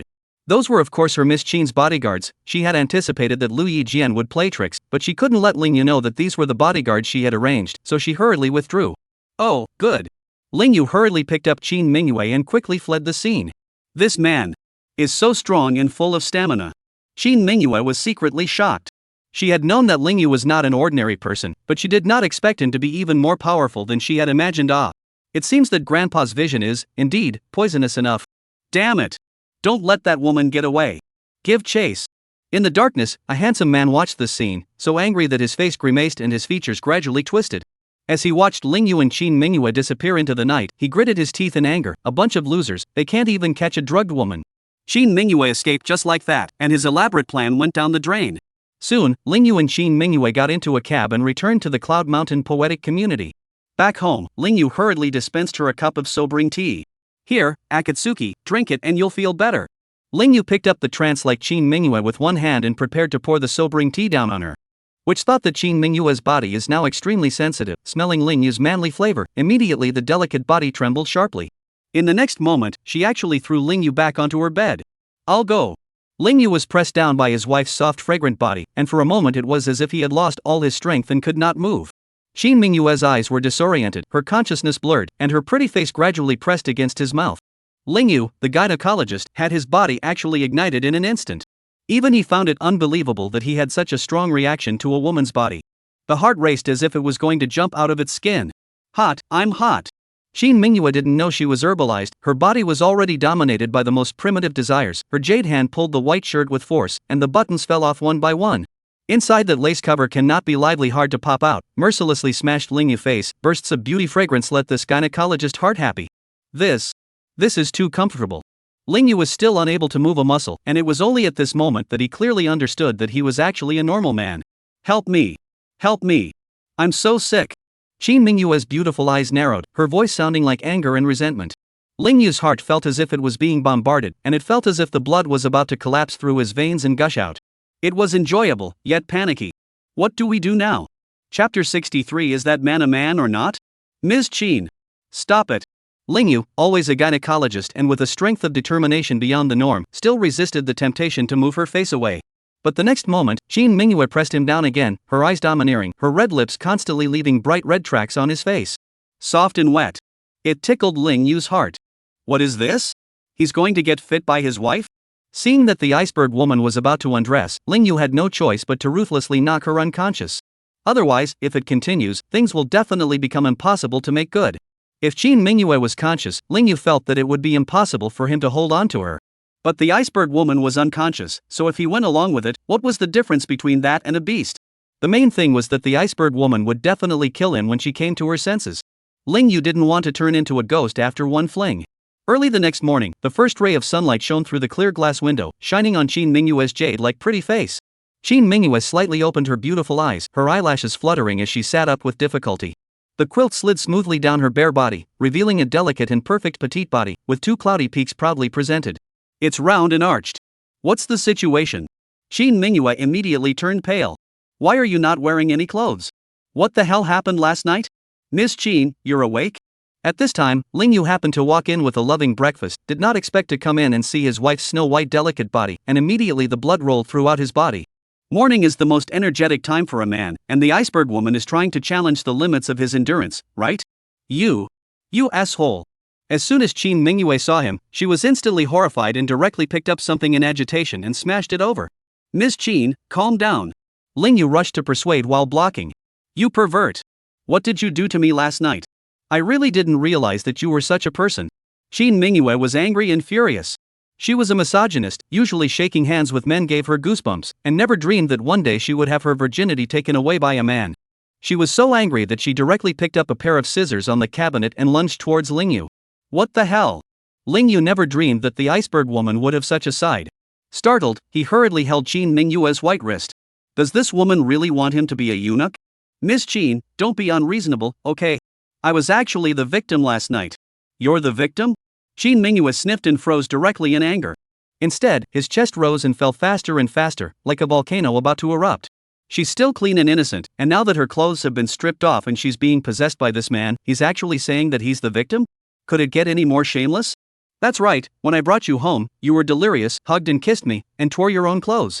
I knew you couldn't control yourself, so I knocked you out and gave you sobering tea and left. I was kind enough to make you breakfast early in the morning, and to think you'd just throw something at me and try to kill me with scissors. Am I not a victim? Ling Yu was excited to tell the truth. He really didn't know that Qin Mingyue could still strip herself clean when she was asleep. Could he blame himself for accidentally admiring her body once again? Hearing the whole truth, Qin Mingyue's snowy face instantly reddened to her ears. She then realized that her body didn't hurt at all, and the sheets were very clean, enough to prove that Ling Yu hadn't taken the opportunity to possess her. You spit on me every time you got drunk, and I guess I still smell like it. Ling Yu went on to complain. Qin Mingyue was even more embarrassed and hurriedly rebuked coldly, shut up. You quickly stop talking. I'm sorry. Not okay? Even the apology was queenly. That's not necessary. The anger in Ling Yu's heart instantly subsided. No matter what, Qin Mingyue didn't do it on purpose, and he was also comfortable last night, and now that he saw Qin Mingyue's body, he felt even more pleasing to the eyes. Although Ling Yu wanted to look at him more, he was a gentleman who was not a gentleman and immediately turned around and said, I've prepared breakfast for you, remember to eat, I'm going out to work first. Bang! The door to the room closed. Ling Yu leaned against the wall, gasping for air sharply. As a gynecologist, he had seen countless women's bodies but wouldn't feel anything, except when he saw the iceberg woman. His heart was actually about to jump out. Qin Mingyue's head was only gradually clearing up. I have to say, this man is indeed a decent man. Last night that kind of situation, in exchange for other men, sure to go along with the boat will trick, favoring the male that person actually resisted the temptation to keep the bottom line. Qin Mingyue pursed her cherry lips, her heart flooded with a hint of good feelings towards Ling Yu, but at the same time, she was suffering from a sense of loss. Is it possible that I have so little charisma? How did that man endure that situation last night? Are gynecologists really all yang wei? Ling Yu didn't care what Qin Mingyue thought and hurried downstairs to work. He was rather concerned about who had secretly drugged her last night. Is it that rich kid licking his dog? It doesn't look like it. If he hadn't brought his wife home in time, the consequences would have been unimaginable. At that moment, the neighborhood entrance to the road suddenly stopped a commercial vehicle. Yunshan Poetic is an upscale neighborhood, and very few people pass by this intersection early in the morning. Four men surged out of the car aggressively, stopping Ling Yu on his way to work. These people are very stable, walking with the wind, never ordinary people. The strength is definitely still above those rogue fighters last night. Ling Yu immediately frowned and asked, coming at me? Sure you didn't recognize the wrong person? That's right. You're the one to beat. The big man in the lead said coldly and directly threw a punch towards Ling Yu. The power of his punch could definitely blow Ling Yu's head off. Ling Yu was secretly surprised and hurriedly dodged sideways. At this point, there was also a Lamborghini Poison stopped at the corner of the road. The car is very high profile. A handsome, dignified man was eating chocolate in his car, watching the scene with great interest. He really didn't know, what kind of person was this beggar man to Qin Mingyue? A bodyguard? He and Qin Mingyue had also been entangled in the shopping mall for many years, and although they had won and lost to each other, in general, he still lost. So he didn't want to continue fighting with Qin Mingyue, he only wanted to turn that woman into his own family. How could he let a beggar do bad things now? But in the next moment, the chocolate he had put in his mouth forgot to chew, and he stared in disbelief at the scene unfolding in front of him. Ling Yu had actually knocked out all 4 of the fighters he had hired with heavy money. What's the situation? These experts are the champions of various martial arts competitions in southern continent. Is that such a waste of time? Who the hell is this kid? The handsome man was very shocked. When did Qin Mingyue hire such a personal bodyguard? The price must be outrageous, right? Knock knock. The next moment, Ling Yu knocked hard on his car window. Although he had suffered some injuries from dealing with 4 martial arts experts, Ling Yu felt that he would not have a problem dealing with one more person now. The handsome man, on the other hand, gritted his teeth. Like Qin Mingyue, he felt that knocking on a car window was an extremely impolite behavior and considered it a serious provocation. He was the eldest young man of the Lu family, known as one of the 4 young men of Cloud City. When had anyone ever dared to knock on his car window? Absolutely nothing. Sir, I'm here for revenge, please open the car door. Thanks. Through the car window, Ling Yu said politely to him, and smiled slightly, revealing his white teeth. Courtesy of the Avengers. Chapter 64. Your husband beat him up. Ha ha. The handsome man froze and let out a loud laugh. He came from a wealthy family, and with his family lineage, he had bullied not 500 but 300 people since he was a child. He's always been a bully, so he bullies. Who dares to retaliate? The one who still dared to say he wanted revenge in front of him, this guy was definitely the first. I'm really curious, what are you really? The handsome man said with a smile on his face, gradually becoming more and more serious about Ling Yu. It seemed that it wasn't luck that this man was able to accompany that high-cooled beautiful President Qin Mingyue. He even had a strong premonition that the man in front of him was not as easy to deal with as he thought. Get acquainted, my name is Ling Yu. Ling Yu still wore a smile as he answered the other party's question. Unfortunately, the handsome man did not have the courtesy to respond to his name. Ling Yu was immediately a bit dissatisfied. Sir, it seems that your mother didn't teach you from a young age to be polite? The handsome man suddenly revealed a smile that made people cold. You man, you're still annoying. Ling Yu became even more disgruntled. Sir, I saw that you were dressed like a gentleman and thought that you were an educated man. I spoke so politely, where did I annoy you? Instead, you put on a smelly face and speak disrespectfully, even if you are indeed annoying. Did I say you were annoying like a gutter rat? No. An educated person like me wouldn't say that. Handsome man. You don't know what to say? You're talking more than I am. Also, it's awesome to call someone out and not be able to refute them. Open the door. You plotted against Miss Qin last night and you want to send someone to clean me up today. If you obediently let me slap you twice and then apologize properly, maybe we can even put aside our differences and become friends. Ling Yu looked like he was kindly persuading. He really didn't want to make enemies, but he couldn't pretend that last night and this morning hadn't happened, so it would be best if the other man took him up on this offer. However, the handsome man froze completely. Then the laughter became louder. More frantic. More angry.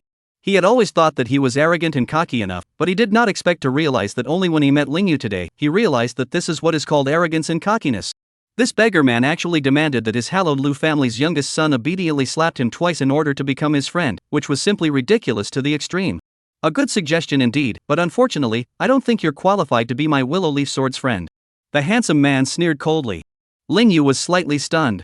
It turned out that the man was indeed Willow Leaf Sword. The last time Qin Mingyue was attacked, the guess was that he was behind the arrangement. Well then, Mr. Ryu, it looks like we can't be friends, so I'll have to treat you with the specifications of an enemy. As soon as Ling Yu's words fell, he fiercely clenched his teeth, his body showing veins. Click. The next moment, he actually wrenched the car door open alive. What the hell? Willow Leaf Sword had an even more hellish look on his face. Where did Qin Mingyue find such a weirdo? What kind of weird power is this? After forcing the car door open, Ling Yu slowly sat on the co-pilot and suddenly backhanded a slap on Lu Yijian's face. Snap. Dry. Willow Leaf Sword sprayed out nose and tooth blood, instantly staining the steering wheel. The interior of the car gradually emanated the warmth of blood. Lu Yijian never dreamed that this man really dared to hit him. More than that, I didn't expect to hit him so hard. He was just about to lash out when Ling Yu backhanded him and slapped him down again. Snap. It was only after the left and right were opened that Ling Yu clapped his hands in satisfaction. Willow Leaf Sword rushed himself as if he had been strengthened, resisting, and not being able to resist, completely losing his temper. He didn't speak or wipe the blood at this point, letting it drip down. His eyes glared deathly at Ling Yu, his eyes incomparably ruthless. Ling Yu, however, didn't care at all. His eyes couldn't kill anyone anyway. Mr. Lu, time is of the essence, I have to go to work. Ling Yu sighs sadly. If you had just accepted my proposal, we might be friends now. You had to reject it, why bother? Lu Hatan laughed silently, his face growing colder and more terrifying as he watched Ling Yu leave the scene. At this time, the driver who had transported Qin Mingyue to work was sitting on the Bentley staring dumbfounded at the scene in front of him. After Lu Yijian was defeated, he even hurriedly drove away, seemingly not wanting to be seen. Not long after, Qin Mingyue also walked out of the small area. The driver, Wang, hurriedly drove the Bentley to her. Qin Mingyue frowned slightly. Why did you drive the car to the door? In order to hide her wealth, she has been instructing her driver to avoid Ling Yu and not let him find out that she rides to work in a multi-million-dollar Bentley. Xiao Wang, however, hurriedly said, reporting to Mr. Qin, Ling Yu has already left for work, I saw him leave with my own eyes. And before he left, he even rewarded Mr. Lu with 2 slaps. What? Qin Mingyue froze slightly, he beat up Lo Hatang? Reporting to Mr. Qin, it's not Lu Ershao, it's Lu Daoxiao. Wang spoke with a little tremor. What? Qin Mingyue was even more excited. She thought that it was that lickspittle from Lu Hatang who had come back again, and Ling Yu knew that he was pursuing her, and that's why he was jealous and stepped in to teach that lickspittle a lesson, telling him to stop pestering his wife. Which, to my surprise, was a completely wrong guess. Ling Yu, that man is so bold, he actually dared to hit the domineering male president of the Lu group? If this is known to the upper-class girls in Yunchang, it will definitely cause a big earthquake. At that time, those celebrities and millennials who liked the willow leaf sword would be able to drown Ling Yu with a mouthful of spittle from each of them. Although she also wanted to teach Willow Leaf Sword a lesson, she didn't put it into action, which would have thought that Ling Yu would instead take up the fight for her. Little Wang, why did Ling Yu hit young Master Lu? I'm sorry, Mr. Qin. This I didn't know. Little King just saw the process and had no idea why. Well, you drive. Qin Mingyue got into the Bentley and immediately called Lu Yijian to find out what mood the man was in right now. As far as she knew, Willow Leaf Sword was the one who hid a vindictive and violent streak underneath his glossy skin. Ling Yu had just beaten him up, and his emotions were surely bursting right now. Which thought, after the phone was connected, there came Willow Leaf Sword's tone as if nothing had happened. Hey, Mingyue, the first time in memory that you've called me this early, is something wrong? Mr. Ryu, where are you? Qin Mingyue went in single-handedly. Me? What's the matter? Suddenly care about me? I'm afraid I'll mistake you for liking me. Willow Leaf Sword was actually in the mood to joke. Qin Mingyue frowned slightly. If Xiao Wang hadn't just recognized the wrong person, then this Willow Leaf Sword was too terrifying. He was just beaten to a pig's head by Ling Yu in the Yunshan neighborhood, but now he can actually act as if nothing happened? Young Lu, my driver just said that he saw you being beaten up in front of the Yunshan district? And was beaten that miserable. I as your business partner, of course I have to care about it. Qin Mingyue simply said it openly, just to see how the other party was going to respond? Could it be that Lu Yijian still didn't know that Ling Yu was her man? Chapter 65, Driving a Maserati to Work. Ha ha. Your driver recognized the wrong person, right? How could I possibly be beaten? I'm always the only one who hits people. Willow Leaf Sword is dead set against it. Nonsense. Doesn't he, Mr. Lu, want to lose face? Bringing a group of people to find someone else's trouble, only to be slapped twice instead. If this matter spreads, his reputation will be in tatters. I guess so. How could young Master Lu be beaten? Who doesn't know that young Master Lu has a large group of bodyguards who can fight? This batch, that batch, it's so defenseless. Qin Mingyue had something in her words. Although both times, before and after, she had no proof that it was Willow Leaf Sword who was behind her, she knew very well in her heart who it was. Lu Yijian does not recognize it as normal. The man is a jackal, not a grudge. He does not need to spread the matter to complain to anyone, only need to secretly give the enemy a fatal blow. Mingyue, anyway, thank you for your concern. Someday if you become my Lu family's daughter-in-law, you'll be able to enjoy the protection of the Lu family's bodyguards as well. The Willow Leaf Sword is still dripping. I need the protection of those losers in your house? What a joke. Qin Mingyue coldly finished her sentence and directly cut off the phone, too lazy to talk half a sentence of nonsense with this kind of person. Lu Yijian also hung up the phone, his eyes gradually becoming cold and vicious, feeling that Qin Mingyue was falling on her sword, deliberately mocking him again. His large group of bodyguards were not as useful as the one bodyguard beside her, and if this kind of thing spread out, he, Lu Dexiao, would have no face left. Yes, Willow Leaf Sword would never think of Ling Yu towards Qin Mingyue's husband, that assuredly, only that she had recruited an arrogant bodyguard. Sooner or later, he'd have to get that bodyguard of hers killed, so let's see how long they could fool around. Ling Yu went home at night and Qin Mingyue was already waiting for him at home. Did you go out this morning and hit someone? You know all about it? Ling Yu also did not hide it, and did not ask Qin Mingyue how she learned about it. Anyway, she is a resident of the Yunshan poetic community, surely many channels to receive the news. How dare you, do you know who you hit? Qin Mingyue questioned angrily. I think it's called the Willow Sword or something. Ling Yu directly answered the rhetorical question as a question. Qin Mingyue was really exasperated by this man. What is this called? Fearless and ignorant? Looking at the entire Cloud City, who would dare to beat up Willow Leaf Sword and still not take it seriously at all? Even Shin Minghua didn't have that kind of vigor.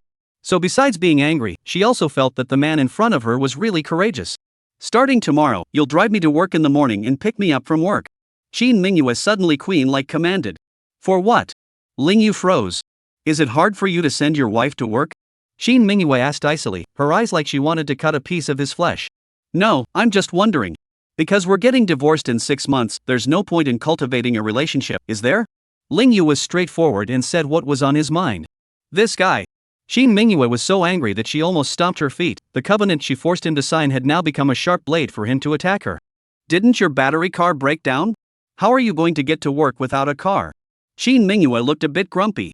Lingyu nodded his head, which became a problem for him. This morning at work, he backtracked several times before arriving. A day and a half does not matter, a long time is indeed quite troublesome. The problem is that he's so poor right now that he can't afford to buy another battery. Anyway, I'm also responsible for your battery being smashed. I'll lend you my Maserati tomorrow, and when I'm free, I'll accompany you to buy a car. What? Lingyu couldn't believe his ears.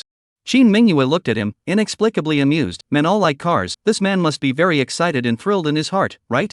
Which thought Lingyu waved his hand back and forth. Ms. Shin, there is no need to buy a car, I will pay my salary next month, I can buy another battery, until then, I can drive your Maserati to pick you up and drop you off. You really don't want a car? Shin Minghua was shocked. Well, don't want it. Lingyu's face was calm. We're getting a divorce anyway, I owe Ms. Shin so much that I can barely pay it back, I don't want to owe you anything more. Shin Minghua gently clenched her fists, her petite body trembling slightly. She herself did not understand why she was angry. Anyway, just wanted to punch the man in the face. Cowhide lantern-like. Just so you don't owe me? Don't you want to lose face out there? A big man drives an electric battery to work every day, aren't you afraid of being looked down upon? Shin Minghua deliberately asked. Lingyu was still frank. It's true that you will be looked down upon, but face is something you have to fight for on your own, not rely on a woman to give it to you. Shin Minghua's flowery cheeks twitched slightly, but she finally snorted coldly and said, as you wish. She was sure that when the man got a taste of having a car, sooner or later he would change his mind. Shin Minghua let Lingyu drive herself to work. Apart from the fact that his battery was broken, the more important reason was that she grew to appreciate his force. This man's skill was actually better than the professional bodyguard she had hired, and by commuting with him, he could protect her, and she could in turn protect him. Of course, Shin Minghua's hired bodyguards were also on standby at all times. As long as there was a danger, she would send a signal and these people would quickly come. She believed that the great battle with the Willow Leaf Sword had already drawn to a close, and that man was definitely not going to let her and Lingyu off that easily. Of course, she would also find an opportunity to put Willow Leaf Sword to death. The next day, Lingyu drove Shin Minghua back to the headquarters of the Big Dipper Group in his Maserati. But before he arrived at the company, Shin Minghua asked him to stop the car, saying that there would be a lot of troublesome processes for him to drive the car in and then out. Lingyu naturally didn't doubt her words, and it was still convenient for him not to go in anyway. Seeing the hallowed high cool female president actually walk into the company's gate, the security guards and passing employees were all jaw-dropped. When did Mr. Qin get so excited? Walking such a long distance? Xia Xiaodai also saw this scene and was so shocked that her mouth couldn't close for a long time. This has a feeling of the Queen Mother descending to the earth, in the end who is so capable of pulling Mr. Qin down from the sky to the mortal world. On the other hand, Lingyu quickly drove the Maserati President model into the hospital parking lot. Such a luxury car naturally attracted the attention of many employees of the hospital. When they saw that it was actually Lingyu, the gynecologist, who walked down from above, the eyes of the crowd dropped. Wow, what do I see? Lin Fan also happened to pass by, and at first thought it was some big shot arriving, which thought it was his own dead friend walking down from the top, also envious beyond belief. Lingyu, did you win the lottery? How many millions? Did you use it all to buy a car? Lin Fan's question asked everyone's heart. Shendong, who had just entered the hospital to work, heard the wind and also walked out specifically, and his sense of superiority received a heavy blow.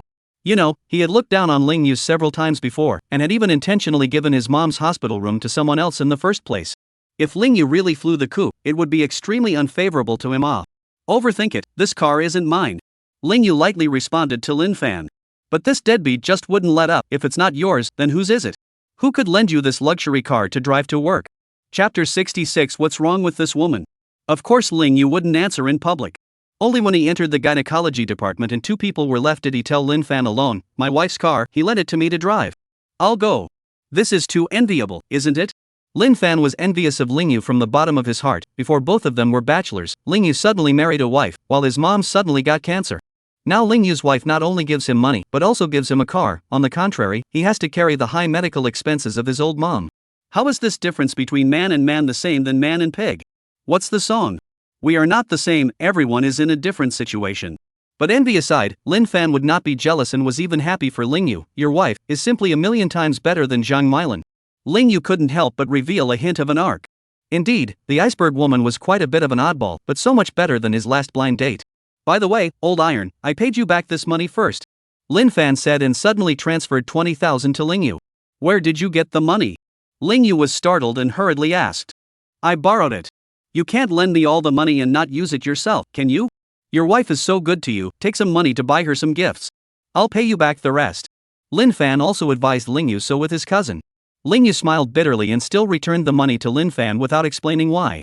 He and Qin Mingyue had both signed an agreement that they would be divorced in 6 months, so why should he take the trouble to please the other party? Most of all, the iceberg woman would even misunderstand that he had ulterior motives. On the contrary, Lin Fan needed money more than he did. What are you doing? Are you looking down on your brother? Lin Fan got angry and forwarded the money to him again. You married a good wife, you really need to cherish it, don't lose it before chasing your wife to the crematorium.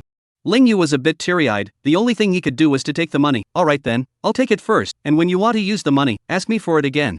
If you're a brother, don't ever be embarrassed to ask. That's for sure. Lin Fan patted his shoulder and smiled at each other.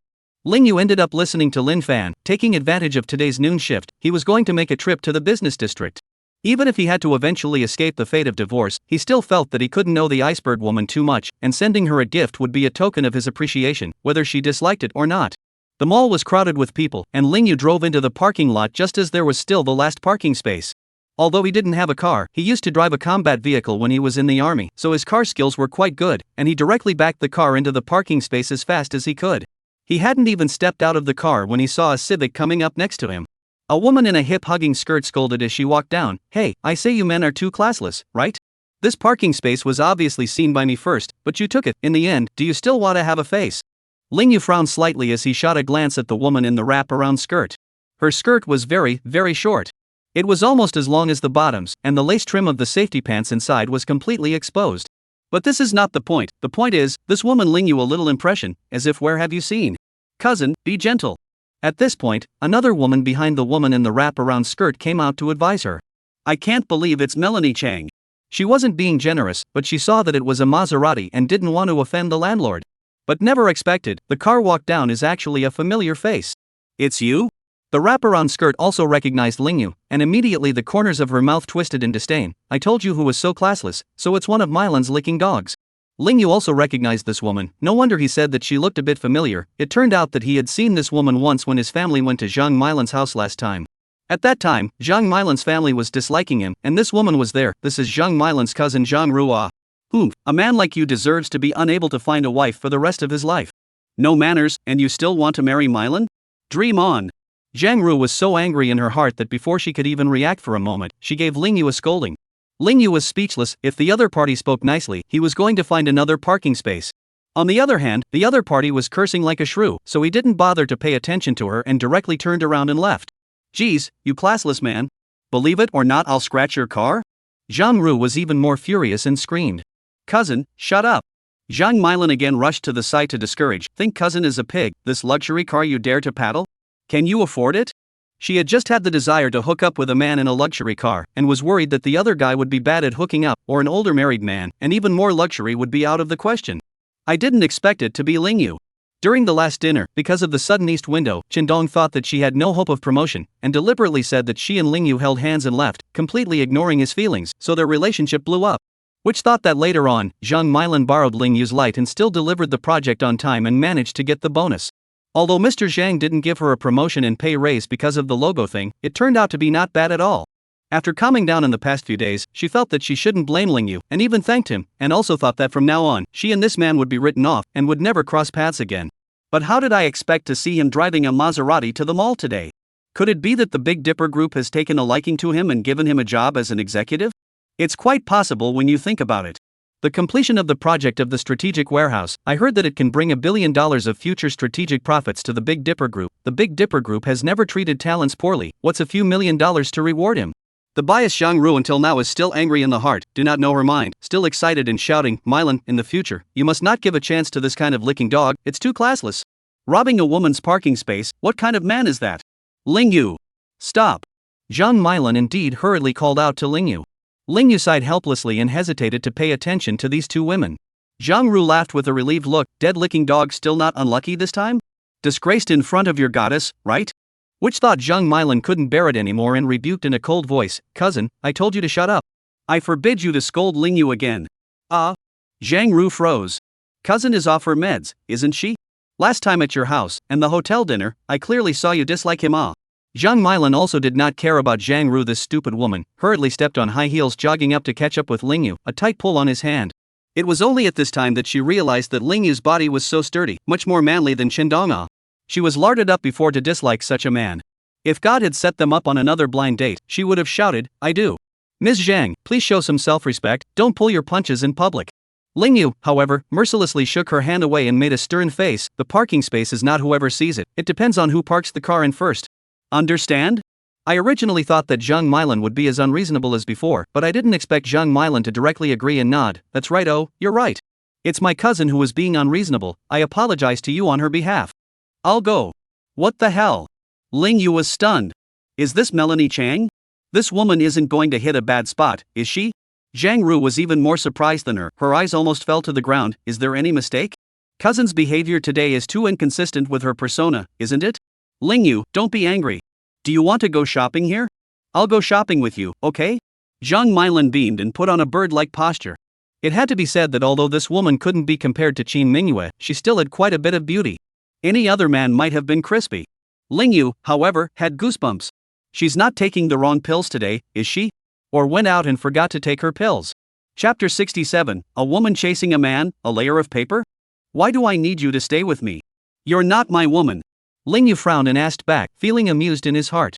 You don't have a female companion to go shopping, how boring. People accompany you, not only can give you a relief from boredom, but also bring you face yo. Don't worry, I will not quarrel with you, maybe after shopping, I may become your woman. Pust. Seeing Zhang Milan's appearance and then hearing what she said, Lingyu almost sprayed a mouthful of blood on the screen. This woman, she's so weird today. It actually creeped him out a bit. No thanks. Stretching his hand, no matter what Zhang Milan had in mind, Lingyu just politely refused and turned around. Zhang Milan, however, still refused to give up and shouted behind Lingyu, Lingyu, I won't give up. I must chase after you and make you my boyfriend. Even Zhang Ru was covered in goosebumps. What kind of medicine did her cousin take today? Miran, you have a fever today, don't you? Zhang Ru hurried over and touched Zhang Milan's forehead, and then her own. I don't have a fever. Could it be that the dog-licking attribute in his body has suddenly been aroused and gone berserk? How could she say something like that? Well, there's potential. Cousin. I'm fine, I'm in great shape now. Zhang Milan hurriedly pushed Zhang Ru's hand away and said, that man must have helped the Big Dipper group to complete a big project and is now on his way to the top. You quickly take a look at what kind of car he's driving. Take a closer look, said the man, pointing to the Maserati. Zhang Ru's attention had just been on the parking space, and she hadn't paid any attention to what kind of car Lingyu was driving. It's only now that I look at it that I'm shocked. Man, this is a Maserati, right? Well, the Maserati president. Iconoclasts have come out with this model, and it's about $3.5 million bare. Zhang Milan said directly, to be able to drive this kind of car, if you say it's not a tycoon, who is?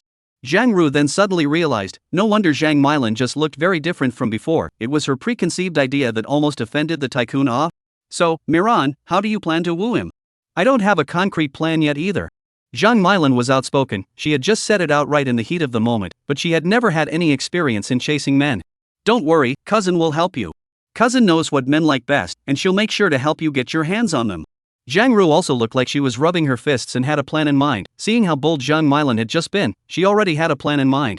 Then cousin, I'm counting on you, yo. Melissa Zhang was also very excited. She knew that her cousin had been in a relationship since she was 17, and had gone through a few scumbags before she got married, so she must have a much richer understanding of men than she did. Besides, a woman chasing a man is supposed to be a veil, and with the help of her cousin, it's sure to be a no-brainer. Oh, don't worry. Unless that man is a eunuch or has a wife, cousin will definitely help you get your hands on him. Zhang Ru patted the round chest and said. Back to Lingyu, after a few rounds of shopping at the mall alone, he hadn't made up his mind on what to buy Qin Mingyue as a gift. I was ready to call my sister and ask, but I thought that I would freeze when the cell phone came out. The message actually exploded. What the hell, 99 plus unread messages. A bad feeling came over me. He'd never tried this situation before. Sure enough, when he tapped his cell phone and saw the various message information, he was directly petrified in place. Buddy, what's wrong with Melody Chung? She actually posted in her circle of friends that she likes you and you are her future boyfriend? If your wife sees this, you won't be able to get away even if you jump into the Yellow River. Ling Yu. You're awesome. This is the first time I've seen such a high-profile woman chasing after a man. It's a long time coming. That woman, Zhang Milan, doesn't know you have a wife? Ling Yu, you kid cannot. Actually real people do not show their face. Before also said that they have not talked about girlfriended. Now there are actually such a beautiful woman crazy show love you? Dude, you're really good at picking up chicks. Why don't you teach me? I'll even pay for the lessons. Ling Yu's head went blank, and he didn't have time to reply to any messages, and hurriedly clicked on his friend's circle. Because of his work, he added Zhang Milan's WeChat, and at this time, he really saw Zhang Milan's dynamic, and that woman really sent a confession declaration to him. Crazy. This crazy woman. Just as his sister was worried, if things festered and reached Qin Mingyue's ears, he really couldn't even jump in the Yellow River to wash himself. At this time, the circle of friends actually had another dynamic update. Ling Yu subconsciously refreshed, and even more so, his entire body leaned against the wall as if he had been drained. Ling Yu, I have fallen in love with you. Fate brought us together on a blind date, and let us get to know each other at work. I'm sure we'll fall in love in life sooner or later. I, Zhang Milan, am here to declare that you are mine. No matter what method or means, I will chase you and push you down.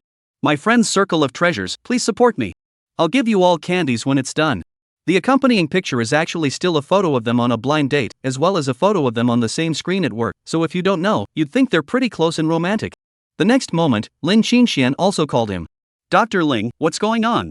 Your sister told me, there's a Zhang Milan who's madly professing her love for you, you're so charming. Although Lin Qingxian was using a flirtatious tone, she obviously had a grudge. Ling Yunim was speechless and didn't know how to respond. He obviously didn't say anything, much less do anything, so how did he somehow become famous? Dr. Ling, the girlfriend you told me about earlier, wouldn't that be Miss Zhen? Obviously, this was the reason why Lin Qingxian hurriedly made this call over. If the girlfriend Ling Yu was talking about was Zhang Milan, then she felt she still had a chance. No. Absolutely not. I don't have any male-female relationship with Zhang Milan, thank you Ms. Lin for your concern. Ling Yu hurriedly clarified. So that's it. Lin Qingxian responded with a smile, but in her heart there was a pang of sourness. It seemed that there was more than one woman with the same vision as her. After Ling Yu hurriedly hung up the phone, he suddenly wasn't even in the mood to think about buying a gift. This matter had to be explained clearly to the iceberg woman in advance, otherwise if she learned of the news through any channel, she would definitely be suspicious of herself again. Ling Yu wanted to call Qin Mingyue, but the iceberg woman was very busy and couldn't possibly know that quickly. Would it be redundant for him to call over and explain himself, or would she even think he was showing off? It's so annoying. Unexpectedly, Qin Mingyue called him the next moment. Ling Yu, where are you? Me? I'm at the Cloud Mall, alone. What's the point of going there? Why emphasize being alone? Qin Mingyue's two casual questions left Ling Yu unable to answer for a moment. Fortunately, Qin Mingyue didn't press the issue, and continued, I'm getting off work right now, so come pick me up at that place in the morning now. Oh, good. I'll be right there. Ling Yu hurriedly agreed, listening to the tone of the iceberg woman. It seems that she is still unaware of the matter of the circle of friends. Come to think of it, Zhang Milan and her levels were not the same at all. The news might not reach the iceberg woman, right? Chapter 68, Pulling Back. In about half an hour, Ling Yu drove to the front of the Big Dipper Group. The headquarters of the Big Dipper Group was a skyscraper in a business park, and before entering the business park, there was a clean green field. Qin Mingyue walked from the middle of the shade of the trees on both sides, truly like an elf in the forest, making people look dumbfounded for a moment. Qin Mingyue also realized that Ling Yu was staring at her, and when she got on the bus, she couldn't help but ask, what are you looking at? Something on my face? Ha? No. Ms. Qin, you're too good looking. Ling Yu was frankly complimentary. Qin Mingyue was indeed the best looking human he had seen so far. Just realized? Qin Mingyue didn't blush or shy away, and asked back with a bit of smugness. It's not that I just realized it, it's that I just found the opportunity to say it now. Ling Yu said frankly while driving, when I first met Ms. Qin, I was astonished. I always felt that you and I are not from the same world. You are a fairy living in the sky, while I am a mortal on the ground. Qin Mingyue listened silently, her vermilion lips curved in a faint arc. She was beautiful, and she knew she was beautiful, but there were just very few people who dared to compliment her to her face, and so sincerely. So her heart was happy now. At this moment, Ling Yu's phone rang. It was Chen Ailan calling. Xiao Yu, what's wrong with Zhang Milan? It seems like she's changed. She actually came to help me work just now. What? No way. Ling Yu was so surprised that his mouth was like an egg. Mom works as a cleaner. Even if Zhang Milan is going to help her clean during her off hours, this is still a stretch, okay? That woman's for real. Mom, leave that woman alone. From what I know of her, she'll fake it for a while and then cave in. Ling Yu didn't know what that woman was up to, so he can only say that. How's that? I think she's suddenly being so nice to me, it must be because of you. Are you doing something with her? I'm warning you, don't mess around, don't do anything to apologize to Manhwa. Chen Alan, whose intelligence and sense of right and wrong are online, immediately admonished Ling Yu. Mom, nothing happened between me and her. I don't know what that woman's sudden whims are, I definitely won't do anything to apologize to Manhwa, don't worry. Ling Yu was so excited that it came out of his mouth. Qin Manhwa listened on the sidelines, slightly stunned before revealing an arc of laughter. Doesn't it seem like this man is really having an affair with some woman? Okay, I believe you. Well, I'm driving Akatsuki home, so I'll hang up now. After hanging up the phone, Ling Yu hurriedly explained to Qin Manhwa. Miss Qin, I don't know what's going on, my last blind date suddenly and frantically confessed to me today. Don't get me wrong, I'm not trying to show off in front of you, it's really weird. But I promise, there's absolutely no ambiguity with her. Seeing him tense and nervous, Qin Manhwa was inexplicably happy. The man's words, I've never waited for Ms. Qin to come home, still haunted her. Today, it's finally a comeback. If you're not a thief, why are you explaining yourself to me? Qin Manhwa deliberately asked. Ling Yu also hurriedly calmed down. As long as there is no divorce yet, Ms. Qin is my wife, and I don't want you to have any uneasiness or suspicion towards me. Qin Manhwa couldn't help but smile, a very beautiful smile. Only in the next instant, she was suddenly icy. You're overthinking it, I've never felt any uneasiness towards Mr. Ling. Ling Yu was slightly stunned, and then he was also amused. This woman, she's obviously doing it on purpose. But the fact that she said that put him at ease. Don't say you don't know what's gotten into that woman, in my opinion, it's something to do with the fact that you drove a Maserati today. Qin Manhwa suddenly opened her mouth again to remind Ling Yu. In reality, she didn't know Zhang Milan, but she had seen the scene of Ling Yu and her blind date that day. The word gold digging was clearly etched on that woman's face. So with this sudden perversity today, she didn't even have to think hard to know why. Ms. Qin, you are so smart. Ling Yu truly admires Qin Manhwa. The heart of the mind is fine, no wonder can be a big business executives, change their own certainly not. He originally thought that Zhang Milan was just having a momentary fit of insanity and would soon come to her senses, but Ling Yu did not expect that she would actually have such a thorough fit. After he sent Qin Manhwa home, his old sister's call came, asking him to come home immediately. Ling Yu brought out the finished dinner and placed it in front of Qin Manhwa, took off his scarf and said, Ms. Qin, you can eat this dinner by yourself, my sister asked me to go back right away, saying that there's something urgent. Qin Manhwa frowned slightly, but was satisfied that this man reported to herself on everything, so she nodded slightly and said nothing. Ling Yu drove the Maserati and quickly returned home, only to find that his sister, who was usually cooking dinner at this time, was actually leisurely half lying on the sofa watching TV today, with a pair of reverse long legs, very indecently raised and placed on the tabletop. Have you had dinner, sis? No. Ling Ruoxue swept a glance at him and responded lightly. Is mom making dinner? Heh, just go to the kitchen and see. Ling Ruoxue didn't answer him. Ling Yu suddenly had a bad premonition and quickly walked to the kitchen, and sure enough, he froze at once. This woman, Zhang Milan, was actually wearing an apron and was busy in the kitchen with Chen Alan. It was actually Chen Alan who advised her not to do it, but she had to do it. Zhang Milan, you have an advanced cerebral infarction? Ling Yu immediately opened his mouth with a speechless look on his face. Never in his wildest dreams did he think that this woman would chase him back like this. Who would do something so embarrassing without a 10-year brain infarction? Honey, you're back?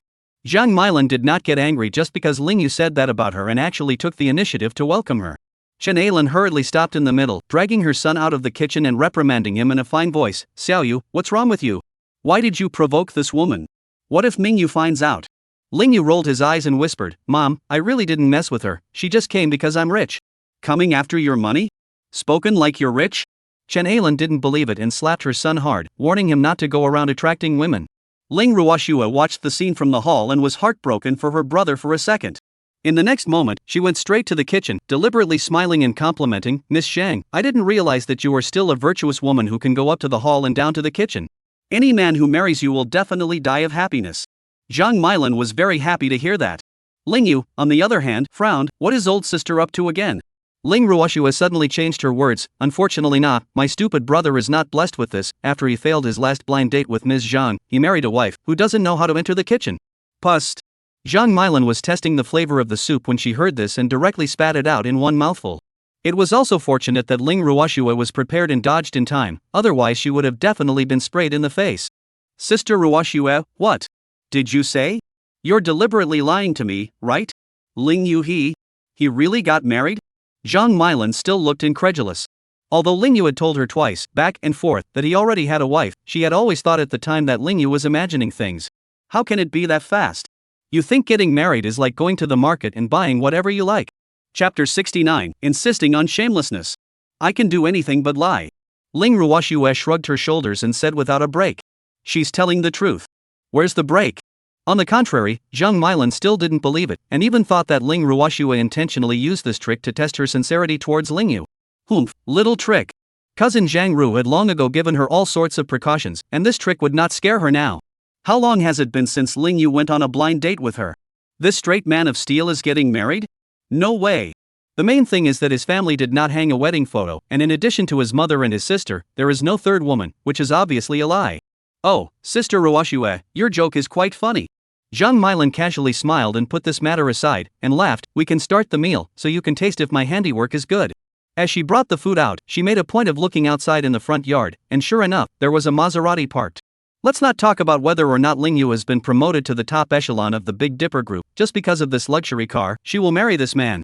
Seeing that this woman had upgraded, and this time it wasn't as easy to get rid of as last time, Ling Ruoxue couldn't help it.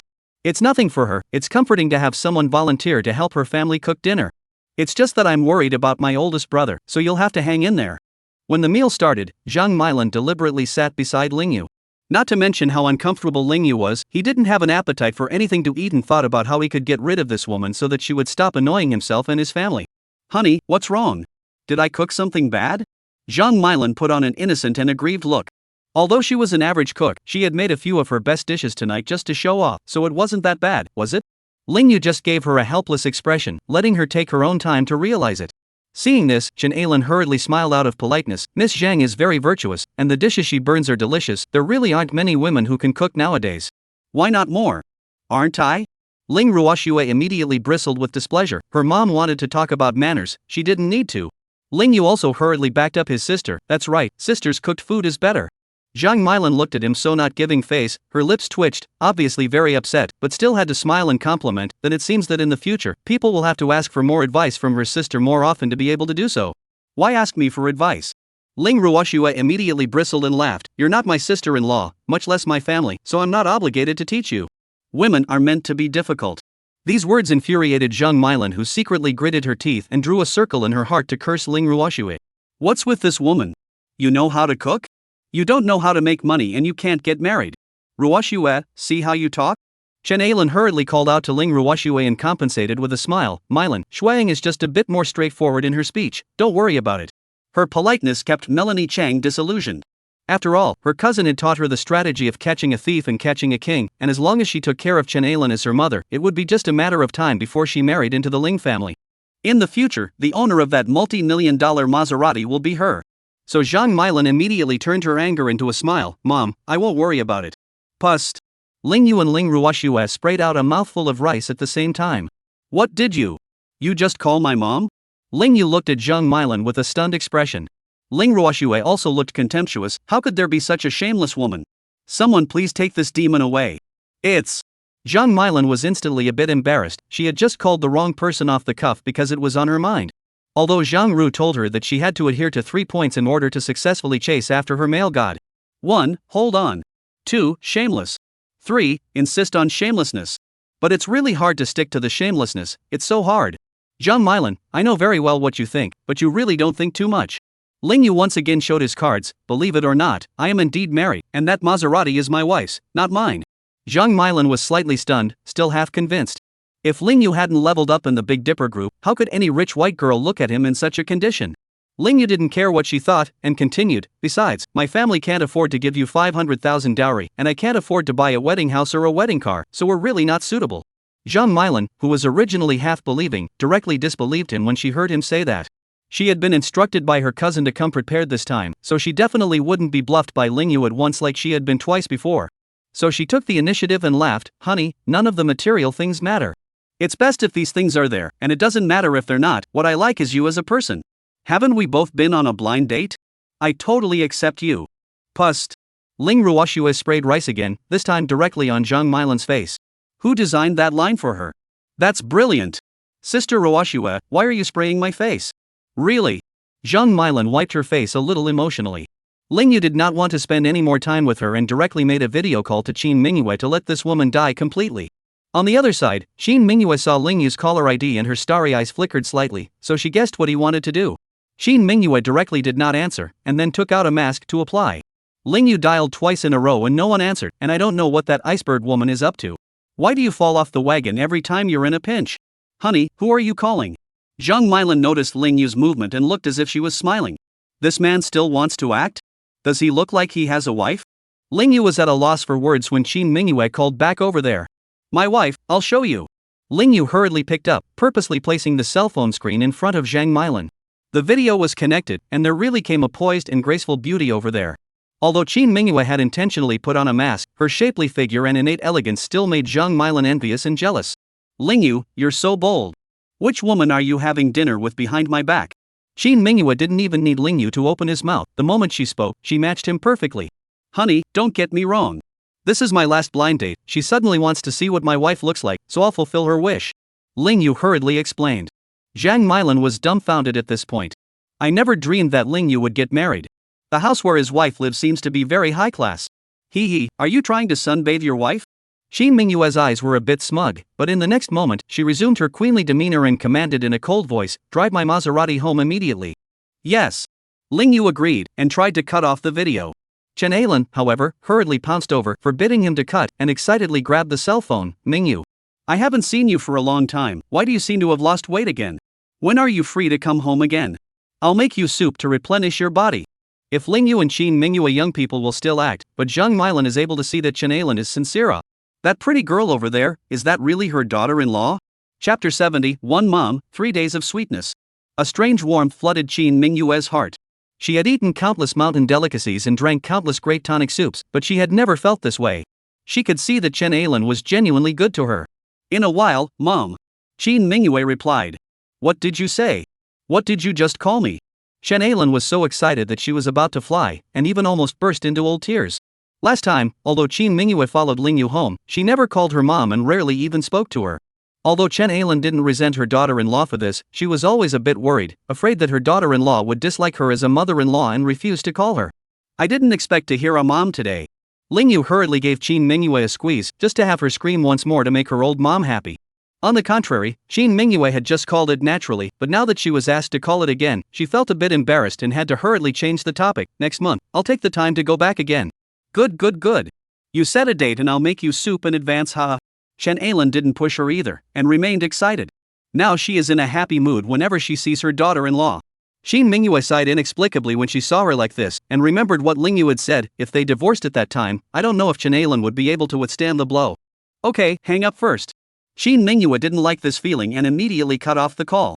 Ling Ruoshua looked at the dumbfounded Zhang Milan and smiled. Ms. Zhang, if you don't mind, I would welcome you to be a mistress for my brother. Zhang Milan instantly turned red, not knowing whether she was angry or embarrassed. Her feet almost gouged out the 3 rooms and 2 rooms in place. This guy, Ling Yu, really took a wife, and, seemingly, a rich white woman? Ms. Zhang, I'm going home. Do I need to give you a ride? Ling Yu also didn't want to continue to stay at home to be embarrassed and asked Zhang Milan out of politeness. Ling Ruoshue also laughed. This woman surnamed Zhang Thick Skin will not pester the old brother, right? Which thought Zhang Milan's face was red, but she still nodded. Okay, then you can send me home. What the hell?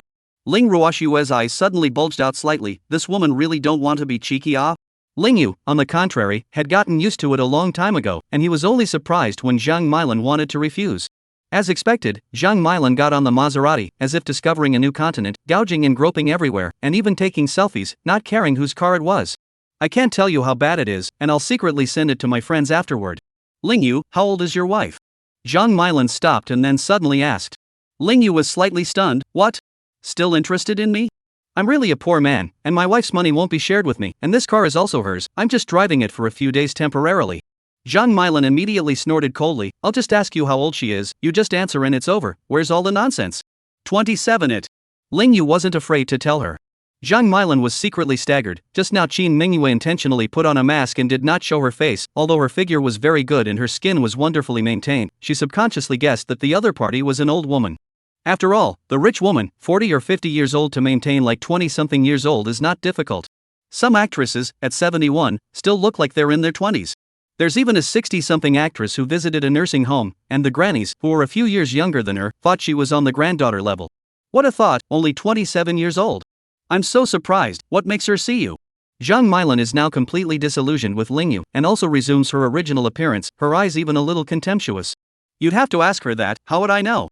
Lingyu replied perfunctorily and did not tell her the truth, which was a secret between the two of him and Qin Mingyue. I still think you got someone to put on a show, and that's incredible. Zhang Milan is still suspecting that the door is not right, and what makes a man who earns $80,000 a year marry a rich white woman? Novels aren't written like this, okay? Lingyu smiled and didn't respond. Who cares what she thinks, hurry up and send her home to finish the job. Back home, he hurriedly thanked Qin Mingyue. Miss Qin, thank you for your cooperation tonight. Not only did you help me drive away a piece of cowhide, but you also made my mom happy. Qin Mingyue smiled casually, and although she deliberately concealed it, there was still a hint of smugness in her arc. Having conquered the housewife with ease, it seemed that she was still a delightful daughter-in-law. However, after waiting for a moment, she still pretended to be cold and said, "Don't get any ideas, I did this in response to you punching Willowleaf's sword. That bastard tried to backstab me 3 times, I would have cleaned him up a long time ago." Lingyu was slightly stunned and smiled slightly stiffly. Miss Qin, you know all about it? Of course I know, watch yourself, that guy is much harder to deal with than the woman who pesters you, and when he makes a move, he'll have you on the defensive. Qin Mingyue reminded seriously. Though she'd made Willowleaf's sword suffer many times in the mall, she'd nearly fallen for the man twice in life. Especially the last time, when that guy secretly drugged the wine. She did not know, if not Lingyu in time to pick her up home, her innocence body is afraid of cheap Lu Hutong. At that time she wants to make a scene, want to retaliate, he will push Lo Tang out as a scapegoat. How can not make a scene to Luya Jin, the black hand behind the scene? I know, Miss Qin, also be careful, if you need me find me anytime, I'm a rough man, I can't do anything, but I still have a couple of skills in fighting. Lingyu also responded to Qin Mingyue with confidence. Coming down from the battlefield, he dared to fight any fight as long as it was righteous. Qin Mingyue responded to him with an icy smile and turned around to go back to her room. The next day, Lingyu gets an urgent call from his mom at work. What, uncle was detained abroad? Yeah, I heard that he was lured out of the country to engage in some shady business, and now he wants to come back, but he's being held up for $160,000 ransom. Shen Ailen was very anxious. Her father called her early in the morning and asked for $80,000. Where did her family get the money? After hearing the details from his mom, Lingyu, who was known to be good-tempered, couldn't help but feel angry. He never had any good feelings towards his grandfather, and he was even more disgusted with his uncle who was uneducated and only ate, hoarded, and gambled all day long. Mom was born into a patriarchal family, and in her part of the Chun village, marrying daughters was like selling them. When his dad married his mom, Grandpa insisted on a $100,000 dowry. You know that $100,000 in those days was a lot to build a big house. Lingyu's dad also came back from the military and gave all his savings to his grandfather's family before marrying his mom. I didn't realize that Grandpa's side didn't have a dowry to come back even if, the day of the wedding banquet actually directly didn't arrive, saying what a long way to go, so he didn't come. It's something Mom can't help but get red in the eyes every time she brings it up. Grandpa's side basically will not contact with Mom, but 3 years ago, Uncle, because of gambling money, owed a butt of debt. Grandpa brought a group of relatives from outside the door, insisted that Mom to help Uncle to pay back the $30,000, said that it was her own brother. At that time, Dad passed away, and Lingyu was still on the front line, and only his sister, Ling Ruoshue, couldn't stand up to that group of demons and devils. After the money was taken away, Grandpa and Uncle didn't even say thank you. I didn't expect them to ask for money this time? Do you really think their family is an ATM machine? They come when they want money, but they don't care if they don't have it? Chapter 71 Qin Mingyue's suggestion. Mom, so what are you going to do now? Lingyu still asks his mom for her opinion first. He was the one who didn't have the slightest affection for those relatives of his grandfather and uncle anymore, but he was afraid that his mom still had it. After all, blood is thicker than water. If his mom decides to save his uncle, as a son, he has to think of a way for his mom. I don't know what to do. We don't have any money left. Chen Ailen still understands things. Even if she is pressured by outside relatives, she will not ask her son for it, let alone ask her daughter-in-law for it. Their family owes their daughter-in-law so much. Xiaoyu, if Grandpa calls you, just say you don't have any money. Never let them know that Mingyue is a big business executive, or I'm afraid they'll force you to ask Mingyue for money. Chen Ailen also knows his grandfather very well, recognizes money but not people, so before Qin Mingyue went home with Lingyu, she didn't even dare to notify his grandfather to come over. If Grandpa knew that his grandson's daughter-in-law had money, the old man would surely try to extort it by all means. She was making this call to Lingyu now to remind her son not to ask him for money. Mom, I know. Lingyu agreed. He did not want to help that uncle from the bottom of his heart. Again and again, Uncle is a man in his early 40s, the father of 2 children, but no sense of responsibility at all, money to take their own squander, but never take care of the 2 children. In the past, Ling Yu occasionally followed his mother to visit the foreign family, have seen his two children dressed in rags, because their parents are divorced, and their father does not care about them, often bullied by other small children. The character has become very low self-esteem. In short, this uncle has just always had a heart of gold, but a life of gold. Ling Yu is well aware that grandpa turned the 100,000 dowry his father gave his family to his uncle for business, but his uncle lost the money in 3 or 2. With his business in shambles, he became addicted to gambling and fantasized about getting rich overnight. As a result, he lost his pants and owed a bunch of loan sharks. His grandfather sold his land and borrowed money to help him pay off his debts. His mother also funded the 30,000 that she had saved so hard for him, and even his sister was morally abducted at the time and forced to give him 20,000 yuan. But I didn't realize that now, he actually made such a mess. The rivers and mountains are easy to change their nature. Ling Yu is very clear that this uncle cannot be saved. The body is easy to save, but the spirit is hard to cure. Being a doctor, he understands this better than anyone. As expected, when Ling Yu returned home in the evening and prepared to take a shower, Grandpa's call came. Ling Yu, hot water are put in the bathtub. First go to the bath. When I got out of the shower, I picked up my cell phone and saw 10 or so missed calls. What's going on? Which vixen is trying to woo you again? Shin Mingyue couldn't even help but walk out and flirt with him with a smirk. Ling Yu smiled bitterly, and before he could answer, the phone rang again. This time, it connected. What's going on? Why did you call so many times before answering? Is it because you don't want to answer my old man's phone? Grandpa, as usual, opened his mouth and reprimanded him. Grandpa, I'm sorry, I was just in the shower. A bath? Humph. In my opinion, you know what I'm looking for you to do, that's why you're purposely avoiding me. I'm telling you, you can't hide. Grandpa was unflinching in his revelations. Grandpa, I just put on the hot water. Really didn't mean to avoid you, besides, do I need to? Ling Yu's face was also gloomy. Shin Mingyue rarely saw him like this and was curious who could make him so angry. It's good that you didn't hide. Your uncle has been detained in Maine South, and now he wants $160,000 ransom. How much money do you have? Call me quickly, saving your uncle is important. Grandpa had a matter-of-fact tone. Ling Yu was directly amused. Grandpa, I am my uncle's nephew, not his father. He made his own mistakes, I'm not obligated to help him wipe his ass. Besides, I don't have any money right now, I really can't help him. You brat. Grandpa was so angry that he cursed. As the saying goes, a mother has an uncle, and an uncle's love is like a father's love. Your father is gone now, and you should treat your uncle as if he were your father. Now your uncle is in trouble, but you want to stay out of it? You unfilial son and grandson. You unfilial son of a. These words made Ling Yu want to burst into flames straight away. He had long known Grandpa's temperament, which favored sons over daughters, and that grandchildren were treasures and grandsons were grass. Grandpa had always scolded his mom and him without mercy, which was why Ling Yu had grown up not liking to visit this grandpa. I didn't expect that he would even be able to curse such words as sinful animal now. Anyway, I'll bring someone up to your house, and you'd better have some heart, at least $80,000. Otherwise, if something happens to your uncle, I won't let you go even as a ghost. You'll have a bad conscience for the rest of your lives. Grandpa set out his car straight and hung up the phone as soon as he finished his sentence. Ling Yu was as angry as a boiling kettle. This kind of extreme old man, on the contrary, was his own grandfather. What's wrong? Shin Mingyue saw that his face was as black as the bottom of a pot and couldn't help but frown and ask. How could she say that she was living in the same house, a situation that she couldn't pretend to be oblivious to? Ling Yu gave Shin Mingyue a rundown of the matter. Shin Mingyue's brows also revealed a gust of revulsion and disgust. She had seen a lot of things and of course knew that Uncle Ling Yu was being detained in the north of Myanmar and must be doing some fraudulent business. This kind of people have no moral values, and they have caused many people's families to die in order to make money. They are worse than human scum, and they deserve to die. This man was Ling Yu's uncle, and since his own grandfather had asked him for money, he really couldn't refuse. So what are you going to do? Shin Mingyue didn't care if his uncle lived or died, she only cared about what the man would do with him. Where would my family have $80,000? Even if I did, I wouldn't give it. Ling Yu is decisive, and is usually a different person. Since I was a child, this uncle of mine has never taken care of his children, let alone me and my sister.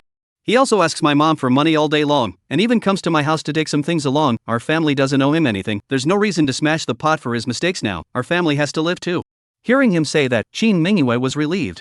She was also worried that Ling Yu would ask her to borrow money again. Although she had money and a mere 80,000 was not even a drop in the bucket for her, she just didn't want to spend it on scum. Saving such a scum, I don't know how many more people he's going to harm in the future. Then don't give a penny. Your grandfather is here and suggests that you and your mom recover from him the 30,000 you lent to his family earlier. This is also an absolute suggestion from Shin Mingyue. When Ling Yu heard this, he froze. While he didn't want to give money to grandpa again, he couldn't think of doing so in any way. Shin Mingyue looked at him and knew that he had a psychological burden, and immediately said, anyway, for people like your grandfather and uncle, if you help him less once, or if you don't help him enough, not only will they not be grateful for your previous help, but they will even hold a grudge. In that case, let's just tear it up a bit, you recover the 30,000 from him and they won't be so righteous about asking you for money in the future. Chapter 72 Indirect Kissing. An iceberg woman is an iceberg woman. Ling Yu was very rational even though he felt that her suggestion was too heartless. He originally did not want to give the 80,000, and his mouth said so, but it always felt as if it was a bit unkind to really do so. Now that Shin Mingyue had said this, it suddenly removed all the mental baggage from him. Miss Shin, thank you. Ling Yu suddenly smiled and thanked him. Shin Mingyue was slightly stunned and then laughed. Thank me for what?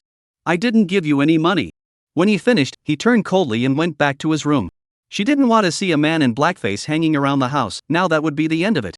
The next day, Saturday. Today Ling Yu did not go back to work. He woke up at 7 in the morning to make breakfast, and only halfway there did he see Shin Mingyue come out of her room, lazily stretching her legs like a cat. The nightgown lifted slightly, and the tiny waist was as sexy as a life-threatening scimitar. That pink navel, moreover, seemed to have a magic power that made people unable to take their eyes off of it. The perfect body, at a glance. Miss Shin, you don't have to go back to the office today? Ling Yu instantly walked out of the kitchen wearing an apron. Aha! Shin Mingyue nodded. This seemed to be the first time that she and this man were home together for the weekend.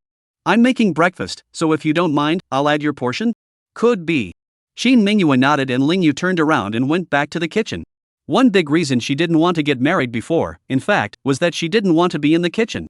It is the tradition of the Dragon Kingdom that the man is the master of the house and the woman is the master of the house. But she didn't realize that now that she was married, it was a man who entered the kitchen, and she could still continue to keep her fingers out of the water, even more conveniently than ever. Soon, Ling Yu came out with 2 large cake-like things and placed them on the tabletop in the hall, then went to the refrigerator to get milk, ready to go and heat it up. What is this? Shin Mingyue felt curious and looked at the 2 big golden brown cakes and studied them for a while. It's called bird's nest tater tots.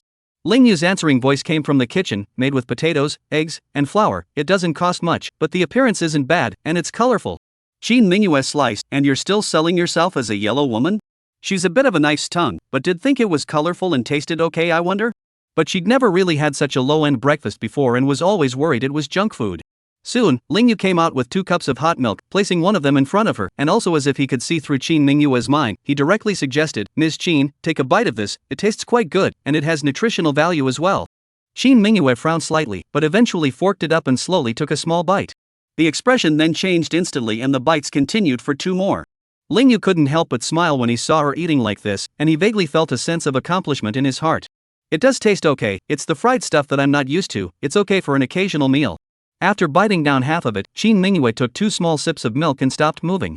She eats like a kitten, and the portions seem like she's dying to get a scale and calculate them before she takes a bite.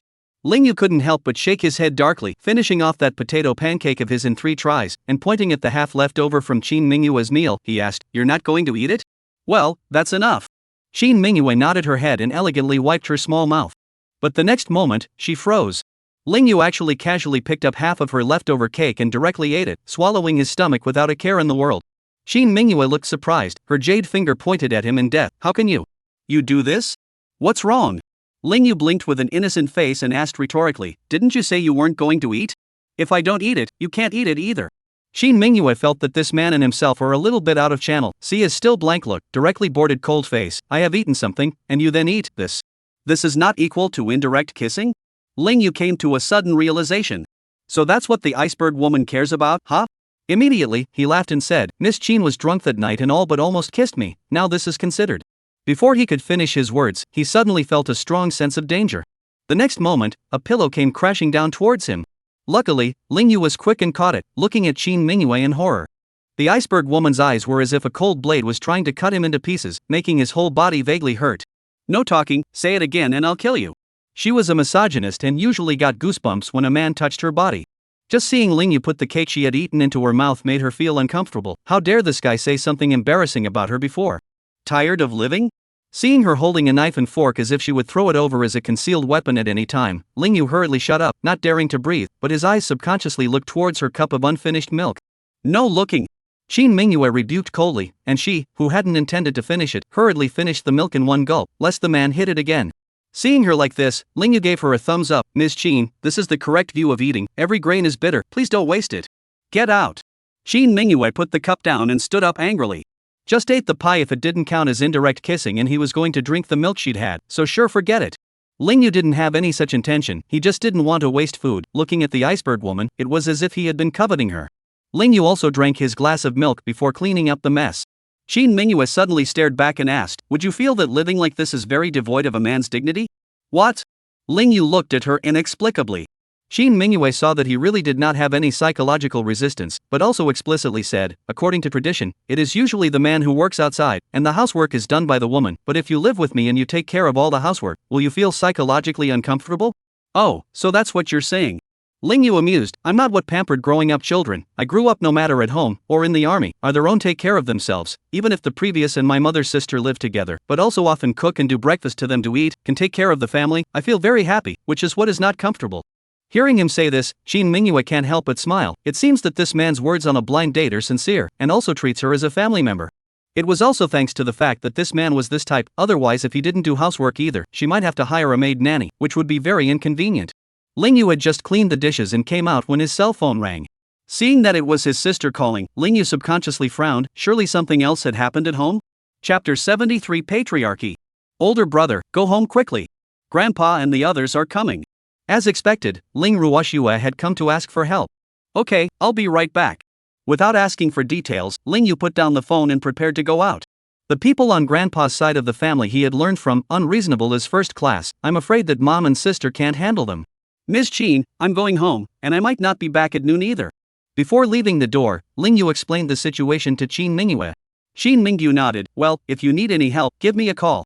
These simple words from the iceberg woman warmed Lingyu's heart, and she immediately nodded her head. At this time, the Ling family was already very lively. Grandpa and Grandma were here early in the morning with their granddaughter and grandson, making a big fuss. "Alan, say something now. Is Chun Yue-won your real brother or not?" Grandfather Chen Sanwa pointed at the tip of Chen Alan's nose and forced the question. People used to get married and have children earlier, and he gave birth to his eldest daughter, Chen Alan, at the age of 18. He is only 75 years old this year, and his health is still very robust, even better than Chen Alan. "Dad, of course Yuan is my own brother, I also want him to come back alive. But our family really has no money." Chen Alan had a bitter face. Ling Ruoshua stood behind her, looking like an enemy. "No matter how noisy Grandpa's family is today, this $80,000 they will never give out." "On what grounds?" For so many years, Uncle hadn't come to their house except to ask for money, not to mention giving her family any favors. Why should they be asked to wipe his ass now that he's in trouble? If you don't have any money, don't your sons and daughters have any too? You won't ask them for it?" Chen Sanwa was also single-minded. Her wife, Luo Kaijin, also cooperated with him and used a tender attack on Chen Alan. "Alan, it wasn't easy for mom to give birth to your brother. If anything happens to him, our family will be ruined." Chen Alan also knew that her eyes were moist. Even if that brother is no longer able to support the wall, he is still her own brother. "Ruoshua, look at you and Xiaoyu, can you help more or less?" Chen Alan was still forced to speak to Ling Ruoshua. "Help? Help with what?" Ling Ruoshua is not a little girl who was not yet deep in the world, and immediately said excitedly, "Our family helped him pay off his gambling debt of several tens of thousands of dollars last time, and they haven't paid it back until now. It's been 3 years, when have you ever thought about paying it back? Whose money does not come from the wind?" "Cousin, what do you mean by that? Is that to see death?" At this moment, an obese big man excitedly pushed Ling Ruoshua. "He's Yuan Chen's son, Chun Shi-chen. He just turned 18 this year, but unlike 3 years ago, he is now more than 1 meter 8, growing taller and taller," and under the excitement, he directly pushed Ling Ruoshua to the ground. "Hish! What did you do? How could you do that to your cousin?" Chen Han is Chun Yue-wen's eldest daughter, 22 years old this year, because of her low self-esteem since childhood, causing her to be usually silent, but her relationship with Ling Ruoshua is still good, and at this time, she hurriedly wanted to help her up. Chen Juanxi was also bullied by other small children since childhood, and was actually timid and afraid outside, but relying on his grandfather to protect him, he liked to be in the nest since childhood. Now he has the highest force value in this room, so he continues to show off his power. "What's wrong with me moving her? My father is her uncle. This kind of woman is cold and heartless, seeing death and saving lives. I'm hitting her. Good. Well played." Chen Sanwa even quipped out loud, "Women just want to fight, or else they want to turn over a new leaf." Afterwards, he pushed Chen Han away and pointed at the tip of Ling Ruoshua's nose, cursing, "For thousands of years, the man has been the pillar of the family. When did it come to your turn to be a junior woman to say this kind of thing? Let me tell you, your father is gone, your uncle is your father, you just spoke like this is treason. You will be punished by heaven." Ling Ruoxue was so angry by this pair of extreme grandparents and grandchildren that she wanted to kill someone. What decade is this? What's with the thinking? It's all because of this old man's ridiculous thinking that my uncle is here today. Grandpa has always treated his mom like grass, and even more so as a cash cow for his uncle, who has always been on the wrong side of the line, but he doesn't care, and it's this old patriarchal and pedantic mindset that is at work. Aylin, as the eldest, you quickly ask your sons and daughters to raise 80,000 out for you. Your brother's side can't wait. If you don't have it, you'll sell the house. Chen Sanhua is also heartless. He has only one son, who he has worked hard to raise for 44 years, and now he doesn't want to live if he dies abroad. So he couldn't care less, he just asked for money horizontally and vertically anyway. Right. The man of the house is in charge. You guys hurry up and get the money to ransom my dad back. Chen Juanxi also crossed his arms in triumph. He was only 18, and because he was used to being bullied outside, no one had ever taken his words seriously before, and now he felt this overwhelming feeling of being in charge, proud to be a man. Chen Aylin, momentarily six gods, hurriedly picked up his daughter to say. Ling Ruoxue gritted her teeth and directly wanted to call the police. Women can hold up half the sky too. Who says the man of the house is in charge? Even if he does, the man of the house is me. At that moment, an angry voice came from outside the door. Stow you! Chen Aylin's heart was finally relieved. Ling Ruoxue even more feel have to rely on how strong she is, always a woman, really want to move, she at a disadvantage But it's different now that my brother is back. Let's see who dares to make a move. As expected, Chen Juanxi, who had just flaunted his power, immediately stood to the side as soon as he saw Lingyu, and also trembled as he called out, cousin. Although he is not smaller than Lingyu, but the difference between the aura and Lingyu, people have been on the battlefield down, which is a brat like him comparable? At this moment, his bullying face was on full display. How dare you touch my sister? With a sudden look, Lingyu scared Chen Juanxi into stumbling. Cousin, listen to me, I didn't. Just now I just got excited, I didn't mean to move cousin. Lingyu didn't listen to his sophistry and took a step forward towards him. This bullying cousin directly fell to the ground in fear. Lingyu, what do you want to do? Trying to bully the small with the big, isn't it? Chen Sanhua hurriedly let out a furious cry. Come on, you want to fight, don't you? You have the ability to hit grandpa. Of course Lingyu wouldn't make a move on this old man, he wasn't stupid. Chen Aylin also rushed over to persuade, Xiaoyu, calm down. Let's all just hurry up and get things settled. Your uncle's side said that if the ransom is not sent over within 3 days, people will. She didn't dare to say the second half of the sentence because she was actually panicking inside. This brother may be a mess, but his blood is thicker than water. I didn't say I was going to do it, I came back to solve the problem. Lingyu appeased his old mom with a word before he looked at grandpa again. Chapter 74. The Tao is 1 foot tall, the devil is 10 feet tall. You want to solve the problem? Then come up with $80,000. Chen Sanhua looked justified. The other party wanted $160,000. Your grandmother and I took out our pensions and put together $80,000. Your mom is your uncle's own sister, it's not too much to ask for $80,000, right? Chen Aylin didn't dare to retort, even if she didn't have a penny left in her pocket.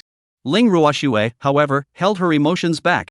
On Chen Yuan's kind of eating, drinking, whoring and gambling scum, not to mention 160,000 yuan, $16, no, 16 cents she did not want a ransom. He knocked up a woman at the age of 21 and married her with a child, then after his wife gave him Chen Han and Chen Juanxi, he disliked her out-of-shape body and divorced his wife against anyone's advice. After the divorce, he never took care of his 2 children, leaving them at home to be taken care of by their grandparents and going out to eat, drink, and gamble by himself. Now you've actually upgraded and run off to get rich abroad? And what happened? Shattered dreams of getting rich, held there by the snakeheads, deservedly so. What's the point of having such people back in the country? Pollute the environment. Although Lingyu also thought the same as his sister, he also had to consider his mom's feelings, so he confessed, Grandpa, we don't have any money. My annual salary is just 80,000, which is not enough for my usual expenses, and my mom, who was unemployed before and is now working as a cleaner because she's in a tight spot, both have no money. So we really can't help. Anyone with a bit of cheek for a change should know better by this time. Chen Sanhua did not favor it. He directly pressurized Chen Aylin with his red neck. Aylin, I don't care. That's your own brother, you must pay the $80,000. Otherwise, we won't recognize you as our daughter. If you don't have the money, let your daughter pay for it. Ruoxue is so old and has no family burden, she can surely take out $80,000. The old man wasn't stupid, so he set his sights on Ling Ruoxue. Ling Ruoxue did save up a sum of money before in order to raise money to help her brother get a wife, but who was she to take it out? She didn't ask for this uncle to have taken care of them, but if he hadn't been so facetious and taken money and things from their family time and time again, she might have bitten the bullet and given it. But right now she just didn't want to give it. Ling Ruoxue, just think of it as my 2 old men borrowing from you, okay? Chen Sanhua is also shrewd, soft and hard. See through Ling Ruoxue money, he will specialize in the car to take this trip. Now that he said borrow, let's see if Ling Ruoshua dares to say no? Ling Ruoshua held her face red. Grandpa is shrewd, and she is not a cutie. This 80,000 lent out, surely it is a meat bag, there is no return. Borrowing money, huh? Ling Yuxi's sister did not respond for a moment, immediately took over the words. As the saying goes, there are borrowed and then borrowed again is not difficult, there are borrowed and then borrowed no longer exempted. 3 years ago, Grandpa help uncle borrowed my mom that 30,000, seems to have not been returned to it now. There was immediate silence. Chen Sanwa's family didn't even think about paying back the money. Even Chen Ailan hadn't thought of rushing it, but he didn't expect his son to say it. Okay, as long as you guys lend me another 80,000, I'll have you and pay you back together then. Chen Sanwa shrugged it off coolly. Ling Yu and Ling Ruoshua take a look at only have a fraud, this really lent out, want to let uncle return the money is more difficult than the sky, in fact, and throw away is no difference. Ruoshua, if you have some, lend some to grandpa. Ugh. Chen Ailan also couldn't help but help out, after all, one is her own father, one is her own brother, although this mother's family has been unkind for decades, she can't do that much. If her brother did die in another country, she would have a bad conscience. Ling Ruoshua at the moment tears are almost out, her salary is not high, now saved a little money are for the future plans. How many decades are there in life? Now for a scum uncle will 10 years of savings thrown out, she is not willing But if she didn't borrow, it would be hard on her own mother's conscience, and she didn't know what to do for a while. Cousin, a relative, you won't see death, will you? Chen Zhu and she also opened his mouth to apply pressure, and his expression was still a bit smug, as if he was certain to eat Ling Ruoshua. My sister doesn't have 80,000 either. Don't even think about it. Ling Yu directly opened his mouth to relieve his sister. There are still 3 days left, let's think of other ways to see if we can call the police, or if there are other ways that don't cost money. You. Chen Sanwa was so angry that his face was red, originally thought it was a done deal, but didn't expect Ling Yu to be so ruthless, really disregarding his son's life and death. Grandpa, if you really want your uncle to survive, tell me the details. Let's figure it out together, otherwise even if we call the ransom over, what can we do if they don't release the person and continue to blackmail him? Ling Yu's words were justified. Chen Sanwa was so angry that his mouth was about to turn askew, excitedly saying, fine, I'll tell you everything. If you don't pay the ransom over in 3 days, and your uncle can never come back over there, I won't let you go even if I become a ghost. After a flurry of threatening words, he roughed out the information and took his oldest and youngest to leave.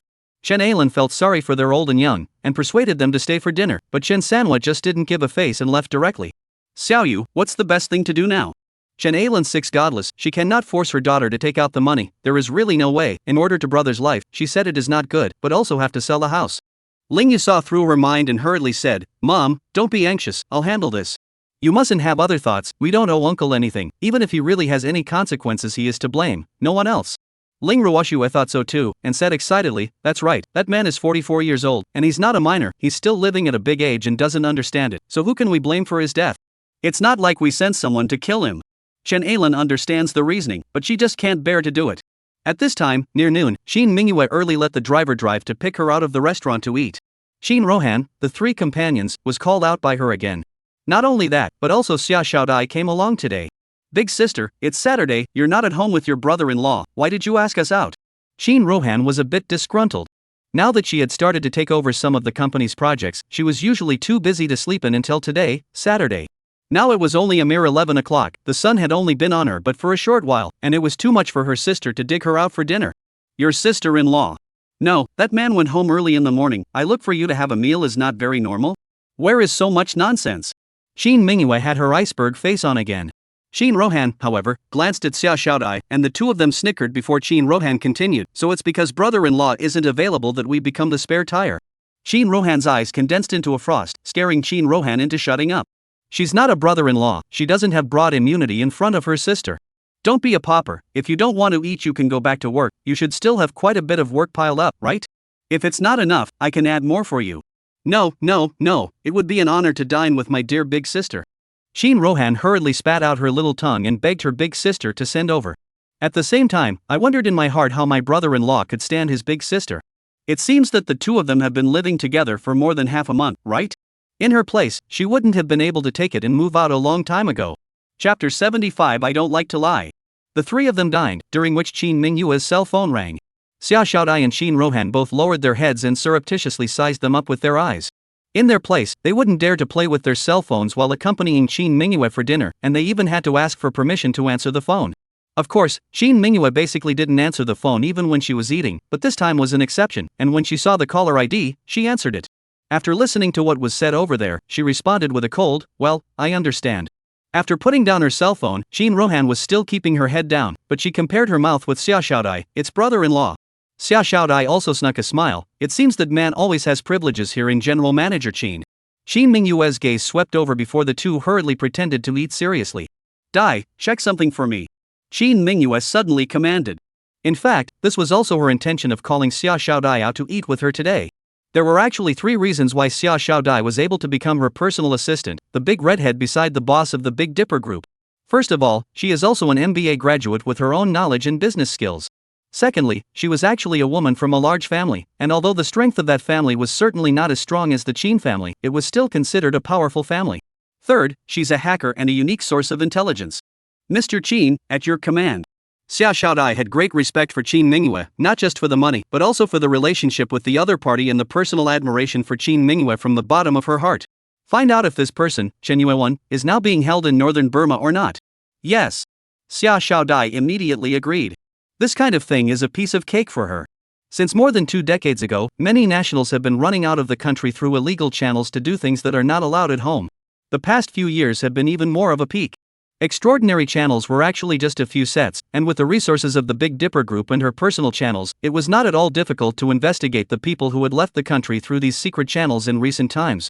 Also, send a few people to investigate Ling Yu's grandfather. Shin Mingyue thought for a moment and then proceeded to command.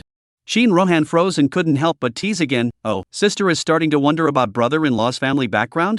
Is it because you plan to grow old with brother-in-law, so you want to further familiarize yourself with him?" Shin Mingyue immediately threw a look over and just said, "It seems like you really still have a lot of time on your hands. So much to talk about?" No. I'm busy." Shin Rohan hurriedly shut up. Others didn't dare to say anything. If she still dared to talk too much, her sister was really going to increase her workload. "She's not a brother-in-law, no privileges, eh? Okay, Mr. Qin." Xia Xiaodai promised down again. On the other hand, in order to find a way to rescue Chen Yue-1, Ling Yu had traveled a lot, even to the police station, in addition to calling many people to inquire. But the police said that to go to northern Burma to free the hostages, they still need the cooperation of the police on the other side, and they dare not guarantee that they can succeed. Ling Yu is not worried about the life and death of that scumbag uncle, but is afraid that if he dies, his mother will be upset in her heart, as well as his grandfather's family keeps pestering them. It was only at 10 o'clock in the evening that Ling Yu returned home all tired. Seeing Qin Mingyue arranging something on the balcony, he also curiously walked over to take a look. He hadn't found many hobbies for the iceberg woman either, but on the rare occasions when the woman was free, she was either cutting potted plants or setting up scenery, both very quiet hobbies. Her appearance at this moment was just as serene and full of immortality as it was when Ling Yu first saw it. Who says it's not a blessing to come home to a wife like that? Ling Yu instantly felt the fatigue disappear. "Back?" Shin Mingyue did not turn around and asked with her back to him. "Well, Ms. Qin, have you had dinner?" Ling Yu had always thought that Qin Mingyue was just an executive, to put it bluntly, a well-paid laborer, not a $1,000 lady with servants to wait on her, and was really worried that she wouldn't be able to cook and starve when she was alone. "I've eaten, there's more packed for you in the kitchen microwave, so if you've eaten it too, throw it away." As soon as Qin Mingyue's words fell, Ling Yu hurriedly turned around and pounced into the kitchen. He really has not eaten from the police station out on 9 o'clock, thinking to come back down and noodle to eat on the finish, which thought the iceberg woman to give him such a surprise. Seeing the way he took the takeout to the hall and wolfed it down, Shin Mingyue couldn't help but tickle an arc. "It's ugly to eat, like a starving man." It took a while before Qin Mingyue slowly came over, her shell teeth lightly opening. "Your uncle did smuggle himself into northern Burma 34 days ago, doing electronic casino hustling, a type of internet fraud." Ling Yu suddenly froze and looked up at Qin Mingyue with a slightly surprised expression. Qin Mingyue didn't look at him and continued, "The people who have the same dream of getting rich as him, there are 11 in this batch, and 7 of them have already returned home successfully. The ransom is only paid 30,000, the so-called 160,000, are all stories made up by your grandpa to cheat you." "What?" Ling Yu was violently stunned, and his expression became angry. "What? Doubt what I said? Don't believe your grandpa lied to you?" Qin Mingyue asked rhetorically. Ling Yu hurriedly explained, "No. I trust Miss Qin. Compared to my grandfather, Miss Qin is 100 times more trustworthy." Hearing his words and looking at his expression, Qin Mingyue smiled smugly. "That goes without saying, I don't like to lie." Just as she finished, she bottomed out. She had kept her true identity from Ling Yu until now. Ling Yu, however, did not notice these micro-expressions of hers, his fists clenched up tightly. This kind of behavior was too much in line with his grandfather's persona. If not for such a grandfather, how could he have taught such a scummy uncle? Also, a friend of mine works at a private university in Cloud City and found out that a freshman who applied for sponsored enrollment by the name of Chinju and she filled out a list of family members in which the father's name was exactly the same as your uncle's. Shin Mingyue said and sent Lingyu a picture of an application for admission. It is written clearly in black and white, the applicant is his cousin Chen Juanxi, college entrance examination results sparse, but also missed the private university, enrollment sponsorship fee is exactly 50,000, the latest payment day 3 days later. Lingyu figured it all out at once. Too angry to eat, he punched the couch. How in heaven's name can there be such shameless relatives? Shin Mingyue also did not know that this idiot think clearly about the ins and outs did not, continued coldly, obviously, your uncle is money obsessed, really went to the north of Maine, want to come back need to pay 30,000 ransom, the remaining 50,000, your grandfather intends to use it to pay for his grandson's school sponsorship fee. Lingyu nodded, no wonder that guy Chinju when she was so impatient today, he actually dared to push down his sister, so it wasn't for his irresponsible father, it was for himself. Miss Chin, thank you. You helped me once again. Lingyu was angry, but he still had to be grateful to Shin Mingyue first. Shin Mingyue, however, pretended to be cold, no need to thank me, I just happened to inquire about it, it's not like it's hard to find out about these things. Chapter 76 The Mind of My Sister-in-Law. How is it not hard to find out? Lingyu immediately responded, if it weren't for Miss Chin, there would be no way for me to find out. Shin Mingyue sliced and turned her face away. She said that on purpose to hide her powerful identity, and this idiot had to break it up. So what are you going to do now? Shin Mingyue deliberately questioned Lingyu so as to divert his attention. Otherwise she wouldn't be able to respond well to him staring at her and asking her how she got this information. Fortunately, Lingyu was not at all someone with such a mindset, and quickly returned his attention to the matter of his uncle. If the ransom is $30,000, even if Chen Yue1 is a scum, he still has to be saved. Who made my family related to him? Lingyu sighed and said. Shin Mingyue smiled at his words, knowing that how this idiot pretended to be a six-pack, he would end up being a fool to be a wrongdoer. So you have 30,000? Do you want me to lend it to you? Shin Mingyue took the initiative to open her mouth, making Lingyu very touched, but still refused. Thank you Miss Chin, I borrowed more than 200,000 from you before and after, I don't want to borrow any more of your money, I'll figure out a way to get the 30,000 on my own. Whatever, talk to me if you can't get it right. Shin Mingyue left his sentence and went back to her room to sleep. Leaving Lingyu in the hall, he sighed helplessly. Originally, Lin Fan returned 20,000 to him, which he was going to use to buy a gift for Shin Mingyue. But now that lives are at stake, he can only lend the money to Grandpa first, lest his uncle really die in his hometown and his mom will feel guilty for the rest of her life. As for buying a gift for the iceberg woman, I'll have to wait until next month when I get my 2 paychecks to make my move. The next day, Lingyu told his mom and sister all the information, and also transferred $20,000 to his sister to give to his mom. When Ling Ruoxue learned the truth, she was of course very angry and refused to give a penny to her grandfather's family. Knowing his sister's character, Lingyu ended up transferring the money to his mom, and if she wanted to give it to Grandpa, it was up to her. Anyway, he didn't do it to save the scumbag uncle, he just wanted to put his mom's mind at ease. By Monday, Lingyu received a notice from the third young lady that he had actually been transferred to the headquarters. That's great news. Lingyu is now transporting his wife to and from work every day, and if he is transferred to the headquarters, he won't have to go back and forth when he goes part-time in the future, and he can even come home from work with his wife at night. By the end of the night, Lingyu and Shin Mingyue communicated and then realized their goal of going home together. In the car, he still couldn't help but be grateful to Chin Rohan in front of Shin Mingyue. It's all thanks to third Miss Chin, otherwise I'd still have to go to the branch part-time every day, and I can't come to the headquarters to pick you up until the end of the workday, so it's really hard to make arrangements sometimes. Shin Mingyue listened with amusement, this big fool still didn't know that this was actually all arranged by her behind the scenes. It wasn't even known that Chin Rohan was her own sister. The Chin family's eldest Miss seldom plays games, but after marrying this man, she enjoys this kind of game playing. I wonder how long it will take for this idiot to realize her true identity. The car was just about to arrive home when Lingyu received a message that the third miss of the Chin family actually asked him to pick her up and take her home. Seeing this message, Lingyu couldn't help but frown, he wasn't a driver, why would third miss assign him to go? What's wrong? Shin Mingyue asked when she saw this. Miss Chin, the third miss is at the Grand Hotel banquet, and asked me to dress more formally now and go pick her up and take her home. Lingyu honestly replies, it's a bit inexplicable, but he's my part-time top boss, so I can't refuse. Shin Mingyue immediately frowned, what was that girl Rohan up to? She didn't use the Chin family's many bodyguards and chauffeurs, but wanted her husband to pick them up? Miss Chin, may I go? Lingyu asked for instructions. Despite signing the covenant and determining that a divorce was ultimately in order, Lingyu respected his wife. Go on. Shin Mingyue agreed, after all, that one was her own sister, she wasn't worried about what the two could get up to. Thank you, Miss Chin. After sending Shin Mingyue home, Lingyu changed into a set of clothes and was ready to drive her Maserati out. Wait. Before he left the door, Shin Mingyue called out to him, and even came over and personally helped him straighten his collar and hairstyle. Ling Yu was a bit flattered. It was the first time the iceberg woman had organized his look for him. Go on. Shin Mingyue carefully helped him organize himself before she was satisfied and let him go out. The one who knew her sister best was always her, the older sister, and thinking with her toes, she knew what her sister wanted to borrow her brother-in-law for. A shield. At this moment, a banquet for college students was being held in a large luxurious box in the Dragon City Hotel. The lights were bright and the atmosphere was intense. Inside, the partygoers were brightly dressed and youthful. Tonight was the birthday party of the young master of the side family of the Lu family in Cloud City, Lu Qingyun. Lu Qingyun's position, of course, was far from Lu Yejin, the full-fledged great young man, and even Lu Hutong, the full-fledged playboy, could not compare, but at least it was also a rich second generation of a luxurious family. So any guy who gets an invitation to come here tonight is either rich or famous, and the girls are either $1,000 ladies or big, high-profile beauties. At this time, Shin Rohan had already left the dance floor and was sitting alone on a long couch. Seeing this, her best friend, Lin Feifei, also hurried over and asked, "Rohan, are you going back?" Lin Feifei was Lin Qingxuan's younger sister, 21 years old this year, and like Shin Rohan, she was already a fourth-year student at Yin University, and in half a year she would either be going abroad to further her studies or entering the family business. Almost there. Oh, I've called someone to take me home. Shin Rohan replied with a smile, her eyes clearly showing a hint of anticipation. Is it your family's driver?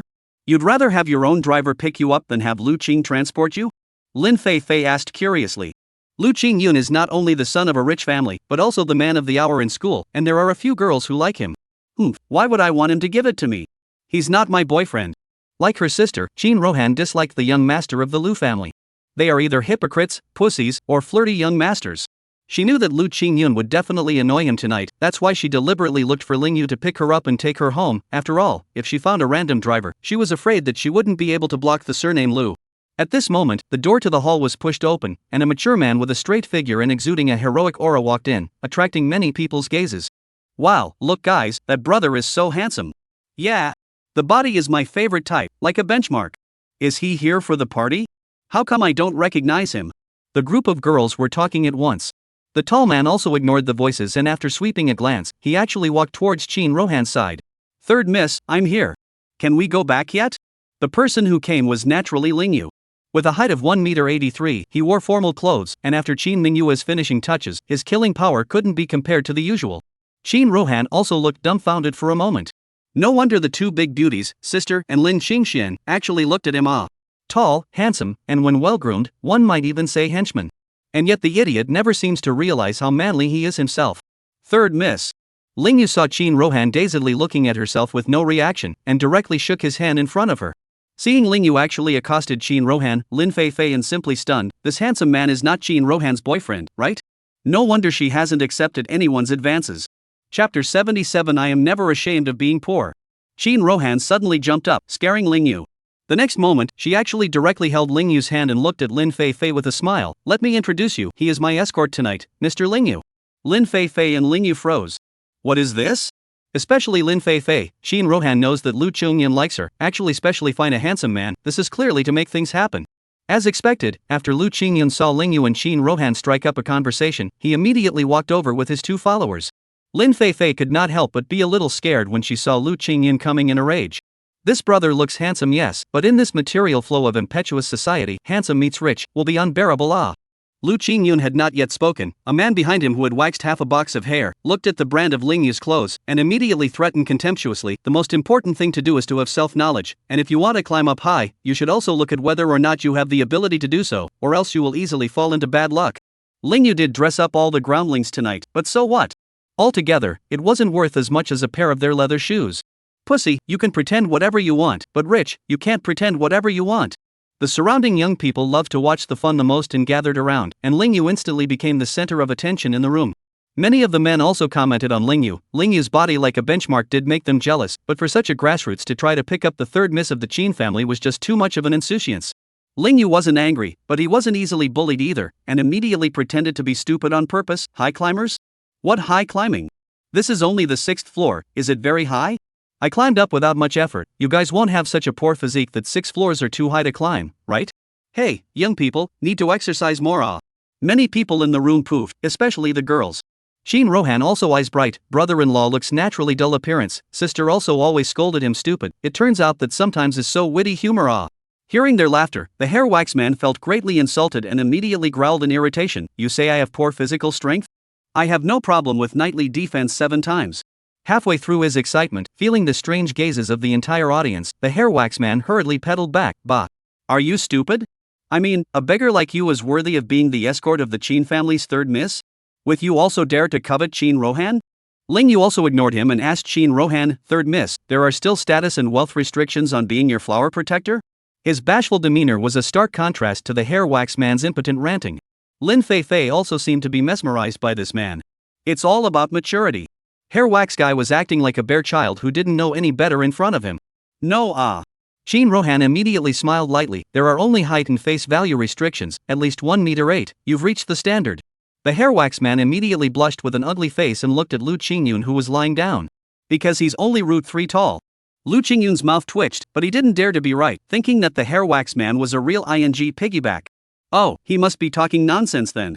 Ling Yu sighed at the hair wax man, 9 years of compulsory education nowadays teaches this kind of talent? Everyone laughed again. The hair wax man burst into a rage. Just before he could explode, Lu Qingyun kicked him away. This guy always talks out of turn and gets him laid, get as far away as you can. Lu Qingyun is much more direct and directly sneers at Ling Yu, I really don't know if it's Liang Jingru who gave you the courage, what kind of status does Miss Qin-san have that you don't know? She has just one thing on her body, it's enough for a small person like you to struggle for several years. If I were you, I would have been so ashamed that I would have looked for a hole in the ground to drill, how dare I come and stick my face in? The moment these words came out, many people's eyes became contemptuous as they looked at Ling Yu. Indeed, what's the point of being good looking?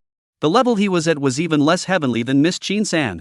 In the place of any of them present, they would have been so ashamed at this moment that they would have burst into tears and fled through the door. Favorably, Ling Yu didn't. He had never paid much attention to these class divisions, and at this moment, he naturally argued with reason. What have I to be ashamed of? I've never been ashamed of being poor, and not only that, but from the moment I went into the army, I was proud to live.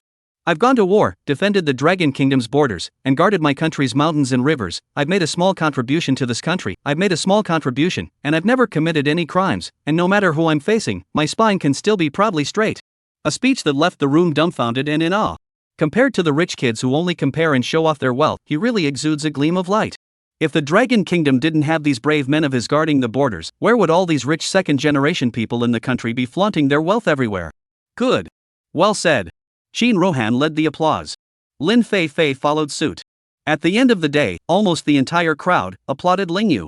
Ling Yu also didn't want to theorize with these half-sized guys, just now it was just a moment of bloodshed that came up and didn't hold back, and at this time, he didn't want to continue to talk about it. Lu Qingyun, however, had already been so shocked that he was on the verge of internal injuries. Ling Yu spoke with a clanking voice and full of energy, and seeing everyone applauding in support of him, Lu Qingyun felt as if he was a villain of 10 evils. Mr. Ling Yu, who bravely killed the enemy and saved millions of people, let's dance. Sheen Rohan suddenly didn't want to leave so quickly, especially after seeing him embarrass these Lu Qingyun guys and fiercely thwart their anger. She felt good in her heart. Anyway, my brother-in-law is here, so let's go along with him and enlist his affection. I only know how to practice martial arts, not dance. In the face of third Mrs. invitation, Ling Yu was suddenly a bit embarrassed and did not want to answer the invitation. Because he didn't know it was his own sister-in-law, and men and women are not married. I'll just teach you, big hero. Sheen Rohan, however, was unreasonable and pulled him right into the dance floor, and Ling Yu struggled ineffectively. With them taking the lead, Lin Fei Fei and the others also joined in, and just as the atmosphere had just recovered, the banquet hall door was gently pushed open again. A beauty no less than Sheen Rohan walked in, instantly attracting everyone's attention. The snowy muscles were white and glowing in the light, and the eyes were like an endless deep sea that seemed to be able to suck people in. Obviously dressed in ordinary, nothing bright, but still the most dazzling one in the room. Man, the school's senior sister is here? It's really Yun University's most beautiful school beauty of all times, Tang Shuoxuan ya. Someone in the crowd shrieked. Ling Yu also froze, wasn't this the beautiful woman he met at the bar that night? She was actually the school beauty of Yun University. Chapter 78, who's pretty, her or your wife? Senior sister Tang, welcome to my birthday party. Lu Qingyun immediately brought the hair wax man and the others to meet Tang Shuoxuan. Everyone was surprised again. Elder sister Tang Shuoxuan used to be very quiet and low-key in school, and apart from school-organized activities, she wouldn't attend any private parties. In the 4 years of college, many rich kids had pursued her, but she had rejected them all one by one. So the fact that she would be attending Lu Qingyun's birthday banquet tonight simply blew everyone's mind. Ling Yu was also very surprised and even looked at Qin Rohan. Third Miss had known that Tang Shuixuan was her senior sister and not some escort girl, so why didn't she help him clarify last time? Qin Rohan, however, walked her eyes at him. She just wanted to see her sister jealous and angry. Besides, she didn't know what was going on inside that night. Who would help you explain off? If you don't fall on your sword, that's my lady's way of giving you face. The next moment, Tang Shuixuan smiled wanly at Lu Qingyun. Sorry. I'm not here to attend your birthday banquet. I work here part-time, and I'm here to sing 2 songs to cheer everyone up. So it is. Ling Yu, like everyone else, then came to a realization. Lu Qingyun snorted coldly and didn't continue to stick his face in. After all, as beautiful as Tang Shuixuan was, her family background was too poor, and she wasn't his cup of tea. He just wanted to chase after Qin Rohan, marry her, and use the Qin family's power to buck other men within the family. However, he had just lost face in front of Qin Rohan, and he was angry, subconsciously wanting to get back a scene. Just, the psychological contradiction is very much. Tang Shuixuan also stopped paying attention to Lu Qingyun and walked straight towards the ballroom singing stage, smiling beautifully at everyone. Huma is coy, but bright and beautiful. All the boys in the room felt in love. Beautiful. It's beautiful. Ling Yu also couldn't help but sigh softly, thinking that Liang Yangjian's vision was indeed good. No wonder he went to the bar every day to steal glances at people. Qin Rohan, however, suddenly stepped on him fiercely. Third Miss, what are you doing? Ling Yu ate the pain and frowned, hurrying to stay away from this little goblin. Even if Third Miss was his superior, he couldn't step on people at the drop of a hat. Is senior sister Tang pretty, or is it your wife? Tang Shuixuan asked with a puff of air. Ling Yu froze, thinking that this question was so strange. Usually when a woman has a competitive spirit, isn't she asking who is prettier than that beautiful woman and herself? How does Ms. 3 want him to compare his wife to other beautiful women? Speak up. If you don't, you're fired. Qin Rohan glared at Ling Yu and secretly pressed her cell phone. That must be my wife's pretty. Ling Yu didn't even think about it and answered directly. As beautiful as Tang Shuixuan was, she couldn't be as beautiful as Qin Mingyue. Anyway, in his mind, the moment he first saw the iceberg woman, he thought that there would be no other woman in the world prettier than her. Qin Rohan immediately smiled cheekily. This video was sent to her big sister to see. I wonder what her expression would be? Ding dong. Soon after, Qin Mingyue, who was dealing with official matters at home on her laptop, received a video message. Clicking on it, the originally expressionless pretty face instantly bloomed into a smile. Isn't that idiot talking nonsense? That's for sure your wife is the prettiest. Qin Mingyue muttered proudly. Spinning around but hurrying to cold face, peeking left and right to see if anyone was there.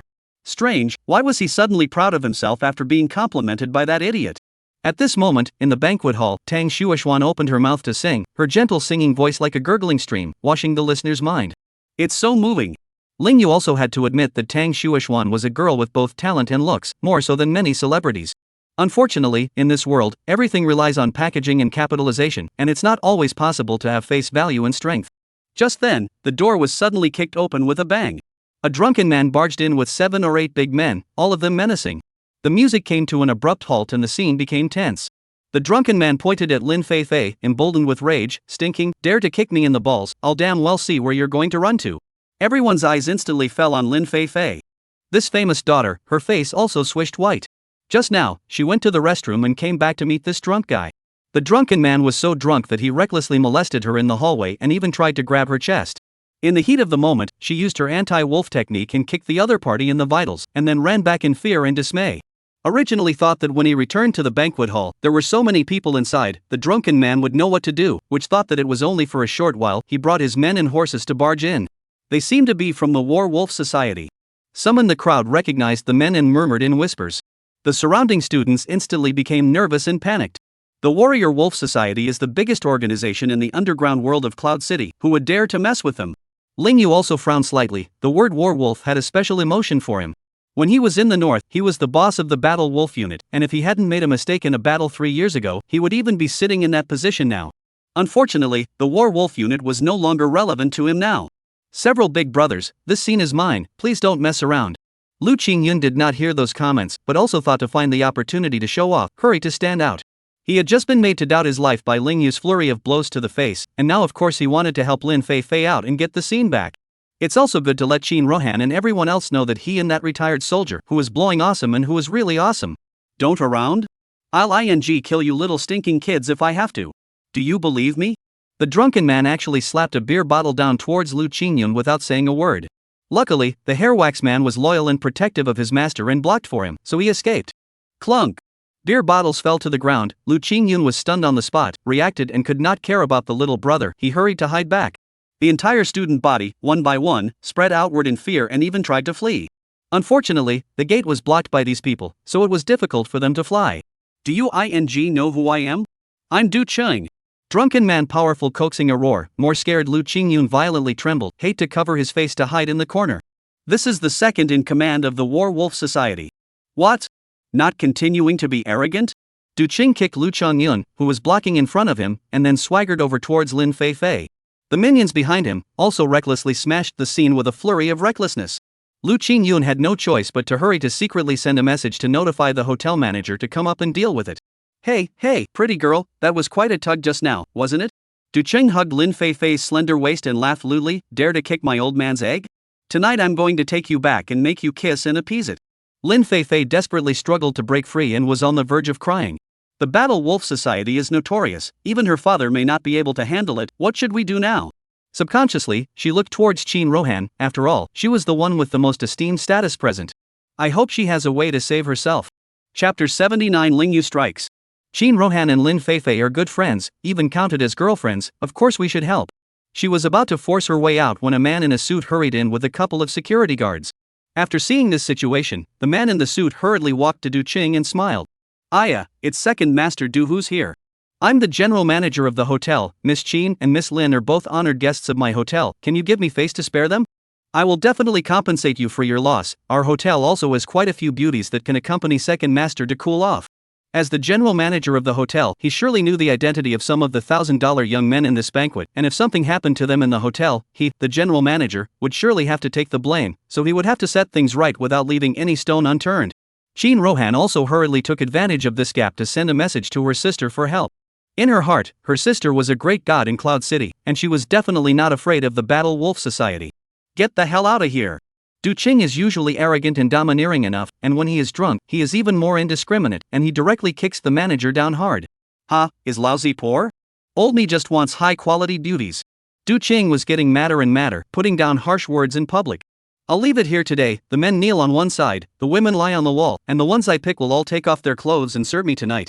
I'm cool, this is settled, otherwise I'll chop your men into pieces and disfigure your women, Matching his arrogant words, his men drew their machetes one by one.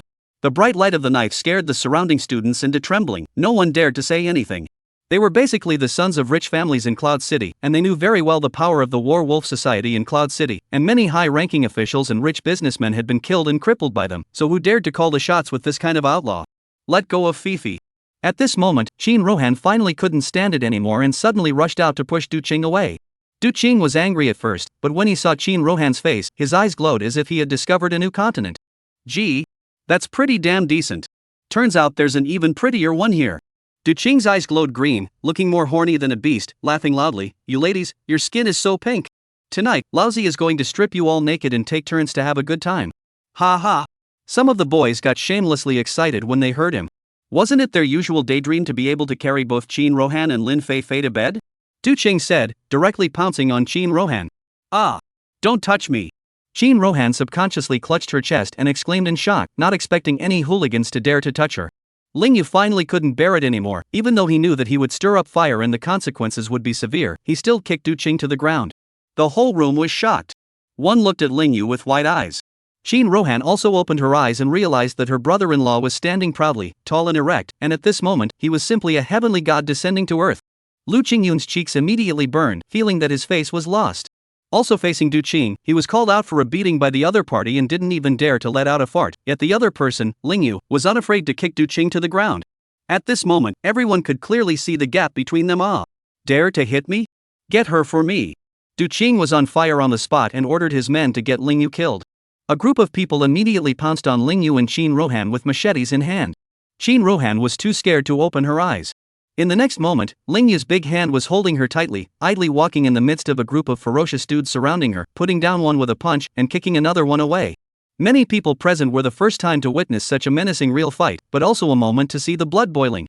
Lingyu's stance was far above these hooligans, like a wolf entering a flock of sheep, instantly knocking several big men to the ground. Tang Shuoxuan's eyes were filled with infatuation. Seeing this man show off his skills again, it was a pity that she wasn't the leading lady tonight. Lin Feifei was also infinitely appreciative of Ling Yu, and she couldn't help but glance at Lu Qingyan even more. These sons of the rich and powerful usually think they are very powerful and show superiority in front of others, but when it really comes to things, they simply cannot be relied on. Lu Qingyan also knew the meaning of her eyes and lowered his head, not daring to meet her gaze. You wait for me. You're dead. Du Qing also didn't expect that there would be someone within Cloud City who dared to go against the Battle Wolf Society. Seeing that the men and horses he brought with him couldn't get Ling Yu at all, he hurriedly drew away to get help. The group of hooligans fled, but everyone there remained in shock. We all know how huge the Warrior Wolf Association is, and now that things have gotten completely out of hand, if Du Qing calls all of his men here in a little while, will they not all die? Seeing that each of them looked as if they were dead, Ling Yu knew what they were afraid of in their hearts and immediately said, "You guys should go. Even if those people turn around, they are still coming at me." A word to the wise. A group of frightened birds have scattered their legs and fled. Anyway, the field is Lu Qing transported, the beating is Ling Yu, it's none of their business? They would never be caught in the crossfire if they left the scene now.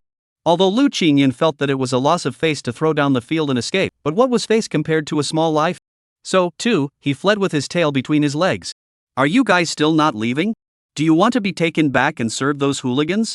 Only when everyone scrambled to squeeze through the door and leave did Ling Yu realize that Qin Rohan, Lin Feifei, and Tang Shuishuan were actually still standing at the same place and hurriedly scared them away.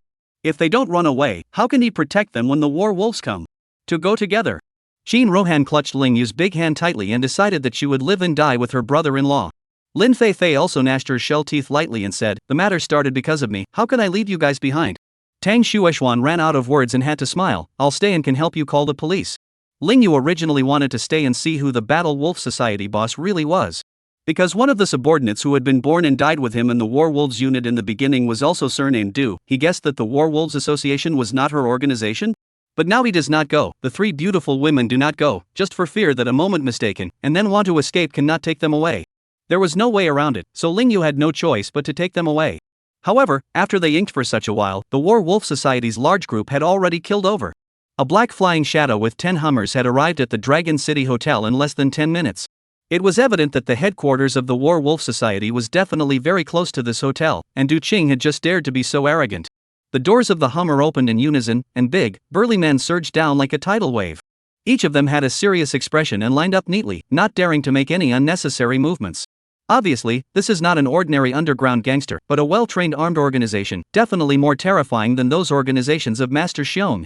What to do? We can't escape anymore. Lin Feifei, who had just walked downstairs, asked out of breath. Qin Rohan also rushed to call her sister, and then do not bring people to save, she and her brother-in-law tonight is afraid to account for a. Chapter 80, War Wolves of the North. Don't be afraid, I'm here. Ling Yu will Qin Rohan 3 girls to protect behind, but also will be his own has been carrying in the body of the small military knife handed over to Qin Rohan hands, in case there is any accident in a moment, she took also slightly can defend themselves for a moment. Outside the door, as the bodyguard opened the car door, a beautiful woman draped in a black trench coat stepped out on high heels. Wearing sunglasses, red lips like flames, the aura is incomparably powerful, the whole body seems to have a black light shrouded, so that people do not dare to look directly. Boss of the War Wolf Society, Du has arrived. She came so swiftly that Ling Yu's few people did not even have the time to leave the scene. The general manager of the Dragon City Hotel stood on both sides with the hotel's security personnel like a small child, not even daring to breathe. Many of them were filled with death and fear to the extreme. "Sis, I was just beaten up in this hotel. You must take revenge for me." Du Qing rushed to his big sister and cried. Du did not respond, her eyes looking towards the hotel door. "No. It's none of our business, we're not the ones who beat up the people. We are very much in awe of the Warrior Wolf Society." The general manager was like a scared dog at the moment, desperately drawing a line with Ling Yu for fear of being caught in the crossfire. It was just that Du didn't even look at him squarely as her gaze fell on Ling Yu. After Ling Yu and her exchanged a glance, he handed the Maserati key to Qin Rohan along with it and instructed, "You guys go back first, I'll handle it here." It's. The 3 beauties were stunned at the same time. But Ling Yu's eyes were so resolute that they had no choice but to do as they were told. Hey, wanna go? It's not that easy." Du Qing still wanted to stop them, but when he saw Ling Yu's wolf-like terror in his eyes, he was so scared that he hurriedly retreated. "Du Qing, get lost. Stop embarrassing yourself." Du's slightly angry voice came out, frightening Du Qing into a cold sweat. Normally how he was, big sister didn't care, but now that he was molesting and bullying a woman in full view of everyone, he was disgracing the Battle Wolf Society. "Go up and talk. Du just said a word to Ling Yu before stepping past him and entering the hotel?" The dozens of big men from the War Wolf Society did not make it difficult for the three beauties to leave, but surrounded Lingyu. Lingyu saw Qin Rohan and the three of them get into the car without any problems before he turned around and re-entered the hotel. Dozens of people from the Warrior Wolf Society followed like a tidal wave into the hotel, and the pedestrians passing by hid in the corners for fear that something would happen if they didn't accidentally look at it one more time. Seeing the black pressurized crowd keep pouring into the sixth-floor box, the general manager has been scared to the point that his legs are weak. At the moment, he was tempted to skim off the job and leave it behind. Soon, two henchmen carried a large couch. "Do you sat down and looked at Lingyu? Were you the one who hit my brother?" "That's right. How's that?" Lingyu nodded in response. "What else?" The GM was so angry that he wanted to jump up and fight Lingyu. "Is this asshole still pretending to be a pussy at the end of his life? Forget it if you die. Don't drag my hotel into this." As expected, with a look from Duyu, there were blackened gun muzzles aimed at Lingyu. This scared the general manager. If they crashed this man in the hotel would be in a mess. Or even be forced to shut down. Unexpectedly, Lingyu remained calm and relaxed, looking at Duyu wearing sunglasses and laughed. "I thought the werewolf would be so powerful and coaxing, and that the boss would be a tough man, but I didn't expect it to be a weak interjection of a woman." Weakness interjection? The whole room was stunned. He actually said that the boss of the Werewolves Association is weak interjection. The general manager is more about to cry out, "You kid, die no limit, do not drag our hotel off. Shoot him. Shoot him." Du Qing couldn't bear it either. It's not enough that this asshole bullied him, how dare he defy Big Sister? "If I don't give him a couple of peanuts, what's the face of the Wolf Club?" The sound of a bullet being loaded froze the air at the scene. The crowd's breathing also became as heavy as bells and drums. Slow. It was a close call, but it was Duyu who called a halt. She stood up and swept a glance at Lingyu, and suddenly raised her long legs and kicked towards Lingyu's cheek. Thunderbolt. See how dare this man call her weak? Phew. The wind was blowing in the face at the scene. Lingyu did not move, but Duyu's foot stopped in front of his face, setting up a standing one-horse with an extremely stable lower body. Although the female boss has a slim figure, and her net height is only 1 m 6'3", standing in front of Lingyu looks slim and petite, but that aura is simply terrifying. The stance scared the crowd. Lingyu, however, remained calm and even smiled blandly. This woman is still as fierce as before. Snap. Duyu mercilessly stomped down, actually shattering the sturdy wooden table under her feet. This is not all, the strength is still there, even the hotel marble plate, also by her stomping out cracks. Stunning to the eye. What a horrible force. The entire audience was dumbstruck and shocked. Worthy of being the Coyote Society boss. Awesome. Lingyu also couldn't help but clap his hands, truly admiring. In terms of brute strength alone, he might not be able to beat this weirdly powerful woman in front of him. The general manager, however, laughed coldly in his heart. Soften at this time? I'm afraid it's too late. Who did you just call weak interjection? Duyu once again glared at Lingyu with her beautiful eyes. Of course it means you. Lingyu still didn't change his words. He was a gynecologist and knew more about the physical condition of the woman in front of him. Asshole, daring to scorn my big sister. Simply don't know how to die. Du Qing personally grabbed the gun and pointed it at Lingyu's head, wanting to collapse Lingyu for his sister. The atmosphere burned with tension once again. That's enough, all of you get out. Right at this moment, Duyu once again called for a halt. Not only did she not get mad, she also called back the crowd. Even if Du Qing was no longer convinced, she had to listen to her big sister's words. He glared fiercely at Lingyu and followed the crowd out of the banquet hall. The general manager was puzzled as to why the female boss wanted them to leave, but he couldn't care less, and with a sense of relief in his heart, he hurriedly left the scene. I didn't realize that the once mighty northern battle wolf on the battlefield has now become a minor figure in Cloud City. How saddening. There were two people left before Duyu took off her large sunglasses, revealing her extremely aggressive eyes. Little you, goodbye. When Lingyu saw his late friend, he also arched in remembrance. Once he and this woman had fought side by side on the battlefield and even annihilated countless enemies, but he had never expected to meet one day in Cloud City, in this capacity. Boss. It's been a long time. I didn't expect to see you in a place like this. Duyu took the initiative to pounce forward, her entire body hanging onto Lingyu as if embracing her own big brother. This scene, if people outside were to see it, would definitely drop their jaws. In the eyes of the female boss of the Church of the Werewolves, there was only nostalgia and admiration at the moment, and what coldness and what dominance were exposed were all gone. In front of Lingyu, she was nothing more than a little fangirl. You have to know that the man in front of you was once a legend of the northern battlefield, better known as the Northern Battle Wolf's King of Soldiers. Lingyu at this moment is also mixed feelings, as if in the past to lead the brother relaxation of the Sands, Jingo Iron Horse days just yesterday. Little you, why did you retire as well? When did you come to Cloud City? It was a while before Lingyu took the initiative to ask. Alas, boss. I've been feeling sorry for you for the past 3 years, thinking about that battle back then, it's very hard on my heart. Do you finally couldn't help herself and said the words she had held in her heart? Chapter 81 I Won't Die Before the Divorce. 3 years ago, when 100,000 troops from the north were fighting the enemy on the battlefield, Ling Yu led the War Wolf Squad on a special mission to covertly destroy an enemy base. Unfortunately, because of the traitor's betrayal, all 17 members of the War Wolf Squad fell into the enemy's trap. Ling Yu escapes with his unparalleled skill, but his men all become enemy prisoners. The enemy puts out harsh words to Ling Yu that if he wants the War Wolf brothers to live, he must release the mission. For the sake of the lives of his 16 men, Ling Yu decided to give up after a painful struggle. But he was the king of soldiers in the north, and the mission he carried out was the key to the success or failure of the strategy, and in the end, because of the failure of the War Wolf Squad's mission, it led to the complete abortion of the entire grand strategy of the north. Ling Yu had joined the north for 8 years and had made 17 first-class merits, 52 second-class merits, and 143 third-class merits, and was known as the king of the battle wolves, admired by millions. Unfortunately, the only miss sent him straight down the tubes. Because of that failure, he also suffered from an extremely heavy heart disease and took the initiative to apply for retirement, returning to Cloud City, and from then on, he only wanted to quietly be an ordinary person. Boss, you were actually right back then. If it were me, I would have made the same choice as you.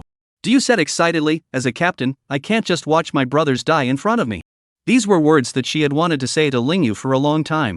Unfortunately, after Ling Yu left the army, she lost contact with the other party, and if it wasn't for the accidental encounter today, she might never see Ling Yu again. Forget it, it's over. Mentioning the past once again, Ling Yu just released a smile. Sometimes it's wrong no matter if you choose left or right. As a man, when you're wrong, you go and take the consequences, which is why he gave up all the glory, military rank, and money, and went back to his hometown in disgrace to live a low-key life. Boss, as far as I know, the Northern Realm is still eager for the Wolf King to return to continue his mission. If you are willing to go back, I will definitely continue to follow you as you gallop through the sands. Diyu was still trying to persuade, her eyes carrying a scorching heat. Obviously, she didn't want to waste her stature outside of the battlefield. Ling Yu, however, waved his hand and slowly stood up. After a while, he turned his back to Diyu and sighed, I have long been unworthy of the title of Wolf King, and I am also married, so let the past right and wrong dissipate with the wind. What? Diyu was immediately surprised and asked, Boss, you got married? Who is the bride? In her mind, Ling Yu was a battlefield hero, not an ordinary woman could match him. A female corporate executive in Cloud City, she's very nice to me. Ling Yu responded lightly. Diyu was indeed filled with disappointment, knowing that the Wolf King had lost the windy spirit of going into battle again. She should not have come to see him today. She felt her hopes dashed and became desperate for the world. At this time, outside the hotel, Shin Rohan was sitting in a Bentley, followed by several cars behind her. The rehearsal was not as good as the War Wolf Society, but it was definitely not trivial. Sister! Seeing Shin Mingyue arrive at the scene, Shin Rohan, who had doubled back alone, dared to run down from the Maserati. What about men? Shin Mingyue said icily. Brother-in-law was left alone in the hotel to save us. Shin Rohan remembered crying a little. So much time had passed, and if the Warwolves Association really wanted to finish off brother-in-law, I'm afraid that brother-in-law would be in a bad way even if he was brave. Sure is an idiot one. Shin Mingyue clenched her shell teeth and immediately gave an order, you guys follow me up. Yes, Mr. Chin. The 12 professional bodyguards answered in unison. They were the elite of the Chin family, and there was absolutely no problem in fighting 10 against 1. Normally, these people were responsible for protecting Qin Tiangang, and if it wasn't for the fact that she knew that Ling Yu was caught in a place of extreme danger, Shin Mingyue would never have mobilized them through her grandfather. But before she could break in with her men, she saw a flurry of movement at the entrance to the hotel.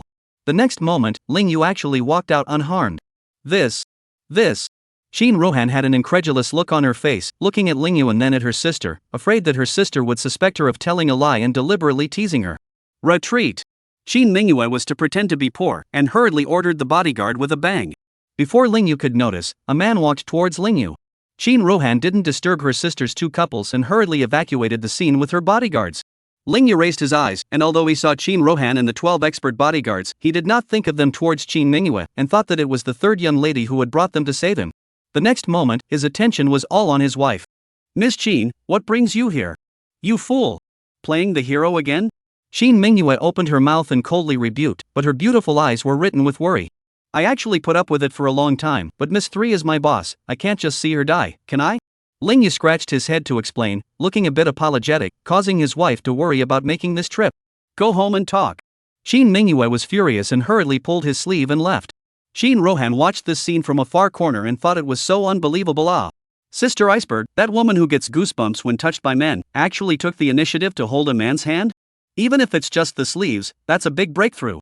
Big sister. Outside the door of the hotel, a group of fierce men from the Skywolf Society suddenly shouted in unison. Do you also walked out from the hotel, but ignored her men, her eyes looking dead ahead at the pair that was leaving? Heh, it's still pretty. Big brother's vision, it's so good. Do you secretly laugh to herself, and in the next moment she put on her sunglasses, resumed her aura of being uninviting, and waved her hand to lead her men away. On the way home, Shin Mingyue was speechless all the way, only for the two of them to return home, and once the door to the room was closed, the iceberg woman finally couldn't help herself. Next time you're not allowed to go out at night, it's not going to be good. Every time you go out, you get into a fight. Are you a violent maniac? Less than a month into the marriage, this guy ed someone 3 times. In the face of Qin Mingyue's agitated questioning, Ling Yu did not retort, but was just a bit surprised. Ms. Qin, so you care about me that much? It's... Qin Mingyue's fragrant body trembled, and immediately turned a cold pretty face. Who cares about you? You're overthinking it. I'm just afraid that if you get killed one day, I'll just become widowed, and it'll become troublesome to get a divorce at that time. So? Ling Yu is not illiterate. Of course he knows that the state of being widowed does not need to go through divorce procedures, but he still promises in all seriousness, then Ms. Qin, I promise you that before the divorce is finalized, I will definitely not be beaten to death. You. Qin Mingyue was really quick to be exasperated by this hard-headed fool, and directly displayed her domineering presidential side. Anyway, in the future, you are not allowed to go out at night without my permission. Understand? Ms. Qin, I had your permission before I went out tonight. Ling Yu replied in a serious manner again. Qin Mingyue. Well, don't bother talking to this idiot. Go to your room, go to sleep. If he's killed, so be it. What's it got to do with you? Why did you have to go to such lengths to save him tonight? Qin Mingyue hurriedly excused herself in her heart. She wasn't going to save him, she was just going to save her sister. Chapter 82, Openly Pursuing My Wife? On the second day, after Ling Yu got off work from the hospital side, he directly drove his Maserati to the headquarters of the Big Dipper Group. I didn't expect to meet the third young lady who just got off the bus at the entrance of the group company building. Hey, big dummy! Shin Rohan waved her hand directly towards Ling Yu. Ling Yu's brows furrowed as he got out of the car and walked over, saying in a serious manner, Third miss, I'm not called a big dummy. If you don't call the big dummy, then come over and answer me? He. Shin Rohan laughed heartily. Ling Yu. If this wasn't his boss, he thought he could flip out. Forget it, I won't call you that, okay? Don't look at me like that. Shin Rohan hurriedly coaxed him. After all, it is a lifesaver, and it is also a pro-brother-in-law, more or less have to give some face. It's a nickname that only a sister can call. Do you have a foreign name? Shin Rohan asked again. Ling Yu shook his head. Why did he need a foreign name when he was a dragon countryman? That's great, I'll name you one. From now on you'll be called Jeff. Shin Rohan didn't care if Ling Yu liked it or not and forced him to name him. Without waiting for Ling Yu to respond, she continued, Jeff harmonically means brother-in-law, so I'll call you brother-in-law from now on. What the hell? Ling Yu's brows furrowed into a Chuan character. These 3 young ladies are really spiteful and capricious, actually forcing people to give their names. By the way, brother-in-law, how did you get out of the hotel last night unscathed? Shin Rohan asked again immediately afterward. She was too curious about this. Today she pestered her sister to ask, but unfortunately she didn't tell her. Now of course she had to pester her brother-in-law to ask. Ling Yu wasn't in a good position to answer because he didn't want anyone to know who he was in the past. Is it possible that you made some kind of deal with that female boss to stay alive? Shin Rohan saw that he didn't answer and directly guessed on her own. She thought about it last night and thought that it was the only thing that had the highest likelihood. After all, her brother-in-law had a good face and a better body, and the female boss was likely to look at him. She even brainstormed all sorts of childish images. If that's the case, she's sorry for her sister. Deal? What deal? I was just alone with her for a while. Ling Yu confessed. What? Alone together? And was there any physical contact? She gave me a hug and nothing else. What? Hugging you?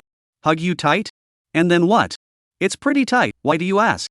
Ling Yu's brows were furrowed. He always felt that the third young lady was strange. Was this really a famous young lady? How come she cares so much about him? Shin Rohan heard goosebumps all over her body and blamed herself in her heart. It was her fault for calling her brother-in-law here, otherwise he wouldn't have sacrificed so much to save her. I can't believe they were all hugged tightly by the female boss. But seeing as my brother-in-law's spirit is still danceable now, I guess he was enjoying himself at the time, wasn't he? Hey, I hope I don't let my sister know. Ling Yu also did not know what Shin Rohan blindly brainstormed, ready to walk into the company, only to find that the company's front door at this time actually firelight. If you don't look closely, you won't realize that it's hundreds of candles burning and converging into a big heart shape. The second youngest member of the Lu family, who was dressed in an unfashionable outfit, was standing in a heart-shaped bouquet of flowers with a look of undisguised anticipation, looking up at the upper floors of the group. He was also surrounded by a number of young men and women who shouted loudly on his behalf. Chin Mingyue, promise Lu Ersheo. Chin Mingyue, Lohatang.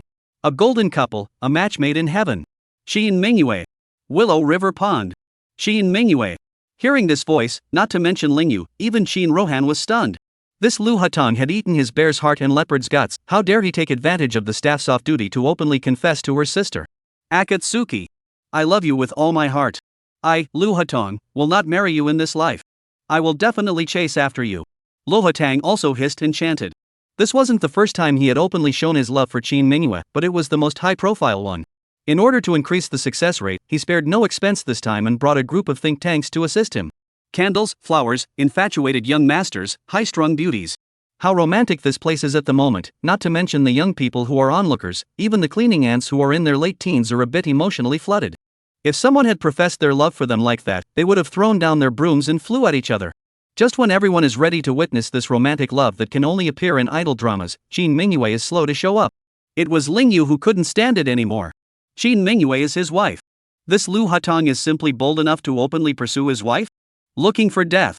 Lingyu watched from left to right for a while and then suddenly carried 2 buckets of water from the security booth and just rushed straight towards the other party. High winds, beware of fires. Lingyu was furious but couldn't expose his relationship with Chin Mingyue, especially now that he was still downstairs in her company, so he could only pretend to be a security guard. Seeing him rushing over in a furious manner, the group of people who were still excited were suddenly startled. Grip, what does he want? This security guard can't be that insensitive, can he? Barely. Lingyu does not care what expression these people, directly 2 buckets of water thrown over. As the sound of the flame going out came, the flame of love in Lohatang's heart also went out. Wide-eyed, he stared at Lingyu in shock and anger. This security guard is an idiot, right?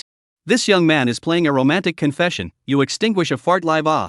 Lingyu, however, pretended to be relieved and wiped his forehead and laughed. Alright, the fire is extinguished. Don't worry everyone, with this human fire extinguisher of mine around, I guarantee that no flame can burn. After saying that, he casually threw the 2 buckets and was about to walk into the company. Upstairs, Xia Xiaodai has been watching the situation below for Mr. Chin and is worried about how to drive away Lu Hatong this cowhide, which thought that Mr. Chin's husband appeared ah. She hurried into the president's room and excitedly told Chin Mingyue about the scene she had just witnessed. Chin Mingyue had just been extremely intoxicated with her work, pretending not to know what was going on outside, and after hearing Xia Xiaodia's words, she hurriedly stood up and walked to the window, looking down from the 12th floor. The sight of that crestfallen scene downstairs was also amusing. You little cutie, screw up this young master's confession, I'll get you killed. Yeah, get that lack of heart. How easy is it for all of us to make this scene? You. Not waiting for Lingyu to walk into the company, the agitated crowd instantly surrounded him, with a stance of wanting to skin and bone him. Xiaodai. Quickly inform the security guards of the entire group to go down and support Lingyu. Seeing this, Chin Mingyue immediately excitedly commanded. Xia Xiaodai immediately flirted, Mr. Chin, I understand. Just now the husband helped his wife out, now the wife must protect her husband. Chin Mingyue's pretty face reddened, but she tried her best to put on an iceberg look as she coldly glared at Xia Xiaodai. Do I need you to interpret this president's orders specifically? Xia Xiaodai hurriedly shut up and turned around to order it down. Chapter 83, The Wife's Passing Block. Stop. A group of people blocked Lingyu before he entered the company gates. Ryu Hatan came slowly step by step behind him, his face full of anger. He recognized Lingyu. Wasn't this Chin Mingyue's personal bodyguard? Last time at the Blues Club, Chin Mingyue even used him as a shield. This guy had badgered him time and time again, he would never spare the other party today. Unexpectedly at this moment, Lu Yuan, the security chief of the Big Dipper group, swarmed out with a group of security guards. They had long been displeased with Lu Hatong, always openly coming to the Big Dipper group to chase after their goddess president. If it wasn't for the fear of his identity and background, they would have long wanted to take a shortcut and blow his head off. I didn't expect him to make it worse tonight, actually setting up candles and lighting fires, practically treating the business park as if it was his family's backyard. Outrageous. What if there's a fire? Even if there's no fire, it's not good to burn the plants and flowers. Luckily, Ling Yaoyu took the lead and so put out his candle. Coupled with the order of the president above, they can finally let go and teach him a lesson in a fair and square manner. Seeing the company's large troop come out, Ling Yu also held his head high and pointed at Lu Hatong and these people and angrily rebuked, "You thugs, you attempted to burn down the headquarters of the Big Dipper group, and you still want to openly provoke a riot? Hold the grass." Those words instantly stunned the Lu Hatang group. Burning down the Big Dipper group's headquarters? What a big hat. Does this guy want to cover people up? Lu Hutong and the others' anger was extinguished, and they all looked at each other. This was a great success, and Lu Yuan's security team was immediately agitated and screaming. We're company security guards, we have a duty to put out fires. If you guys don't leave yet, believe it or not, we'll be rude to you. Remember to clean up your trash along with you, leave a footprint and we'll make you all turn around and clean it up. Lu Hutong looked at the group of agitated security guards and finally gritted his teeth, shouting coldly at Ling Yu, "You wait." Then, with a group of people, he left the scene in disgrace. "Hey, pack up your candles."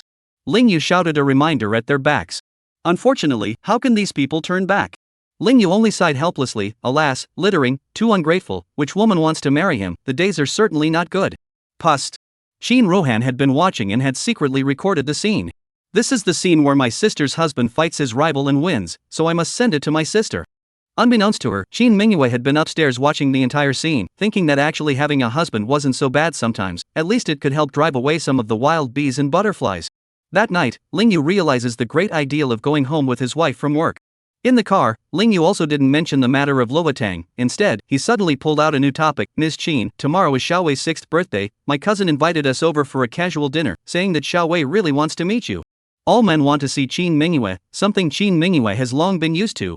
She was misogynistic but not child-hating, it was just that tomorrow wasn't a vacation and she was too busy and didn't plan on taking time off to go there. Ling Yu twisted his head and glanced at her, seeing that she didn't open her mouth to say yes. He immediately went along with the situation and said, "I've already talked to my cousin, you're very busy with work, so the odds are you won't be going. So I'm just mentioning it to Ms. Qin, and if Ms. Qin doesn't go, it's fine if she just refuses." He hadn't even thought that Qin Mingyue would agree to go. It had already taken all the effort he could muster to get her to go back to her home last time, and now he wanted her to go to her cousin's house, and he knew that it was simply impossible. "I'll plan it, maybe I can squeeze an hour or two out tomorrow." "Ha? This?" Qin Mingyue's response took Ling Yu by surprise with a hint of surprise. "What? You don't actually want me to go?" Qin Mingyue asked as she stared at him. No. I am so happy." Ling Yu couldn't hide his excitement. "Xiaowei likes you a lot, and said that if I could bring Sister Mingyue to his house, it would be the greatest birthday present for him." Cut. Qin Mingyue turned her head away in a pretense of high spirits, but then she turned to the glass mirror of the car window and secretly guffawed. She wondered to herself why she was happy. Inexplicable.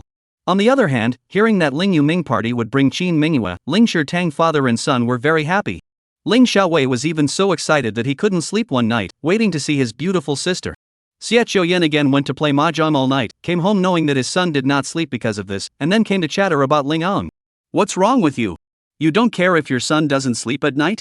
Don't you know that children are growing at this time and will be short if they don't sleep well at night?" Ling Ang packed up and went out the door, also habitually immune to this woman's chanting. Xiaowei also dressed, ready to follow his father out the door to go to school. He actually felt that his mother was a bit excessive. He went to play mahjong regardless of him, and now how can he have the nerve to scold his father? "You man, really no use at all.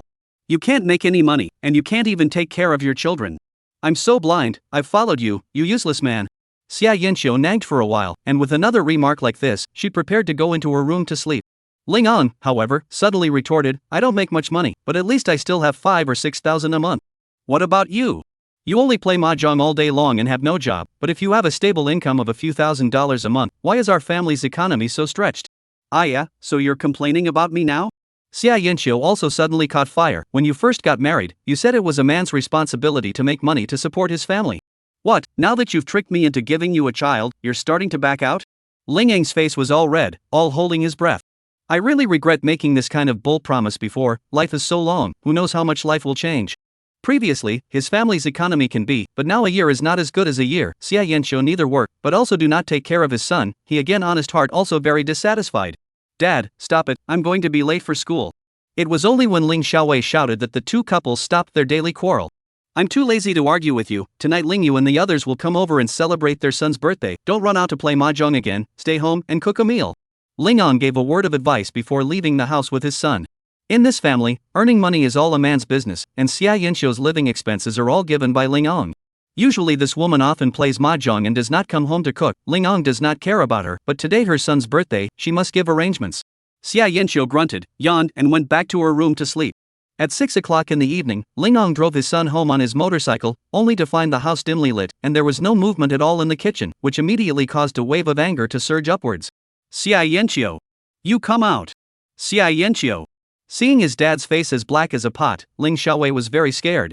Dad has always been submissive to mom at home, he rarely saw dad so scary. Chapter 84 People's wives don't cook either. What's wrong? Earthquake or fire? Big whoop. Hearing Ling Ang's stormy shouts, Xia Yanxiu was not at all concerned and lazily walked out of the room. She actually woke up quite a while ago and just lay in bed swiping through short videos, and without noticing for a moment it was actually 6 o'clock in the evening.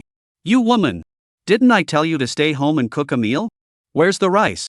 Why is the kitchen still cold? Ling Ang pointed at her and questioned loudly. You're asking me to stay home, I'm not staying? Besides, I didn't promise you to cook. Why are you so angry? You look like you're on fire. I'll do it now, okay? Xia Yanxiu wasn't afraid of Ling Ang in the slightest, and even more so, she didn't believe that this man would dare to hit her with his hands. It would have been better if they had actually fought. That's domestic violence. She can get a divorce in name only and leave this poor man. You. Ling Ang's fists clenched in real anger this time. Normally this woman plays mahjong every day, doesn't work, doesn't watch the kids, and doesn't cook, and he doesn't even get mad.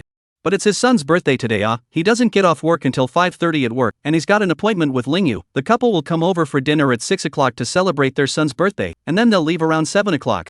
I can't believe it's after 6 o'clock and this woman hasn't even cooked. What will my brother and siblings eat when they come over?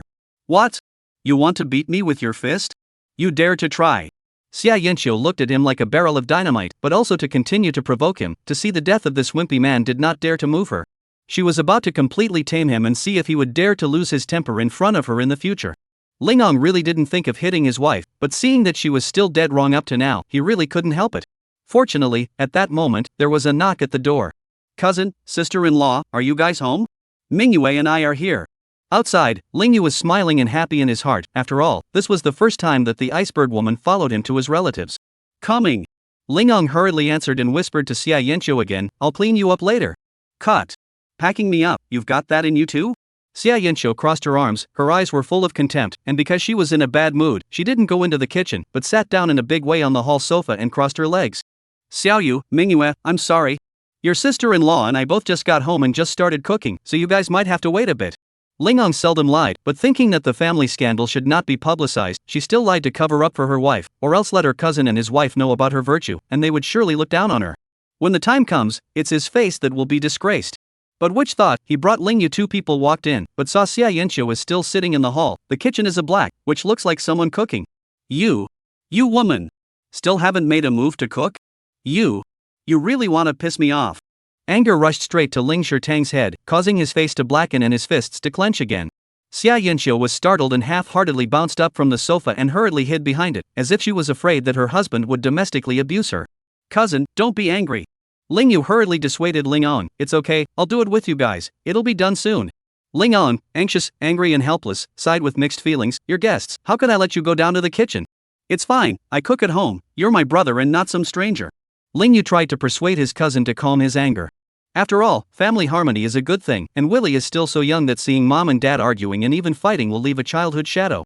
But he didn't expect that this sentence became Xia Yanxiu's sword. This woman immediately agitated. Ling Ang, do you hear me? Your brother also cooks at home. It's only men like you who are incapable, can't earn money, and want to not cook, but also fierce wife. Coward. You. Ling Ang was momentarily so angry that he couldn't breathe, his chest hurt and he covered it with death. Cousin, are you okay? Okay, knock it off. Lingyu was really afraid that if the two couples continued to argue, his cousin would have problems with his blood pressure rising. After all, his cousin already had a bit of high blood pressure. Xia Yanxiu crossed her arms and sat back down on the sofa, and greeted Qin Mingyue. Come on, Mingyue, let's women have a good rest, and leave the cooking to the men. Women should be pampered by men. Seeing her gesture, Lingyu was also angry. He knew how much his cousin had given to this family, while Xia Yanxiu was a good eater, and now she was even openly fighting female fighters, so it seemed that she was basically a female fighter's cousin, still panting, didn't make a sound for a moment.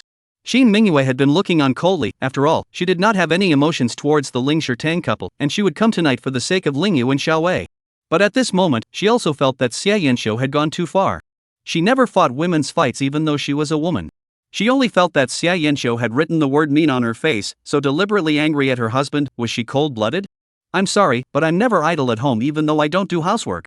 And I take care of all the household expenses. Qin Mingyue finally spoke. With one sentence, the feel-good Xia Yanxiu was stunned and her cheeks burned a little. Do you hear me? Do you hear me? Lingang suddenly caught his breath, feeling that Qin Mingyue's sentence was right in the center of his heart, and excitedly said, "What kind of woman is as lazy as you are, just focusing on playing cards and sleeping every day? Other siblings don't do housework, but they earn a lot of money. If you have the ability to buy a Maserati for me to drive. Xia Yanqiu, a pair of three, a moment did not dare to refute, can only cross their hands there to sulk, suddenly turned to hate Qin Mingyue. What's the point of pretending to be a dead woman? What's the big deal about making a couple bucks? If I hadn't gotten married, I would have made a lot of money." Xia Yanqiu felt suffocated, but also felt that she had paid too much for the family. She had married Ling Shitang in her 20s and left her best looks to this man, so what was wrong with enjoying them now? "Okay, all of you, don't argue. You guys have a nice chat, I'll go cook," Ling Yu hurriedly said. He was here today to celebrate Willie's birthday, and of course he wanted him to be happy and have family harmony, not gin and tonic. Although Qin Mingyue wouldn't be there to help with the cooking, she took out a prepared gift and handed it to Xiaowei, faintly saying, "Happy birthday." Whoa! Just saw mom and dad arguing and quarreling so much, the little Wei who had been shivering all the time finally got excited at this moment and jumped over to receive the gift with both hands. It's a drone toy. The value is also more than 800, for Qin Mingyue, for 9 cows and 1 hare is not counted, but it is the best gift that Xiaowei has received in his life, and it is also his favorite toy. Thank you. Thank you, Sister Mingyue. Willie was thrilled and thanked him. Qin Mingyue also guffawed. This little guy still remembered to call her sister. If he dared to call him an aunt, she would have left with a cold face. Xia Yanqiu watched the scene from the side. Not only did she not feel happy for her son, but she also felt that Qin Mingyue, a woman who loves to show off her wealth too much, gave her son a toy that cost more than $800. What did she mean? Mocking her family's poverty? Poor, and it's not because she married a man with no skills? Humph. Chapter 85, Protecting the Shortcomings. Miss Qin, you're too broke. Ling An was also flattered. He had always felt that his younger sibling was cold and icy, and even subconsciously called her Miss Qin in a very raw manner, but he never thought that she would turn out to be so generous as to give his little child a gift of more than $800. It's okay, it's good that Willie likes it. Qin Mingyue bashfully dismissed it, looking for a quiet corner of his house, ready to take out his handheld and cell phone and continue to deal with official business. Pretending. Xia Yanqiu muttered another sentence in her heart and never accosted Qin Mingyue again. This woman was not even on the same channel as her. Xiaowei was also very understanding and walked over. "Sister Mingyue, why don't you go to my room? It's quiet there." Qin Mingyue glanced at the small child's clear eyes and guffawed. Good. Anyway, she didn't want to see a woman like Xia Yanqiu. She went into Xiaowei's room to work, and Ling Shitang followed her into the kitchen to cook with Ling Yu. I didn't realize that after a while, someone else would come. It was actually Xia Yanqiu's mom and sister. Xia Yanqiu is also very surprised, because she is not a local of Yunqing. When she was 16 years old, she went south to work, first in the electronics factory workshop, and then felt that the money is too slow and too tired, before entering the bathing place, to wash men's feet and shampooing, the use of the body to earn fast money. It wasn't until she was 23 and tired of playing that she found Ling Shitong, an honest man, to marry. Mom and sister do not live in this city, usually in addition to the New Year and red and white events, will only come over to Cloud City to visit relatives. I did not expect that today Xiaowei's birthday, they actually also came over. Ling Ang also rushed out to entertain, and although the two mothers-in-law didn't bring any gifts for Wei, he didn't mind. Ling Yu, on the other hand, was busy in the kitchen by himself. Qin Mingyue was a bit hungry and couldn't help but walk into the kitchen, unable to bear to see her husband busy in the kitchen, serving a woman like Xia Yanqiu, ready to open her mouth and tell him to go. At that moment, however, the sound of Willie's crying was heard outside. Qin Mingyue was still puzzled, but Ling Yu immediately frowned and muttered, "It must be Sister Xie Qiuyan's son, bullying Xiaowei again." Xie Qiuyan's sister named Xie Chunyan has a child named Dahu, 2 years older than Xiaowei. Every time you bring the child to the cousin's house, always make Xiaowei cry. Ling Yu and Qin Mingyu walked out of the hall, and sure enough, they saw that it was Dahu who had snatched Xiaowei's new toy and was playing with it, and that, by accident, the drone had crashed into the ceiling and fell down hard. Snap! Whoa, Uncle 2, my airplane. Xiaowei cried a lot and didn't look for his dad. He walked directly towards Ling Yu. The kid subconsciously knows that his dad can't stand up for him in this kind of thing. Ling Yu hurriedly picked up Xiaowei and comforted him. "It shouldn't have fallen too bad, Uncle 2 will find a way to fix it for you." After saying that, he walked directly towards Big Tiger. "It's none of my business, I only mishandled it when Willie grabbed the remote control. If it wasn't for him, the plane wouldn't have crashed." Dahu hurriedly threw the remote control away, desperately trying to shift the blame. Not only that, he was afraid that Ling Yu would teach him a lesson, and he directly cried out with a wow and ran towards Xie Chunyan. Xie Chunyan also rushed over and saw her son crying, indiscriminately reprimanding Ling Yu directly. "What's wrong? A child playing with a toy, you adults also want to interfere?" Ling Yu frowned, his face a bit ugly. But he wasn't a man who liked to argue with women, especially since this was still a relative of his cousin, so he had to give his cousin some face, more or less. Qin Mingyue, however, couldn't look away and walked over to Lingyu, responding on his behalf, "This is your son?" He broke Xiao Wei's birthday present.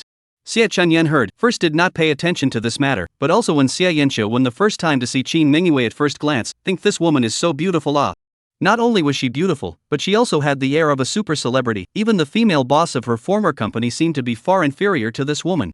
Xie Chunyan, like Xie Chouyan, was considered a beautiful woman when she was young, but when she saw Qin Mingyue's face and temperament, she was secretly jealous of a handful of people in her heart.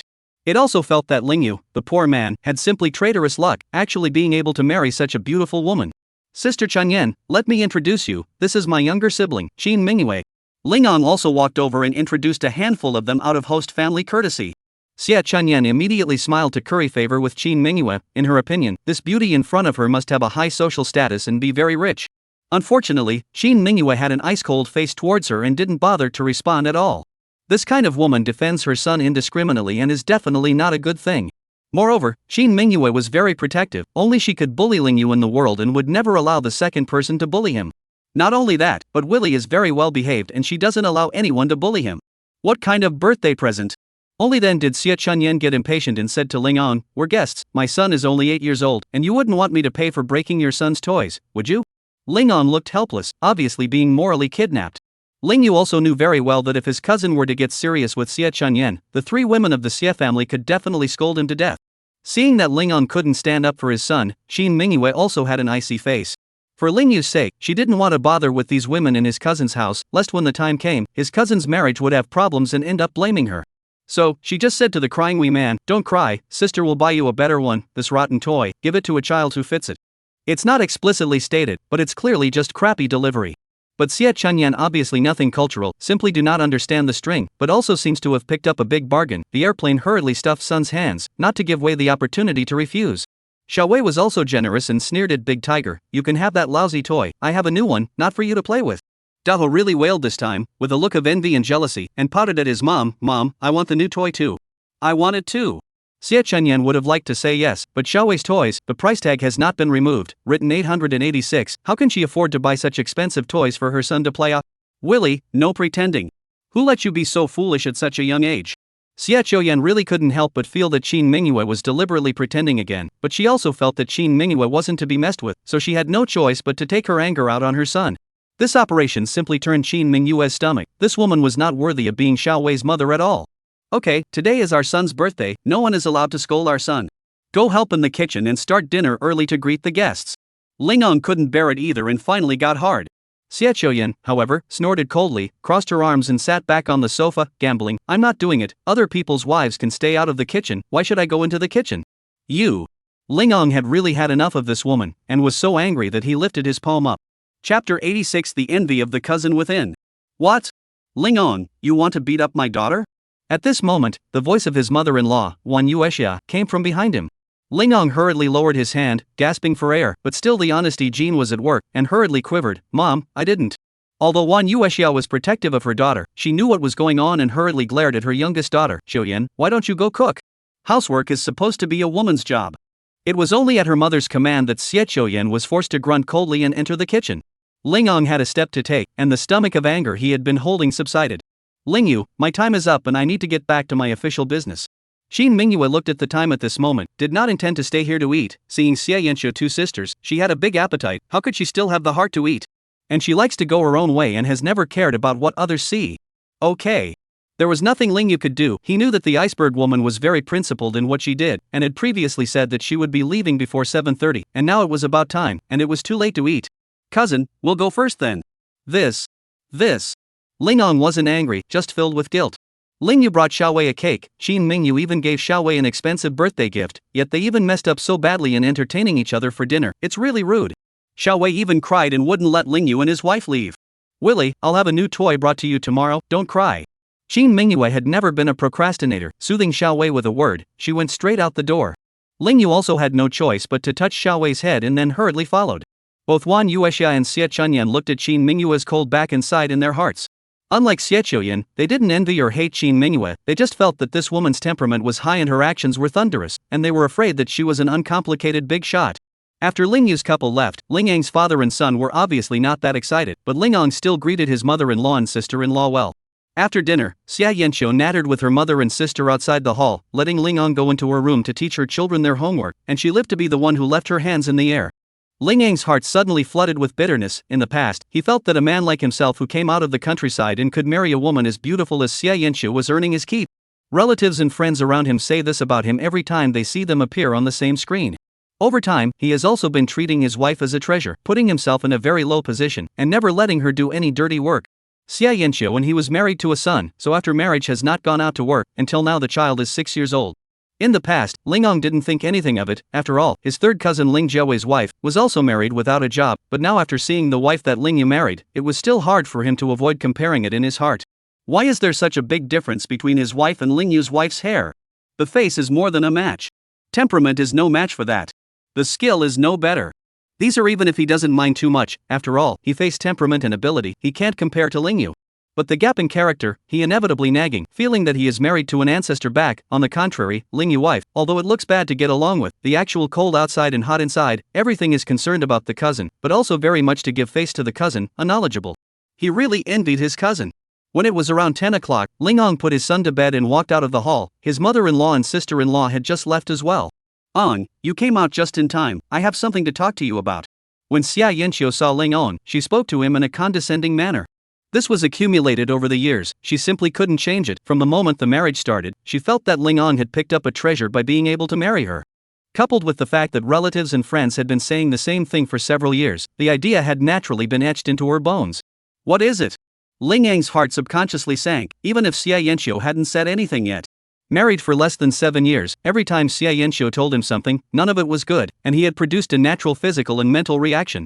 It's like this: my sister's son also wants to come to Cloud City to study, but her family doesn't have a house in Cloud City yet, so she wants to move Dahu's household account into our house, so he can get a degree in an elementary school near our house. In the next 2 days, you should take some time off and go and complete the formalities. Xia Yanqiu's tone was incomparably bland, even commanding for Ling Ang to do as he was told. Ling Ang, however, exclaimed excitedly, "What? How can this be done? Dahu is not our child. What's not to like? Don't a lot of people operate this way? You don't consider my sister's child a relative?" Xia Yanqiu in turn made things difficult for Ling Ang. This relative is a relative, but it is not a family child. Besides, if Dahu wants to study here, where will he live in the future? Ling Ang's expression was incredibly complicated and difficult. Then of course we'll stay at our house, don't we have another room? Xia Yanqiu looked like she took it for granted, and coldly said, "Don't worry, my sister won't let you lose. She'll give $500 to us every month as living expenses for Dahu. An 8-year-old child can't eat that much, you've definitely earned it." Ling Ang felt like he was force-fed a dead rat, but was still forced by the other party to say how delicious it felt. He wasn't very eloquent and didn't know how to say it, so he just waved his hands back and forth. "No, absolutely not. I won't agree. Who are you to say no?" Xia Yanqiu was directly brutal, pointing at Ling Ang and rebuking loudly. "I'm telling you, Ling Ang, this is something you have to agree to even if you don't. My sister has asked me to take care of Dahu. If you dare to let Dahu go home and ruin his future, this is something that I'm not finished with you. If you don't respect my mother's family, you're disrespecting me. Don't think I'll give you a good look in the future." Ling Ang was dumbfounded, and his dark face instantly turned red. He was so angry he wanted to kill someone. Xia Yanqiu, however, occupies the upper hand in the verbal corner, coldly snorting. "When you got married, you still said how much you love me, and that my family is your family. What? Now is it that I am old, my face value is not as high as before, my body is not as good as before, you forget the oath you once made?" Ling Ang was gasping for air again. His wife's face and body really don't even compare to 6 years ago. At that time she was recognized as a beautiful woman, but after marriage and children, the woman chose to lie flat, every day either eat or play mahjong, fat as a pig, especially that ass, as big as a sofa. But Ling Ang never disliked her appearance, what he couldn't stand was this woman's inner self. She didn't see him as a human being at all.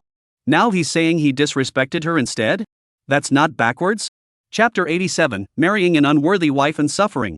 Anyway, this matter is decided. If you think 500 for living expenses is not enough, I'll ask my sister to give you 800 a month, but if you don't let Dahu come to the city to study, we'll get a divorce. We're done. Xia Qiuyan was brutal and unreasonable, and went back to her room to sleep after that.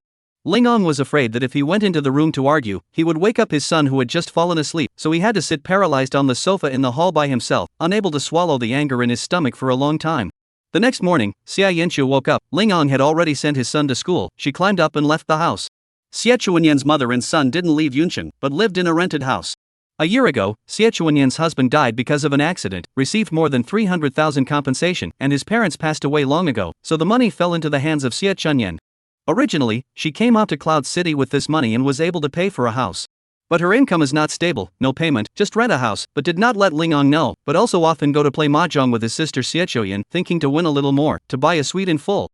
But what do you expect, with a bad hand and a big spending spree, the money is now pretty much gone. Her son had previously stayed in his hometown to study and had his mom take care of him, but because she hadn't paid her mom for escrow for the last 2 months, her mom had just given her the kid back yesterday on the pretext that she was getting old and didn't want to give her free childcare anymore. Xie Chunyan had no choice but to turn her thoughts to Lingong. Seeing her sister coming, she immediately held her sister's hand and asked eagerly, "Xiuyan, how is it? Did that honest man promise?" Xie Chuyan let out a long sigh, looking a bit angry. "Sister, that honest man doesn't seem to be very willing. I gave him that you give him 800 living expenses a month, he's not even willing to surrogate Dahu." While the two were talking, Dahu was inside the house, secretly listening with his ears perked up. "What, 800 and he won't even?" Xie Chunyan was furious and said, "That honest man is taking care of a child that doesn't belong to him anyway, so what's the point of taking care of one more? He's taking care of the little one, and no one's giving him any money." Xie Chuyan didn't wait for her to finish, hurriedly covering her mouth and glancing into the house again. Dahu hurriedly pretended that he didn't hear anything and was happily playing with his toys. "Sis, don't talk nonsense. If that honest man finds out, I'll be in trouble," Xie Chuyan quietly whispered. That man is really stupid. Otherwise he thought that with his condition, he could marry a woman as beautiful as you, sister. Xie Chunyan whined a few times and directly said, "Forget it, just let that honest man be a little happier. If he really doesn't want to, I'll sleep with him along with you, sister, and let Dahu recognize him as his godfather." Rao Xie Chuyan was not a serious woman in the first place, but she was also startled at this moment. "Sis, are you crazy? 2 sisters sleeping with a man like that? What right does he have? Even if we want to accompany him, we should accompany a rich man, like Zhao Shifa, maybe we can even get some money." Xie Chuyan is not keeping her body like a jade, she just thinks that this is too cheap for a poor guy like Lingong. Every time she slept with him, she treated it as if she was being ghosted. If even her sister served him together, the picture would be unimaginable. "Sister, of course I'm willing to have the choices that are available. The problem is, what age are we now? What kind of figure? How can a rich man like Zhao Shifa still look at us? You think it's still 10 years ago?" Xie Chunyan spoke of Xie Chuyan's heartache. She was working in a factory back then, and it was just too tiring, so she was encouraged by her sister to work in a bathing place. Back then, with her face and body, so many men booked her every day, it was a booming business. Unfortunately, she was unexpectedly pregnant at the time, so she set her sights on Lingong, an honest man, and pretended to be drunk to take the initiative to fall on her doorstep. Luckily, the son was born full term and looked like her, and that honest man never suspected a thing about it for the past 6 years. But the rivers and mountains are easy to change their nature. Xie Chuyan has been lazy and accustomed to, let her go back to work is basically impossible, but also want to be like before, open the legs to money fast, but also has been difficult. Seeing that she didn't say anything, Xie Chunyan added in a fine voice, "Sister, you're not even 30 yet, work hard to lose weight, even after the divorce, my sister will be able to introduce you to a few rich bachelors, so can you go back and scare that man? Sister's hope now lies in Daho, I just want him to be a bit successful, so that I can rely on him in the future. If he gets ahead, he'll be able to support you, auntie." Xie Chuyan originally had a low level of culture, and since childhood, she has been listening to her sister's neglect, and now after her sister gave her some more brainwashing, she even gritted her teeth and said, "Sister, you can rest assured. If that man dares to say no, I will divorce him. He can't spare me." "Aha, sister, you're still in good condition, so you're not afraid of divorce if you really want it." Xie Chunyan is all for his own benefit, who cares about his sister's family breakup? Of course, he strongly favors and encourages it. At night, Lingyu received another call from his cousin and walked out of the neighborhood. Seeing his cousin carting another box of fresh fruits to himself, Lingyu was a bit unable to bear it. "Cousin, Mingyue and I really don't lack fruits, there's no need for you to always bring them to us." Lingong laughed nervously. "Xiaoyu, it's okay. It's a benefit for my employees anyway, and besides, Miss Qin had another big airplane sent to Shaowei, so I just wanted to chat about my gratitude." Lingyu sighed slightly. He knew the character of both the iceberg woman and his cousin very well. The iceberg woman is true to her word. It seems that today really let someone send another big gift away, and the cousin is an honest man. If he does not let him send something back to the iceberg woman, it is expected that his heart will not be able to get over it. Since this was the case, Lingyu had no choice but to move the fruits back. "That Xiao Yu." Seeing that Lingyu was about to turn around and leave, Lingong looked like he wanted to say something. "Cousin, what's wrong?" Lingyu turned around. Seeing his cousin like this, he knew that he must have something on his mind. After all, he was an honest man who couldn't hide his thoughts. "Alas, no. You go back and say thank you to Miss Qin for me again." Lingong really envied Lingyu, his wife was so much better than the one in his own family. Cousin, if there's something you want to say, don't keep it inside. Did sister-in-law bully you again? Lingyu couldn't bear to see his cousin in this dejected state, and he was too familiar with his cousin's family to guess why. Ugh, I don't know what to say. Lingong stammers, but under Lingyu's step-by-step questioning, he still tells what's bothering him. Xiaoyan is too much, isn't she? How can she make you agree to such a thing, cousin? Lingyu's face was also black with anger after hearing what happened. Although as the saying goes, it is better to teach a man to beat his children than to persuade him to separate his wife. Xiaoyan and her cousin have been married for almost 7 years and have not done a single good thing, and now they have intensified their efforts and are actually trying to add her sister's son to this family. I'm afraid that anyone who doesn't have a 10-year or more brain infarction couldn't do such a thing if they didn't have an ulterior motive. Chapter 88. Don't be stupid like Lingyu.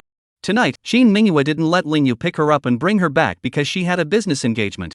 Driver Xiao Wang drove the Bentley and was about to arrive at the entrance of the neighborhood before he actually saw Lingyu standing at the entrance and hurriedly braked. There were lights at the entrance of the neighborhood, but the periphery was relatively dim, so while they saw Lingyu and Ling Shirtang, Lingyu might not be able to see them clearly. Especially since Lingyu was still discussing things with Ling Shirtang. Mr. Qin, Mr. Ling is at the door. The young king asked for instructions. Qin Mingyue then raised her eyes and saw that idiot Lingyu was excitedly discussing something with her cousin, and immediately commanded, "Alright, I'll get off, you drive back." "Yes, Mr. Qin."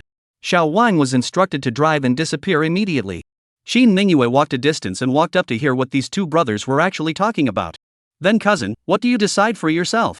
My advice is to never say yes, otherwise it will be hard for you to send Dahu away from home in the future." Lingyu's speech was already quite polite. If he were to be some short-tempered one, he would probably directly roar, "Let that bear child, big tiger, get as far away as he can." Alas, I don't want to agree either. But your sister-in-law said that if I don't say yes, I'm disrespecting her mother's family, and she left home right away. And also divorce me. Although Lingong has a big opinion of Xiaoyan, he still can't accept such a big thing as divorce, and he's even more afraid of the impact on Xiaowei's life. Lingyu was also helpless. In his place, he would have told Xia Yanxiu to get as far away as possible, but he couldn't ignore Xiaowei. A broken home is bad for a child's development. How could it be that ridiculous?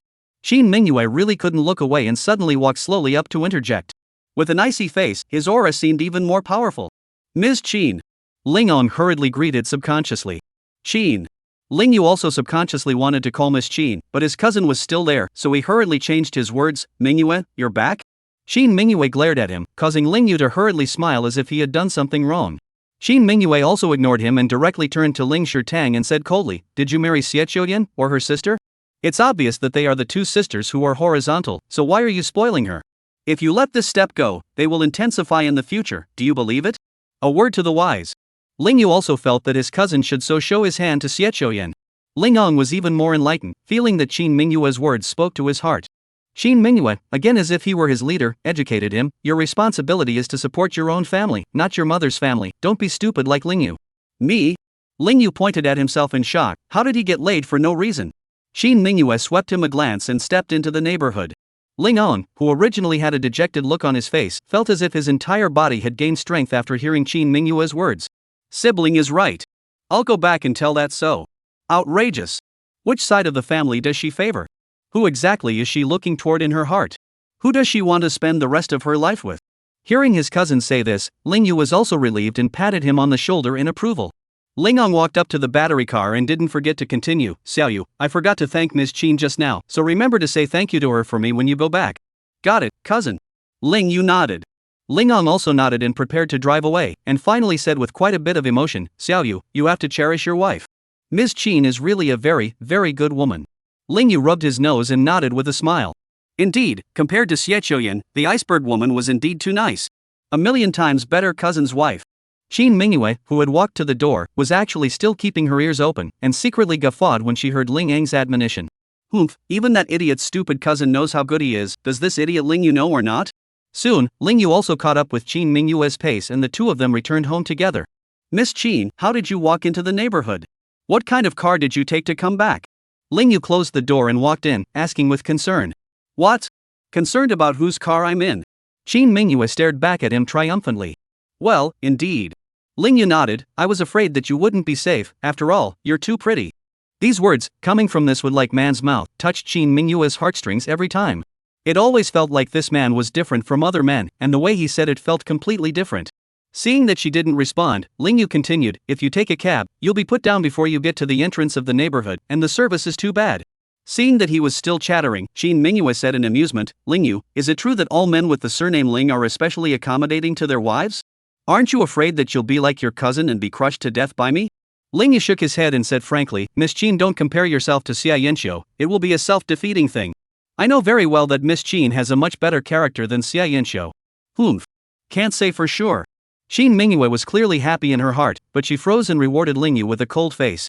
She loved being angry at this idiot and making him hate himself, otherwise what if he really fell in love with her when the time came and refused to get a peaceful divorce? But even though she was deliberately cold and arrogant, Ling Yu still felt that she was better than Xia Yanxiu and was not angry. So after being left alone, he couldn't help but also seriously think about the words Qin Mingyue had said. Had he been too accommodating to Qin Mingyue? Forget it, whatever, it's over if it's comforting. The next day, Lu Yijian saw a company expenditure, immediately frowned, immediately called his brother. Lu Hutong, are you crazy? This little thing, you actually want to spend money to buy hot search? Is it useful? Willow Leaf Sword was straightforward in his admonition. The Lu family is a huge family, the various side branches are like rivers bifurcating, and there are some cousins and relatives that even Lu Yijian doesn't recognize or can't remember what they look like.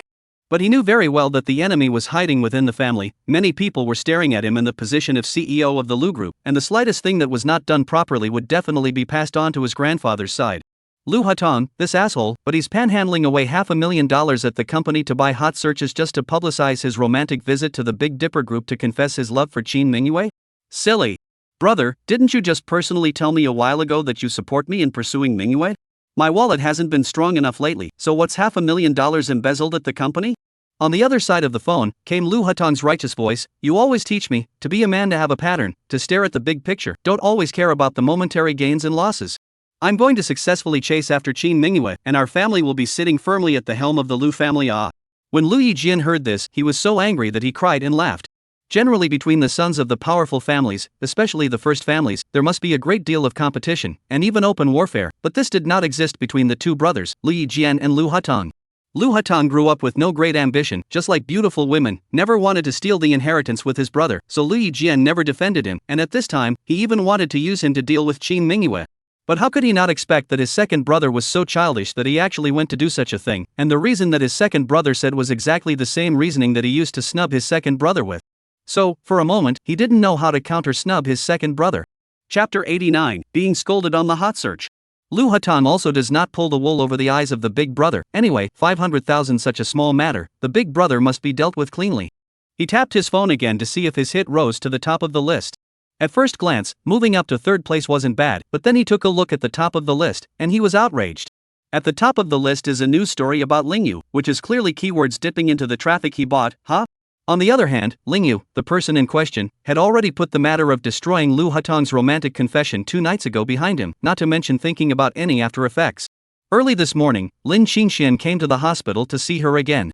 After the routine checkup, Ling Yu took the report and meticulously said to her, Ms. Lin, urine cold disease has been well controlled, continue to control your diet, I believe it won't recur in the short term. Well, thank you Dr. Ling. Lin Qingxian looked at Ling Yu imploringly. This man was most handsome when he was wearing a white lab coat, rare and elegant. You're welcome, let me walk Ms. Lin out the door. Okay. Lin Qingxian enjoyed her time with Ling Yu and even deliberately moved closer to the other's shoulder.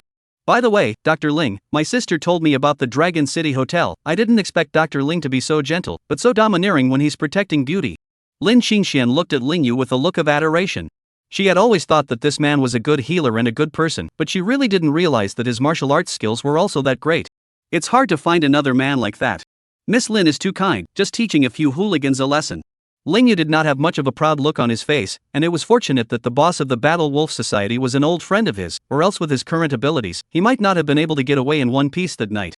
That's no ordinary hooligan, it's only Dr. Ling who's so domineering that he doesn't even care about the Werewolves Association anymore. Lin Qingxian complimented again with a smile, her eyelashes curved like 2 moons. She is not as beautiful and dusty as Qin Mingyue, but she is virtuous and quiet, very feminine. Ling Yu stopped answering and just smiled politely. Just then, a male doctor clad in a white lab coat with 2 nurses walked by head-on. Seeing Ling Yu talking and laughing with the Lin family's eldest lady, the male doctor was very jealous, and immediately held up his eyeglass frames and called out, Miss Lin. Something wrong? Lin Qingxian curiously turned sideways, looking at the doctor in front of her, and the nurse behind him. But, none of it is recognizable. Ling Yu, however, recognized this doctor, the very same Chen Dong who looked at each other with disdain. Ms. Lin, a kind reminder, you'd better not get too close to this scum beside you, I'm afraid it will affect Ms. Lin's reputation. Chen Dongzhang mouthed it without the slightest hint of subtlety. Without waiting for Ling Yu to get angry, Lin Qingxian suddenly frowned her jade eyebrows and coldly warned, this doctor, although I don't know what your relationship with Dr. Ling is, please don't curse at random, or else you will appear to be unqualified. Lin Qingxuan's voice, resounding, not only moved Ling Yu, but also drew the attention of many people around the hospital. Chen Dong, however, did not have the slightest intention of retreating and directly reminded, Ms. Lin, it's not that I'm randomly scolding people, but the one beside you has already been scolded on the hot search. What? Ling Yu and Lin Qingxian were startled at the same time. He has 6 relatives and has done all the bad things, these are not my words, but someone has tweeted and posted articles to confirm that there is a real hammer. If Ms. Lin doesn't believe me, you can click on the Cloud City hot search to see, the top of the list is the story about this scum. When Chen Dong finished speaking, he pushed his glasses again triumphantly. No one in the hospital was more delighted with this than he was. Ling Yu was just as alarmed as Lin Qingxian and hurriedly took out his cell phone to check it, only to realize that he had just checked Lin Qingxian for a while, and his cell phone had actually had more than 10 unfamiliar calls coming in. But he works on mute, so he never realized it. The unscrupulous nephew rolled up all the money of his father's family and left his uncle to die in a foreign land. Seeing the first title of the hot search for a split second, Ling Yu's heart immediately had a bad premonition, and at the same time, there was also a wave of inexplicable anger. He didn't need to click in to know that this must be something Grandpa and Juinshi Chen had gotten up to. He wasn't much surprised that Grandpa's family was evil-minded, he was just surprised that they still had it in them to scold him and his sister together on the hot headlines. Who's really behind them? Because she was concerned about Ling Yu, Lin Qingxian also clicked in to take a closer look at the articles related to the hot search and realized that they were all scolding Ling Yu. Not only did he say that he cheated his old grandpa out of his money by various means, but he also fell out with his uncle because of gambling, and in the end, his uncle was cheated out of his job abroad and suffered a seizure because his old grandpa was cheated out of his money by Ling Yu and Ling Ruoshua, and he didn't have the money to ransom his family, which led to a tragic death in the northern part of Maine. To prove that things are real, there are also various photos and videos online that are used as evidence. After roughly reading through the articles, Lin Qingxian looked at Ling Yu incredulously. She wasn't doubting that Ling Yu was this kind of person, she was surprised that with the internet nowadays, how could such false news make it to the hot search headlines? Ms. Lin, now you know I didn't lie to you, right? Chen Dong said smugly, Ms. Lin will see a doctor in the future, perhaps you will have to change her doctor, otherwise I am worried that Ms. Lin's privacy will not be protected. Slander. A barefaced slur on Ling Yu's character and professional integrity. It was just that the nurses behind him, as well as the unknown onlookers, were on his side, pointing at Ling Yu and even cursing him. You. An angry voice, at the critical moment, drowned out all those voices. It was Lin Fan who arrived with some colleagues from the gynecology department. Lin Fan said excitedly, I know better than anyone what kind of person Ling Yu is. He is indifferent to fame and fortune, and he even regards money as dirt. How could he be such a person? It's obvious that this is someone buying hot searches and deliberately making up fake stories to attack Ling Yu. He is the victim. Ling Yu, who was originally furious inwardly, suddenly felt relieved that he was lucky to have such a deadbeat in his life. That's right, I also believe that Dr. Ling is not such a person. Lin Qingxian is rich in wisdom and trusts her own vision even more. She also stood up to support Ling Yu. He is a man of integrity, not to mention cheating a mere 100,000 or so. Even if I gave him hundreds of thousands of dollars for nothing, he wouldn't want it. These news are clearly rumors. Having a persona like Lin Qingxian to back up Ling Yu was much more convincing than Lin Fan. Moreover, what Lin Qingxian had said was not true. Ling Yu had cured her and she had said several times that she wanted to reward him privately, but this man never wanted it, including the last time. That's right, Ling Yu has been in our gynecology department for over 2 years, we know very well what kind of person he is. These articles on the internet simply turn black and white upside down and are full of errors and omissions, it's only outsiders who would believe them. We absolutely believe that Ling Yu has no problem with his character. The doctors and nurses from the gynecology department also followed Lin Fan and Lin Qingxian in solidarity with Ling Yu. Just because it's in the headlines doesn't mean it's true these days, the internet is fake as hell, they've had a lot of melons, and often they've flipped. Thanks. Thank you all for your trust. Ling Yu was so touched that his eyes almost turned red. It takes a lot of suffering to see true love. At this time, his cell phone had another call come in, and seeing that it was his sister, Ling Ruoshua, he hurriedly connected. Chapter 90 Let the Storm Come Harder. Older brother, have you seen the Cloud City hot search? We're famous. Ling Ruoshua was very angry. A few days ago, Grandpa approached their family for 80,000, which they didn't give, and when they finally found out that Uncle's ransom was only 30,000, Ling Yu gave his mom 20,000, leaving the decision in her hands. Originally, her mom was urging her to come up with another 10,000 to give to her grandfather's family, but she was dead set against it. On what grounds? Uncle hasn't paid back the money he borrowed from her last time. Why do you want to fill him in for 10,000 again? It's just as well that such scum die abroad and don't pollute the country's soil. In the end, Mom turned over the 20,000 plus her freshly paid salary to Grandpa. No matter what, it was her own father, and she took it as a final act of filial piety. But what do you think? Grandpa's family got more than 20,000, actually not satisfied, cursing and leaving, said sooner or later to let them Ling family look good. How can anyone be that shameless? It was as if the Ling family were their slaves and should do whatever they wanted for them. Ling Ruoxue thought that they were just talking, but she didn't think that they would actually do something like this, which is just like revenge for revenge, and it's not a good thing. Sis, I saw it too. Grandpa's family is supposed to be wolfish. I'm just curious, where did they get such power? Ling Yu responded to his sister.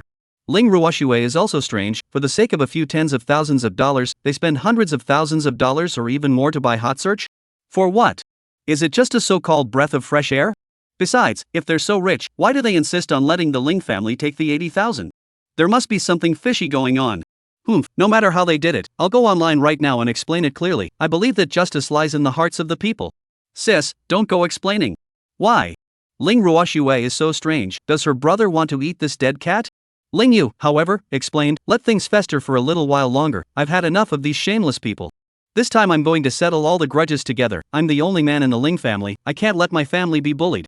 Hearing this, Lin Qingxian, who was on the side, thought that Ling Yu was just too man. Whoever could be his woman must feel very secure, right? Ling Ruoxue had also always felt that her brother was reliable, and she even looked forward to it a little when she heard him say that. So, Xiaoyu, what are you going to do? Sis, I remember you have the habit of writing Weibo and posting friend circles, right? And you still keep screenshots of the transfer records of your uncle's previous gambling debts and asking our family for money, right? Well, both. Then it's done. These are all the evidence for our rebuttal.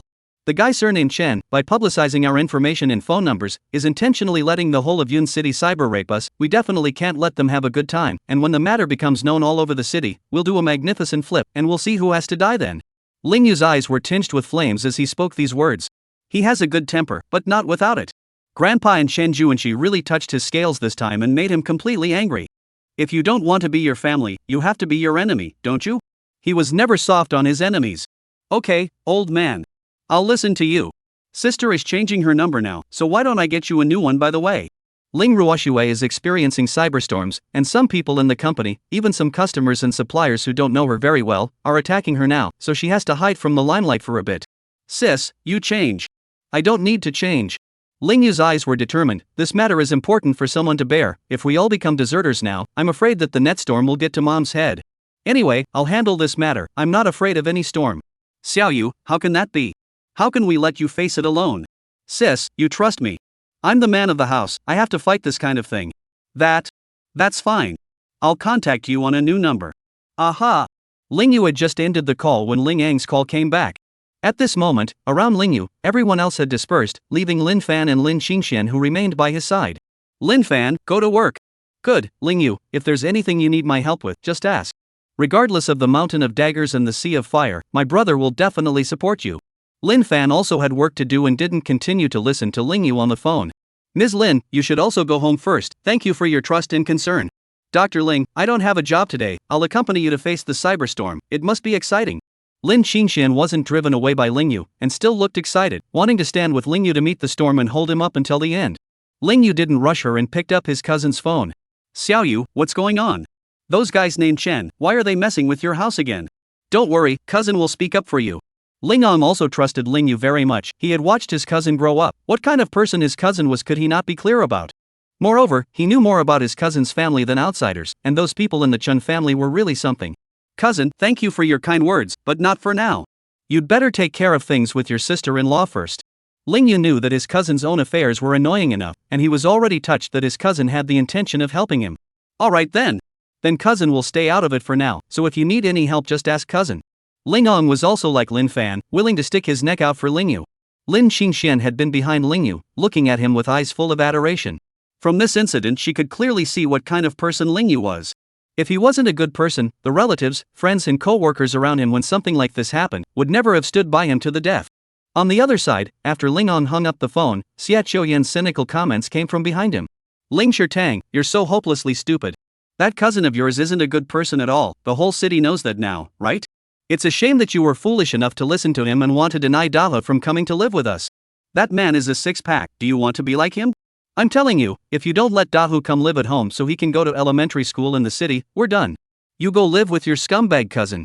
Lingong finally couldn't stand it anymore and roared, Xia Yanxiu, shut up. One size does not fit all. It was my decision not to let Dahu into our household. When we got married, I did say I would support you, but I don't want to support your mother's family. I can't afford to. You. Xia Yanxiu was so angry that her face turned red and she yelled, divorce. Let's divorce. After that, he ran out of the house in a huff. At this time, Xiaowei was still in school, and Lingong did not go after Xia Yanxiu. Cousin and sibling are right, this woman is trying to blackmail him with this trick. If he really lets Dahu into the house to live, her sister and her mother's family definitely can still intensify the situation. What Shin Sanwa's family did to Lingyu's family also gave him a wake-up call that there are some unscrupulous people that you can never expect her to have a shred of conscience. You must be tough enough to deal with such people. Otherwise, wait for the rest of your life to be shat on by these people riding over your head. Chapter 91 No Right to be Jealous.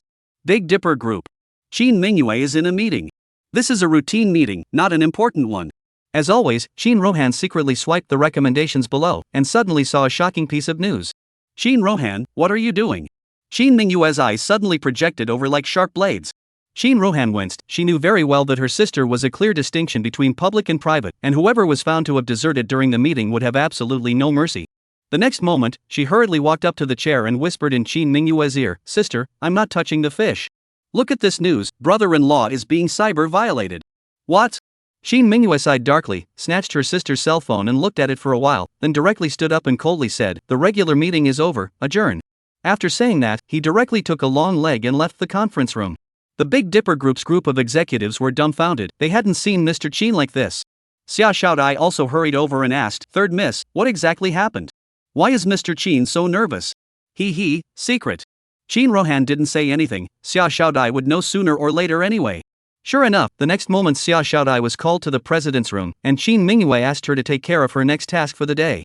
Afterwards, Qin Mingyue took a Bentley directly to Rinai Hospital. She knew that Shin Sanwa's family were not good people, so she said that Lingyu shouldn't give them a penny. Give them money and they have to buy a hot search to stab him in the back. Qin Mingyue was really worried that this matter would continue to fester and would bring unimaginable harm to Lingyu's family. She was also Lingyu's family now and could never let that happen. At this time, it was lunch break at Mercy Hospital. Lingyu had no choice but to take a half Lingyu vacation and go home to hide from the storm for a while because of the net storm, which was also the vice dean's intention. When Qin Mingyue arrived at the entrance of the gynecological disease building, she saw a group of colleagues surrounding Lingyu and giving him encouragement. Dr. Ling, all of us know about your character, those revelations on the internet must be false rumors, we don't believe them. That's right. Sooner or later the truth will come out, so hang in there. Lingyu was touched and never explained it to anyone.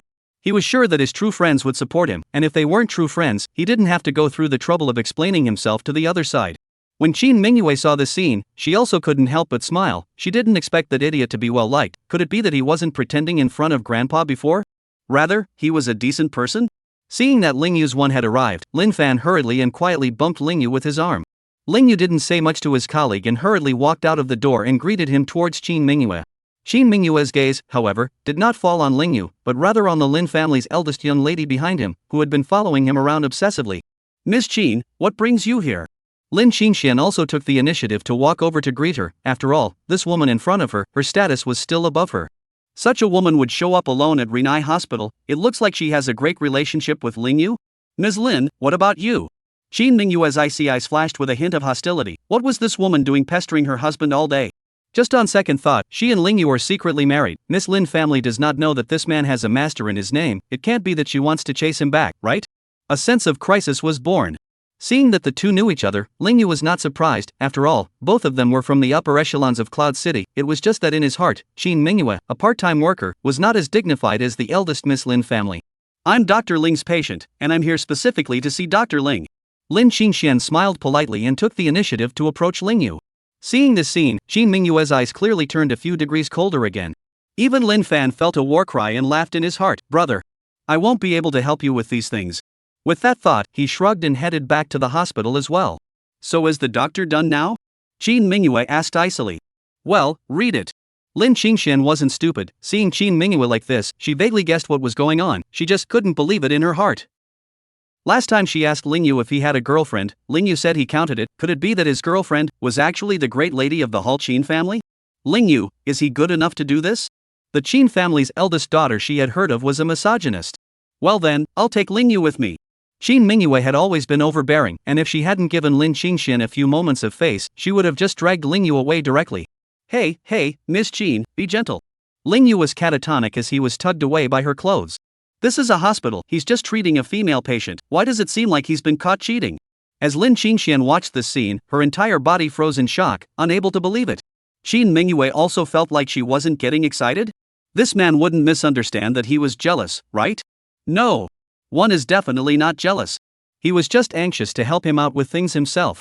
Only after pulling Ling Yu to the parking lot did Qin Mingyue let go of the man. Ling Yu hurriedly backed out the Maserati and even got out of the car to open the door for his wife before he asked, Ms. Qin, why did you suddenly come to me? I saw the hot search and came to check on your status. Qin Mingyue deliberately said in a high and cold manner, seeing that you're still in good shape and still in the mood to hook up with beautiful women, I'm relieved.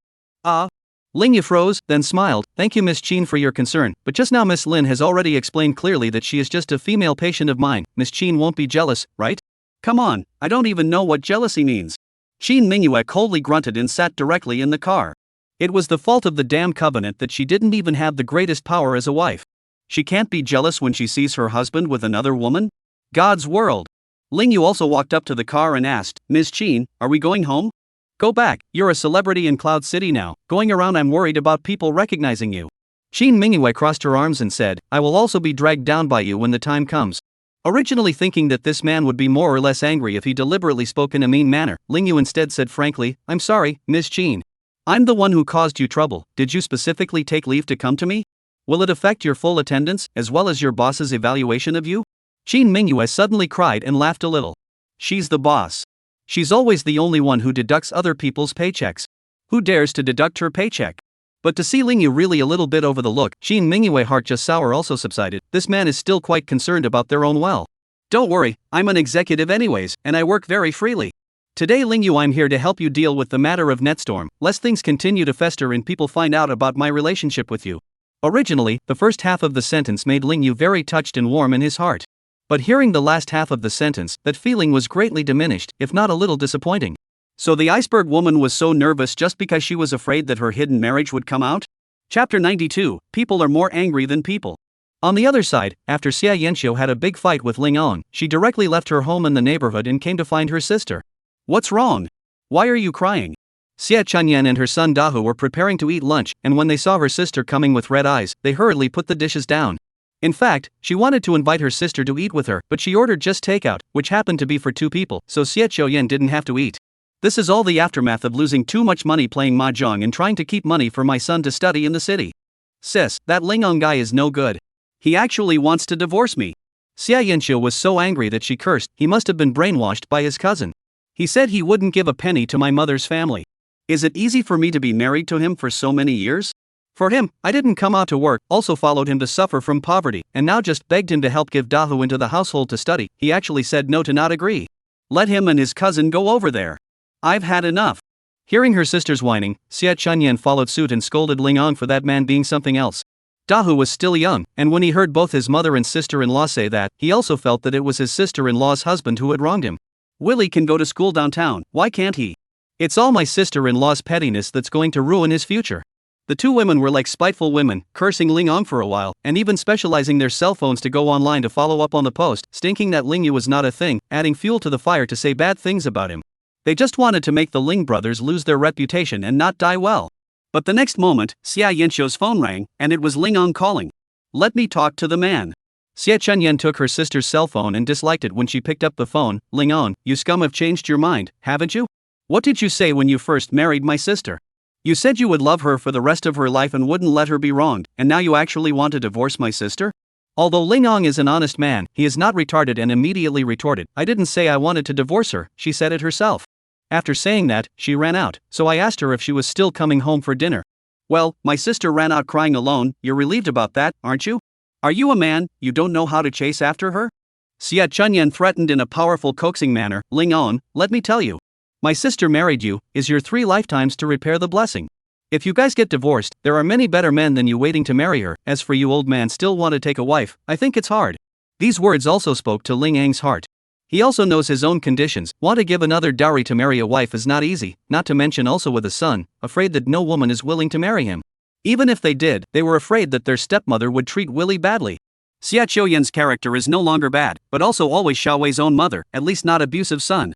Qiuyan is right here with me, I'll send you a location, come coax her back.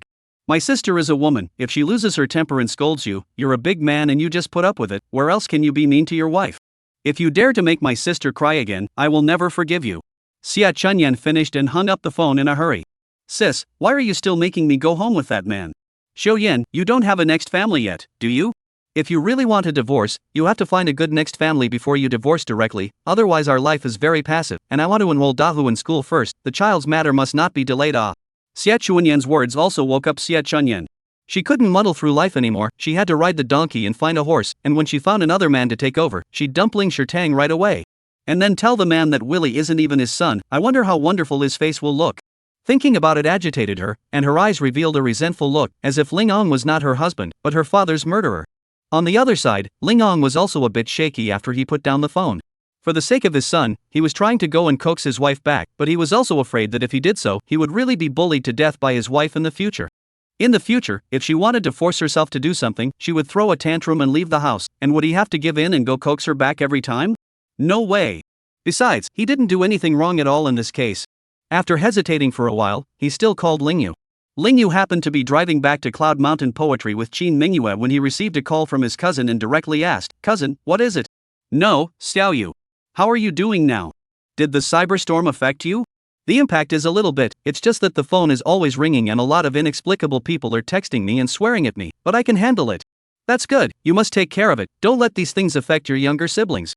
"Well, Akatsuki has already taken her leave to go home and is going to join me in dealing with this, and will quell the incident as soon as possible." Hearing Ling Yu's response, Ling Shirtang shuddered violently, his heart flooding with heartfelt envy for his cousin again. It's really a case of people getting killed and goods getting thrown away. Her cousin's wife would look out for her cousin in everything, and even when the whole town was cursing him, she still trusted him and took the initiative to face it with him. On the contrary, his wife, who cares for her mother's family and everything, only treats him as an old bull that earns money to support the family, and does not treat him as a human being at all. "Cousin, what's wrong?" Seeing that there was no response from there for a long time, Ling Yu hurriedly asked. No, that is... Alas, I did not promise to let Dahu into my family account. Your sister-in-law just had a fight with me, and also said that she wanted to divorce me. Ran to her sister. Should I go to coax her back? Hearing his cousin's words, Ling Yu directly laughed in anger. However, he couldn't advise his cousin to just divorce and pull the plug, but advised, "Cousin, your wife can be coaxed, but you have to think about your bottom line. You don't want to do something you'll regret for the rest of your life just to get her back. It'll be hard to kick out again when Daho enters your home and enters your house." These words directly hit Ling Shirtang's heart. Just as he had married Xie Qiuyan home in the first place, it was now becoming very difficult to want her or not to want her. After hanging up the phone, Qin Mingyue actually took the initiative to ask, "How did your cousin marry such a woman in the first place?" As the female president of Qin Tian Gang Group, her eyesight was superior, and having seen Xia Yanqiu twice before and after, she knew that that woman simply had a heart like a snake. Not to mention being lazy at home, gambling, and being in debt. What kind of woman sees her son being bullied and actually goes to help an outsider? Ling Yu froze, not realizing that the iceberg woman, who was usually so high and mighty that she didn't listen to anything outside the window, was now actually interested in the affairs of his relative's family? But he quickly sighed, "I'm not going to lie, I always felt that my cousin was set up to take over the business in the first place. My cousin's sister-in-law didn't used to be a serious professional, and my cousin would know her because his boss invited him to a foot bath 7 years ago. At that time, that woman washed my cousin's feet and friended my cousin, and my cousin never contacted her, but she suddenly asked my cousin out for a midnight snack one night. It was that late night snack where my cousin and her both got drunk and woke up in a hotel bed together, and then later she got pregnant and my cousin took responsibility and married her." Chapter 93, Lucky Fools.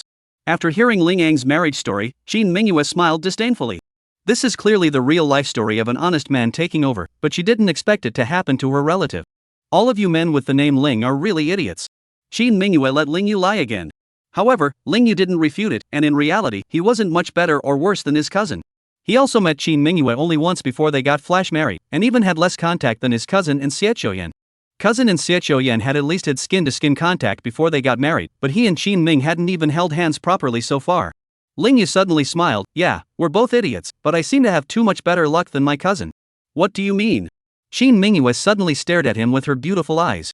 Ling Yu faced with a happy smile, "Miss Qin Mingyue is not only more beautiful than Xie Yanqiu, and her character is too much better than her."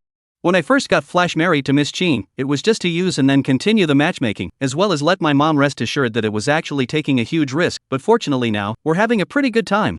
Isn't it? Chin Mingyue deliberately pouted, you're pleasant. I'm not so pleasant. Lingyu immediately asked, Miss Chin, where have I caused you unhappiness? What do you say? You're still being cyber-raped, and we're a married couple, so I'm afraid I'll be implicated by you if things continue to fester. I'm sorry. I'll take care of it as soon as I can. Lingyu hurriedly apologized. At that time, when he said that he would face it alone, he overlooked one thing, that is, he has illegal wives, and as the net storm continues to fester, Chin Mingyue will inevitably be involved as well. Let's just say you're stupid, so what are you going to do about it? Every single item that the other party hacked us, my sister and I have evidence to prove innocence, or even prove that it was the other party who reversed black and white and turned the tables on us. Our only difficulty now is dealing with the other party's water army. After all, we don't have the money to buy traffic in water army. It's easy. What Lingyu was worried about was not a matter in Chin Mingyue's eyes. I know quite a few media friends, so I can help you write articles to clarify, and as for hiring water armies and buying hot searches, I have money for that too. Thank you, Ms. Chin. Lingyu hurriedly thanked him, but confidently said, buying traffic and hot searches is not necessary. As long as there's a media account that publishes an article for us and shows the evidence, I believe that justice is in the hearts of the people, and everyone will definitely be on our side. Seeing how confident Lingyu was, Chin Mingyue did not doubt that he was well prepared. Moreover, she believed in Lingyu's character. Facts were facts, and whoever wanted to turn black and white upside down would definitely have to pay a much bigger price than the person who clarified the facts. Lingyu continued, I don't believe that Grandpa and Shenju and she have the ability to do this. I guess there must be someone behind them to help them. I want to find out what this is all about. Chin Mingyue also nodded approvingly. If Grandpa Lingyu's family had this ability, they wouldn't have racked their brains to scam money for a mere tens of thousands of dollars. The truth behind it can be quite complicated. Then let the bullets fly for a while. When things fester the more, then come a reversal in order to put the enemy to death. Chin Mingyue said, I'll first help you find out who's behind this now. Thank you, Ms. Chin. Lingyu thanked him again. This matter would become much easier with Chin Mingyue's help. Chin Mingyue smiled coldly and proudly. Don't thank me. I'm just afraid that the flames will burn me. Even though she still said that, Lingyu's heart warmed up. Soon after, Chin Mingyue returned to her room and instructed Xia Xiaodai to help with her errand, to first find out who actually wrote the article, who bought the hot search, and Shun Teng touched the melon. Lingyu also did not enter Chin Mingyue's room. Instead, he was preparing lunch for Chin Mingyue. Lunch had just been set on the table when a call came from Master Chin. Grandpa, is something wrong? Xiao Yu ah. Grandpa just received a message that someone actually started a rumor about you, didn't he? Are you okay now? He was the chairman of the Tiangang Group, and he usually left the affairs of the Tiangang Group to the family descendants. In Cloud City, whether it was the officialdom, the shopping mall or any other field, there were women from their Qin family presiding over it, so he was basically acting as a shirker. Right now, what he was most concerned about was when Lingyu and his eldest granddaughter would be able to produce a great-grandchild, so when he knew that someone didn't know how to die and was actually trying to deal with his precious granddaughter-in-law, he immediately came to find out what was going on and to help his granddaughter-in-law get rid of the enemy. Grandpa, I'm fine. This little thing can't break me. You don't have to worry, Mingyue has already come back to help me deal with it. Lingyu hurriedly replied, while being touched in his heart. He does have a grateful heart. What wonderful relatives in his mother's family compared to his cousins and mom. Oh, Akatsuki? Qin Tiangang was thrilled to hear this. He had always been worried that his granddaughter was too cold, that Lingyu would be unable to make a move on her, and that then his wish to hold his maternal great-grandchildren might never be realized. Now the granddaughter actually took the initiative to go home to help him deal with things, proving that the granddaughter actually has this husband in her heart, then his desire to hold his great-grandchildren has been greatly enhanced again. Well then, let Mingyue accompany you to deal with it, and then talk to me if you can't manage it. Qin Tiangang hangs up the phone smilingly. He's not stupid, and while he wants to help his granddaughter-in-law through this, it's a great opportunity for his granddaughter and son-in-law to cultivate a relationship. People old for fine, he knows better than anyone, feelings are all need time to cultivate, even if there is no feelings of men and women, after the precipitation of time, in the end, who will not be able to leave each other. We'll see what happens. Ha ha. Who called? Qin Mingyue happened to come out of her room and saw Lingyu put down the phone. Your grandfather. What? Grandpa? Qin Mingyue was also quite surprised. Grandpa, that old man didn't like to surf the internet, much less pay attention to any hot search. How would he know about this? And as soon as he knew it, he immediately called to care for Lingyu, so it was evident that he favored this granddaughter-in-law in his heart. Qin Mingyue was jealous again, thinking that Grandpa was not reversing the genders? What kind of old man loves his granddaughter-in-law but treats his granddaughter like a grassroot? Well, Grandpa said to tell him again if we couldn't manage it. Lingyu repeated Qin Tiangong's words. Shin Mingyue coldly grunted, not to mention this kind of small matter, even if it was a bigger matter, there was nothing she couldn't handle. Grandpa's words were simply an insult to her, and a sign of doting on her granddaughter-in-law, making her unable to resist getting angry and jealous again. Miss Chin, let's eat first. You need to eat on time to nourish your intestines. It was only with this sentence from Lingyu that Shin Mingyu's sour heart warmed up. Grandpa spoiled his granddaughter-in-law, not her. Luckily there was still her husband who spoiled her. Chapter 94, Crooked and Willful. What is this? Shin Mingyue sat at the dining table, looking at the simple yet strangely sold dishes on the tabletop, and couldn't help but knit her jade brows lightly. Sorry, Miss Chin, I've been too busy lately. I haven't gone to the supermarket to purchase ingredients for a long time, and there's just this much food left in the house, so I just casually made 3 dishes. Lingyu introduced her. 1 dish is steamed pork ribs in black bean sauce, 1 dish is dried radish fried with dried shrimp, and 1 dish is lettuce and oyster sauce. Nice guy. Every single one of them was a dish that Shin Mingyue had never tasted or even heard of. Moreover, the selling looks were all very strange in the eyes of a young lady like Shin Mingyue. Come on, eat something. You have to be on time for your meals. Lingyu personally gave Shin Mingyue a piece of lettuce with his public chopsticks. Shin Mingyue originally didn't want to eat it, but she was too embarrassed to refuse. After all, it was a dish that Lingyu had fried especially for her. Taking small bites, eating lettuce actually looks like Western food. I just didn't expect it to taste pretty good. Seeing Shin Mingyue finally eat all of a piece of lettuce, Lingyu smiled brightly. Miss Chin, this is one of my favorite dishes. In my previous military career, if I could eat this dish once in a while, I would be able to dry at least 5 bowls of rice. 5 bowls? And at least? Shin Mingyue froze. Is this idiot a pig? What kind of person can cook 5 bowls of rice in one meal? Yes. Lingyu did not know that Shin Mingyue was thinking that he was a pig in her heart, and said proudly, that's why I specifically went to the kitchen to learn this dish, thinking that in the future I must make it for my wife to try. Shin Mingyue's snowy face was immediately coated with a pink haze, and it was still a bit hot. I didn't realize that she had become this pig-headed wife with more than 5 bowls of dry rice. And these too, they're also home-cooked dishes that I always eat, so try them too. Lingyu continued to invite warmly and did not continue to give the iceberg woman any more food. After all, he also knew that Shin Mingyue did not like that. Seeing that this man was so appetizing even to 3 plates of small dishes, Shin Mingyue's appetite was also stimulated. She also slowly pinched small shrimp and the dried radish. She had only eaten big lobsters 100 times bigger than this before. This kind of stunted small shrimp, could she really eat it? Another small, slow taste, nowhere near as good as a large lobster, but barely enough to go down, I guess.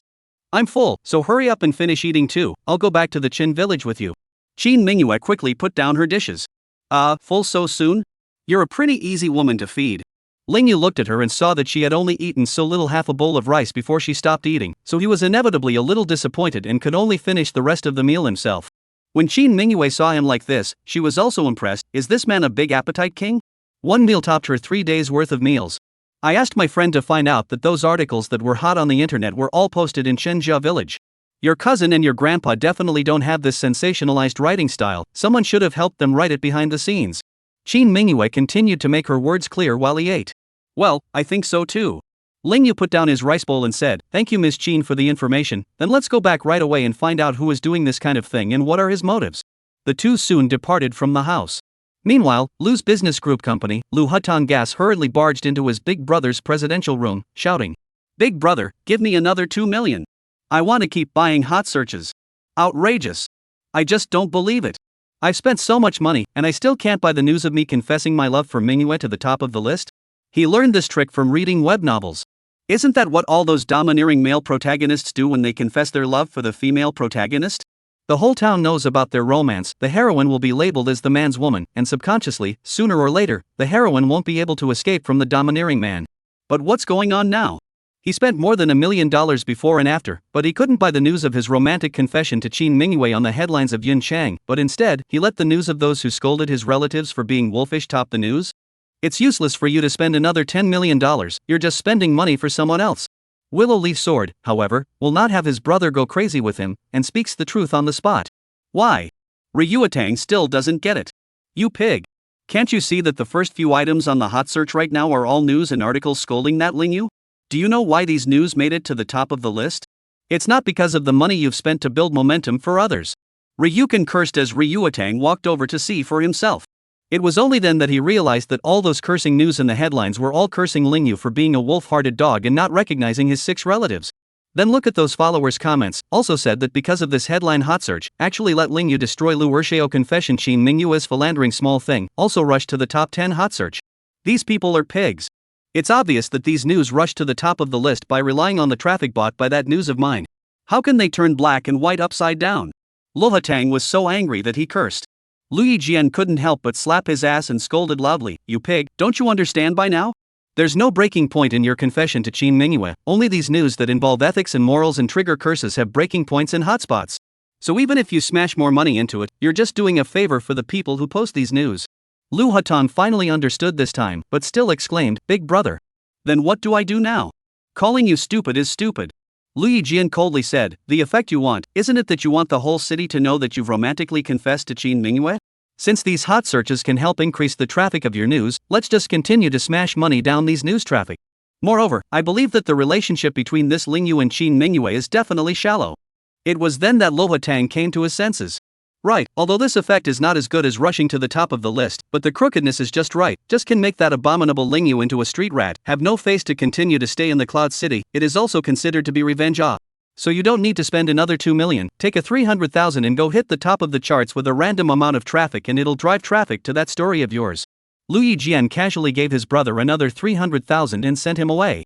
Then, a grim arc gradually revealed itself. After receiving a beating from Lingyu last time, he investigated clearly the origin of this Lingyu, and it turned out to be a retired soldier from the north, and the ruthless person who helped Qin Mingyue complete the strategic warehouse project was him.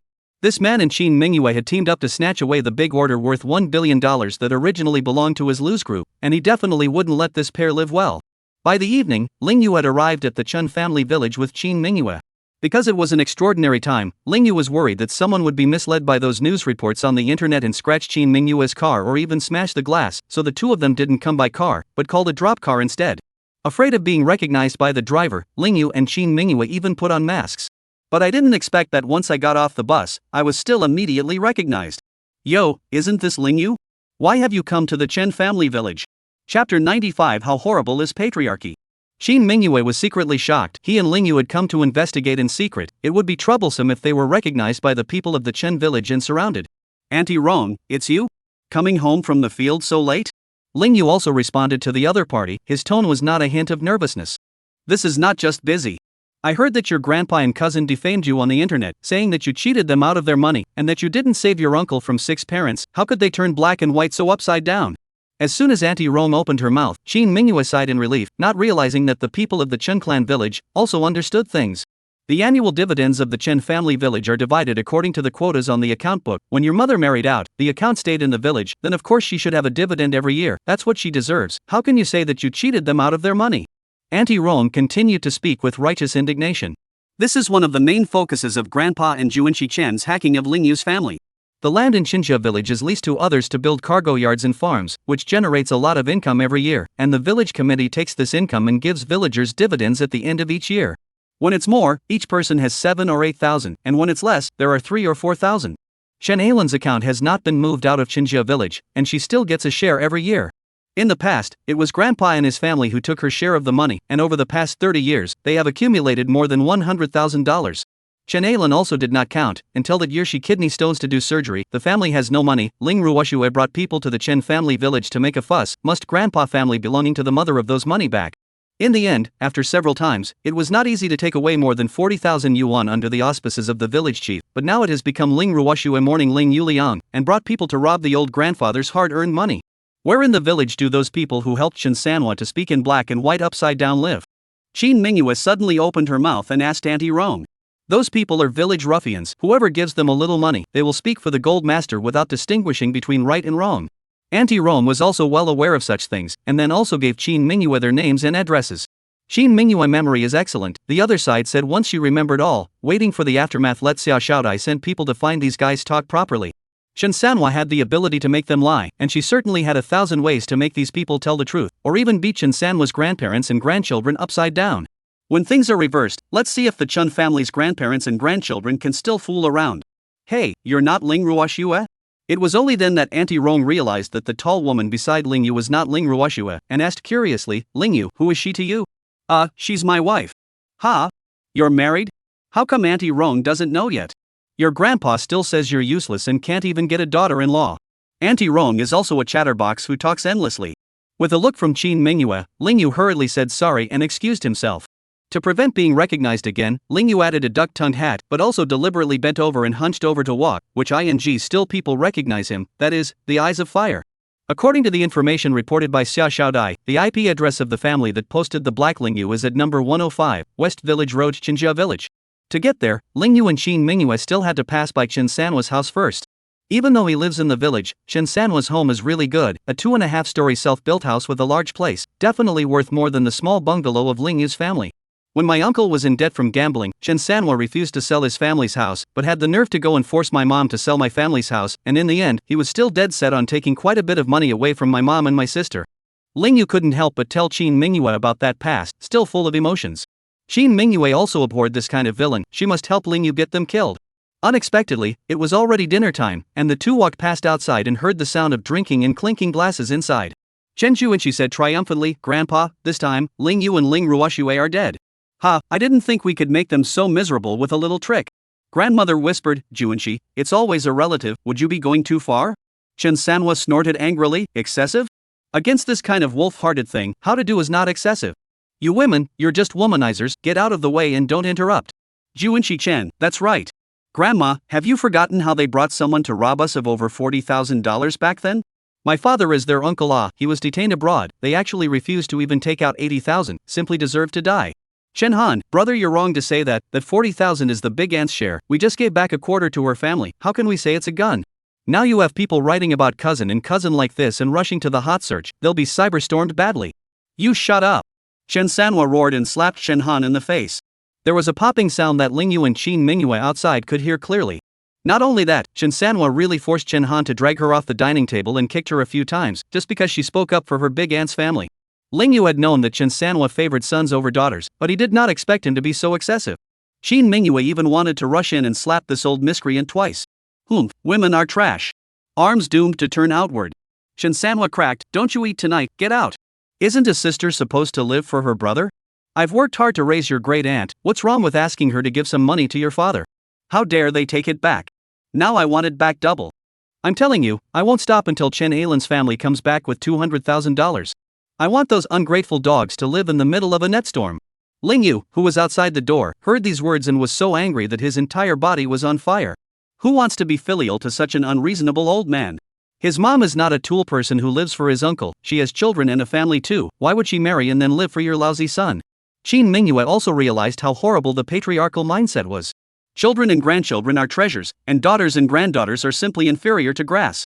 Her grandfather also valued men over women, but definitely not as disgusting as Chen Sanwa. The old man inside was so disgusting that she almost couldn't help but break in and kick him to death. "Go!" In the end, it was actually Qin Mingyue who called out to the furious Ling Yu. Only after leaving the range of Chen Sanwa's house did she coldly say, "Don't worry, I'll make this pair of grandparents regret their liver and grandchildren." "Miss Qin, thank you." Only then did Ling Yu take a deep breath and forcefully suppress the fire. He did want to deal with that pair of grandparents and grandchildren, but if he didn't have Qin Mingyue to accompany and help him, he didn't know how far he could go. Having a dainty wife to keep you company during the downtime seems to make everything not so bad. Chapter 96, Wife gets her face replaced by someone AI. Don't always be so polite, okay? Although Qin Mingyue liked his politeness in thanking him, she also disliked his formality a bit. As I said, two couples are one and the same, your business is my business. What a great phrase, your business is my business. Ling Yu was so moved that he smiled and directly sighed, "Miss Qin, I suddenly don't want to divorce you, if you can always be my wife, how good would that be?" Originally thought that he would be coldly reprimanded by Qin Mingyue, saying that he was a toad who wanted to eat Ling Yu goose meat, which thought that the iceberg woman would even mutter in a small voice, "That depends on the next performance of your fool." What did you just say, Miss Qin? She spoke so quietly that Ling Yu did not hear her clearly for a moment. "I said you were stupid. Is this the time to talk about such things? Get out of here." "Oh." Ling Yu only nodded his head and quickly followed Qin Mingyue. Soon, the two came to a separate self-built house with 2 floors and a large signboard above the first floor. Chameleon Studios.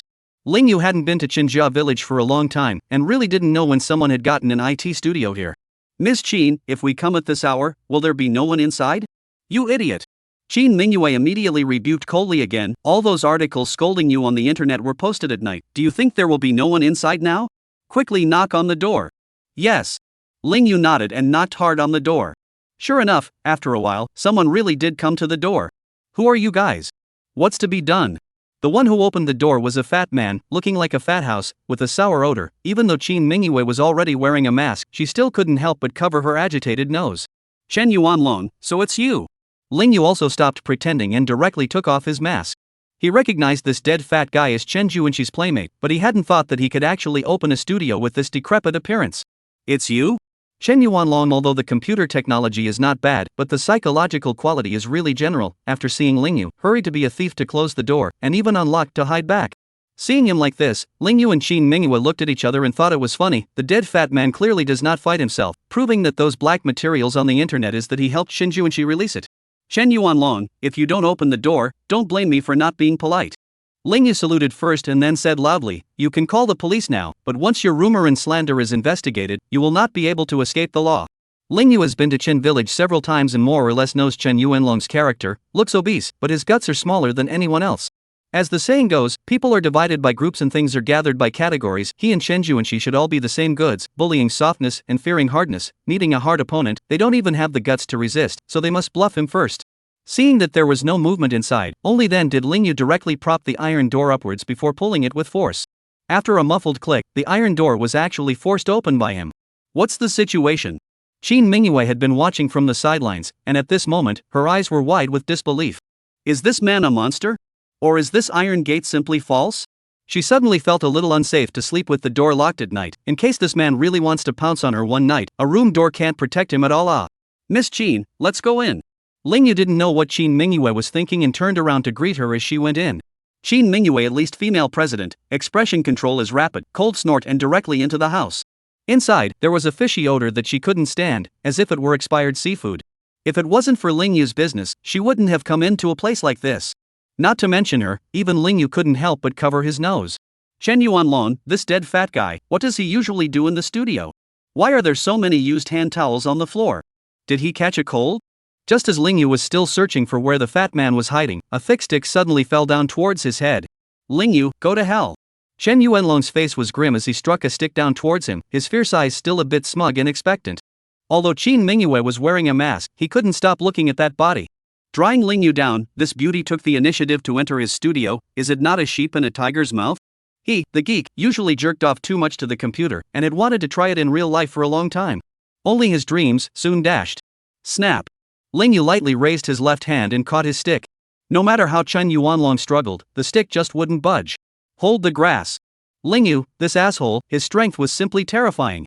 Chen Yuanlong had to accept the fact that the other party's hands and strength had left him behind by 9 streets, and loosened his stick and tried to hide again.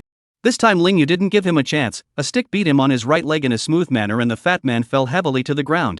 Chen Yuanlong, what are you so afraid of me for? Did you do something wrong and are afraid that I'll find out?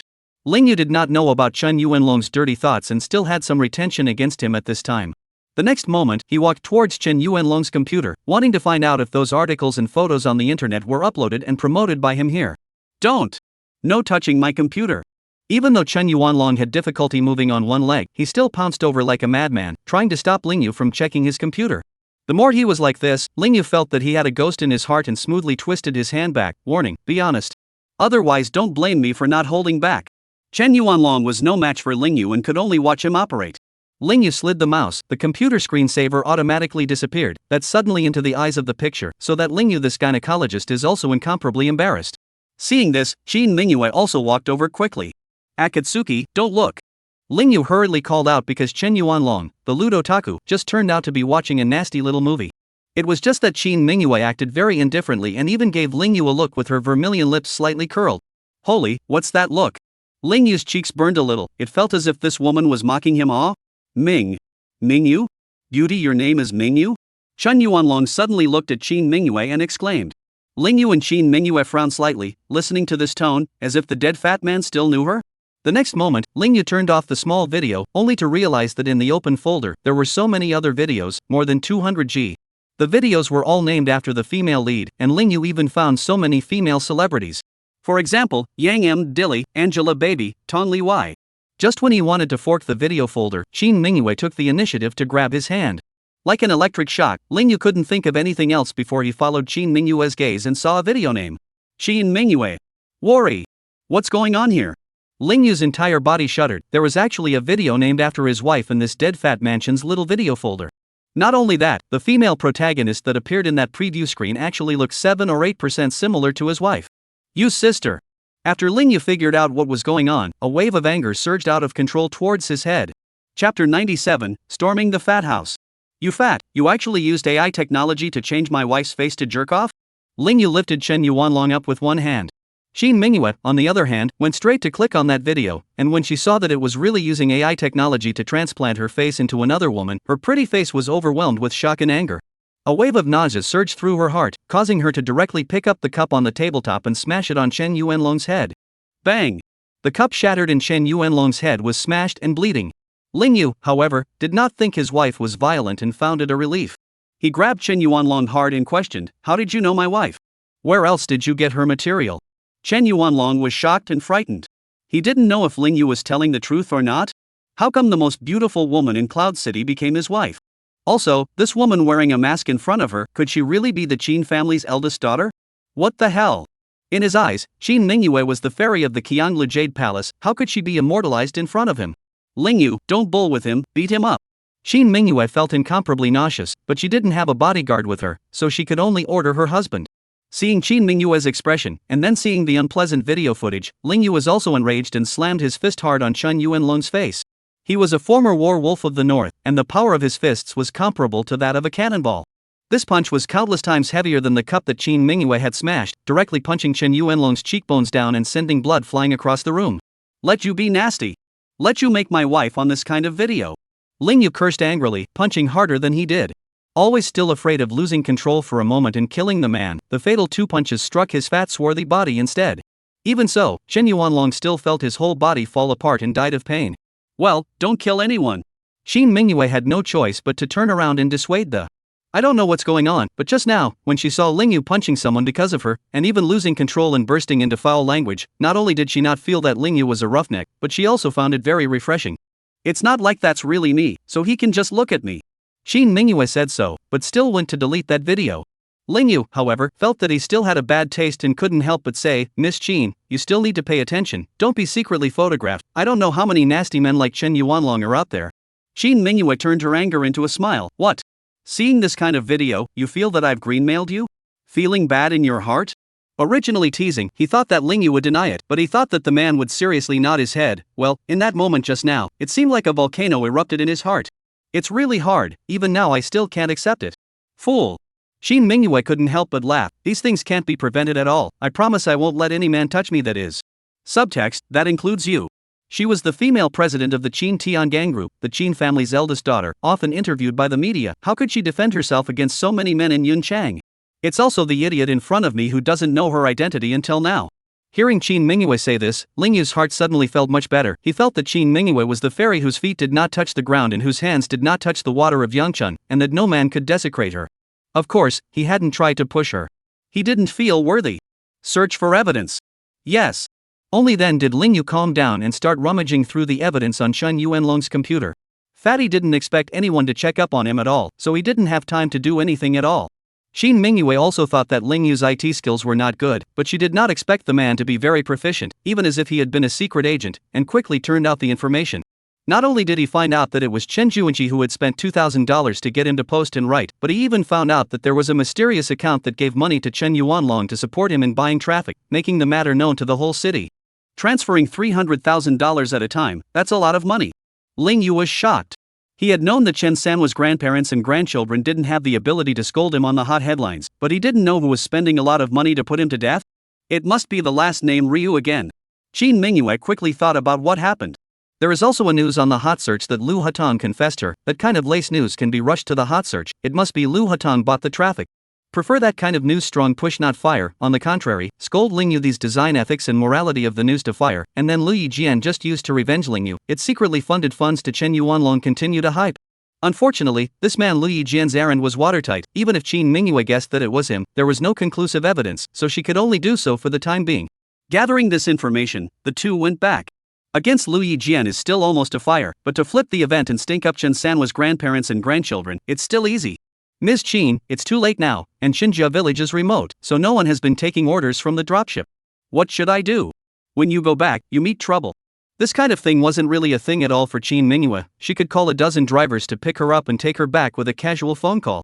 On the contrary, she had to pretend to be poor and hide her identity in front of Lingyu, and she could not reveal her identity as the Chin family's eldest Miss Manhwa. You're the man, what do you think should be done? Chin Minghua didn't move to kick the ball back to him. I remember that there seems to be a hotel outside of Chen village, and the environment isn't too bad. Why don't we go and stay there for a night? Lingyu suggested, and didn't think much of it. Chin Minghua, however, was a bit wary, remembering that text message from her grandfather. This man wouldn't be trying to take advantage of the opportunity to push himself down, would he? It's pretty dangerous to think about. He'd also seen a little video of her passion with another man tonight, and even though it was fake, it shouldn't have sparked a desire to try it out for himself, should it? I'll turn him into a eunuch if he dares to push me down by force. Chin Minghua secretly said in her heart. Miss Chin, how is it? Seeing that she didn't agree, Lingyu asked again. Said you decide. Mother, are you a man or not? Chin Minghua had a disgruntled look on Lingyu's face. Lingyu instantly exploded. How am I not a man? That must be Do you want me to pull it out now and prove it to you? Chin Minghua didn't expect him to react so strongly, and also crossed her arms and said, Fine, you pull it out. I've seen it all before, she said. Lingyu also really a bite, directly into the pants pocket hand. Then pulled out an ID card, spread in front of her excitedly said, You see. See clearly? Name, Lingyu. Gender, male. There is a country to help me prove that in the future. Do not suspect that I am not a man. Cut.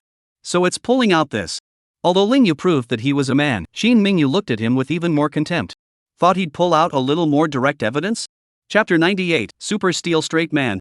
Lingyu is not afraid of power and argues his case, finally winning over Chin Minghua on the issue of whether he is a man or not. However, it didn't win the status that a man should have, and still had to run an errand to an inn outside the village. Boss, are there any rooms left? The boss, a stingy man in his 40s, looked at Lingyu and then at Chin Minghua, who was still outside the door, and asked in a small voice if he had any deep meaning. Young man, 2 people? Well, 2. Lingyu nodded his head, feeling a bit strange. He was here to get a room, not to do something unseemly. Need to talk like this? Although the boss couldn't see Chin Minghua's face, he took another look at Chin Minghua's perfect body and secretly gulped. Lad, 98 for a single room and 888 for a double, both check out by 12 noon the next day.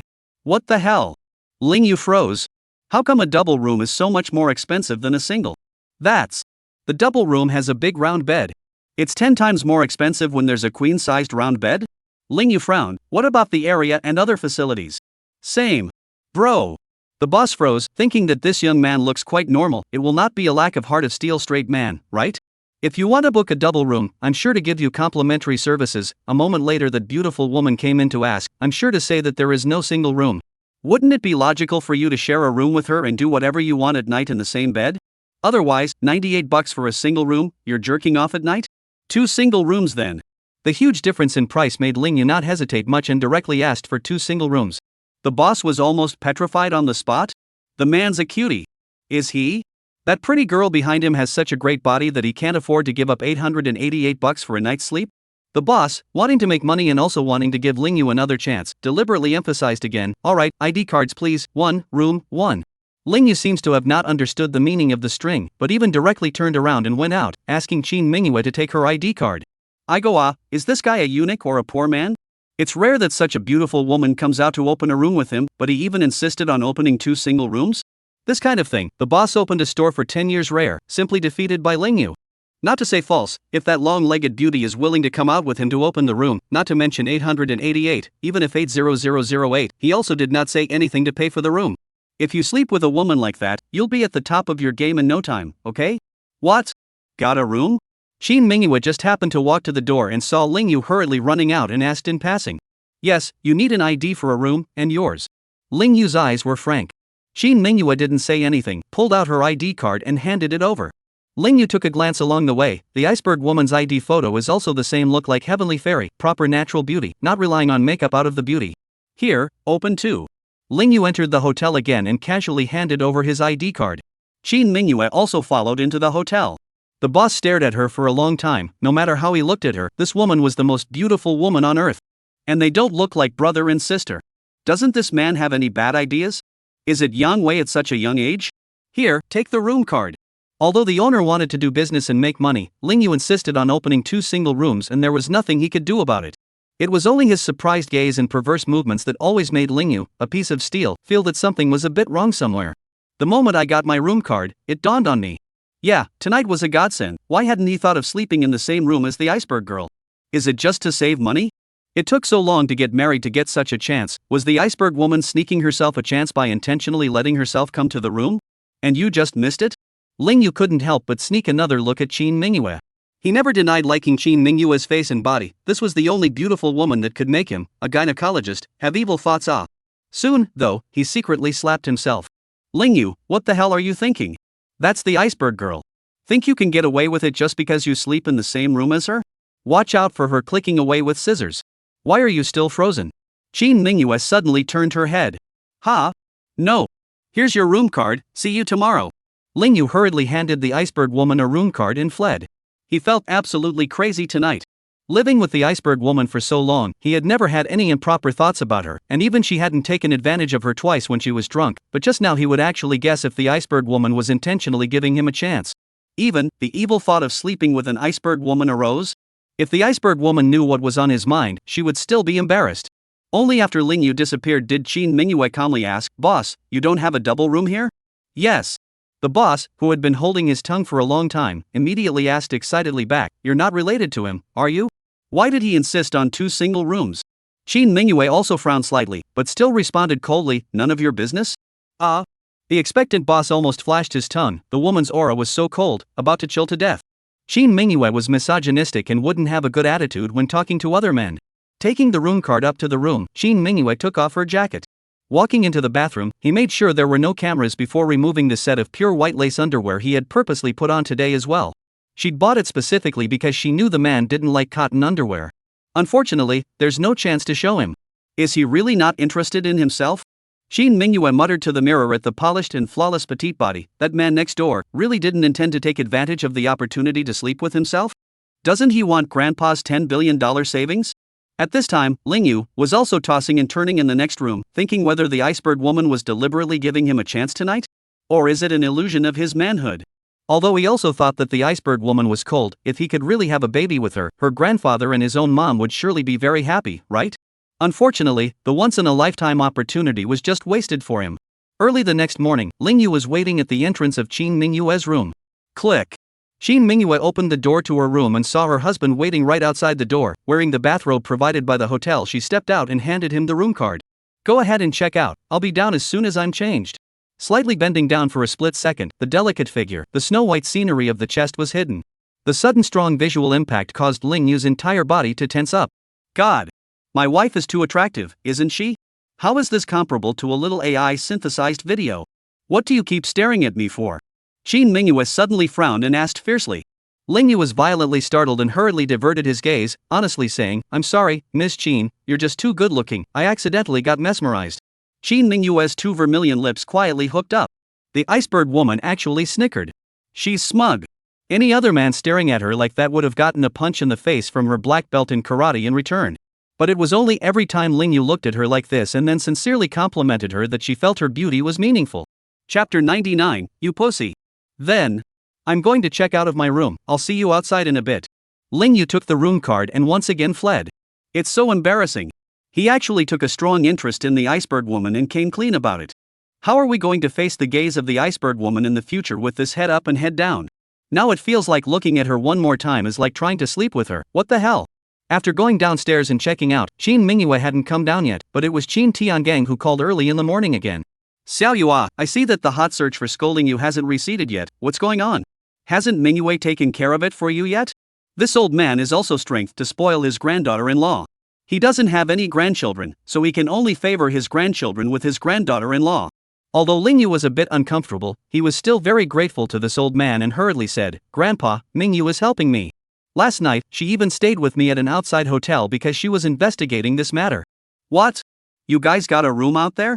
Qin Tiangang was thrilled to hear this. He had known that his granddaughter wouldn't give Ling Yu a touch at home, and this out to a room outside, could she still not give it? And he is old for fine, early to see their granddaughter to Ling Yu is not the same. In exchange for other men, she has a misogynistic woman, dead and alive, will not in each other to open the room. When I think about it, my wish to hold my great-grandchildren is about to come true. At this time this old man would like to hum a couple of lines. Waited for a long time and finally waited for today. Waited for a long time and finally realized the dream. Which thought that Ling Yu responded, "Well, I got a room outside, but I got a single room, one for each person." "What?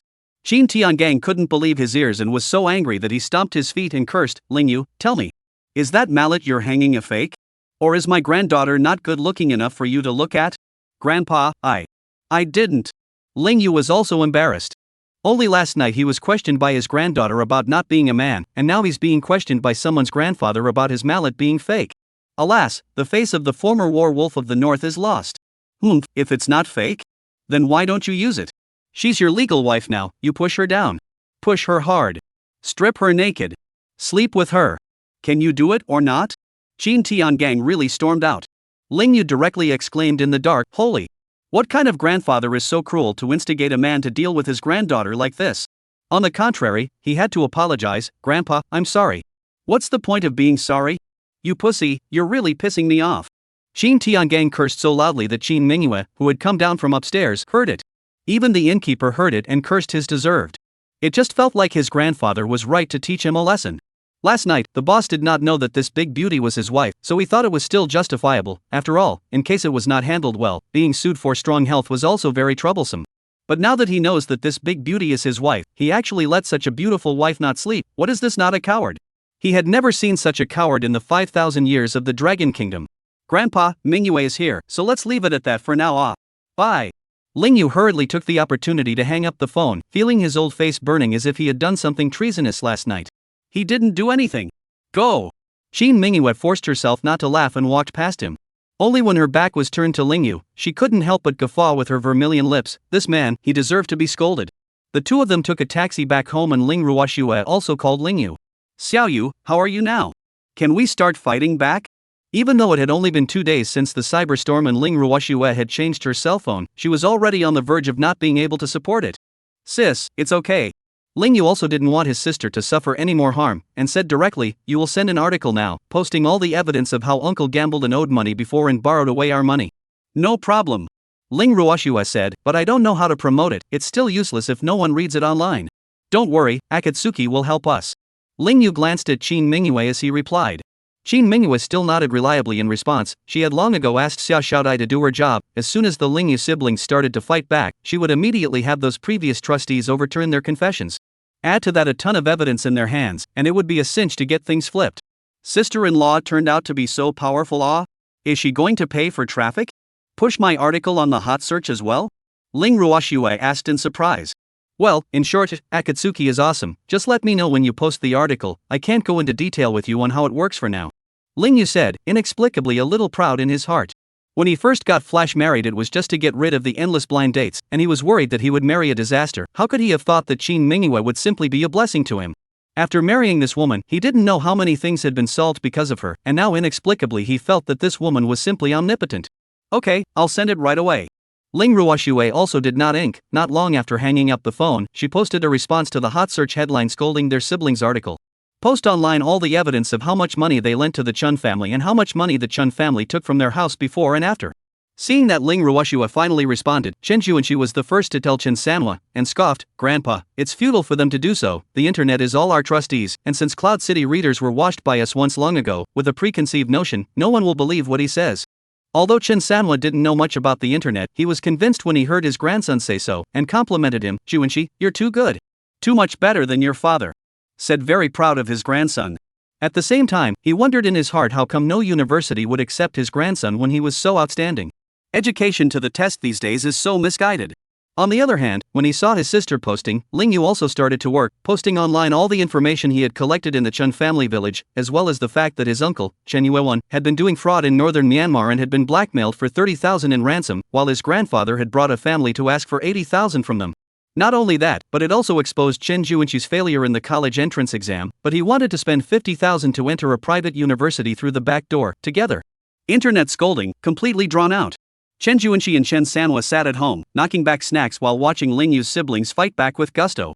They believed that no matter how much the two siblings struggled, it would be futile, and they were bound to lose anyway under the keyboard warrior's rhythm. The backing that Chen Juanqi was most proud of was naturally Chen Yuanlong, the hacker who opened the studio and then controlled countless online accounts. Not only that, those piggyback friends of his village, who had received his favor fees, would have been following the post to help him, and he would have won such a polemic without losing. But to his surprise, the next moment his expression began to freeze. Brother, what's going on? I see those people on the internet starting to say you lied. They're also calling you unconscionable for not being able to smear your relatives without asking for money. Sister Chen Han suddenly barged in and said in panic. Although she felt that her grandfather and brother were not doing things generously, she was always a member of the Chen family, and her heart was still toward her brother. If this matter is turned upside down, I am afraid that my younger brother will not have the courage to bear it as his cousin and sister. Chapter 100: The Rippling Counterattack. Junhee, how did this happen? Didn't you say we were a sure thing? Chen Sanhwa was also in a hurry. When things were going well, he was relaxed, even cold-blooded and ruthless, wanting to see Ling Ruoxue and Ling Yu unable to live. But now, there's a change. Grandpa, don't panic. After Qin Juanqi's expression froze for a while, he immediately smiled smugly again. Ling Ruoxue and Ling Yu keep posting counterattacks. There will definitely be some people who will be brought up to speed by them. And maybe they've also bought traffic and hired water armies, so a little bit of dissenting voices for a while won't affect the big picture. The people who are cursing them have been cursing them for 2 days. They won't change their stance because of this little movement. Chen Sanhua also felt that his analysis made sense, so he also lightened up. Grandpa, I'll call my friends right away and tell them to hurry up and get on the line to lead the charge as well. Good, Grandpa is waiting to see Ling Ruoxue and Ling Yu's despair, huh? Chen Sanhua was also looking forward to it quite a bit. Ling Yu and Ling Ruoxue struggling did worry him for a moment, but if they didn't struggle, he, the old man, still found it meaningless. Now let them struggle desperately, only to realize that they can't struggle at all, and in the end, in order to quell the netstorm, they have to take money to his family and beg them on their knees to delete the posts and articles, and that's what it's like to win big. That's what it would feel like to forcefully crush the other side. Look at those two siblings, they can't even spare $80,000, causing his grandson to fail to go to college now, ruining his grandson's future. He would make sure that cold-blooded siblings pay dearly for this. Chen Juanqi also quickly sent a message in the group, asking those brothers who had received several $100s from him to go and follow up and post comments immediately. After putting the phone down, he too waited for a good show, ready to see the winds reverse again. Which thought, the next second his expression froze completely. His 8 brothers, one after another, changed their stories on the hottest comments they had posted earlier, saying that they had received money from Chen Juanqi to turn black and white upside down to serve as water armies. Grip the grass. This group of 2/5 are looking for death. How dare they go back on their money? Chen Juanqi broke into a fit of rage. The backstabbing of these 8 so-called brothers really caught him off guard. You have to know that their comments are all hot comments, and when they change their words like this, the Chen family's persona is going to collapse. Toshi, why is this happening? Chen Sanhua completely anxious, he is still waiting for Ling Ruoxue's siblings cannot hold out, come over to compensate for the money on their knees begging them to delete it. If they lose, they not only have no money, before investing money into the whole of the money down the drain. I don't know. I'll call and scold them. There was only so much Chen Juanqi could do. It wasn't even their article that was supposed to be number 1 on the Hot 100. They didn't even know until now that there was someone behind them giving them traffic support, and they thought that he had hired a few trustees to help repost it, and things had caught fire after a while of fermentation. At this time, Ling Yu borrowed Qin Mingyue's laptop and couldn't help but exhale and raise his eyebrows as he watched the online windfall at home. Chen Juanqi and Chen Sanhua should be anxious, right? Justice is in the hearts of the people, and they are doomed to fail when they make false claims like this to discredit my sister and me. Qin Mingyue had been watching the show with him, but her thoughts were completely different from this idiot's. What do you mean, justice is in the eye of the beholder? It is money that does justice, and it is money and means that deserve to be victors. Of course, she wasn't going to take credit in front of Ling Yu, her goal was simple anyway, to help him quell this matter. Ms. Qin, thank you so much this time. Ling Yu, however, was not someone who did not know how to be grateful. Although he did not know how much Qin Mingyue had done behind the scenes, he still sincerely thanked her. You are truly a blessing to me, every time I am in trouble, you always help me out. Qin Mingyue, however, pretended to be condescending. Humph, no need to thank you. As I said, we are husband and wife until we get divorced. I definitely can't let anyone bully you. Ling Yu was a bit embarrassed, the feeling of being protected by a big beautiful wife, as if he was eating soft food? Well, all he could do was silently shout, that smells good. On the other hand, Lu Huatang also realized that something was wrong and hurriedly found his big brother. Lu Yijian had already returned home from work at this time, and when he heard Lu Huatang say that someone was helping Ling Yu clear his name, he also hurriedly opened his cell phone to take a look. Realizing that the internet was covered in whitewashing for Ling Yu, his thin lips curved up slightly. It seems like Qin Mingyue is helping him. What? Akatsuki is helping him? Lu Huatang was even more unhappy. His goddess, why should she help this man? What exactly is that man's relationship with Akatsuki? Ryu Huatang exclaimed. Lu Yijian also want to know just how he could not imagine that man will be Qin Mingyue's husband, otherwise send someone to the Civil Affairs Bureau to check, the truth will come out. Take it easy. The enemy of our Lu family, Qin Mingyue can't save him either, I said. Lu Yijian said, directly cell phone under the order, once again by traffic to smear Ling Yu. All of a sudden, the network was flooded with accounts of hacking Lingyu. They indiscriminately insulted Lingyu, and whatever unpleasant words and subtle slanders came out. Seeing these remarks, Lingyu frowned straight away. This was obviously a bot replying. The words spoken were bullheaded. The biased internet eaters have low IQs and many of them get sidetracked and carried away by these words. Don't panic, a robot can never beat a real person. Shin Mingyue's vermilion lips curled slightly, so she knew that it was Willow Leaf Sword who was behind this. She wasn't willing to show weakness either, and directly sent a message from her cell phone, instructing Xia Xiaodai to start fighting as well. On the other hand, Chen Juanxi thought it was the comment he had just posted, and the call to scold people to see the effect. Ha, it seems the eyes of the masses are still sharp. The two grandparents and grandchildren were about to get complacent again when they suddenly realized that all those comments that insulted Lingyu were followed up with comments saying that it was a robot reply. Holy, how is Lingyu so powerful? How did he do it? Chen Juanxi is just an uneducated dropout youth, how can he know so much about technology? What's more, he can't understand where Lingyu, who earns $80,000 a year, gets the money to hire a water army. Brother, you dropped to third in real time with that hot search. Chen Han also suddenly reminded. How can it be? Chen Juanxi was shocked and greatly puzzled. His article still had so many people following and commenting. How could the heat fall off? Only when he refreshed his homepage to take a look, the first and second of the hot searches had long since become two clarifications by Ling Ruoxue and Lingyu. Although some of the Yunchang crowd are brainless melon eaters, most of them are not fools, and now that the evidence is clear, how can they still not know who is true and who is false? They have all gone to support Ling Ruoxue and Lingyu, coupled with Qin Mingyue madly buying traffic. Chen Juanxi, this article heat, alone robot traffic simply cannot spell.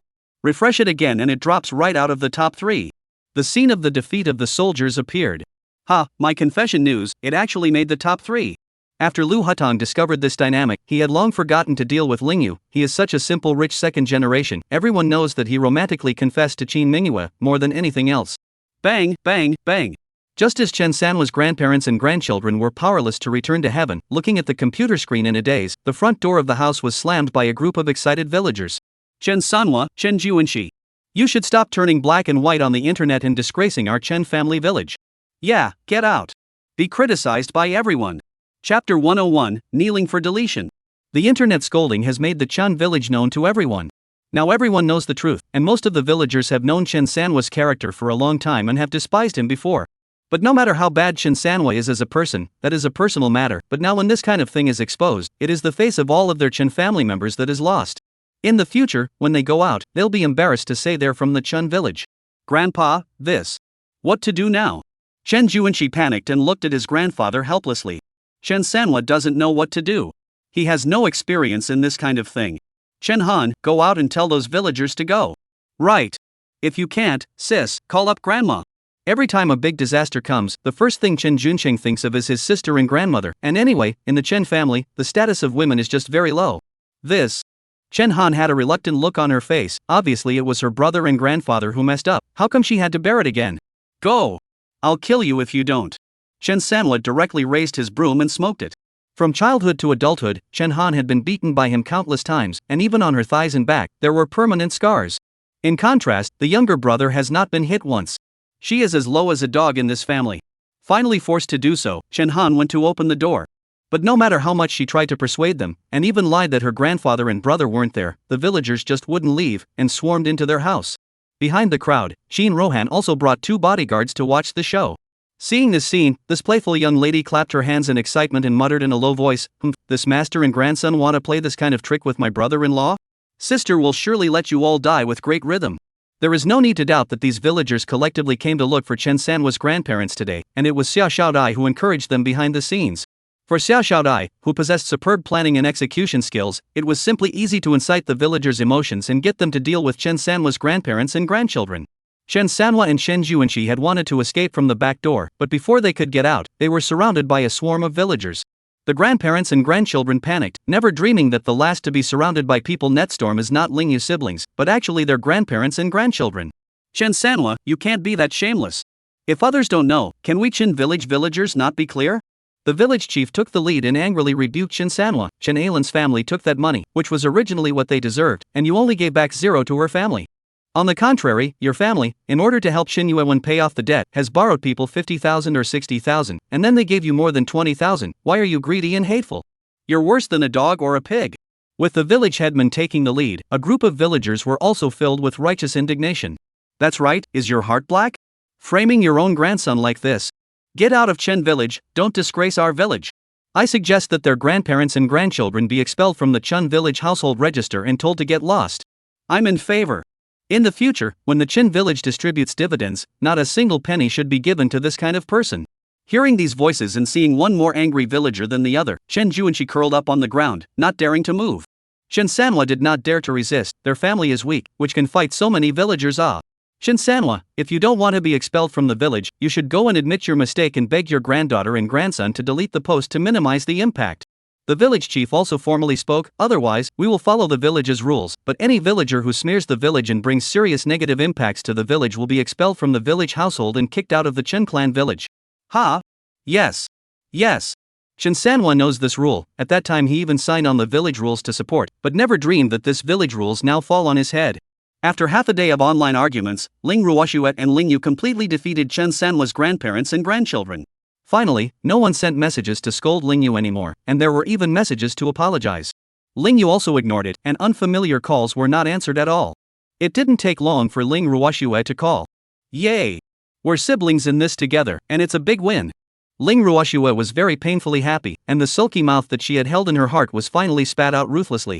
Well, this time, I'll finally teach that pair of scummy grandparents and grandchildren of the Chen family a good lesson. Ling Yu also felt unimpeded.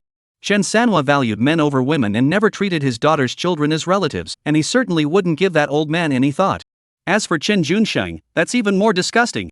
Ling Yu's family had given his family so much money before and after, but he was actually ungrateful, and even spent their money to hire someone to deal with them. It was simply wolfish.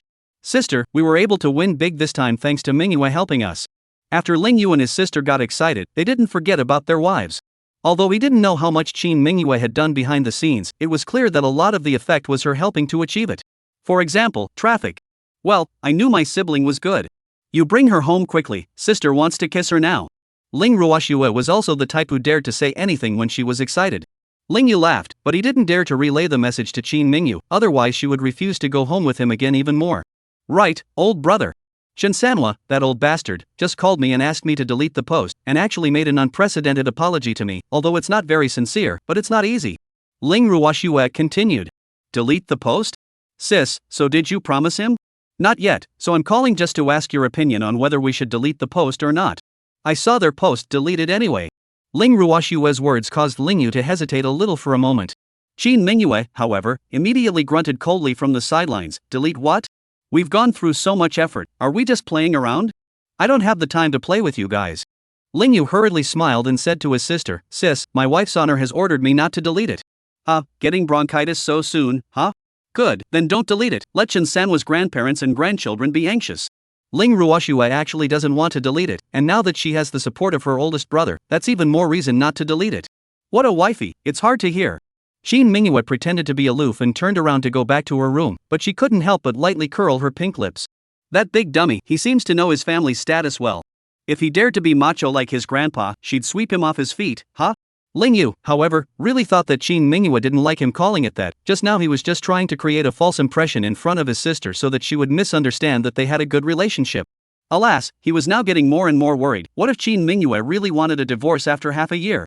When we get home, how will we face our mom and sister? Forget it. See the steps. He had just put down his cell phone, but Ling Ong called as well. Chapter 102, Domestic Violence. Hey, Xiaoyu, I see things have reversed, no one should be cyber violating you anymore, right? Ling Ong asked with concern. He had also just gotten off work, picked up Willie and returned home, and opened his cell phone to check his messages before he had even cooked dinner. After seeing that the hot search headlines were lopsidedly in favor of Ling Ruoshue and Ling Yu, and berating Chen Sanhwa's grandparents and grandchildren, he also let go of his heart. At this time, Xie Qiuyan also returned home from outside. Today playing mahjong hand is not good, the pocket money are lost, Noon did not even eat, the mood is naturally very bad. As soon as she returned home, she heard that Ling On was concerned about his cousin and didn't even look at her, which inexplicably sparked a fire in her heart. Yes, it's sister-in-law helping you again, isn't it? Sister-in-law can be really skillful, and she's also pretty, you've really found a treasure, Xiaoyu. Ling On made another heartfelt exclamation. It was this sentence that completely made Xia Yanqiu lose control of her emotions. She directly pounced over and said angrily, Ling On, what time is it? You don't even cook when you go home, you go and care about your cousin-in-law all day long, you don't even care about your wife and son, do you? Ling On put down the phone for the time being and also said with a sullen face, I'm tired after coming home from a long day of work. What's wrong with talking to my cousin on the phone? If you're free, go ahead and cook dinner yourself. Ask me to cook? Who am I to cook for the likes of you? I yuck. Xie Qiuyan roared with justifiable anger. No matter how honest Ling Ong is, he is still a human being, and he needs to gain respect. He is working outside tired, but also responsible for picking up and dropping off children. On the contrary, Xie Qiuyan all day to do nothing, now let her cook a meal, actually have the nerve to say so? Dare he marry back not a wife, but an old ancestor? But as angry as he was in his heart, Ling Ong still held back and didn't vent on his wife, but took his cell phone and went into the room. Brother Ton, did you quarrel with your sister-in-law again? Ling Yu also heard the smell of gunpowder over here. Leave her alone, that woman is getting out of hand. Ling Ong was also holding his fire, so he wouldn't cook for that woman today. Let's see if she likes to eat or not. In the hall, Xie Qiuyan was also furious. Ling Ong didn't let Dahu into his family's account. She already felt sorry for her sister and was already upset with this man. Now he actually cared about chatting with his cousin about other people's wives but didn't care about his own in the slightest? Outrageous. This is no way to live. Xie Qiuyan completely lost her mind, evil from the heart, anger to the guts, rushed into the kitchen, picked up the kitchen knife and rushed to the room. Luckily, at this point, Willie was in the other room doing his homework and wasn't paying attention to mom and dad's movements. When Xia Yinqiu rushed into the room, she actually wanted to scare Ling Ong.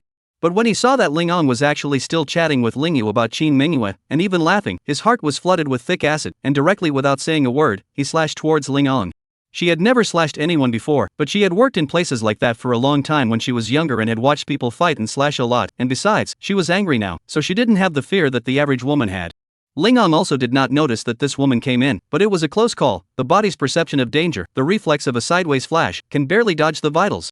The kitchen knife sliced through his armpit and arm, and blood gurgled instantly. Ling Ong hurriedly threw away his cell phone, looking at this crazy in shock and fear, roaring, Xie Qiuyan, what are you doing? Are you crazy? I'm crazy?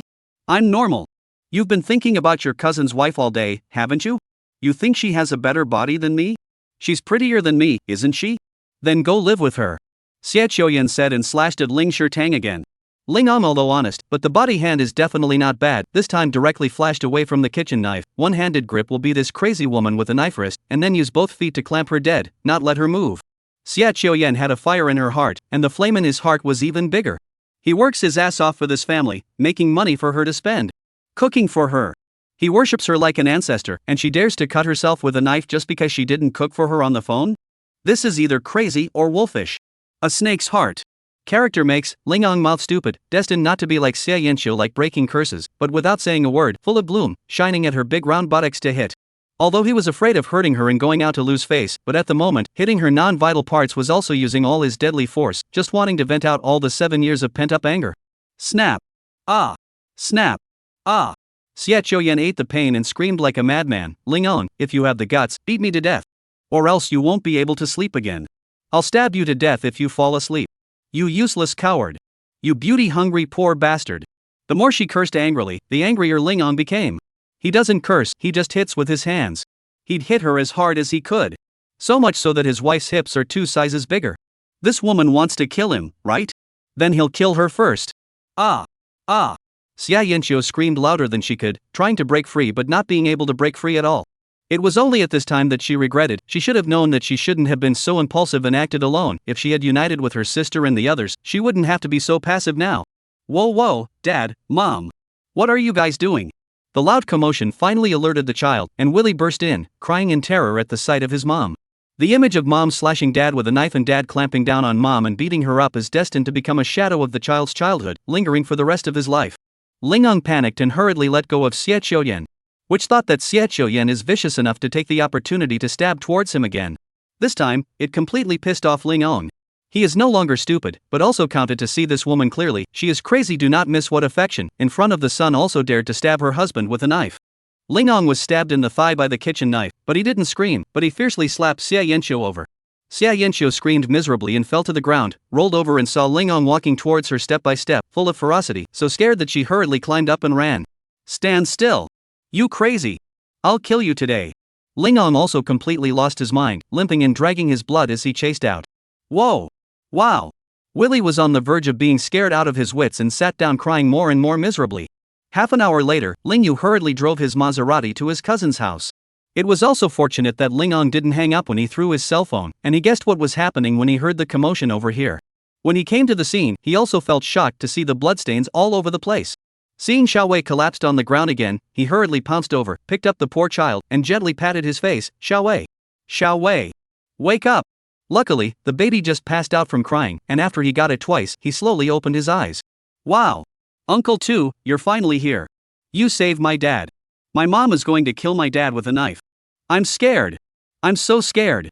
When Xiaowei came to her senses, she fell into Lingyu's arms and cried bitterly. Lingyu was also clenched inwardly. Xiaoyan, that woman is really crazy? Actually do come up with this kind of thing? Chapter 103. There is a complaint that is actually love. Sister, save me. Help me. After Xia Yanxiu escaped from her home, she ran straight to Xia Chuanyan's rented room.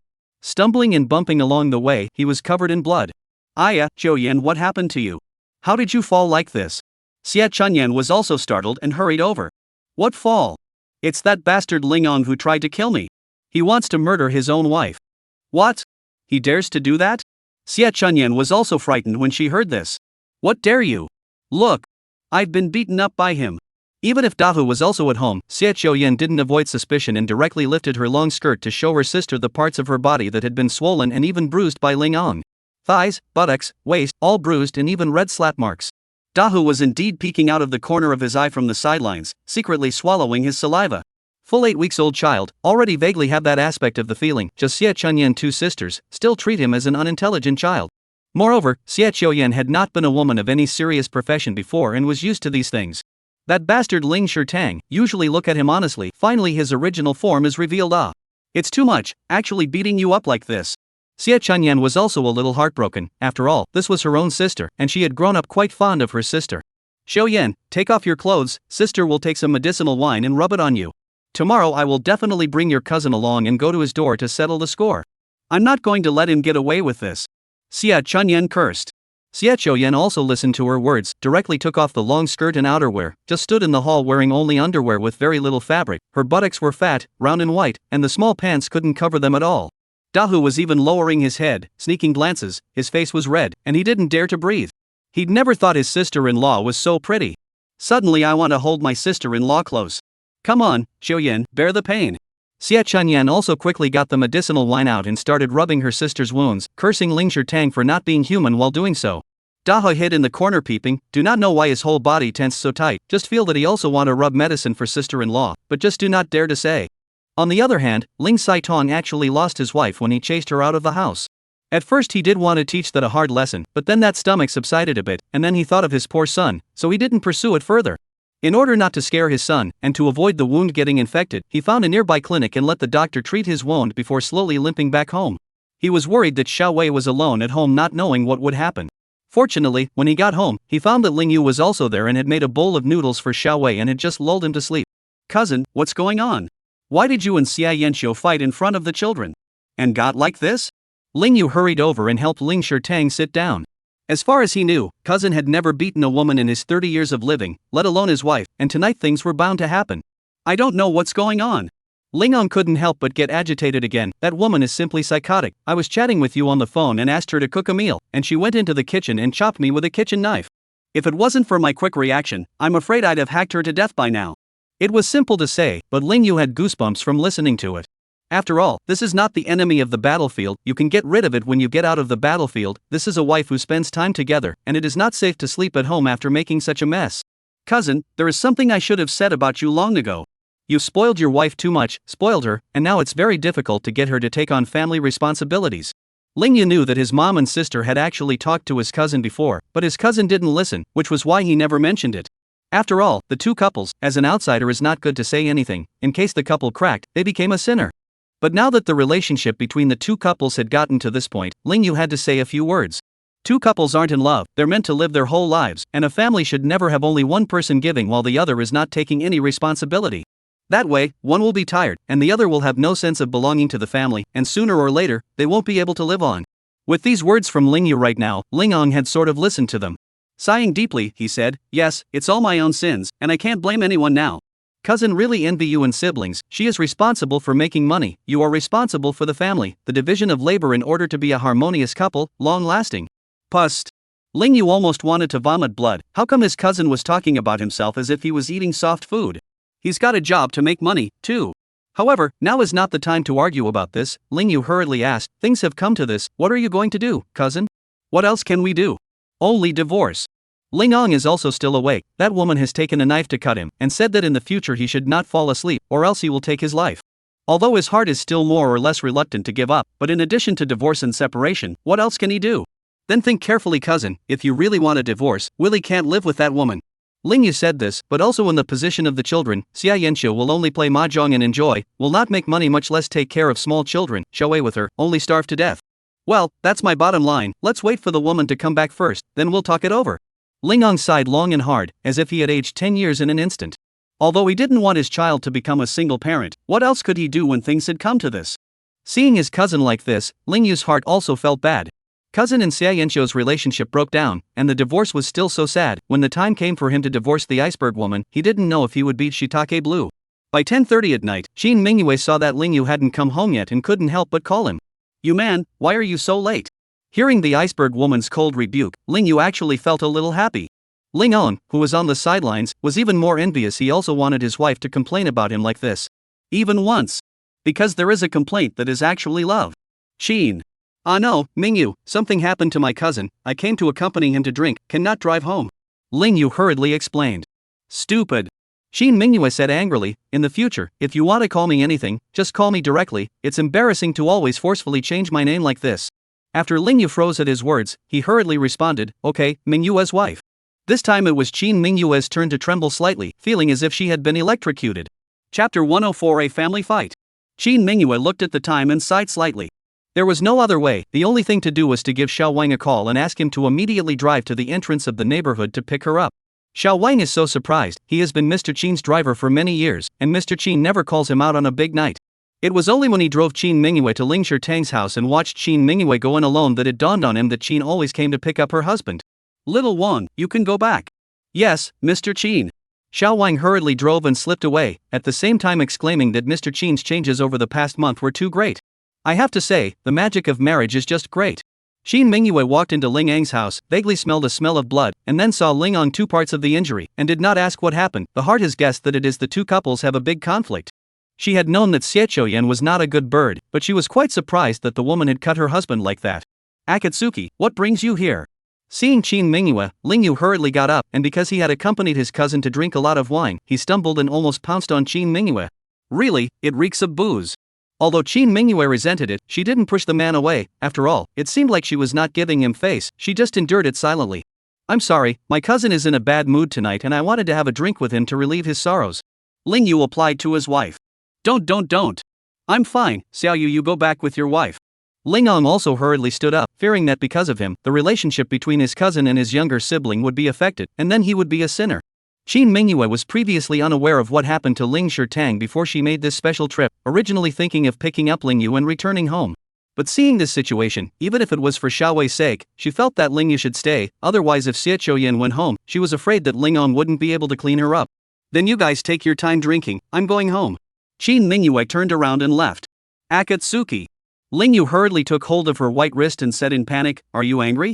Qin Mingyue was laughing in her heart, so this man was so afraid of being angry? It's just that although her surface was icy cold, she was definitely not that small patterned woman, and directly turned around and said, what, am I that temperamental in your heart? No, Ms. Qin. In the heat of the moment, Ling Yu blurted out again, and when he saw Qin Mingyu's really angry eyes this time, he realized that his wife was not angry just now, but just had such a personality. Fortunately, Ling Yu's reaction was also quick, and he hurriedly took a rainbow fart. You are the most reasonable wife, it's a blessing of my 3 lifetimes that I can marry you. Just realized? Qin Mingyue suffered this rainbow fart and once again turned around and coldly said, don't drink too much, take care of Xiaowei. Yes. Only then did Ling Yu determine that Qin Mingyue really wasn't angry. Watching her silhouette disappear, Ling Ong directly cried, envious of Ling Yu, envious of his own heartache. How is it that the same as marrying a wife, Xiao Yu, you married a heavenly fairy, but I married a demoness to go home? Or Xiao Yu, you are great. Hearing this, Ling Yu did not know whether to cry or laugh. He's awesome, my ass. It's not like we got married in the first place. I was afraid of marrying a demoness, but I didn't expect Qin Mingyue to be so perfect at all. One could only say that smoke from his ancestors' graves had made him lucky. The next morning, Qin Mingyue instructed Xia Xiaodai to cancel her first trip in the morning, and personally drove the Maserati to pick up that idiot. Spare the time is still early, Xia Choyan but still first her step, with mom and dad, sister and 2 cousins, a group of people whine home. Ling On, you wife-beating asshole, get out here. Wan Yuexia cursed as she rapped on the door. Last night, Xia Choyan hurriedly escaped from her home and didn't even have her keys with her, so she could only wait for the person inside to open the door. That's why they came home so early, otherwise they wouldn't be able to find anyone to settle the score when the man left for work. Wife-beating cowards. Get the outta here. Get out or I'll kick your door in. Xia Yanxiu's lobby brother, Xia Danyun, roared angrily and directly kicked the door with his big foot. The commotion was so loud that it alerted the surrounding neighbors. Xia Yanxiu, however, does not feel the slightest bit ashamed, but also crossed his hands and ordered his cousin to vigorously point, simply do not take this as their own home. Who kicked in the door? Looking for death? Inside, a man suddenly opened the door, full of anger, and that mighty look scared Xia Danyun and hurriedly took 2 steps back. Naturally, it was Ling Yu. Just arrogant 8-sided Xia Danyun suddenly did not dare to say anything. He saw at a glance that the man in front of him was afraid that it was not good to be messed with. Wan Yuexia was about to speak when Ling On also limped out and shouted, Dad, Mom, what brings you here? Although he was in conflict with Xia Choyan, he still remained respectful to his father-in-law and mother-in-law.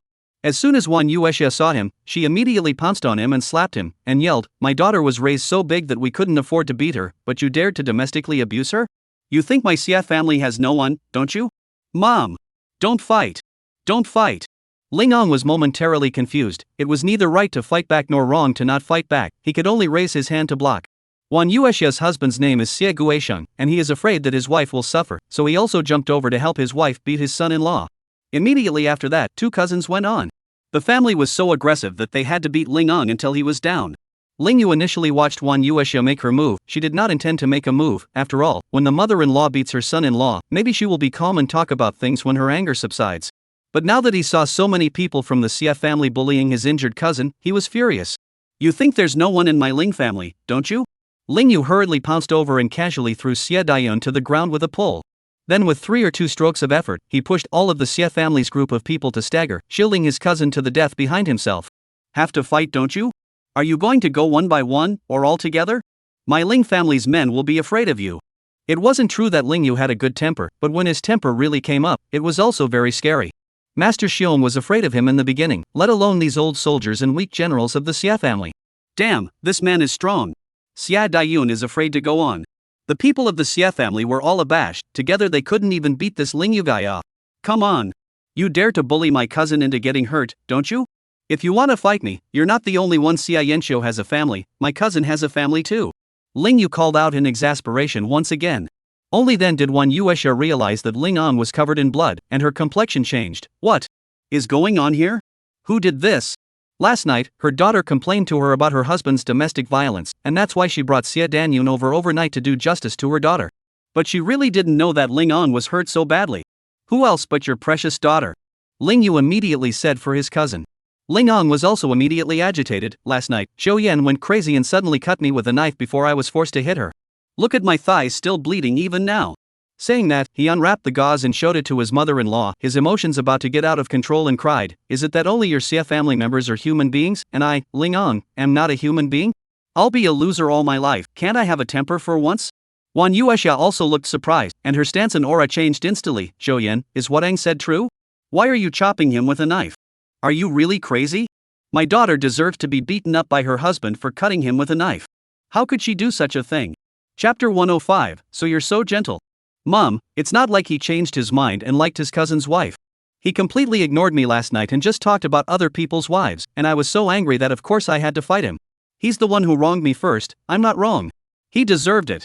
The more Xie Choyan said, the more she said it, saying it as if it were true. Ling On was really pissed off by her. How dare she talk nonsense about such things? It's not just their family that will be affected, they are also afraid of affecting their cousin's family. But he was so dumb that he didn't know how to explain it for a moment. Instead, Ling Yu said in amusement, Who are you to say that cousin likes my wife? Xie Choyan belongs to the type of thinking is not clear. Once excited, the mouth is not words. Immediately screamed, He all day to hang your wife, said she is beautiful, said she has a good body. When he talks about her, he doesn't even cook, but he still likes your wife. If that's the case, let him and your wife pass. Shut up. Ling Yu couldn't bear it and shouted angrily, never allowing others to denigrate his wife. At this time, Qin Mingyue happened to drive to the door as well. Everyone froze at the sight of the Maserati and stopped for a moment. Shin Mingyue walked down from the car and didn't hear what they were arguing about just now. She just realized that everyone's gazes were falling on herself and felt a bit strange. Xia Danyun even stared at Shin Mingyue, and his harangue was almost flowing out. Could this be Ling Shirtang's cousin's wife? You're a. No wonder Ling Ong changed his heart. What man wouldn't like this kind of super rich white beauty? Cousin is weak compared to her. Look at that, coming to my house early in the morning. You're in a hurry for a private meeting, right? And you say there's no affair between the two of you? Xia Yanqiu pointed at Shin Mingyue and Ling Shirtang, splashing dirty water indiscriminately, and thought she was being reasonable. In comparison, Shin Mingyue didn't have the slightest mood swings and didn't bother to pay attention to this underhanded woman. Instead, she turned to Ling Yu and said, I'm here to pick you up, can I go home yet? At that moment, the gazes of the Xie family all looked towards Xie Qiuyan. Regardless of the truth, the feeling of everyone at the moment was that she was being unreasonable. Even Xie Chunyan covered her forehead, thinking that this sister was a pig with no intelligence at all. Originally the family came to support you, you behave well you now messing around, mom and dad will not support you Ling Yu didn't want to leave yet, he was afraid that if he went back, his cousin would suffer. Ling Yu, you and your younger siblings go back, my family matters, I can handle them myself. Although Ling Ong had a stupid mouth, he could still be a human being, and he didn't want the Ling Yu couple to be caught up in the muddy waters of his own family. Well then, it's about time, so Mingyue and I will take Wei to school first. It is difficult for a clear official to judge family matters, and Ling Yu knows that this kind of thing can only be handled by his cousin himself. However, he still deliberately said loudly again, cousin, if you need anything, just call me, remember. Our Ling family has people too, we're not easy to bully. When these words landed, the few male members of the Xie family trembled slightly, no longer able to be arrogant. Willie is also stronger than expected. He knows what's happening with mom and dad and has just not been crying. But when he got into the car, he couldn't help but cry secretly in the back seat. Stop the car. Shin Mingyue was originally sitting in the passenger seat, and when she heard Xiao Wei crying, she took the initiative to tell Ling Yu to stop the car, then sat in the back seat. Xiao Wei, don't cry. There's sister Mingyue. Shin Mingyue gently stroked Ling Xiaowei's head. Although she had no distaste for the little boy, it was the first time she had ever soothed a small child, and if Qin Rohan and the rest of the Qin family were to see it, their jaws would surely drop in shock. Willie immediately wiped away his tears as he was comforted by his pretty aunt and him. Seeing this through the reverse mirror, Ling Yu couldn't help but arc, Mingyue, so you can be so gentle. Qin Mingyue's beautiful eyes immediately condensed a cold frost through the reflection of the car's rearview mirror, causing Ling Yu to shiver. What does that mean? That I'm grumpy? No, I didn't mean that. Ling Yu was so scared that he was in a cold sweat, and for a moment he didn't know how to explain. Seeing this, Xiao Wei immediately broke into laughter. Second uncle, you're so stupid. You said the wrong thing, why don't you think of a way to make your wife happy? This little kid, he knows a lot. Ling Yu and Shin Mingyue were wondering if they learned it from his dad. Is it because his dad used to accommodate his wife all day long, coaxing her and making her difficult to live with, that their couple has today's conflict? Uncle too, why don't you say something? Xiao Wei didn't know what they were thinking and said, Sister Mingyue is so pretty, if you're so dumb that you can't even coax a girl, be careful that you'll become a bachelor sooner or later. Pust. Ling Yu wanted to spit out blood, you're the one whose mouth is poor. Shin Mingyue couldn't help but snicker as well. Little Willie was too cute and spoke to her heart, so it was no wonder she was particularly fond of the boy. On the other side, after Wan Yuesha's persuasion, Ling Ong and Xie Qiuyan had to reconcile for the time being. Remember, the two couples fight at the head of the bed and the end of the bed, all give me a good life, don't make any trouble. Wan Yuesha two old mouths are still traditional, know that a woman divorced to remarry will not be popular. Xie Guisheng also thought at first that his daughter was unilaterally domestic violence, only to wind up rushing over, and now that he knows the truth, he just didn't say a word and didn't help anyone. Ling Ong hadn't actually thought about divorce, even if it was for the sake of Xiao Wei's growth, he still had to give him a complete family. He didn't go to work today, cooked a meal for lunch, greeted his mother-in-law and her family before dropping them off in the afternoon. The remaining two couples, Ling Ong also showed down, in the future, I and my son a room, my son's transportation and homework, are my responsibility. Anyway, you play mahjong all day long and don't come back in the middle of the night, so get your own room, and I won't give you any more living expenses, and you don't have to cook. Xia Qiuyan was fine with everything else, but without living expenses, what would she live on? Ling Ong, you've gone back on your word, haven't you? When we first got married you said you would support me, but now you won't give me any living expenses? Xia Qiuyan, don't confuse the concept. Ling Ong also came to fire, even if he was more honest, so much time to think, he would have figured it out long ago. I did say I'd support you, but I didn't say I'd support you playing mahjong. Anyway, I'll cook for you in the future, so you won't starve. You're shameless. Xia Yanqiu was so angry that she cursed angrily and directly threw open the door and left the house. Ling Ong didn't chase after him either, his relationship with this woman had been completely broken when she swung her knife at him. Now that he slept in separate rooms, he didn't have to be afraid that if he fell asleep, the woman would cut herself again in the middle of the night. As for her love of mahjong and what she liked to play outside, he didn't bother. Xia Choyan left the house and came back to Xia Chunyan crying and crying. Xia Chunyan, also annoyed, directly reprimanded, "Everything is your own fault, you cry hairline cry off." Xia Choyan stared at her sister, still thinking that she had no use for her, and that even her sister disliked her.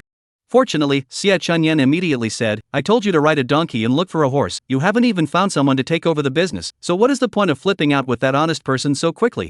Now even if the divorce, it is you who are at a disadvantage." "Sis. Then what should I do now?" Xia Choyan cried and asked. She really can't do the whole thing. Chapter 106 Lin Qinglong and Xie Jijun. You recently first honestly, eat when you have something to eat, sleep when you have something to sleep, don't stay up all day playing mahjong. Make your complexion look better, and if you can lose a bit of weight, even better. Xia Chunyan actually also early in the planning, not for the sake of her sister, but for the sake of her and Dahu in the future to have to rely on, but also must help her sister to find a good backer. "Sis, I get it. You want me to be prettier, don't you?" "Exactly. You're not even 30 yet, you're still quite sexy. When you clean up a bit, you can attract men. Isn't there a high achiever in our village?" After graduation, he joined Lin's enterprise, and now at the age of 30, I heard that he has become the general manager, so I'll look for an opportunity for you and him to get to know each other. When Xie Chunyan said this, Xia Choyan understood completely. "Sis, that guy you're talking about is Xie Jijun, right? I heard that he graduated from Yenjing University and is the general manager of Lin's enterprise, that annual salary has to be over $1 million, right?" At the mention of these, Xie Choyan could stop crying. If I could marry this kind of man, even if I were to be his lover, it would definitely be much better than being with Ling Shirtang. Yes, that's him. Xie Chunyan's landing point was different. I've heard that he has several properties in Yunchang. If you can be his woman, he has to give you a set to live in, right? By then, Dahu will have a place to go to school. Sis, I get it, so I'll start slimming down now. Xie Choyan never lost weight after getting married because she had no motivation and even thought that if she got fat, Ling On wouldn't sleep with her and save her time. But now it's different, with a goal comes motivation and a few hours of calisthenics first. See sister-in-law wearing tight clothes and exposed legs and waist in the home alive, Dahu again to the whole red face, sneak look but do not dare to look, expression obscene and flickering. The next morning, Qin Mingyue needed to go out early because she had to travel for inspection. She knew that Lingyu was working 2 jobs and was physically and mentally exhausted from the previous internet violence and that happened at her cousin's house, so she didn't want him to follow her out the door early in the morning so that he could rest for an extra half hour. After leaving a message that she was going to work first, she headed out the door. Cloud Mountain Poetic Community, a big Land Rover parked outside the gate for a long time. A lanky man, wearing a white shirt revealing 2 huge pecs and a large silver plaque around his neck, had been standing outside the door for over 20 minutes holding a bouquet of roses. His name is Lin Qinglong. Looking at his figure and posture, the gatekeepers of Yunshan district couldn't help but guess whether this stout man was back from the army. The posture is very straight, casually stand, then they stand guard still standard. The driver of the big Land Rover, dressed in a suit and tie, looked manly and very outwardly focused.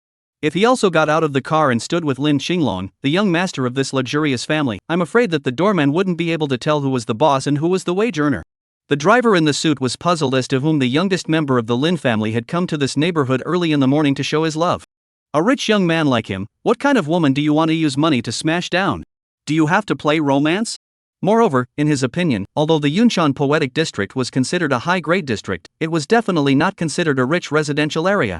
The women who lived in such a place were, at most, corporate executives of the same level as him. To put it bluntly, he is just a wage earner. Maybe it was just an Edison, relying on makeup and plastic surgery and filters to seduce rich young men on the internet, and he had seen a lot of such women. At this time, Qin Mingyue came out from the entrance of the neighborhood. Upon seeing this stunning beauty, the suit driver's entire body instantly tensed up and he couldn't help but want to step out of the car. I'll go. This is too beautiful. And the temperament is excellent, not at all comparable to those scratchy netizens. Akatsuki. When Lin Qinglong saw Qin Mingyue, he immediately walked over with a clean white smile. Lin Qinglong? It's you. Qin Mingyue frowned slightly when she saw this lanky man, although she did not loathe him as much as she did Lu Hutong, she was by no means favorably disposed. For you. Lin Qinglong handed the bouquet of fiery red roses in his hand to Qin Mingyue and said proudly, "This is not something you can buy from the kind of lousy curry like Luhatang. This is roses from Pingyang. The color is fiery red and the fragrance of the flowers is sweet. If you take it back to the office and insert it, you will surely be in a good mood." Qin Mingyue just smiled disdainfully. "My company only accepts talents, not vases, goodbye." After saying that, he walked into a Bentley that didn't give him, the Lin family's youngest, any face at all. Seeing this, the suited driver walked down in direct surprise and asked, "Mr. Lin, who was that beauty? How dare she not give you face like that?" He knew that Lin Xinglong was short-tempered and proud of his character. He didn't even put such a playboy like Lu Hutong in his eyes, and whoever dared to not give him face, he would directly smoke. But this time, Lin Xinglong not only didn't get angry, instead, he even laughed at the suited driver. Ji-jun, you've also been hanging out in Lin's group for 6 years, right? How dare you not even recognize that beautiful woman? Saying it out will reveal the fact that your identity is low. 7 years, actually. The driver in the suit was Xie Ji-jun, but he didn't dare to say so, or he'd look even lower. That's the Qin family's first lady, the CEO of the largest conglomerate in Cloud City, get it? What? Xie Ji-jun is a man who looks up but not down, and he was scared on the spot and broke out in a cold sweat. He had just thought that people were women of similar rank to him, or even netizens, but he had no idea that they were the eldest daughter of the richest family in Cloud City, and the president of Big Dipper Group, who was even higher than him. If he had known this, he should have just bubbled up in front of the other party and gotten acquainted. Let's go, I expected to fail this time. But I can't lose to a piece of trash like Lu Hutong. You can drive me to the Big Dipper Group again this afternoon. Yes, Mr. Lin. Xie Ji-jun hurriedly promised. In front of his relatives and friends in the village, he always bragged that he was the boss of Lin's group, but in fact, he was just a department manager. But because he would curry favor with Lin Xinglong, his status in the company was just a little higher than other department managers. After all three left the neighborhood, Ling Yu also drove out in his electric car. Qin Mingyue said she went to work first, and he misunderstood that his wife had driven the Maserati away, so he didn't go to the parking lot to look for it, and directly got on the battery and went to work. When the doorman saw him, he originally wanted to remind him that another man had just come courting his wife, so be careful of being green. But seeing that Ling Yu was in a hurry to get to work, they didn't say anything. By the afternoon, Ling Yu came out of the hospital and drove his battery to the Big Dipper Group. How can a battery-operated car be as fast as a Maserati? Qin Mingyue was waiting for him at the usual place 15 minutes ago, but she didn't expect that idiot Ling Yu to be late and park in front of her again with that big Land Rover from the morning. Akatsuki. Lin Xinglong was also quite surprised to see Qin Mingyue standing alone at the intersection, thinking that wasn't this a heavenly opportunity for him? Why you again? Qin Mingyue was a bit impatient and directly pressed his cell phone button, not waiting for that idiot Ling Yu. Mingyue, where are you going? I'll give you a ride. Lin Xinglong said, directly pulling Xie Ji-jun down from the Land Rover forcefully. Xie Ji-jun was also sensible, smiling like a pug and nodding to Qin Mingyue. Unfortunately, Qin Mingyue didn't even look at him, only waiting for Xiao Wang to drive the Bentley out from the company, and then directly get into the car and leave. Mr. Lin, this Miss Qin is too proud, isn't she? It's hard to chase after this kind of woman. Shut up. Lin Xinglong drank him down and got himself into the Land Rover and chased after Qin Mingyue. With his temperament, Lin Dishao, he didn't care to chase after a beautiful woman without difficulty. He is more than capable of cherishing a beautiful woman without chasing after her for 10 or 8 years. Chapter 107, Helping a Love Rival Chase His Wife. It was during the rush hour after work, and after Qin Mingyue's Bentley passed a traffic light, a long line of cars formed behind it. Lin Xinglong was one stoplight away from being instantly thrown off by Qin Mingyue's car. Not only that, but there was a huge traffic jam up ahead. Lin Xinglong slapped hard on the steering wheel, directly even more than 2 million yuan of large Land Rover are thrown on the road regardless. A person walked off the car. Just at that moment, Ling Yu rode by on his electric bicycle. Hey, buddy. Do me a favor. Lin Xinglong directly stopped it with an open hand. Luckily, Ling Yu reacted quickly and braked in time, otherwise he would have knocked the big guy off his feet. Something? Ling Yu was also a warm-hearted person, otherwise he wouldn't have helped Qin Tian gang up that day, and he felt that if Lin Xinglong didn't have an urgent matter, he couldn't have made such a dangerous move. It's like this, I managed to grab 2 concert tickets with great difficulty, thinking of going to listen to it with the woman I love, but I coincidentally ran into a traffic jam. Can you help me catch up with that Bentley in front of me? Lin Xinglong pointed to the intersection in front and said directly. It's too easy for an electric car to chase a Bentley in heavy traffic. Ling Yu was in trouble, he was about to ask the Big Dipper Group to pick up his wife. Seeing this, Lin Xinglong hurriedly took out the key of his big Land Rover and handed it to him. How about this? I'll give you my Land Rover in exchange for this battery car of yours. Holy! Ling Yu was stunned. Did he win the lottery today? A few $1,000s for a brand new Land Rover? However, he was not a greedy person, and directly said, don't bother with the replacement car, then get in, I'll help you catch up. Thanks, bro. Lin Xinglong jumped straight into the car. Ling Yu also marveled at his stance, looking at him it seemed like he was retired from the army just like himself. In the next moment, it was Lin Xinglong's turn to sigh because Ling Yu actually drove with one hand and had one hand free to make a phone call. Not only that, but he's driving his electric car foursquare. A master. Ling Yu naturally called Qin Mingyue and told her that he might be half an hour late. It's okay, you drive slowly, I'm leaving the office early. Hearing this reply from Qin Mingyue, Ling Yu had no more worries and stepped up his efforts to catch up. However, when he was about to catch up, the road in front of the Bentley also opened up, and all of a sudden drove away. How could the battery car catch up? Ling Yu was also enthusiastic enough to directly race to maximum power and take a shortcut to catch up. Xiao Wang realized through the rearview mirror that someone was following him, and it didn't matter if he took a look, he was almost shocked. Mr. Qin, it seems like Mr. Ling is catching up with Mr. Lin behind him in his car. What? Qin Mingyue even raised her eyes violently, and was also drunk on the spot when she saw through the reverse mirror that Ling Yu drove a battery-operated car, carrying Lin Xinglong to catch up with her. Ling Yu, that big dummy. Was he really a pig in his past life? He's driving another man after his wife? Lack of heart, right? Stop the car, stop the car. Ling Yu still had his hand outstretched and was yelling from behind. Mr. Qin, should we stop? Xiao Wang asked for instructions, and he didn't know if Ling Yu knew or not that the woman in the car was his wife. Don't stop. Change the destination, I'm going to the branch and lose them. Qin Mingyue immediately ordered. Xiao Wang didn't know, but she knew very well that, looking at Ling Yu's big fool's look, he definitely didn't know that it was himself in the car, and that he was really bent on helping Lin Xinglong. I wonder what favor Lin Xinglong gave him. I have to say, it's ugly to see two big men like them squeezing into a small battery. The two main men don't seem to have that realization. Hey! Ling Yu looked at the Bentley car, also called the more away, but also anxious eyes, and full speed driving, but also instructed Lin Xinglong to wear a good helmet to sit still. Haha, bro. You're a good driver. The faster Ling Yu drove, the more exciting Lin Xinglong felt, could not help but praise loudly, did not expect to stop himself casually, actually stopped the battery car professional racer? Bro, it's not that I'm spitting on you. That pretty girl you're chasing doesn't seem to like you, huh? Ling Yu wasn't stupid, and when he saw the Bentley fleeing more and more in pursuit, he immediately guessed it. You wouldn't be spitting on me if you knew who that woman in the car was. Lin Xinglong proudly responded. Who? The Qin family's eldest miss, the #1 beauty in Cloud City. Lin Xinglong felt proud to say it. After all, there were not many men who were qualified to chase this kind of woman. Oh, so that's her. Oh, brother, you know her too? Listening to Ling Yu's tone, Lin Xinglong couldn't help but ask. Don't know her, she's my wife's boss, I heard she's a big shot. She's never been in love, so don't come in. Ling Yu shook his head, even her wife was cold like this, her female boss must be even colder, right? Ha, that's right. If it was easy to chase, it wouldn't be so hard for me to catch up with her. But I'm not afraid to tell you, I'm going to get her. Lin Xinglong said with confidence. Good luck then. Ling Yu was genuinely blessing Lin Xinglong, and always felt that this man fit in well with himself. The Bentley entered the parking lot of the Big Dipper branch, and Ling Yu's battery car had a hard time following him to the door. Brother, Miss Qin has entered the company, so I won't accompany you in. Wish you success. Ling Yu told Lin Xinglong to get out of the car. Okay. Lin Xinglong jumped down directly from the battery car. Ling Yu frowned slightly and couldn't help but ask, that's a good stance. You used to be in the army?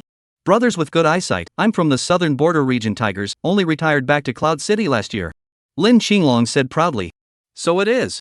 Ling Yu had even more of a feeling of being on the same page at first sight.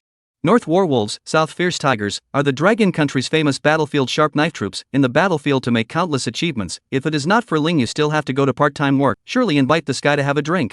Lin Xinglong had also rushed to pursue Qin Mingyue, or else he would have invited him for a drink, but now the two of them went their separate ways.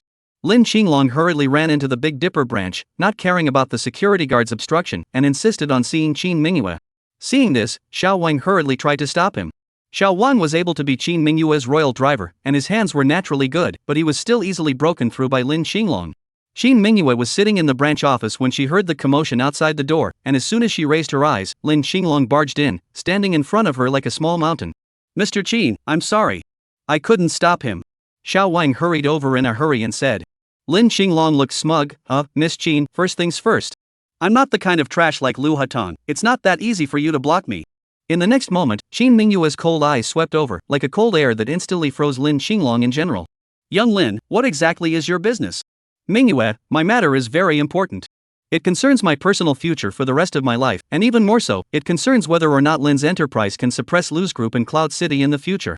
Lin Xinglong looked excited to explain something, then his words changed. I have 2 concert tickets here, it's hard to grab them, I would like to invite you to go with me tomorrow night.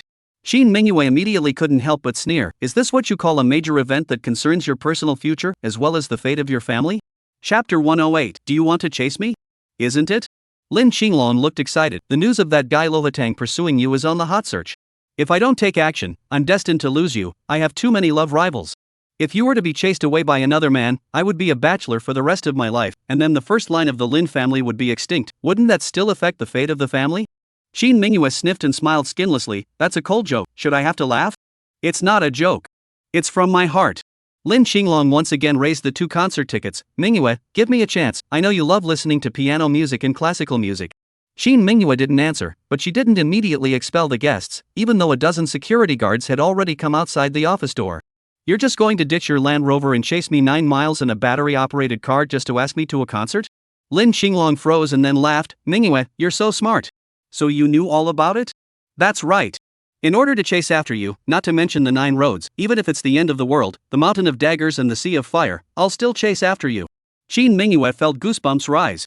It was a big part of her misogyny, and it felt all over the place to hear those mealy-mouthed words. But so strange, it didn't feel that way when that idiot at home complimented her. You know the battery driver? Qin Mingyue still didn't answer it, but focused her attention on that battery truck driver. Lin Xinglong was surprised, but still shook his head and replied, I don't know. But strangely enough, I stopped it casually, and it seems like I stopped a professional racer, otherwise I couldn't have chased it here. Do you think we are destined to be together? Qin Mingyue smiled disdainfully. She didn't believe in destiny, and if she had to say there was one, it was with that idiot. Lin Xinglong pursued her, originally has nothing to do with that idiot, which can also stop his battery car, making a scene of a husband chasing his wife, chasing 9 major roads. Moreover, Lin Xinglong, this big man and Lingyu, that big fool are really like things. Lin Xinglong knows that Luo Tang's news rushed to the hot search, but he doesn't recognize the male protagonist who is still hanging on the top of the hot search list, so it's really speechless. Mingyue, you're smiling. You look so pretty when you smile, are you saying yes to me? With every word, Lin Xinglong managed to thunder Qin Mingyue on the outside. She was more than certain that it made her feel uncomfortable to be complimented on her beauty by anyone but the man at home, naturally. Lin Xinglong, go away, I'm rejecting you. I don't like stalkers, you know what I mean? Qin Mingyue still responded mercilessly. If Lin Xinglong didn't leave, she was able to directly call his father and ask him to bring people to drag him away. Unexpectedly, Lin Xinglong laughed out loud. Great, I've really failed. But this sense of failure makes my fighting spirit burn even more. Mingyue, listen. I'm going to pursue you for 10 years, if you haven't fallen in love with me after 10 years, then I'll give up. But Qin Mingyue almost wanted to vomit. What was this Lin family young master doing watching so many thunderous idol dramas for nothing? Every sentence almost thundered her to death. But thunder being thunder, the man was a good sport, and after dropping some bravado he left on his own. On the other side, although Lingyu was also curious about what Miss Qin looked like, his character was such that an Iron Man like him wouldn't be able to Baidu photos of beautiful women. After the part-time work, he drove the battery back, not expecting to pass the road entrance of the headquarters of the Big Dipper group, but actually met Lin Xinglong again. Lingyu thought he was here to deal with his Land Rover violation, but he did not expect Lin Xinglong to see him and greet him warmly at once. Brother, at last I've waited for you. You're here for me? Lingyu also wondered, he wasn't a beautiful woman, there was no need for this guy to wait for himself specifically, right? Just called over by the traffic police, just after dealing with things, I thought I would not meet you, I did not expect to really meet. Lin Xinglong's style of speaking was not at all like a powerful young man, but rather like a straightforward hot-blooded young man. Dude, do you have a girlfriend? What? You want to find me for this? I don't have a girlfriend and I'm not looking for a boyfriend. Lingyu and Lin Xinglong had a feeling of meeting each other at first sight, and the humor attribute was inspired. I'm not looking for a boyfriend either, so if you don't have one, I'm thinking of introducing my sister to you. Lin Xinglong said, hitching a ride on Lingyu's shoulder, proudly saying, my sister is super pretty and currently single, do you want to try chasing her? No need, I have a woman. Lingyu waved his hand. Lin Xinglong laughed brightly again, that's just right, I'll give you these 2 concert tickets as a reward for helping me today. Lingyu didn't pick it up either, but just curiously said, what, your appointment with the Qin family's eldest lady is yellow? But it's not just a failure. But it's fun to fail, that's what you want when you're chasing a girl, huh? Lin Xinglong smiled broadly and shoved the ticket into his hand. Take it, don't waste it. I can't use it anymore anyway. Lingyu didn't refuse, but he hadn't asked Qin Mingyue out either, so was this considered a date? What if the iceberg girl misunderstands that he's trying to pick her up? Okay, let's go. Lin Xinglong patted Lingyu's shoulder again and got into his car to leave. And he always had a strange premonition that he would meet up with Lingyu again sooner or later. Lingyu took the 2 concert tickets and rode the electric bike home as well. He was also disappointed. Should he ask Qin Mingyue to listen to it or not? Forget it, the iceberg girl is so busy, how would she go with herself? But tomorrow happens to be Saturday, so she should be free in the evening, right? And it seems like an expensive ticket, so if you don't go, it's a waste. What are you doing? Qin Mingyue was in her room, but hearing a fool pacing back and forth in the hall, she couldn't help but step out to take a look.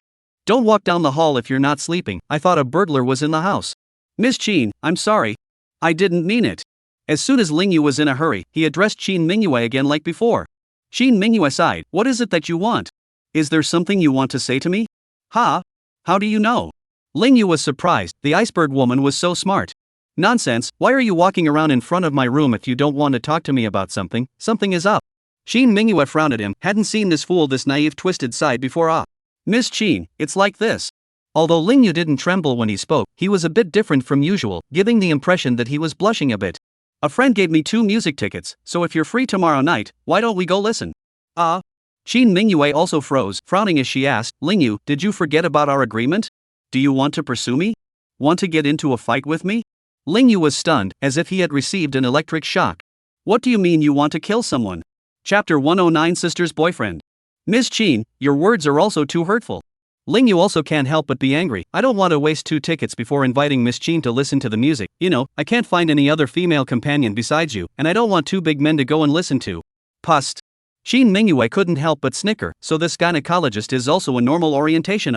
The next second, however, she hurriedly resumed her icy face. Can't find a female companion? What about Lin Qingxian? Oh, right too. Ling Yu didn't know that Shin Mingyue had done it on purpose, and this comment really reminded him that if the iceberg woman refused to go, he could give it to Lin Qingxian. Seeing that he actually turned around to leave, it was Shin Mingyue's turn to freeze in anger. Stop. Miss Chin, you have something? Ling Yu turned around and saw Shin Mingyue walking over with her hands crossed and puffing. Then, in one swift motion, he snatched the concert tickets out of his hand with a wave of his hand. It didn't matter what she saw, she was almost petrified in place. Aren't these the 2 that big guy Lin Qinglong used to invite her?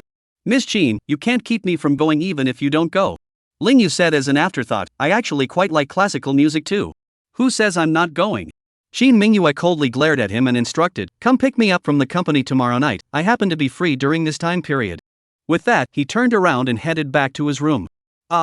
Ling Yu froze before reacting to the fact that the iceberg woman had agreed to go on a date with him. Shucks, was it a concert? He touched his heart and realized how it was beating a little faster than usual. Oops. This is not acceptable.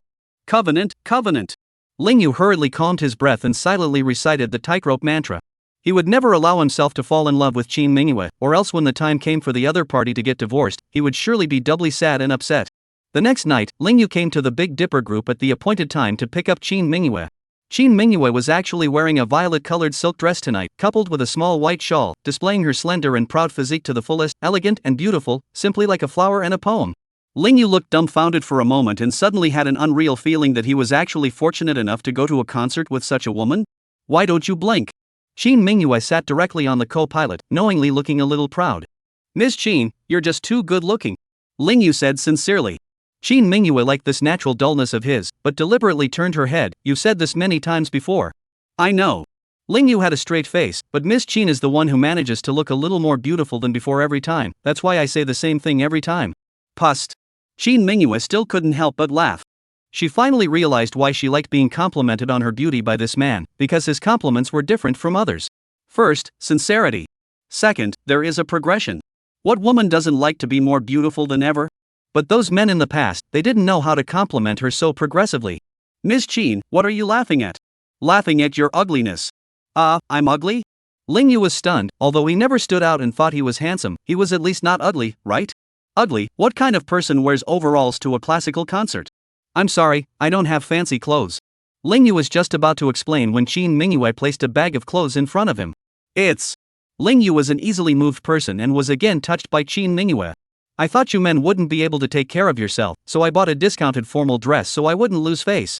Shin Mingyue was afraid that this man would get too uptight and hurriedly lied. In fact, the suit, she specially instructed Xia Xiaodai to go to the brand store to buy. A set down spent more than 8,000. Miss Chin, thank you so much. You're always so nice to me, I'm really afraid I'll fall in love with you. In a moment of excitement, Ling Yu said what was on his mind. You'd better not fall in love with me or you'll be in pain. Shin Mingyue was habitually high-strung, but in actuality, she was very proud in her heart. She was the eldest lady of the Chin family. If a man she lived with didn't fall in love with him, wouldn't it prove that she was unattractive? How does that work? Then change when you get to the concert venue. Whatever. Shin Mingyue didn't ask him to change right away, and felt that this man still understood her. If he dared to strip and change his clothes right in the car, she could beat him to death. In half an hour, the two men were at Good's Music Castle. This was a high-class place in Cloud City, not something that ordinary people could come in.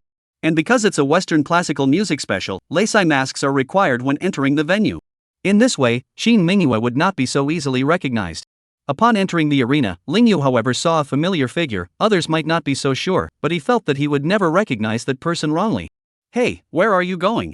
Qin Mingyue was originally gently holding Lingyu's arm, which was a big breakthrough in her life, and she also felt that Lingyu, the man, should be flattered, which would have thought that he would actually dump her as soon as he entered the scene to go after other women? Abominable. Luckily, Lingyu hurriedly explained, Mingyu, I think I saw my sister. She seems to have a boyfriend. This explanation was barely acceptable to Qin Mingyue. After all, she knew that Lingyu only had a real sister, and had heard him say that his sister still had no boyfriend at 30, and now that he saw her entering such a place arm in arm with a man, it was normal for his brother to be a little excited and lose his temper. Sis. Lingyu quickly walked over and called out. The couple in front of them also turned around at the sound of the voice. A pure white, tall, charming beauty was none other than Ling Ruoxue. Seeing Lingyu, Ling Ruoxue was also pleasantly surprised. Older brother, why are you here? Lingyu also laughed. I was going to ask you? What, how come you didn't tell me and mom when you talked about your boyfriend? Without waiting for Ling Ruoxue's introduction, the man beside him asked, Ruoxue, is this your brother? He's really tall and powerful, but he's just a bit casually dressed to come to this kind of place, right? Hearing his words, Lingyu was slightly stunned. His sister's boyfriend's concerns were real enough. Well, this is my brother Lingyu. Only then did Ling Ruoxue introduce both parties. Xiaoyu, this is my boyfriend, Ojie. It's not that I didn't tell you before, it's that we've only just established a relationship. Nice to meet you. With a smile on his face, Lingyu extended his hand to Ojie. Ojie, however, glanced at him and did not shake hands, but laughed, soon to be a family, so don't be so polite. Xiaoyu right, looks really quite tall late net 1.8 m, right? This. Lingyu was a bit surprised. Why did this man care so much about other people's height? My brother's late net 183. Ling Ruoxue answered for Lingyu and also explained, Xiaoyu, Ojie is an engineer and is more sensitive and serious about numbers, so don't take it too personally. It's okay. Lingyu casually laughed and did not feel relieved. Qin Mingyue had been watching from the back and did not walk over. With her eyesight, she could see through at a glance that this Ojie had a kind of conceit originating from lack of confidence. If nothing else, he was wearing a pair of inner heights, and Lingyu's sister stood together but still a little shorter. Perhaps it was his own lack of height that made him care so much about the fact that Ling Ruoxue's brother was so much taller than him, leaving him without the towering image of his future brother-in-law. Chapter 110 Eager future brother-in-law. Xiaoyu, actually your sister is wrong, engineer is just my specialty, my position is actually project general manager. OJ corrected more seriously. Seeing that his sister was a bit displeased, Lingyu hurriedly laughed, brother Jie is great. Awesome is not to be taken for granted, I also earned my position today by hard work, step by step. Ojie's mouth said he didn't dare, but his expression was very daring, and he even resounded with satisfaction. Lingyu did not feel disgusted, relying on his own efforts to level the playing field, a little bit of pride is also deserved. By the way, Xiaoyu, what's your job again? How's the income? OJ is quite a flirt. Ling Ruoxue didn't stop her, Ojie was her boyfriend, and there was nothing wrong with chatting more with her brother to bring him closer for the first time. I'm a gynecologist in my main practice, making $80,000 a year, and I have a part-time job. As always, Lingyu did not hide anything. Ojie obviously frowned and directly raised his hand to pat his shoulder. What's the point of this kind of job? This way, you'll go back and resign tomorrow, come to my company, I'll arrange a job for you, guaranteeing an annual salary of over $100,000.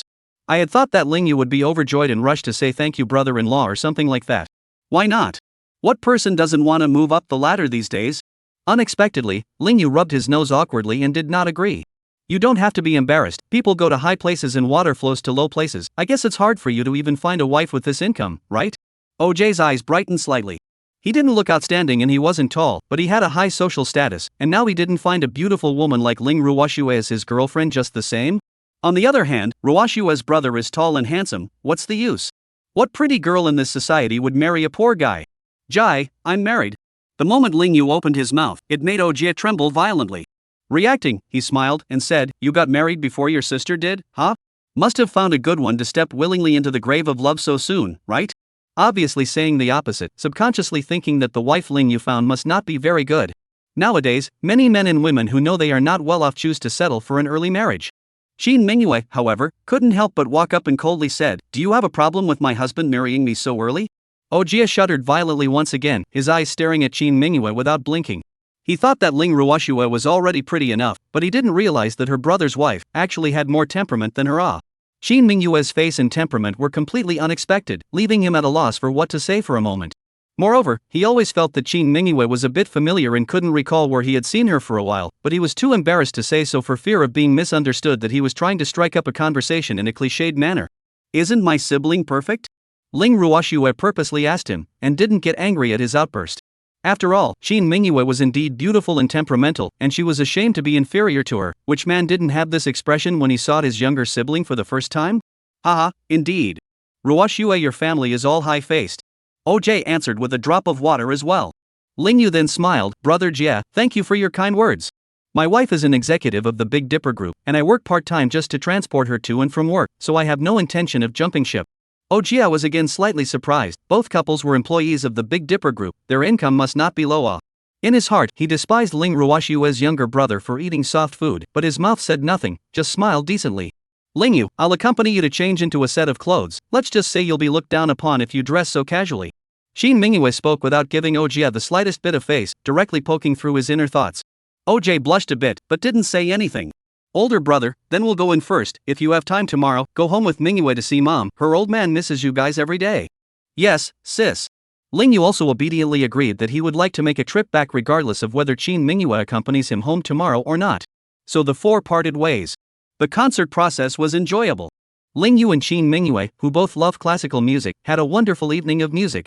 The next day, Qin Mingyue came out early in the morning with sleepy eyes and saw Ling Yu having breakfast ready and waiting for her. Akatsuki, are you free to come home with me today?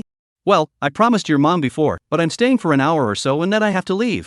She had to say yes for once after the idiot had called her so close today, right? Great. Ling Yu was already satisfied that the iceberg woman could stay in his house for an hour.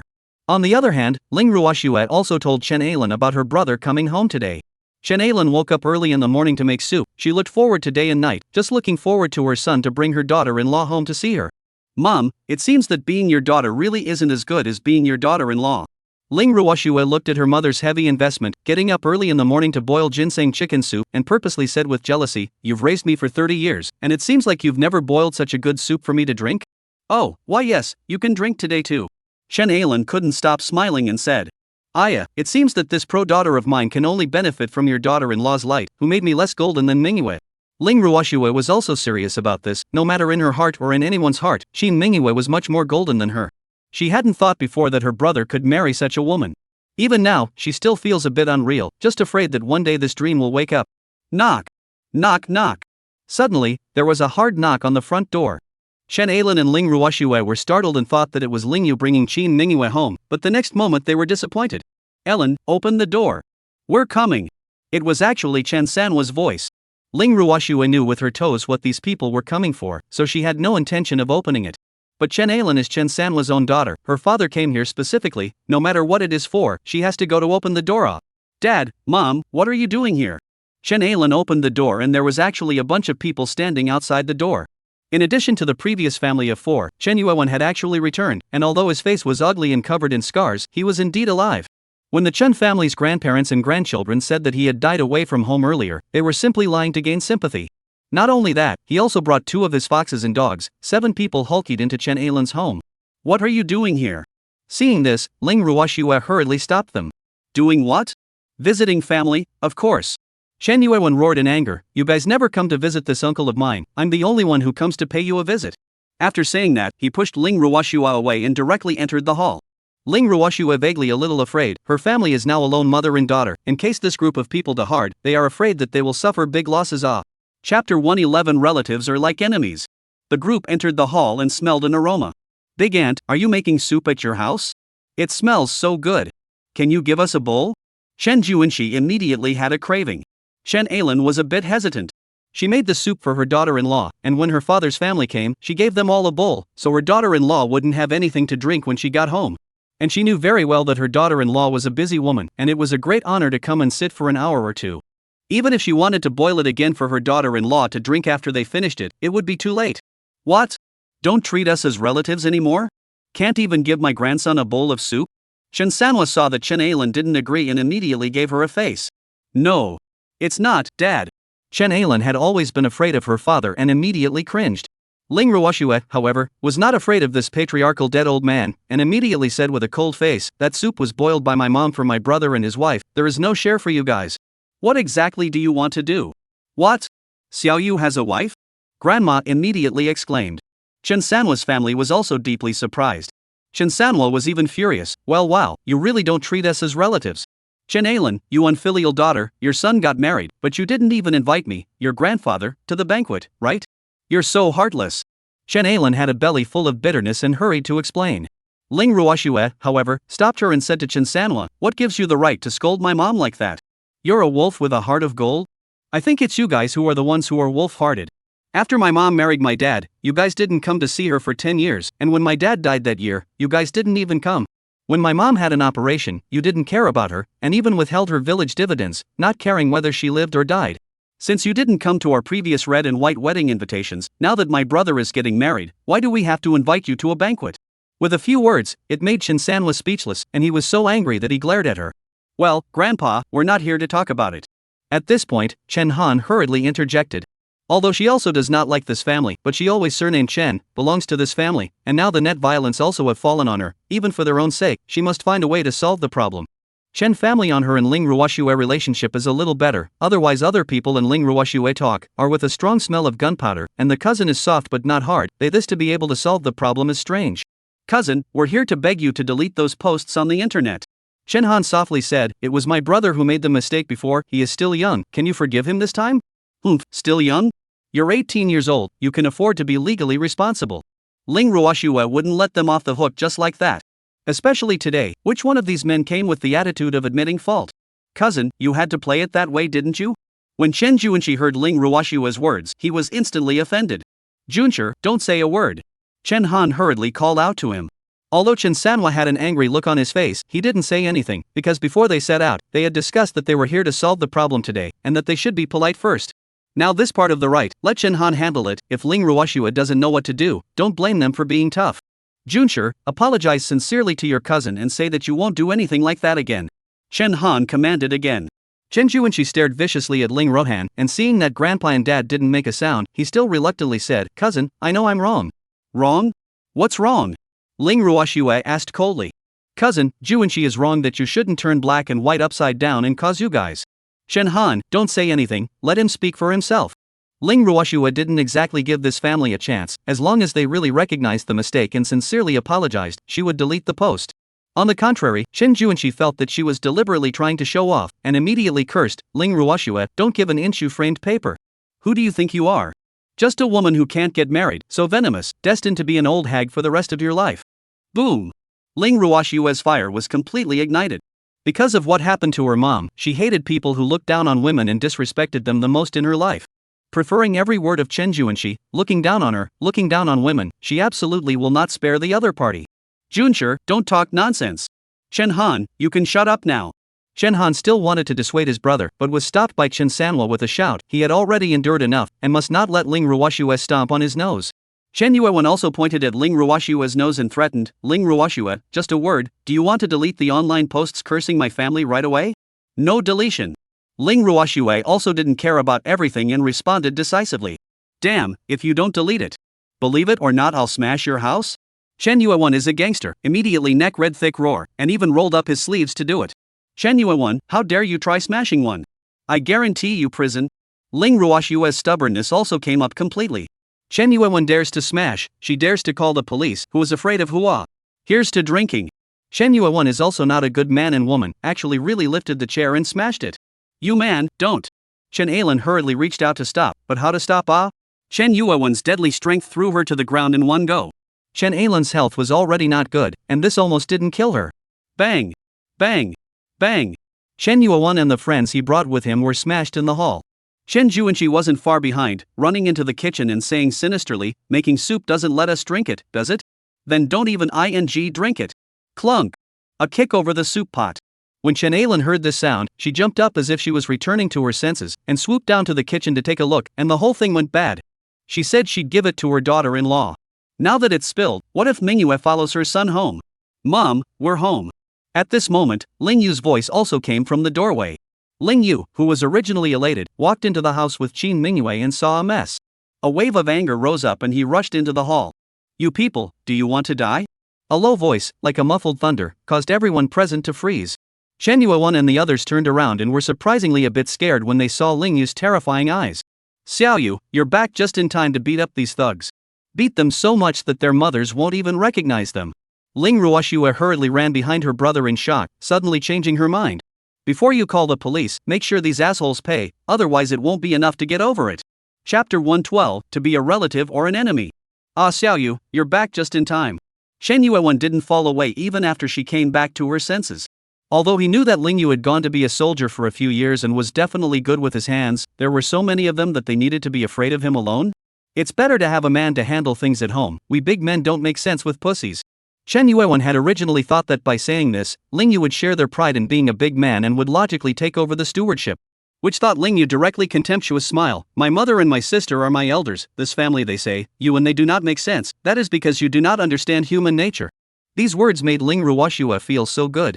These guys, they think everyone is as patriarchal as they are? Think everyone despises women like they do? Qin Mingyue behind her also guffawed with her vermilion lips. She also hated men who didn't respect women, so for Ling Yu to behave like this was a plus in front of her. Pussy. Shen Yuewen gave a cut and said with a crooked twisted mouth, I'll ask you guys one more time, do you want to delete the post on the internet? Be a relative or an enemy, you guys choose yourselves. Shen Juanxi also came out from the kitchen and stood behind his dad a couple of times for strength. He had a smug look on his face, thinking that they were a party of bullies, and that his cousin wouldn't be immortalized with them as long as he wasn't stupid. Otherwise it would be difficult for their family to live in peace, I'm afraid. Ling Yu swept a glance at the kitchen in passing, and then seeing the look on his mother's heart like a knife, he directly rushed up and punched Shen Yuewen's disgusting face. Shen Yuewen tried to fight back, but Ling Yu kicked him off again. Boom!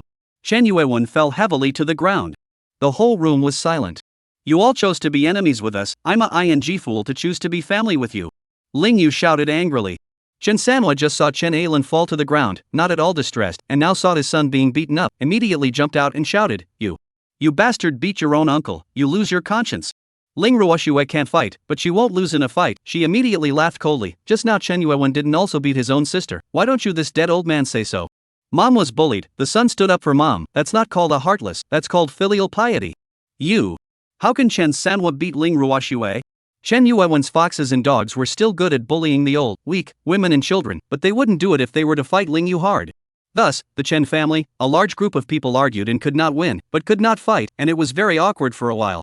We'd better go, there's no need for a family to get to this level. The old grandmother finally opened her mouth. Shut up. Chen Sanhua could not vent his anger, so he took his wife to a scolding. It's you who won't teach your daughter, and now she will teach such unfilial children and grandchildren. Dead old man, you should accumulate some mean virtues. Ling Ruoxue couldn't stand to see him bullying her grandmother and argued again. My mom is good-tempered and gentle, and she doesn't break the law or cheat. Your son, on the other hand, eats, drinks, whoredoms, gambles, cheats, and is full of all 5 drugs. He doesn't know how to do anything good, and he can't even beat my brother in a fight, so who are you to look down on your daughter? How can you look down on me and my brother? Some words disliked Shen Sanhua's face exploded red, stomping his feet and exclaiming, Pissed me off. Piss me off.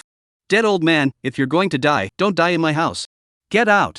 Ling Ruoxue angrily pointed to the outside to expel the guests, that was not giving any mercy at all. She had no affection for this group of scum long ago, and now she only felt pain in her heart. Good. You guys wait. Wait well. I won't make it easy for you. Chen Sanhua flung his hands in anger and led a group of people away. It was only a split second after they went out that they saw Qin Mingyue. Qin Juanxi was even more harried, this can't be Ling Yu's wife, right? How awesome would it be to get yourself a night's sleep? Qin Mingyue, however, didn't even look at them. Naturally she didn't see Qin Juanxi's lewd expression and wouldn't try to guess the mind of that kind of trash. Mom, are you okay? Qin Mingyue walked in and took the initiative to care for Chen Ailan. Chen Ailan's mood instantly improved countless times when she heard this sound of mom, but she became even more guilty. Mingyue, I'm sorry. I promised to make you soup, but now the soup is gone. It's okay, you're fine, just sit down and rest. Qin Mingyue's gesture fell completely in Ling Yu's eyes. I didn't realize that the iceberg woman, who was usually cold and icy and had a bad attitude towards anyone, was nice to his mom. He realized that his previous worries were all superfluous. If Qin Mingyue was really his wife, how good. This mother-in-law and daughter-in-law relationship is simply a family model. Only the next moment, Qin Mingyue coldly glared at him. Ling Yu, why don't you go clean up? Well. Ling Yu spat in his heart, this wife is good at everything, it's just that with her, it's hard for his family status to be high off. Although Qin Mingyue wouldn't help Ling Yu clean up, she kept Chen Ailan company. With her daughter-in-law with her, Chen Ailan became fine even if she had something to do, and said that the next time Qin Mingyue came back, she would make sure to make up a good soup for her to drink. Shin Mingyue just smiled, not understanding why this housewife was so obsessed with making soup for herself, making it seem like she had never had soup before. Sis, if that post isn't deleted, I'm afraid those scum from the Chun family will still come after you. Ling Yu and Ling Ruoxue tidied up the hall together and voiced their concerns. Ling Ruoxue clenched her lower lip, her eyes wrathful. She really didn't want to give in, but her oldest brother was right, he wasn't home often. What if those guys from Chun Yuewen came back next time? Ruoxue, why don't you delete it? It's always a relative. Chen Ailan heard it and couldn't help but sigh and persuade. Ling Ruoxue was still hesitating and was about to helplessly agree when she heard Qin Mingyue let out a cold grunt. Delete what? Why should we bow down to evil forces? These words simply spoke to Ling Ruoxue's heart. But Ling Ruoxue returned the favor and said, what can we do if we don't bow down? Of course I have. Qin Mingyue didn't put trash of Chen Yuewen's rank in her eyes in the slightest, and suggested forcefully. Sister Snow, not only do you not want to delete the post, but you also want to continue to put up what they did today, so that the cyberstorm gives them a harder time. To punish crime is to use force, not compromise. Compromise will only continue to fuel crime. True to form, she is the goddess of wisdom. Ling Yu very much agreed with her words, but he was just worried about the safety of his mom and sister. What if he drove the dog into a poor alley and Chen Yuewen's family came to a fish out of water? Qin Mingyue, of course, knew what they had in mind, then added, Mom and sister should not continue to live here recently, and of course, we should install the cameras, and if surname Chen comes back to vandalize again, we'll collect the evidence and send them to jail. Ling Ruoxue also felt that Qin Mingyue's strategy was great, yet she still said, I'm perfectly fine with it, but Mom doesn't live at home, can she go over and live with you guys? Chen Ailan also immediately looked at Qin Mingyue with flashing eyes. Of course she would be happy to live with her daughter-in-law. Chapter 113, Your Wife, What a Cow. Of course Ling Yu wanted his mom to be able to live with them, but he understood Qin Mingyue's personality better. Definitely not happy about it. If her grandfather hadn't forced her to, she probably would have been dead set against living with him. That's why he didn't open his mouth, lest he make things difficult for Qin Mingyue. My friend has another house in the Minji neighborhood, she entrusted me to take care of it because she went out of town for work, so if mom doesn't mind, she and sis will move there, the place isn't smaller than this. Qin Mingyue spoke the solution without thinking. She made up the story, of course, and the house is hers, she has too many properties. Seeing that Chen Ailan was still hesitating, Qin Mingyue continued, it's closer to the Yunshan poetic community, so it'll be easier for Ling Yu and I to visit you, or else we'll always drive here, and it'll be a waste of so much time to go back and forth. Really? Chen Ailan really looked bright. Then if I move there, will you and Xiaoyu be able to come and visit me every week? Ling Ruoxue cannot help but roll her eyes. Alas, Mom is really Chen Sanhua pro-daughter, son preference No. Mom favors her daughter-in-law. That's not patriarchal, is it? Could be. Qin Mingyue obediently agreed. Chen Ailan was so happy that she thought she would be able to see her son and daughter-in-law every week, not to mention letting her live in the neighborhood, and letting him live in a dog kennel. Not only is Qin Mingyue a strong planner, but her execution skills are also top-notch. Immediately letting Ling Yu drive, the family of four went to the Minji neighborhood to put Chen Ailan and Ling Ruoxue's new residence in place. Then, when the two mothers and daughters came home to pack up the finer things, they found that a full set of surveillance of the house had been installed. Qin Mingyue's three despondent members of the Ling family were resolved in a matter of 3 strokes. Ling Ruoxue had to quietly exclaim in her oldest brother's ear, Your wife, what a cow. Ling Yu also laughed along the way. That's right, there's no doubt about the ability of the executives who work for big corporations. Ling Ruoxue thought deeply, and even felt that her younger sibling's ability was much stronger than her boyfriend who was the general manager. Qin Mingyue parted ways with Ling Yu's family at noon and went to an upscale restaurant to gather with her sister. This time, it was Qin Rohan who asked her out. Not only that, on the lunch of the two sisters, Qin Rohan kept on giving Qin Mingyue attentions, again pinching food and all kinds of massages to curry favor. There's something you want to ask me, say it. Qin Mingyue had watched this sister grow up, and she could tell at a glance what little things she had in her heart. Sister is really worthy of being the goddess of wisdom, the #1 beautiful president of Cloud City, she can practically read minds. Come on. Your mind is so close to being written on your face, I don't know enough to be on the same level as that idiot Ling Yu, right? Hearing that her sister this could even mention her brother-in-law, Qin Rohan became even more cautious. Sis, I actually just wanted to ask you to borrow something for a day. What is it? Qin Mingyue was instantly on guard. In the past, when this little girl asked her to borrow something, she had never been so formal, and now she was inviting her to dinner and being attentive, so she was afraid that what she borrowed wasn't something ordinary?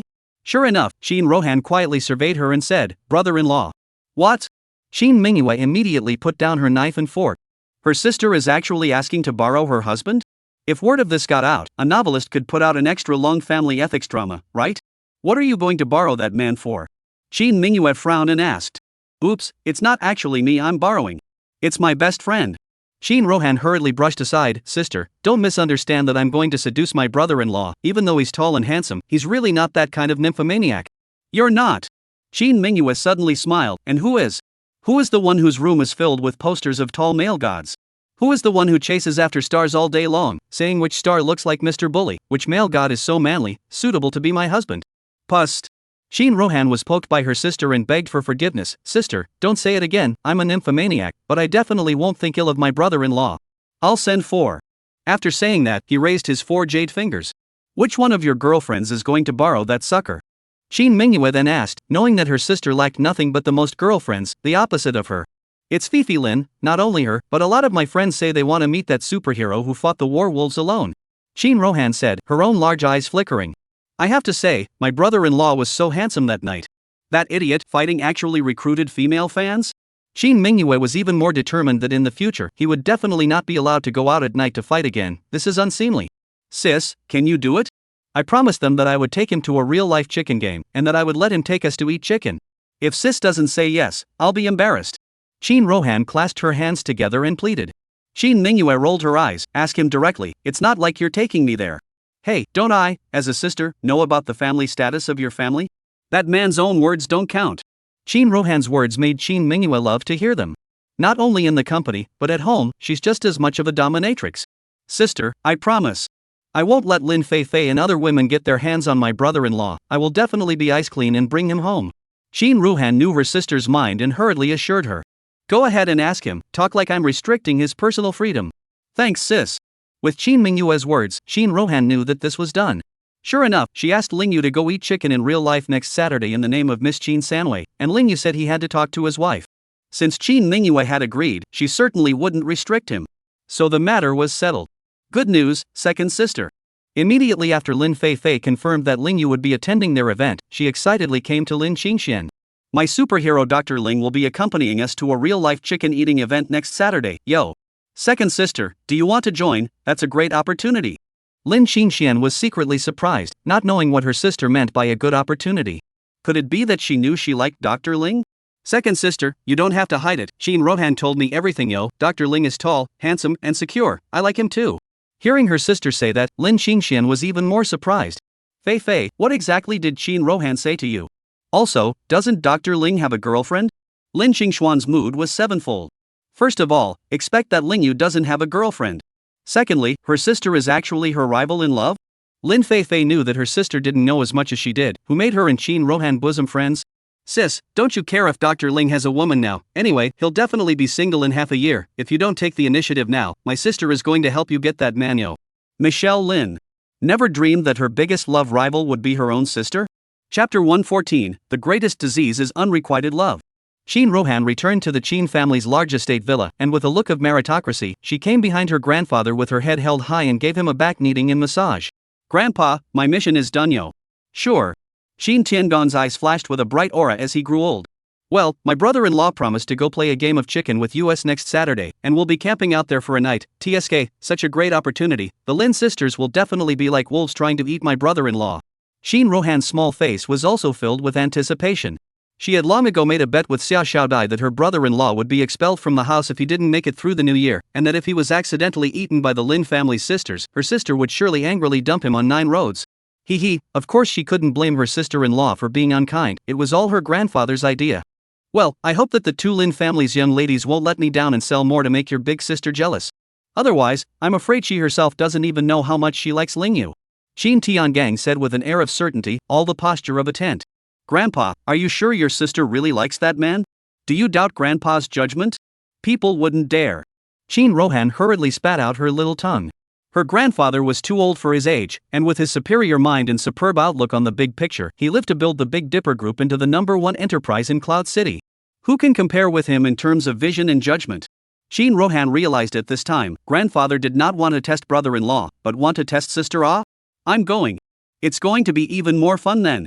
On Monday, Lingyu went to work as usual, and Lin Xingxian came as usual.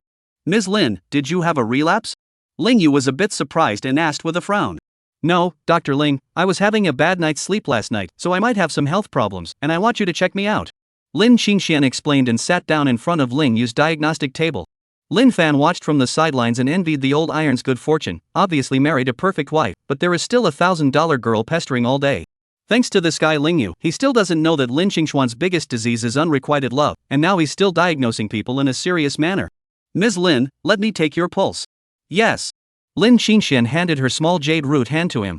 Lingyu then laughed, taking a pulse is not shaking hands, this woman's move is so strange. However, he still didn't move to press her jade hand on the diagnostic table and carefully took her pulse. Dr. Ling, is your girlfriend from the Big Dipper group? Is her surname Qin? Yes, but she's not my girlfriend, she's my wife. Ling Yu nodded. Hee, it can't be the Qin family's eldest miss, can it? That's the one that all the men in Cloud City want to marry home. Lin Xingxian came here today, the doctor's visit was fake. Just to figure out if what her sister said was true or not. That's definitely not. Ms. Lin, don't flirt with me. Ling Yu's expression was bland and did not look like he was lying in the slightest. Lin Xingxuan's watery eyes brightened slightly, it seemed like he really didn't even know his wife's identity. Here's the problem. So what happened to his marriage to Qin Mingyue? Ms. Lin, there's nothing wrong with your body, it's just that you're not resting well and have a little bit of false heat, go back and drink more boiled water and pay attention to the combination of work and rest and you'll be fine. Ling Yu quickly diagnosed Lin Xingxian. Dr. Ling, your medical skills are really great, you practice both Chinese and Western medicine, many old doctors can't compare to you. Why did you come to be a gynecologist? This was a question that Lin Xingxian had actually wanted to ask for a long time. She would feel that Ling Yu was different, apart from the fact that he was tall and handsome, there was also an air of mystery, like a book with a story that captivated her. Miss Lin is too kind. Ling Yu, however, responded casually and did not respond to her question. It had something to do with his retirement from the north back in the day, but he didn't want to mention it to anyone. Seeing that he didn't want to answer, of course Lin Xingxian wouldn't pursue the question, seeing that she had seen this disease and had nothing to do, she only stood up to leave. But as she walked out the door, she couldn't help but turn back. Dr. Ling, are you free this Saturday? Lin Fan had been outside the door, pretending to be busy, but in actuality, he was secretly watching Ms. Lin pick up his old iron. TSK, thanks to him, he had always thought that Lin Xingxian was very subtle, but he didn't realize that this time it was all out in the open. Is this a blatant attempt to date a married man? I'm sorry, Ms. Lin, I have an appointment on Saturday for a real-life game of chicken. So yeah. Lin Xingxian pretended to be disappointed, but in actuality, she already knew. I love playing this kind of game too, can Dr. Ling take me there? I'll have to ask the organizers about that. Yes, please. You're welcome. Lin Xingxian finally left. Ling Yu hurriedly sent a message to the third young lady, requesting to bring an extra person, that was of course allowed. Qin Rohan was still snickering, Lin Xingxian, this woman is really bold. She knows her brother-in-law has a husband, but she still wants to jump into the flame? Look at her, she's innocent and shy, but she's bold when it comes to her feelings. On the contrary, Ling Yu, after this matter was finalized, he didn't bother to think about it much, and this piece of steel of his wouldn't try to guess a woman's mind, except for his wife, of course. After the hospital got off work, he went to the headquarters of the Big Dipper group as usual. Tonight, Qin Mingyue had a social engagement and didn't need him to pick it up, so Ling Yu finished his part-time job and went home alone. He was not yet an official employee of the Big Dipper group, so he was not qualified to enter the office, and since his part-time job was usually at night, he hardly ever interacted with the official employees, let alone being able to see his wife during working hours. While passing through an intersection, his Maserati was stopped by a large Land Rover. This car look familiar? Isn't it Lin Xinglong's? Ling Yu thought that Lin Xinglong was looking for him for something, but on second thought, the last time he rode a small battery, Lin Xinglong should not know that the car was his. Mr. Qin, I've been waiting for you for a long time. Saying something about having an honorarium, but... Lin Xinglong got down from the big Land Rover with a smug look, thinking that he had intercepted his goddess. Such a fun game to play. But it was only when he saw the man in the driver's seat clearly that he straight away froze. Bro, why you? Ling Yu also laughed. Yeah, I'm surprised too. How did you know it was me? Lin Xinglong laughed out loud. Why does this car of yours look so much like my woman's? Your woman? Ling Yu also asked obediently. Mr. Lin looks quite powerful, your woman must be quite extraordinary as well. That's right. Lin Xinglong proudly said, my woman is the #1 beauty in Cloud City, the Qin family's eldest miss. Oh, it's her. Ling Yu came to a realization, his eyes even had a hint of doubt, but I heard my oldest sister mention it, that woman can be very high up, and I heard that she has never been in love, there are even rumors that she is a lesbian? It's all just rumors. Lin Xinglong blurted out, sooner or later, I'll catch up with her, and when I do, I'll introduce her to you, brother. Good thing too. Ling Yu, this is not a smooth answer, he has long wanted to see what the Qin family miss looks like, is it really more beautiful than his wife? Chapter 115, Crash into Adultery. Since we met tonight. Then we must have a good drink whatever we say. Lin Xinglong directly seemed to kidnap Ling Yu as if he was enthusiastically grabbing him and not letting go. Ling Yu refused several times, the other party just wouldn't let him go, so he had no choice but to smile bitterly. I have to ask my wife for instructions first. Yo, I see you're pretty good, how come you're a wifey? Lin Xinglong scoffed, it's just a pussy, your big man can't deal with her? Ling Yu laughed and said, it's all because I've fought with others 3 times a month at night before. My daughter-in-law is just now keeping a tight rein on things. Brother, you can do it. You can take down a man, but you can't help a mere pussy? Lin Xinglong madly flirted with Ling Yu. Ling Yu didn't know his situation and couldn't refute it. Soon after, Qin Mingyue received a message from Ling Yu. Seeing that this man was actually dragged by Lin Xinglong to drink, she was also drunk. Lin Xinglong couldn't get her to go for a drink, so he turned to her husband. Don't be home past 11. Qin Mingyue did not restrict Ling Yu's freedom, but the bottom line remained the same. Ling Yu looked at the time, it was only just 9 o'clock, but there were still 2 hours left to have a drink with Lin Xinglong. Once that was established, the two drove to the night bar.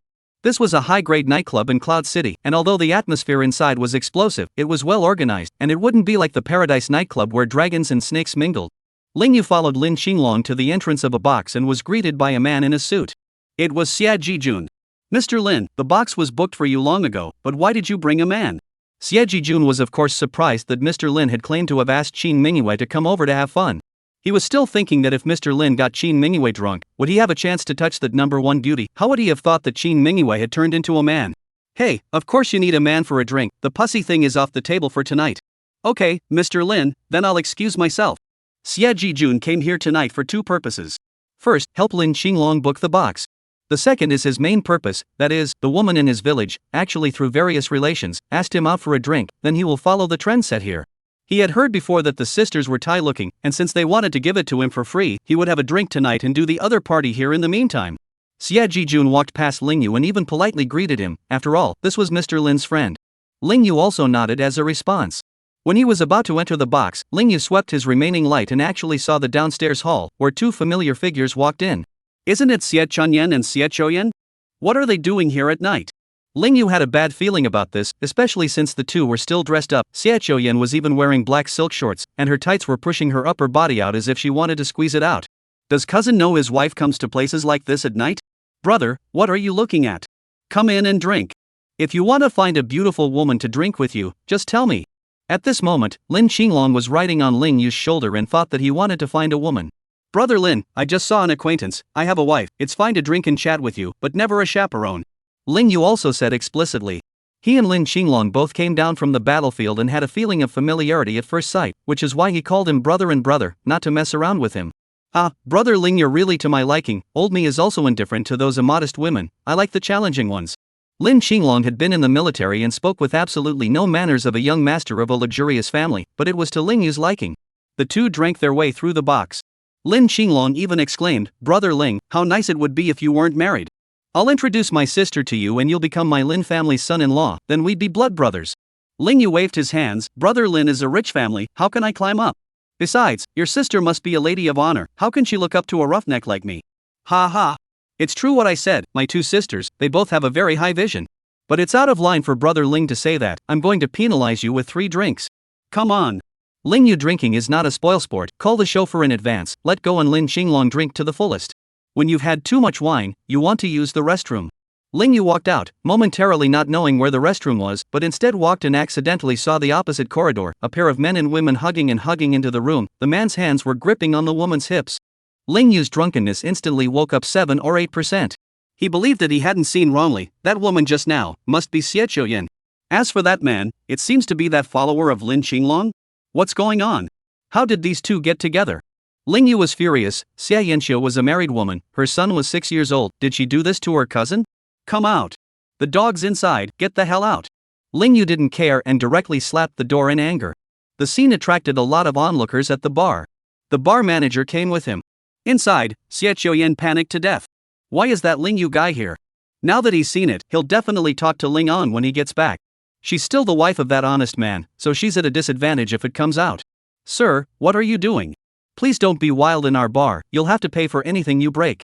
The manager saw that Ling Yu was not dressed like some rich kid and immediately warned coldly. Lin Xinglong happened to walk by and immediately disliked Ling Yu angrily on his behalf. What? Afraid that my brother can't afford to pay for it? Mr. Lin? Sorry, I didn't know he was your friend. The manager immediately apologized. Lin Qinglong was also reasonable and hurriedly pulled Ling Yu away. Brother, your drinking capacity is that shallow? That's what's driving you crazy here? I'm not in a drunken rage, I know that couple in there. Ling Yu said excitedly. Recognize? It's not your wife, is it? Lin Qinglong flirted smoothly. Ling Yu was at a loss for words for a moment. He was angry in his heart, but he still had sense, and there was no one around just now before he thought of breaking in. But now so many people are watching, if the story spreads and everyone knows that his sister-in-law is hooking up with a man outside, won't cousin's family feud spread outside? It's not that he doesn't want to expose Xie Chuyan, he's afraid that he will cause his cousin to ride the tiger at that time and have to divorce. Otherwise, you can't hold your head up. That's not my wife, but that man seems to be one of your men. Ling Yu still didn't tell the truth. Lin Qinglong said with a big grin, hey, that Xie Jijun kid isn't married, what kind of woman can he screw? Let's not worry about that. Let's go, keep drinking. After saying that, he took Ling Yu by the shoulders and had to go back to drinking. Ling Yu gritted his teeth, and while the manager and the others dispersed, he still couldn't help but turn back and rushed over to kick the door of the room open. Boo! Lin Qinglong was stunned. This man's foot strength was so strong, if he were him, he wouldn't dare to say that he could kick open the door of such a sturdy room with one kick. Chapter 116, Deadly Denial. Lin, what's wrong? Xie Jijun, the only one left in the room, was disheveled and panicked as he asked. Didn't you kid just bring a woman in? How come you're left alone? Lin Qinglong asked. No, it's just me. Xie Jijun is still trying to lie. Ling Yu pushes him away and walks into the room in a huff, not really finding Xie Yanxiu, but noticing that the window is open. He hurriedly looked out the window, just in time to see Xie Yanxiu eagerly just climb down in spite of his image and hurriedly ran away from the scene. Brother Ling, what's wrong with you? Lin Qinglong didn't know what he saw, he only thought it was strange for him to do so. Ling Yu glared at Xie Jijun and said, this gentleman, I don't care if you want to find a woman, but you mustn't hit on a married woman. Xie Jijun's acting skills were also good as he smiled and said, Mr. Ling, I don't know what you're talking about, I'm really ready to find a woman, but she hasn't come yet. Well, since we didn't find any women, let's keep going back for a drink. Lin Qinglong didn't care who was right or wrong, the woman wasn't Ling Yu's wife anyway, he didn't care. Brother Lin, it's almost 11 o'clock, I should go back. We'll drink again next time when we're free. Ling Yu was in no mood for anything. Had he known that Xie Yanxiu was here to hook a man tonight, he should have been more careful. Well, it's no fun. Lin Qinglong was slightly bummed out, but he did not force Ling Yu to stay. Ling Yu went through the valet and returned to the Cloud Mountain Poetry neighborhood. It wasn't even past 11 o'clock, Qin Mingyue left the door open for him, and even sat on the sofa doing a pre-sleep mask, and seeing his face turn blue, she couldn't help but ask, what's wrong? Is it possible to drink with Lin Qinglong and have more fights? If that's the case, that's great. She didn't want this idiot to get too close to Lin Qinglong at all, much less did she want them to become diehards, otherwise what if Lin Qinglong always pursued himself through this idiot in the future? Mingyu, I saw my cousin's sister-in-law cheating on her. I don't know if I should tell my cousin. The tone of Ling Yu's voice at this moment completely treated her as a family member. He needed her opinion. Xie Yanxiu? You saw her cheating with your own eyes? Qin Mingyue jade eyebrow slightly knit. Xie Yanxiu will derail, she is not surprised, the surprise is how Ling Yu saw it? He went for a drink with Lin Qinglong, how did it turn into catching an adulterer? Sort of. I saw her cuddle up with a guy and go into the private room, and then when I broke in, she escaped through the window. Ling Yu made this situation clear. Then she's cheating. Qin Mingyue, unlike Lin Qinglong, was convinced of Ling Yu and gave her advice almost without hesitation. Once unfaithful, 100 times useless, a long pain is better than a short one, tell your cousin to get divorced earlier. It's. Ling Yu looked at Qin Mingyue in slight surprise. An iceberg woman is an iceberg woman, rational beyond belief and also the optimal sensible solution to deal with the situation. But I'm afraid that a broken family won't be good for Willie's growth. What has Willie ever gotten before with her around? If you don't break it, you might find a better one after your cousin divorces her. The more you delay, the less capital your cousin will have. Qin Mingyue's every word was in the right context. After listening to her analysis, Ling Yu had a sense of enlightenment. Still, he sighed before smiling, Mingyue, you're so smart. Every time I meet something, you always give me clear thoughts and answers. It's you who's stupid. Qin Mingyue showed no mercy and hit him hard again before going back to her room to rest. Ling Yu was not hurt either, although he did not admit that he was too stupid. Qin Mingyue was indeed quite a bit smarter than him. On the other hand, Xie Chuyan hurried back to Xie Chunyan's rented room from the night bar. How? Did you charm Xie Jijun? Xie Chunyan asked anxiously.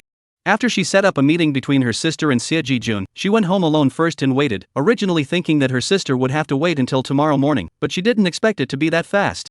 But when she saw Xie Chuyan's face, she felt that something was wrong. Sure enough, Xie Chuyan said angrily, fascinated yes, but not down ah. My good deed with him was bumped into by Ling Yu. It had been so hard to agree on how much money the other party would give her after she slept with Xie Jijun, but now it was all yellow. It's all because of that bastard Ling Yu. Now she's so poor that she doesn't even have the money to play mahjong. What? How could it be him? Does he know about our plan? Xie Chunyan was also very surprised. Contacting Xie Jijun was through the Xie village's network. How did that guy Ling Yu know? How should I know? Sis, what should I do now? He'll definitely tell Ling Shirtong. Xie Qiuyan gave the whole won't again. Xie Chunyan was also depressed, and after thinking about it, she hurriedly said, whether or not Ling Yu will tell Ling Shirtang, you will deny it. In short, you must not admit it. Do you understand? Xie Qiuyan nodded, but her eyes were a bit confused. I know you want to divorce Lingong sooner or later, but in the new marriage law, the cheating party is at an absolute disadvantage in the distribution of property, as well as child custody. If you admit it, and Lingong resolutely divorces you, you might not get anything, and then you'll still have to find someone to support you. When Xie Chunyan said this, Xie Qiuyan was even more determined not to admit it. The loss was too great. Well, don't sleep at my place tonight either. Go home early. You can't let Lingong sit and witness your cheating. Okay, I'll be right back. Xie Qiuyan walked to the door and turned back. What about Xie Jijun and I? Don't think about that now. After things lighten up a bit, sister will set you up again. Okay, sis. I'll do whatever you say. Xie Qiuyan nodded and went home in a panic. Lingong had long since put his son to sleep, so Ling Yu didn't reach him. There was no talk all night. It was the next day that Ling Yu called Lingong and said that he was asking him out tonight to say something about Xie Qiuyan, so that he could be mentally prepared. Xiao Yu, what do you mean by that? Did that do something to wrong me? Although Lingong was honest, he was not stupid and immediately thought of something. That's right, cousin, I saw her enter the private room with a man with my own eyes last night. What? Lingong was immediately so angry that his whole body burned, originally riding a battery car to work, directly not even work, turn around and go home. Cousin, don't mess around yet. Think of a good countermeasure before you act. Hey. Hello? Ling Yu was still trying to persuade, but realized that his cousin had hung up the phone long ago. Xie Qiuyan. You come out. Get the hell out. Wei had already been sent to school, so Lingong was in complete hysterics and looked horrible. Xie Qiuyan hid behind the door of the room and was scared to see the man's black face. But after taking a deep breath, she hurriedly pretended to be sleepy and walked out. Lingong, are you crazy? You don't go to work early in the morning. Why are you yelling here? You Sybil. You went to a bar last night to steal a man? Lingong is a traditional man. The most hate is to be unfaithful to the marriage and family. Angry, grabbed Xie Qiuyan's big wavy curly hair.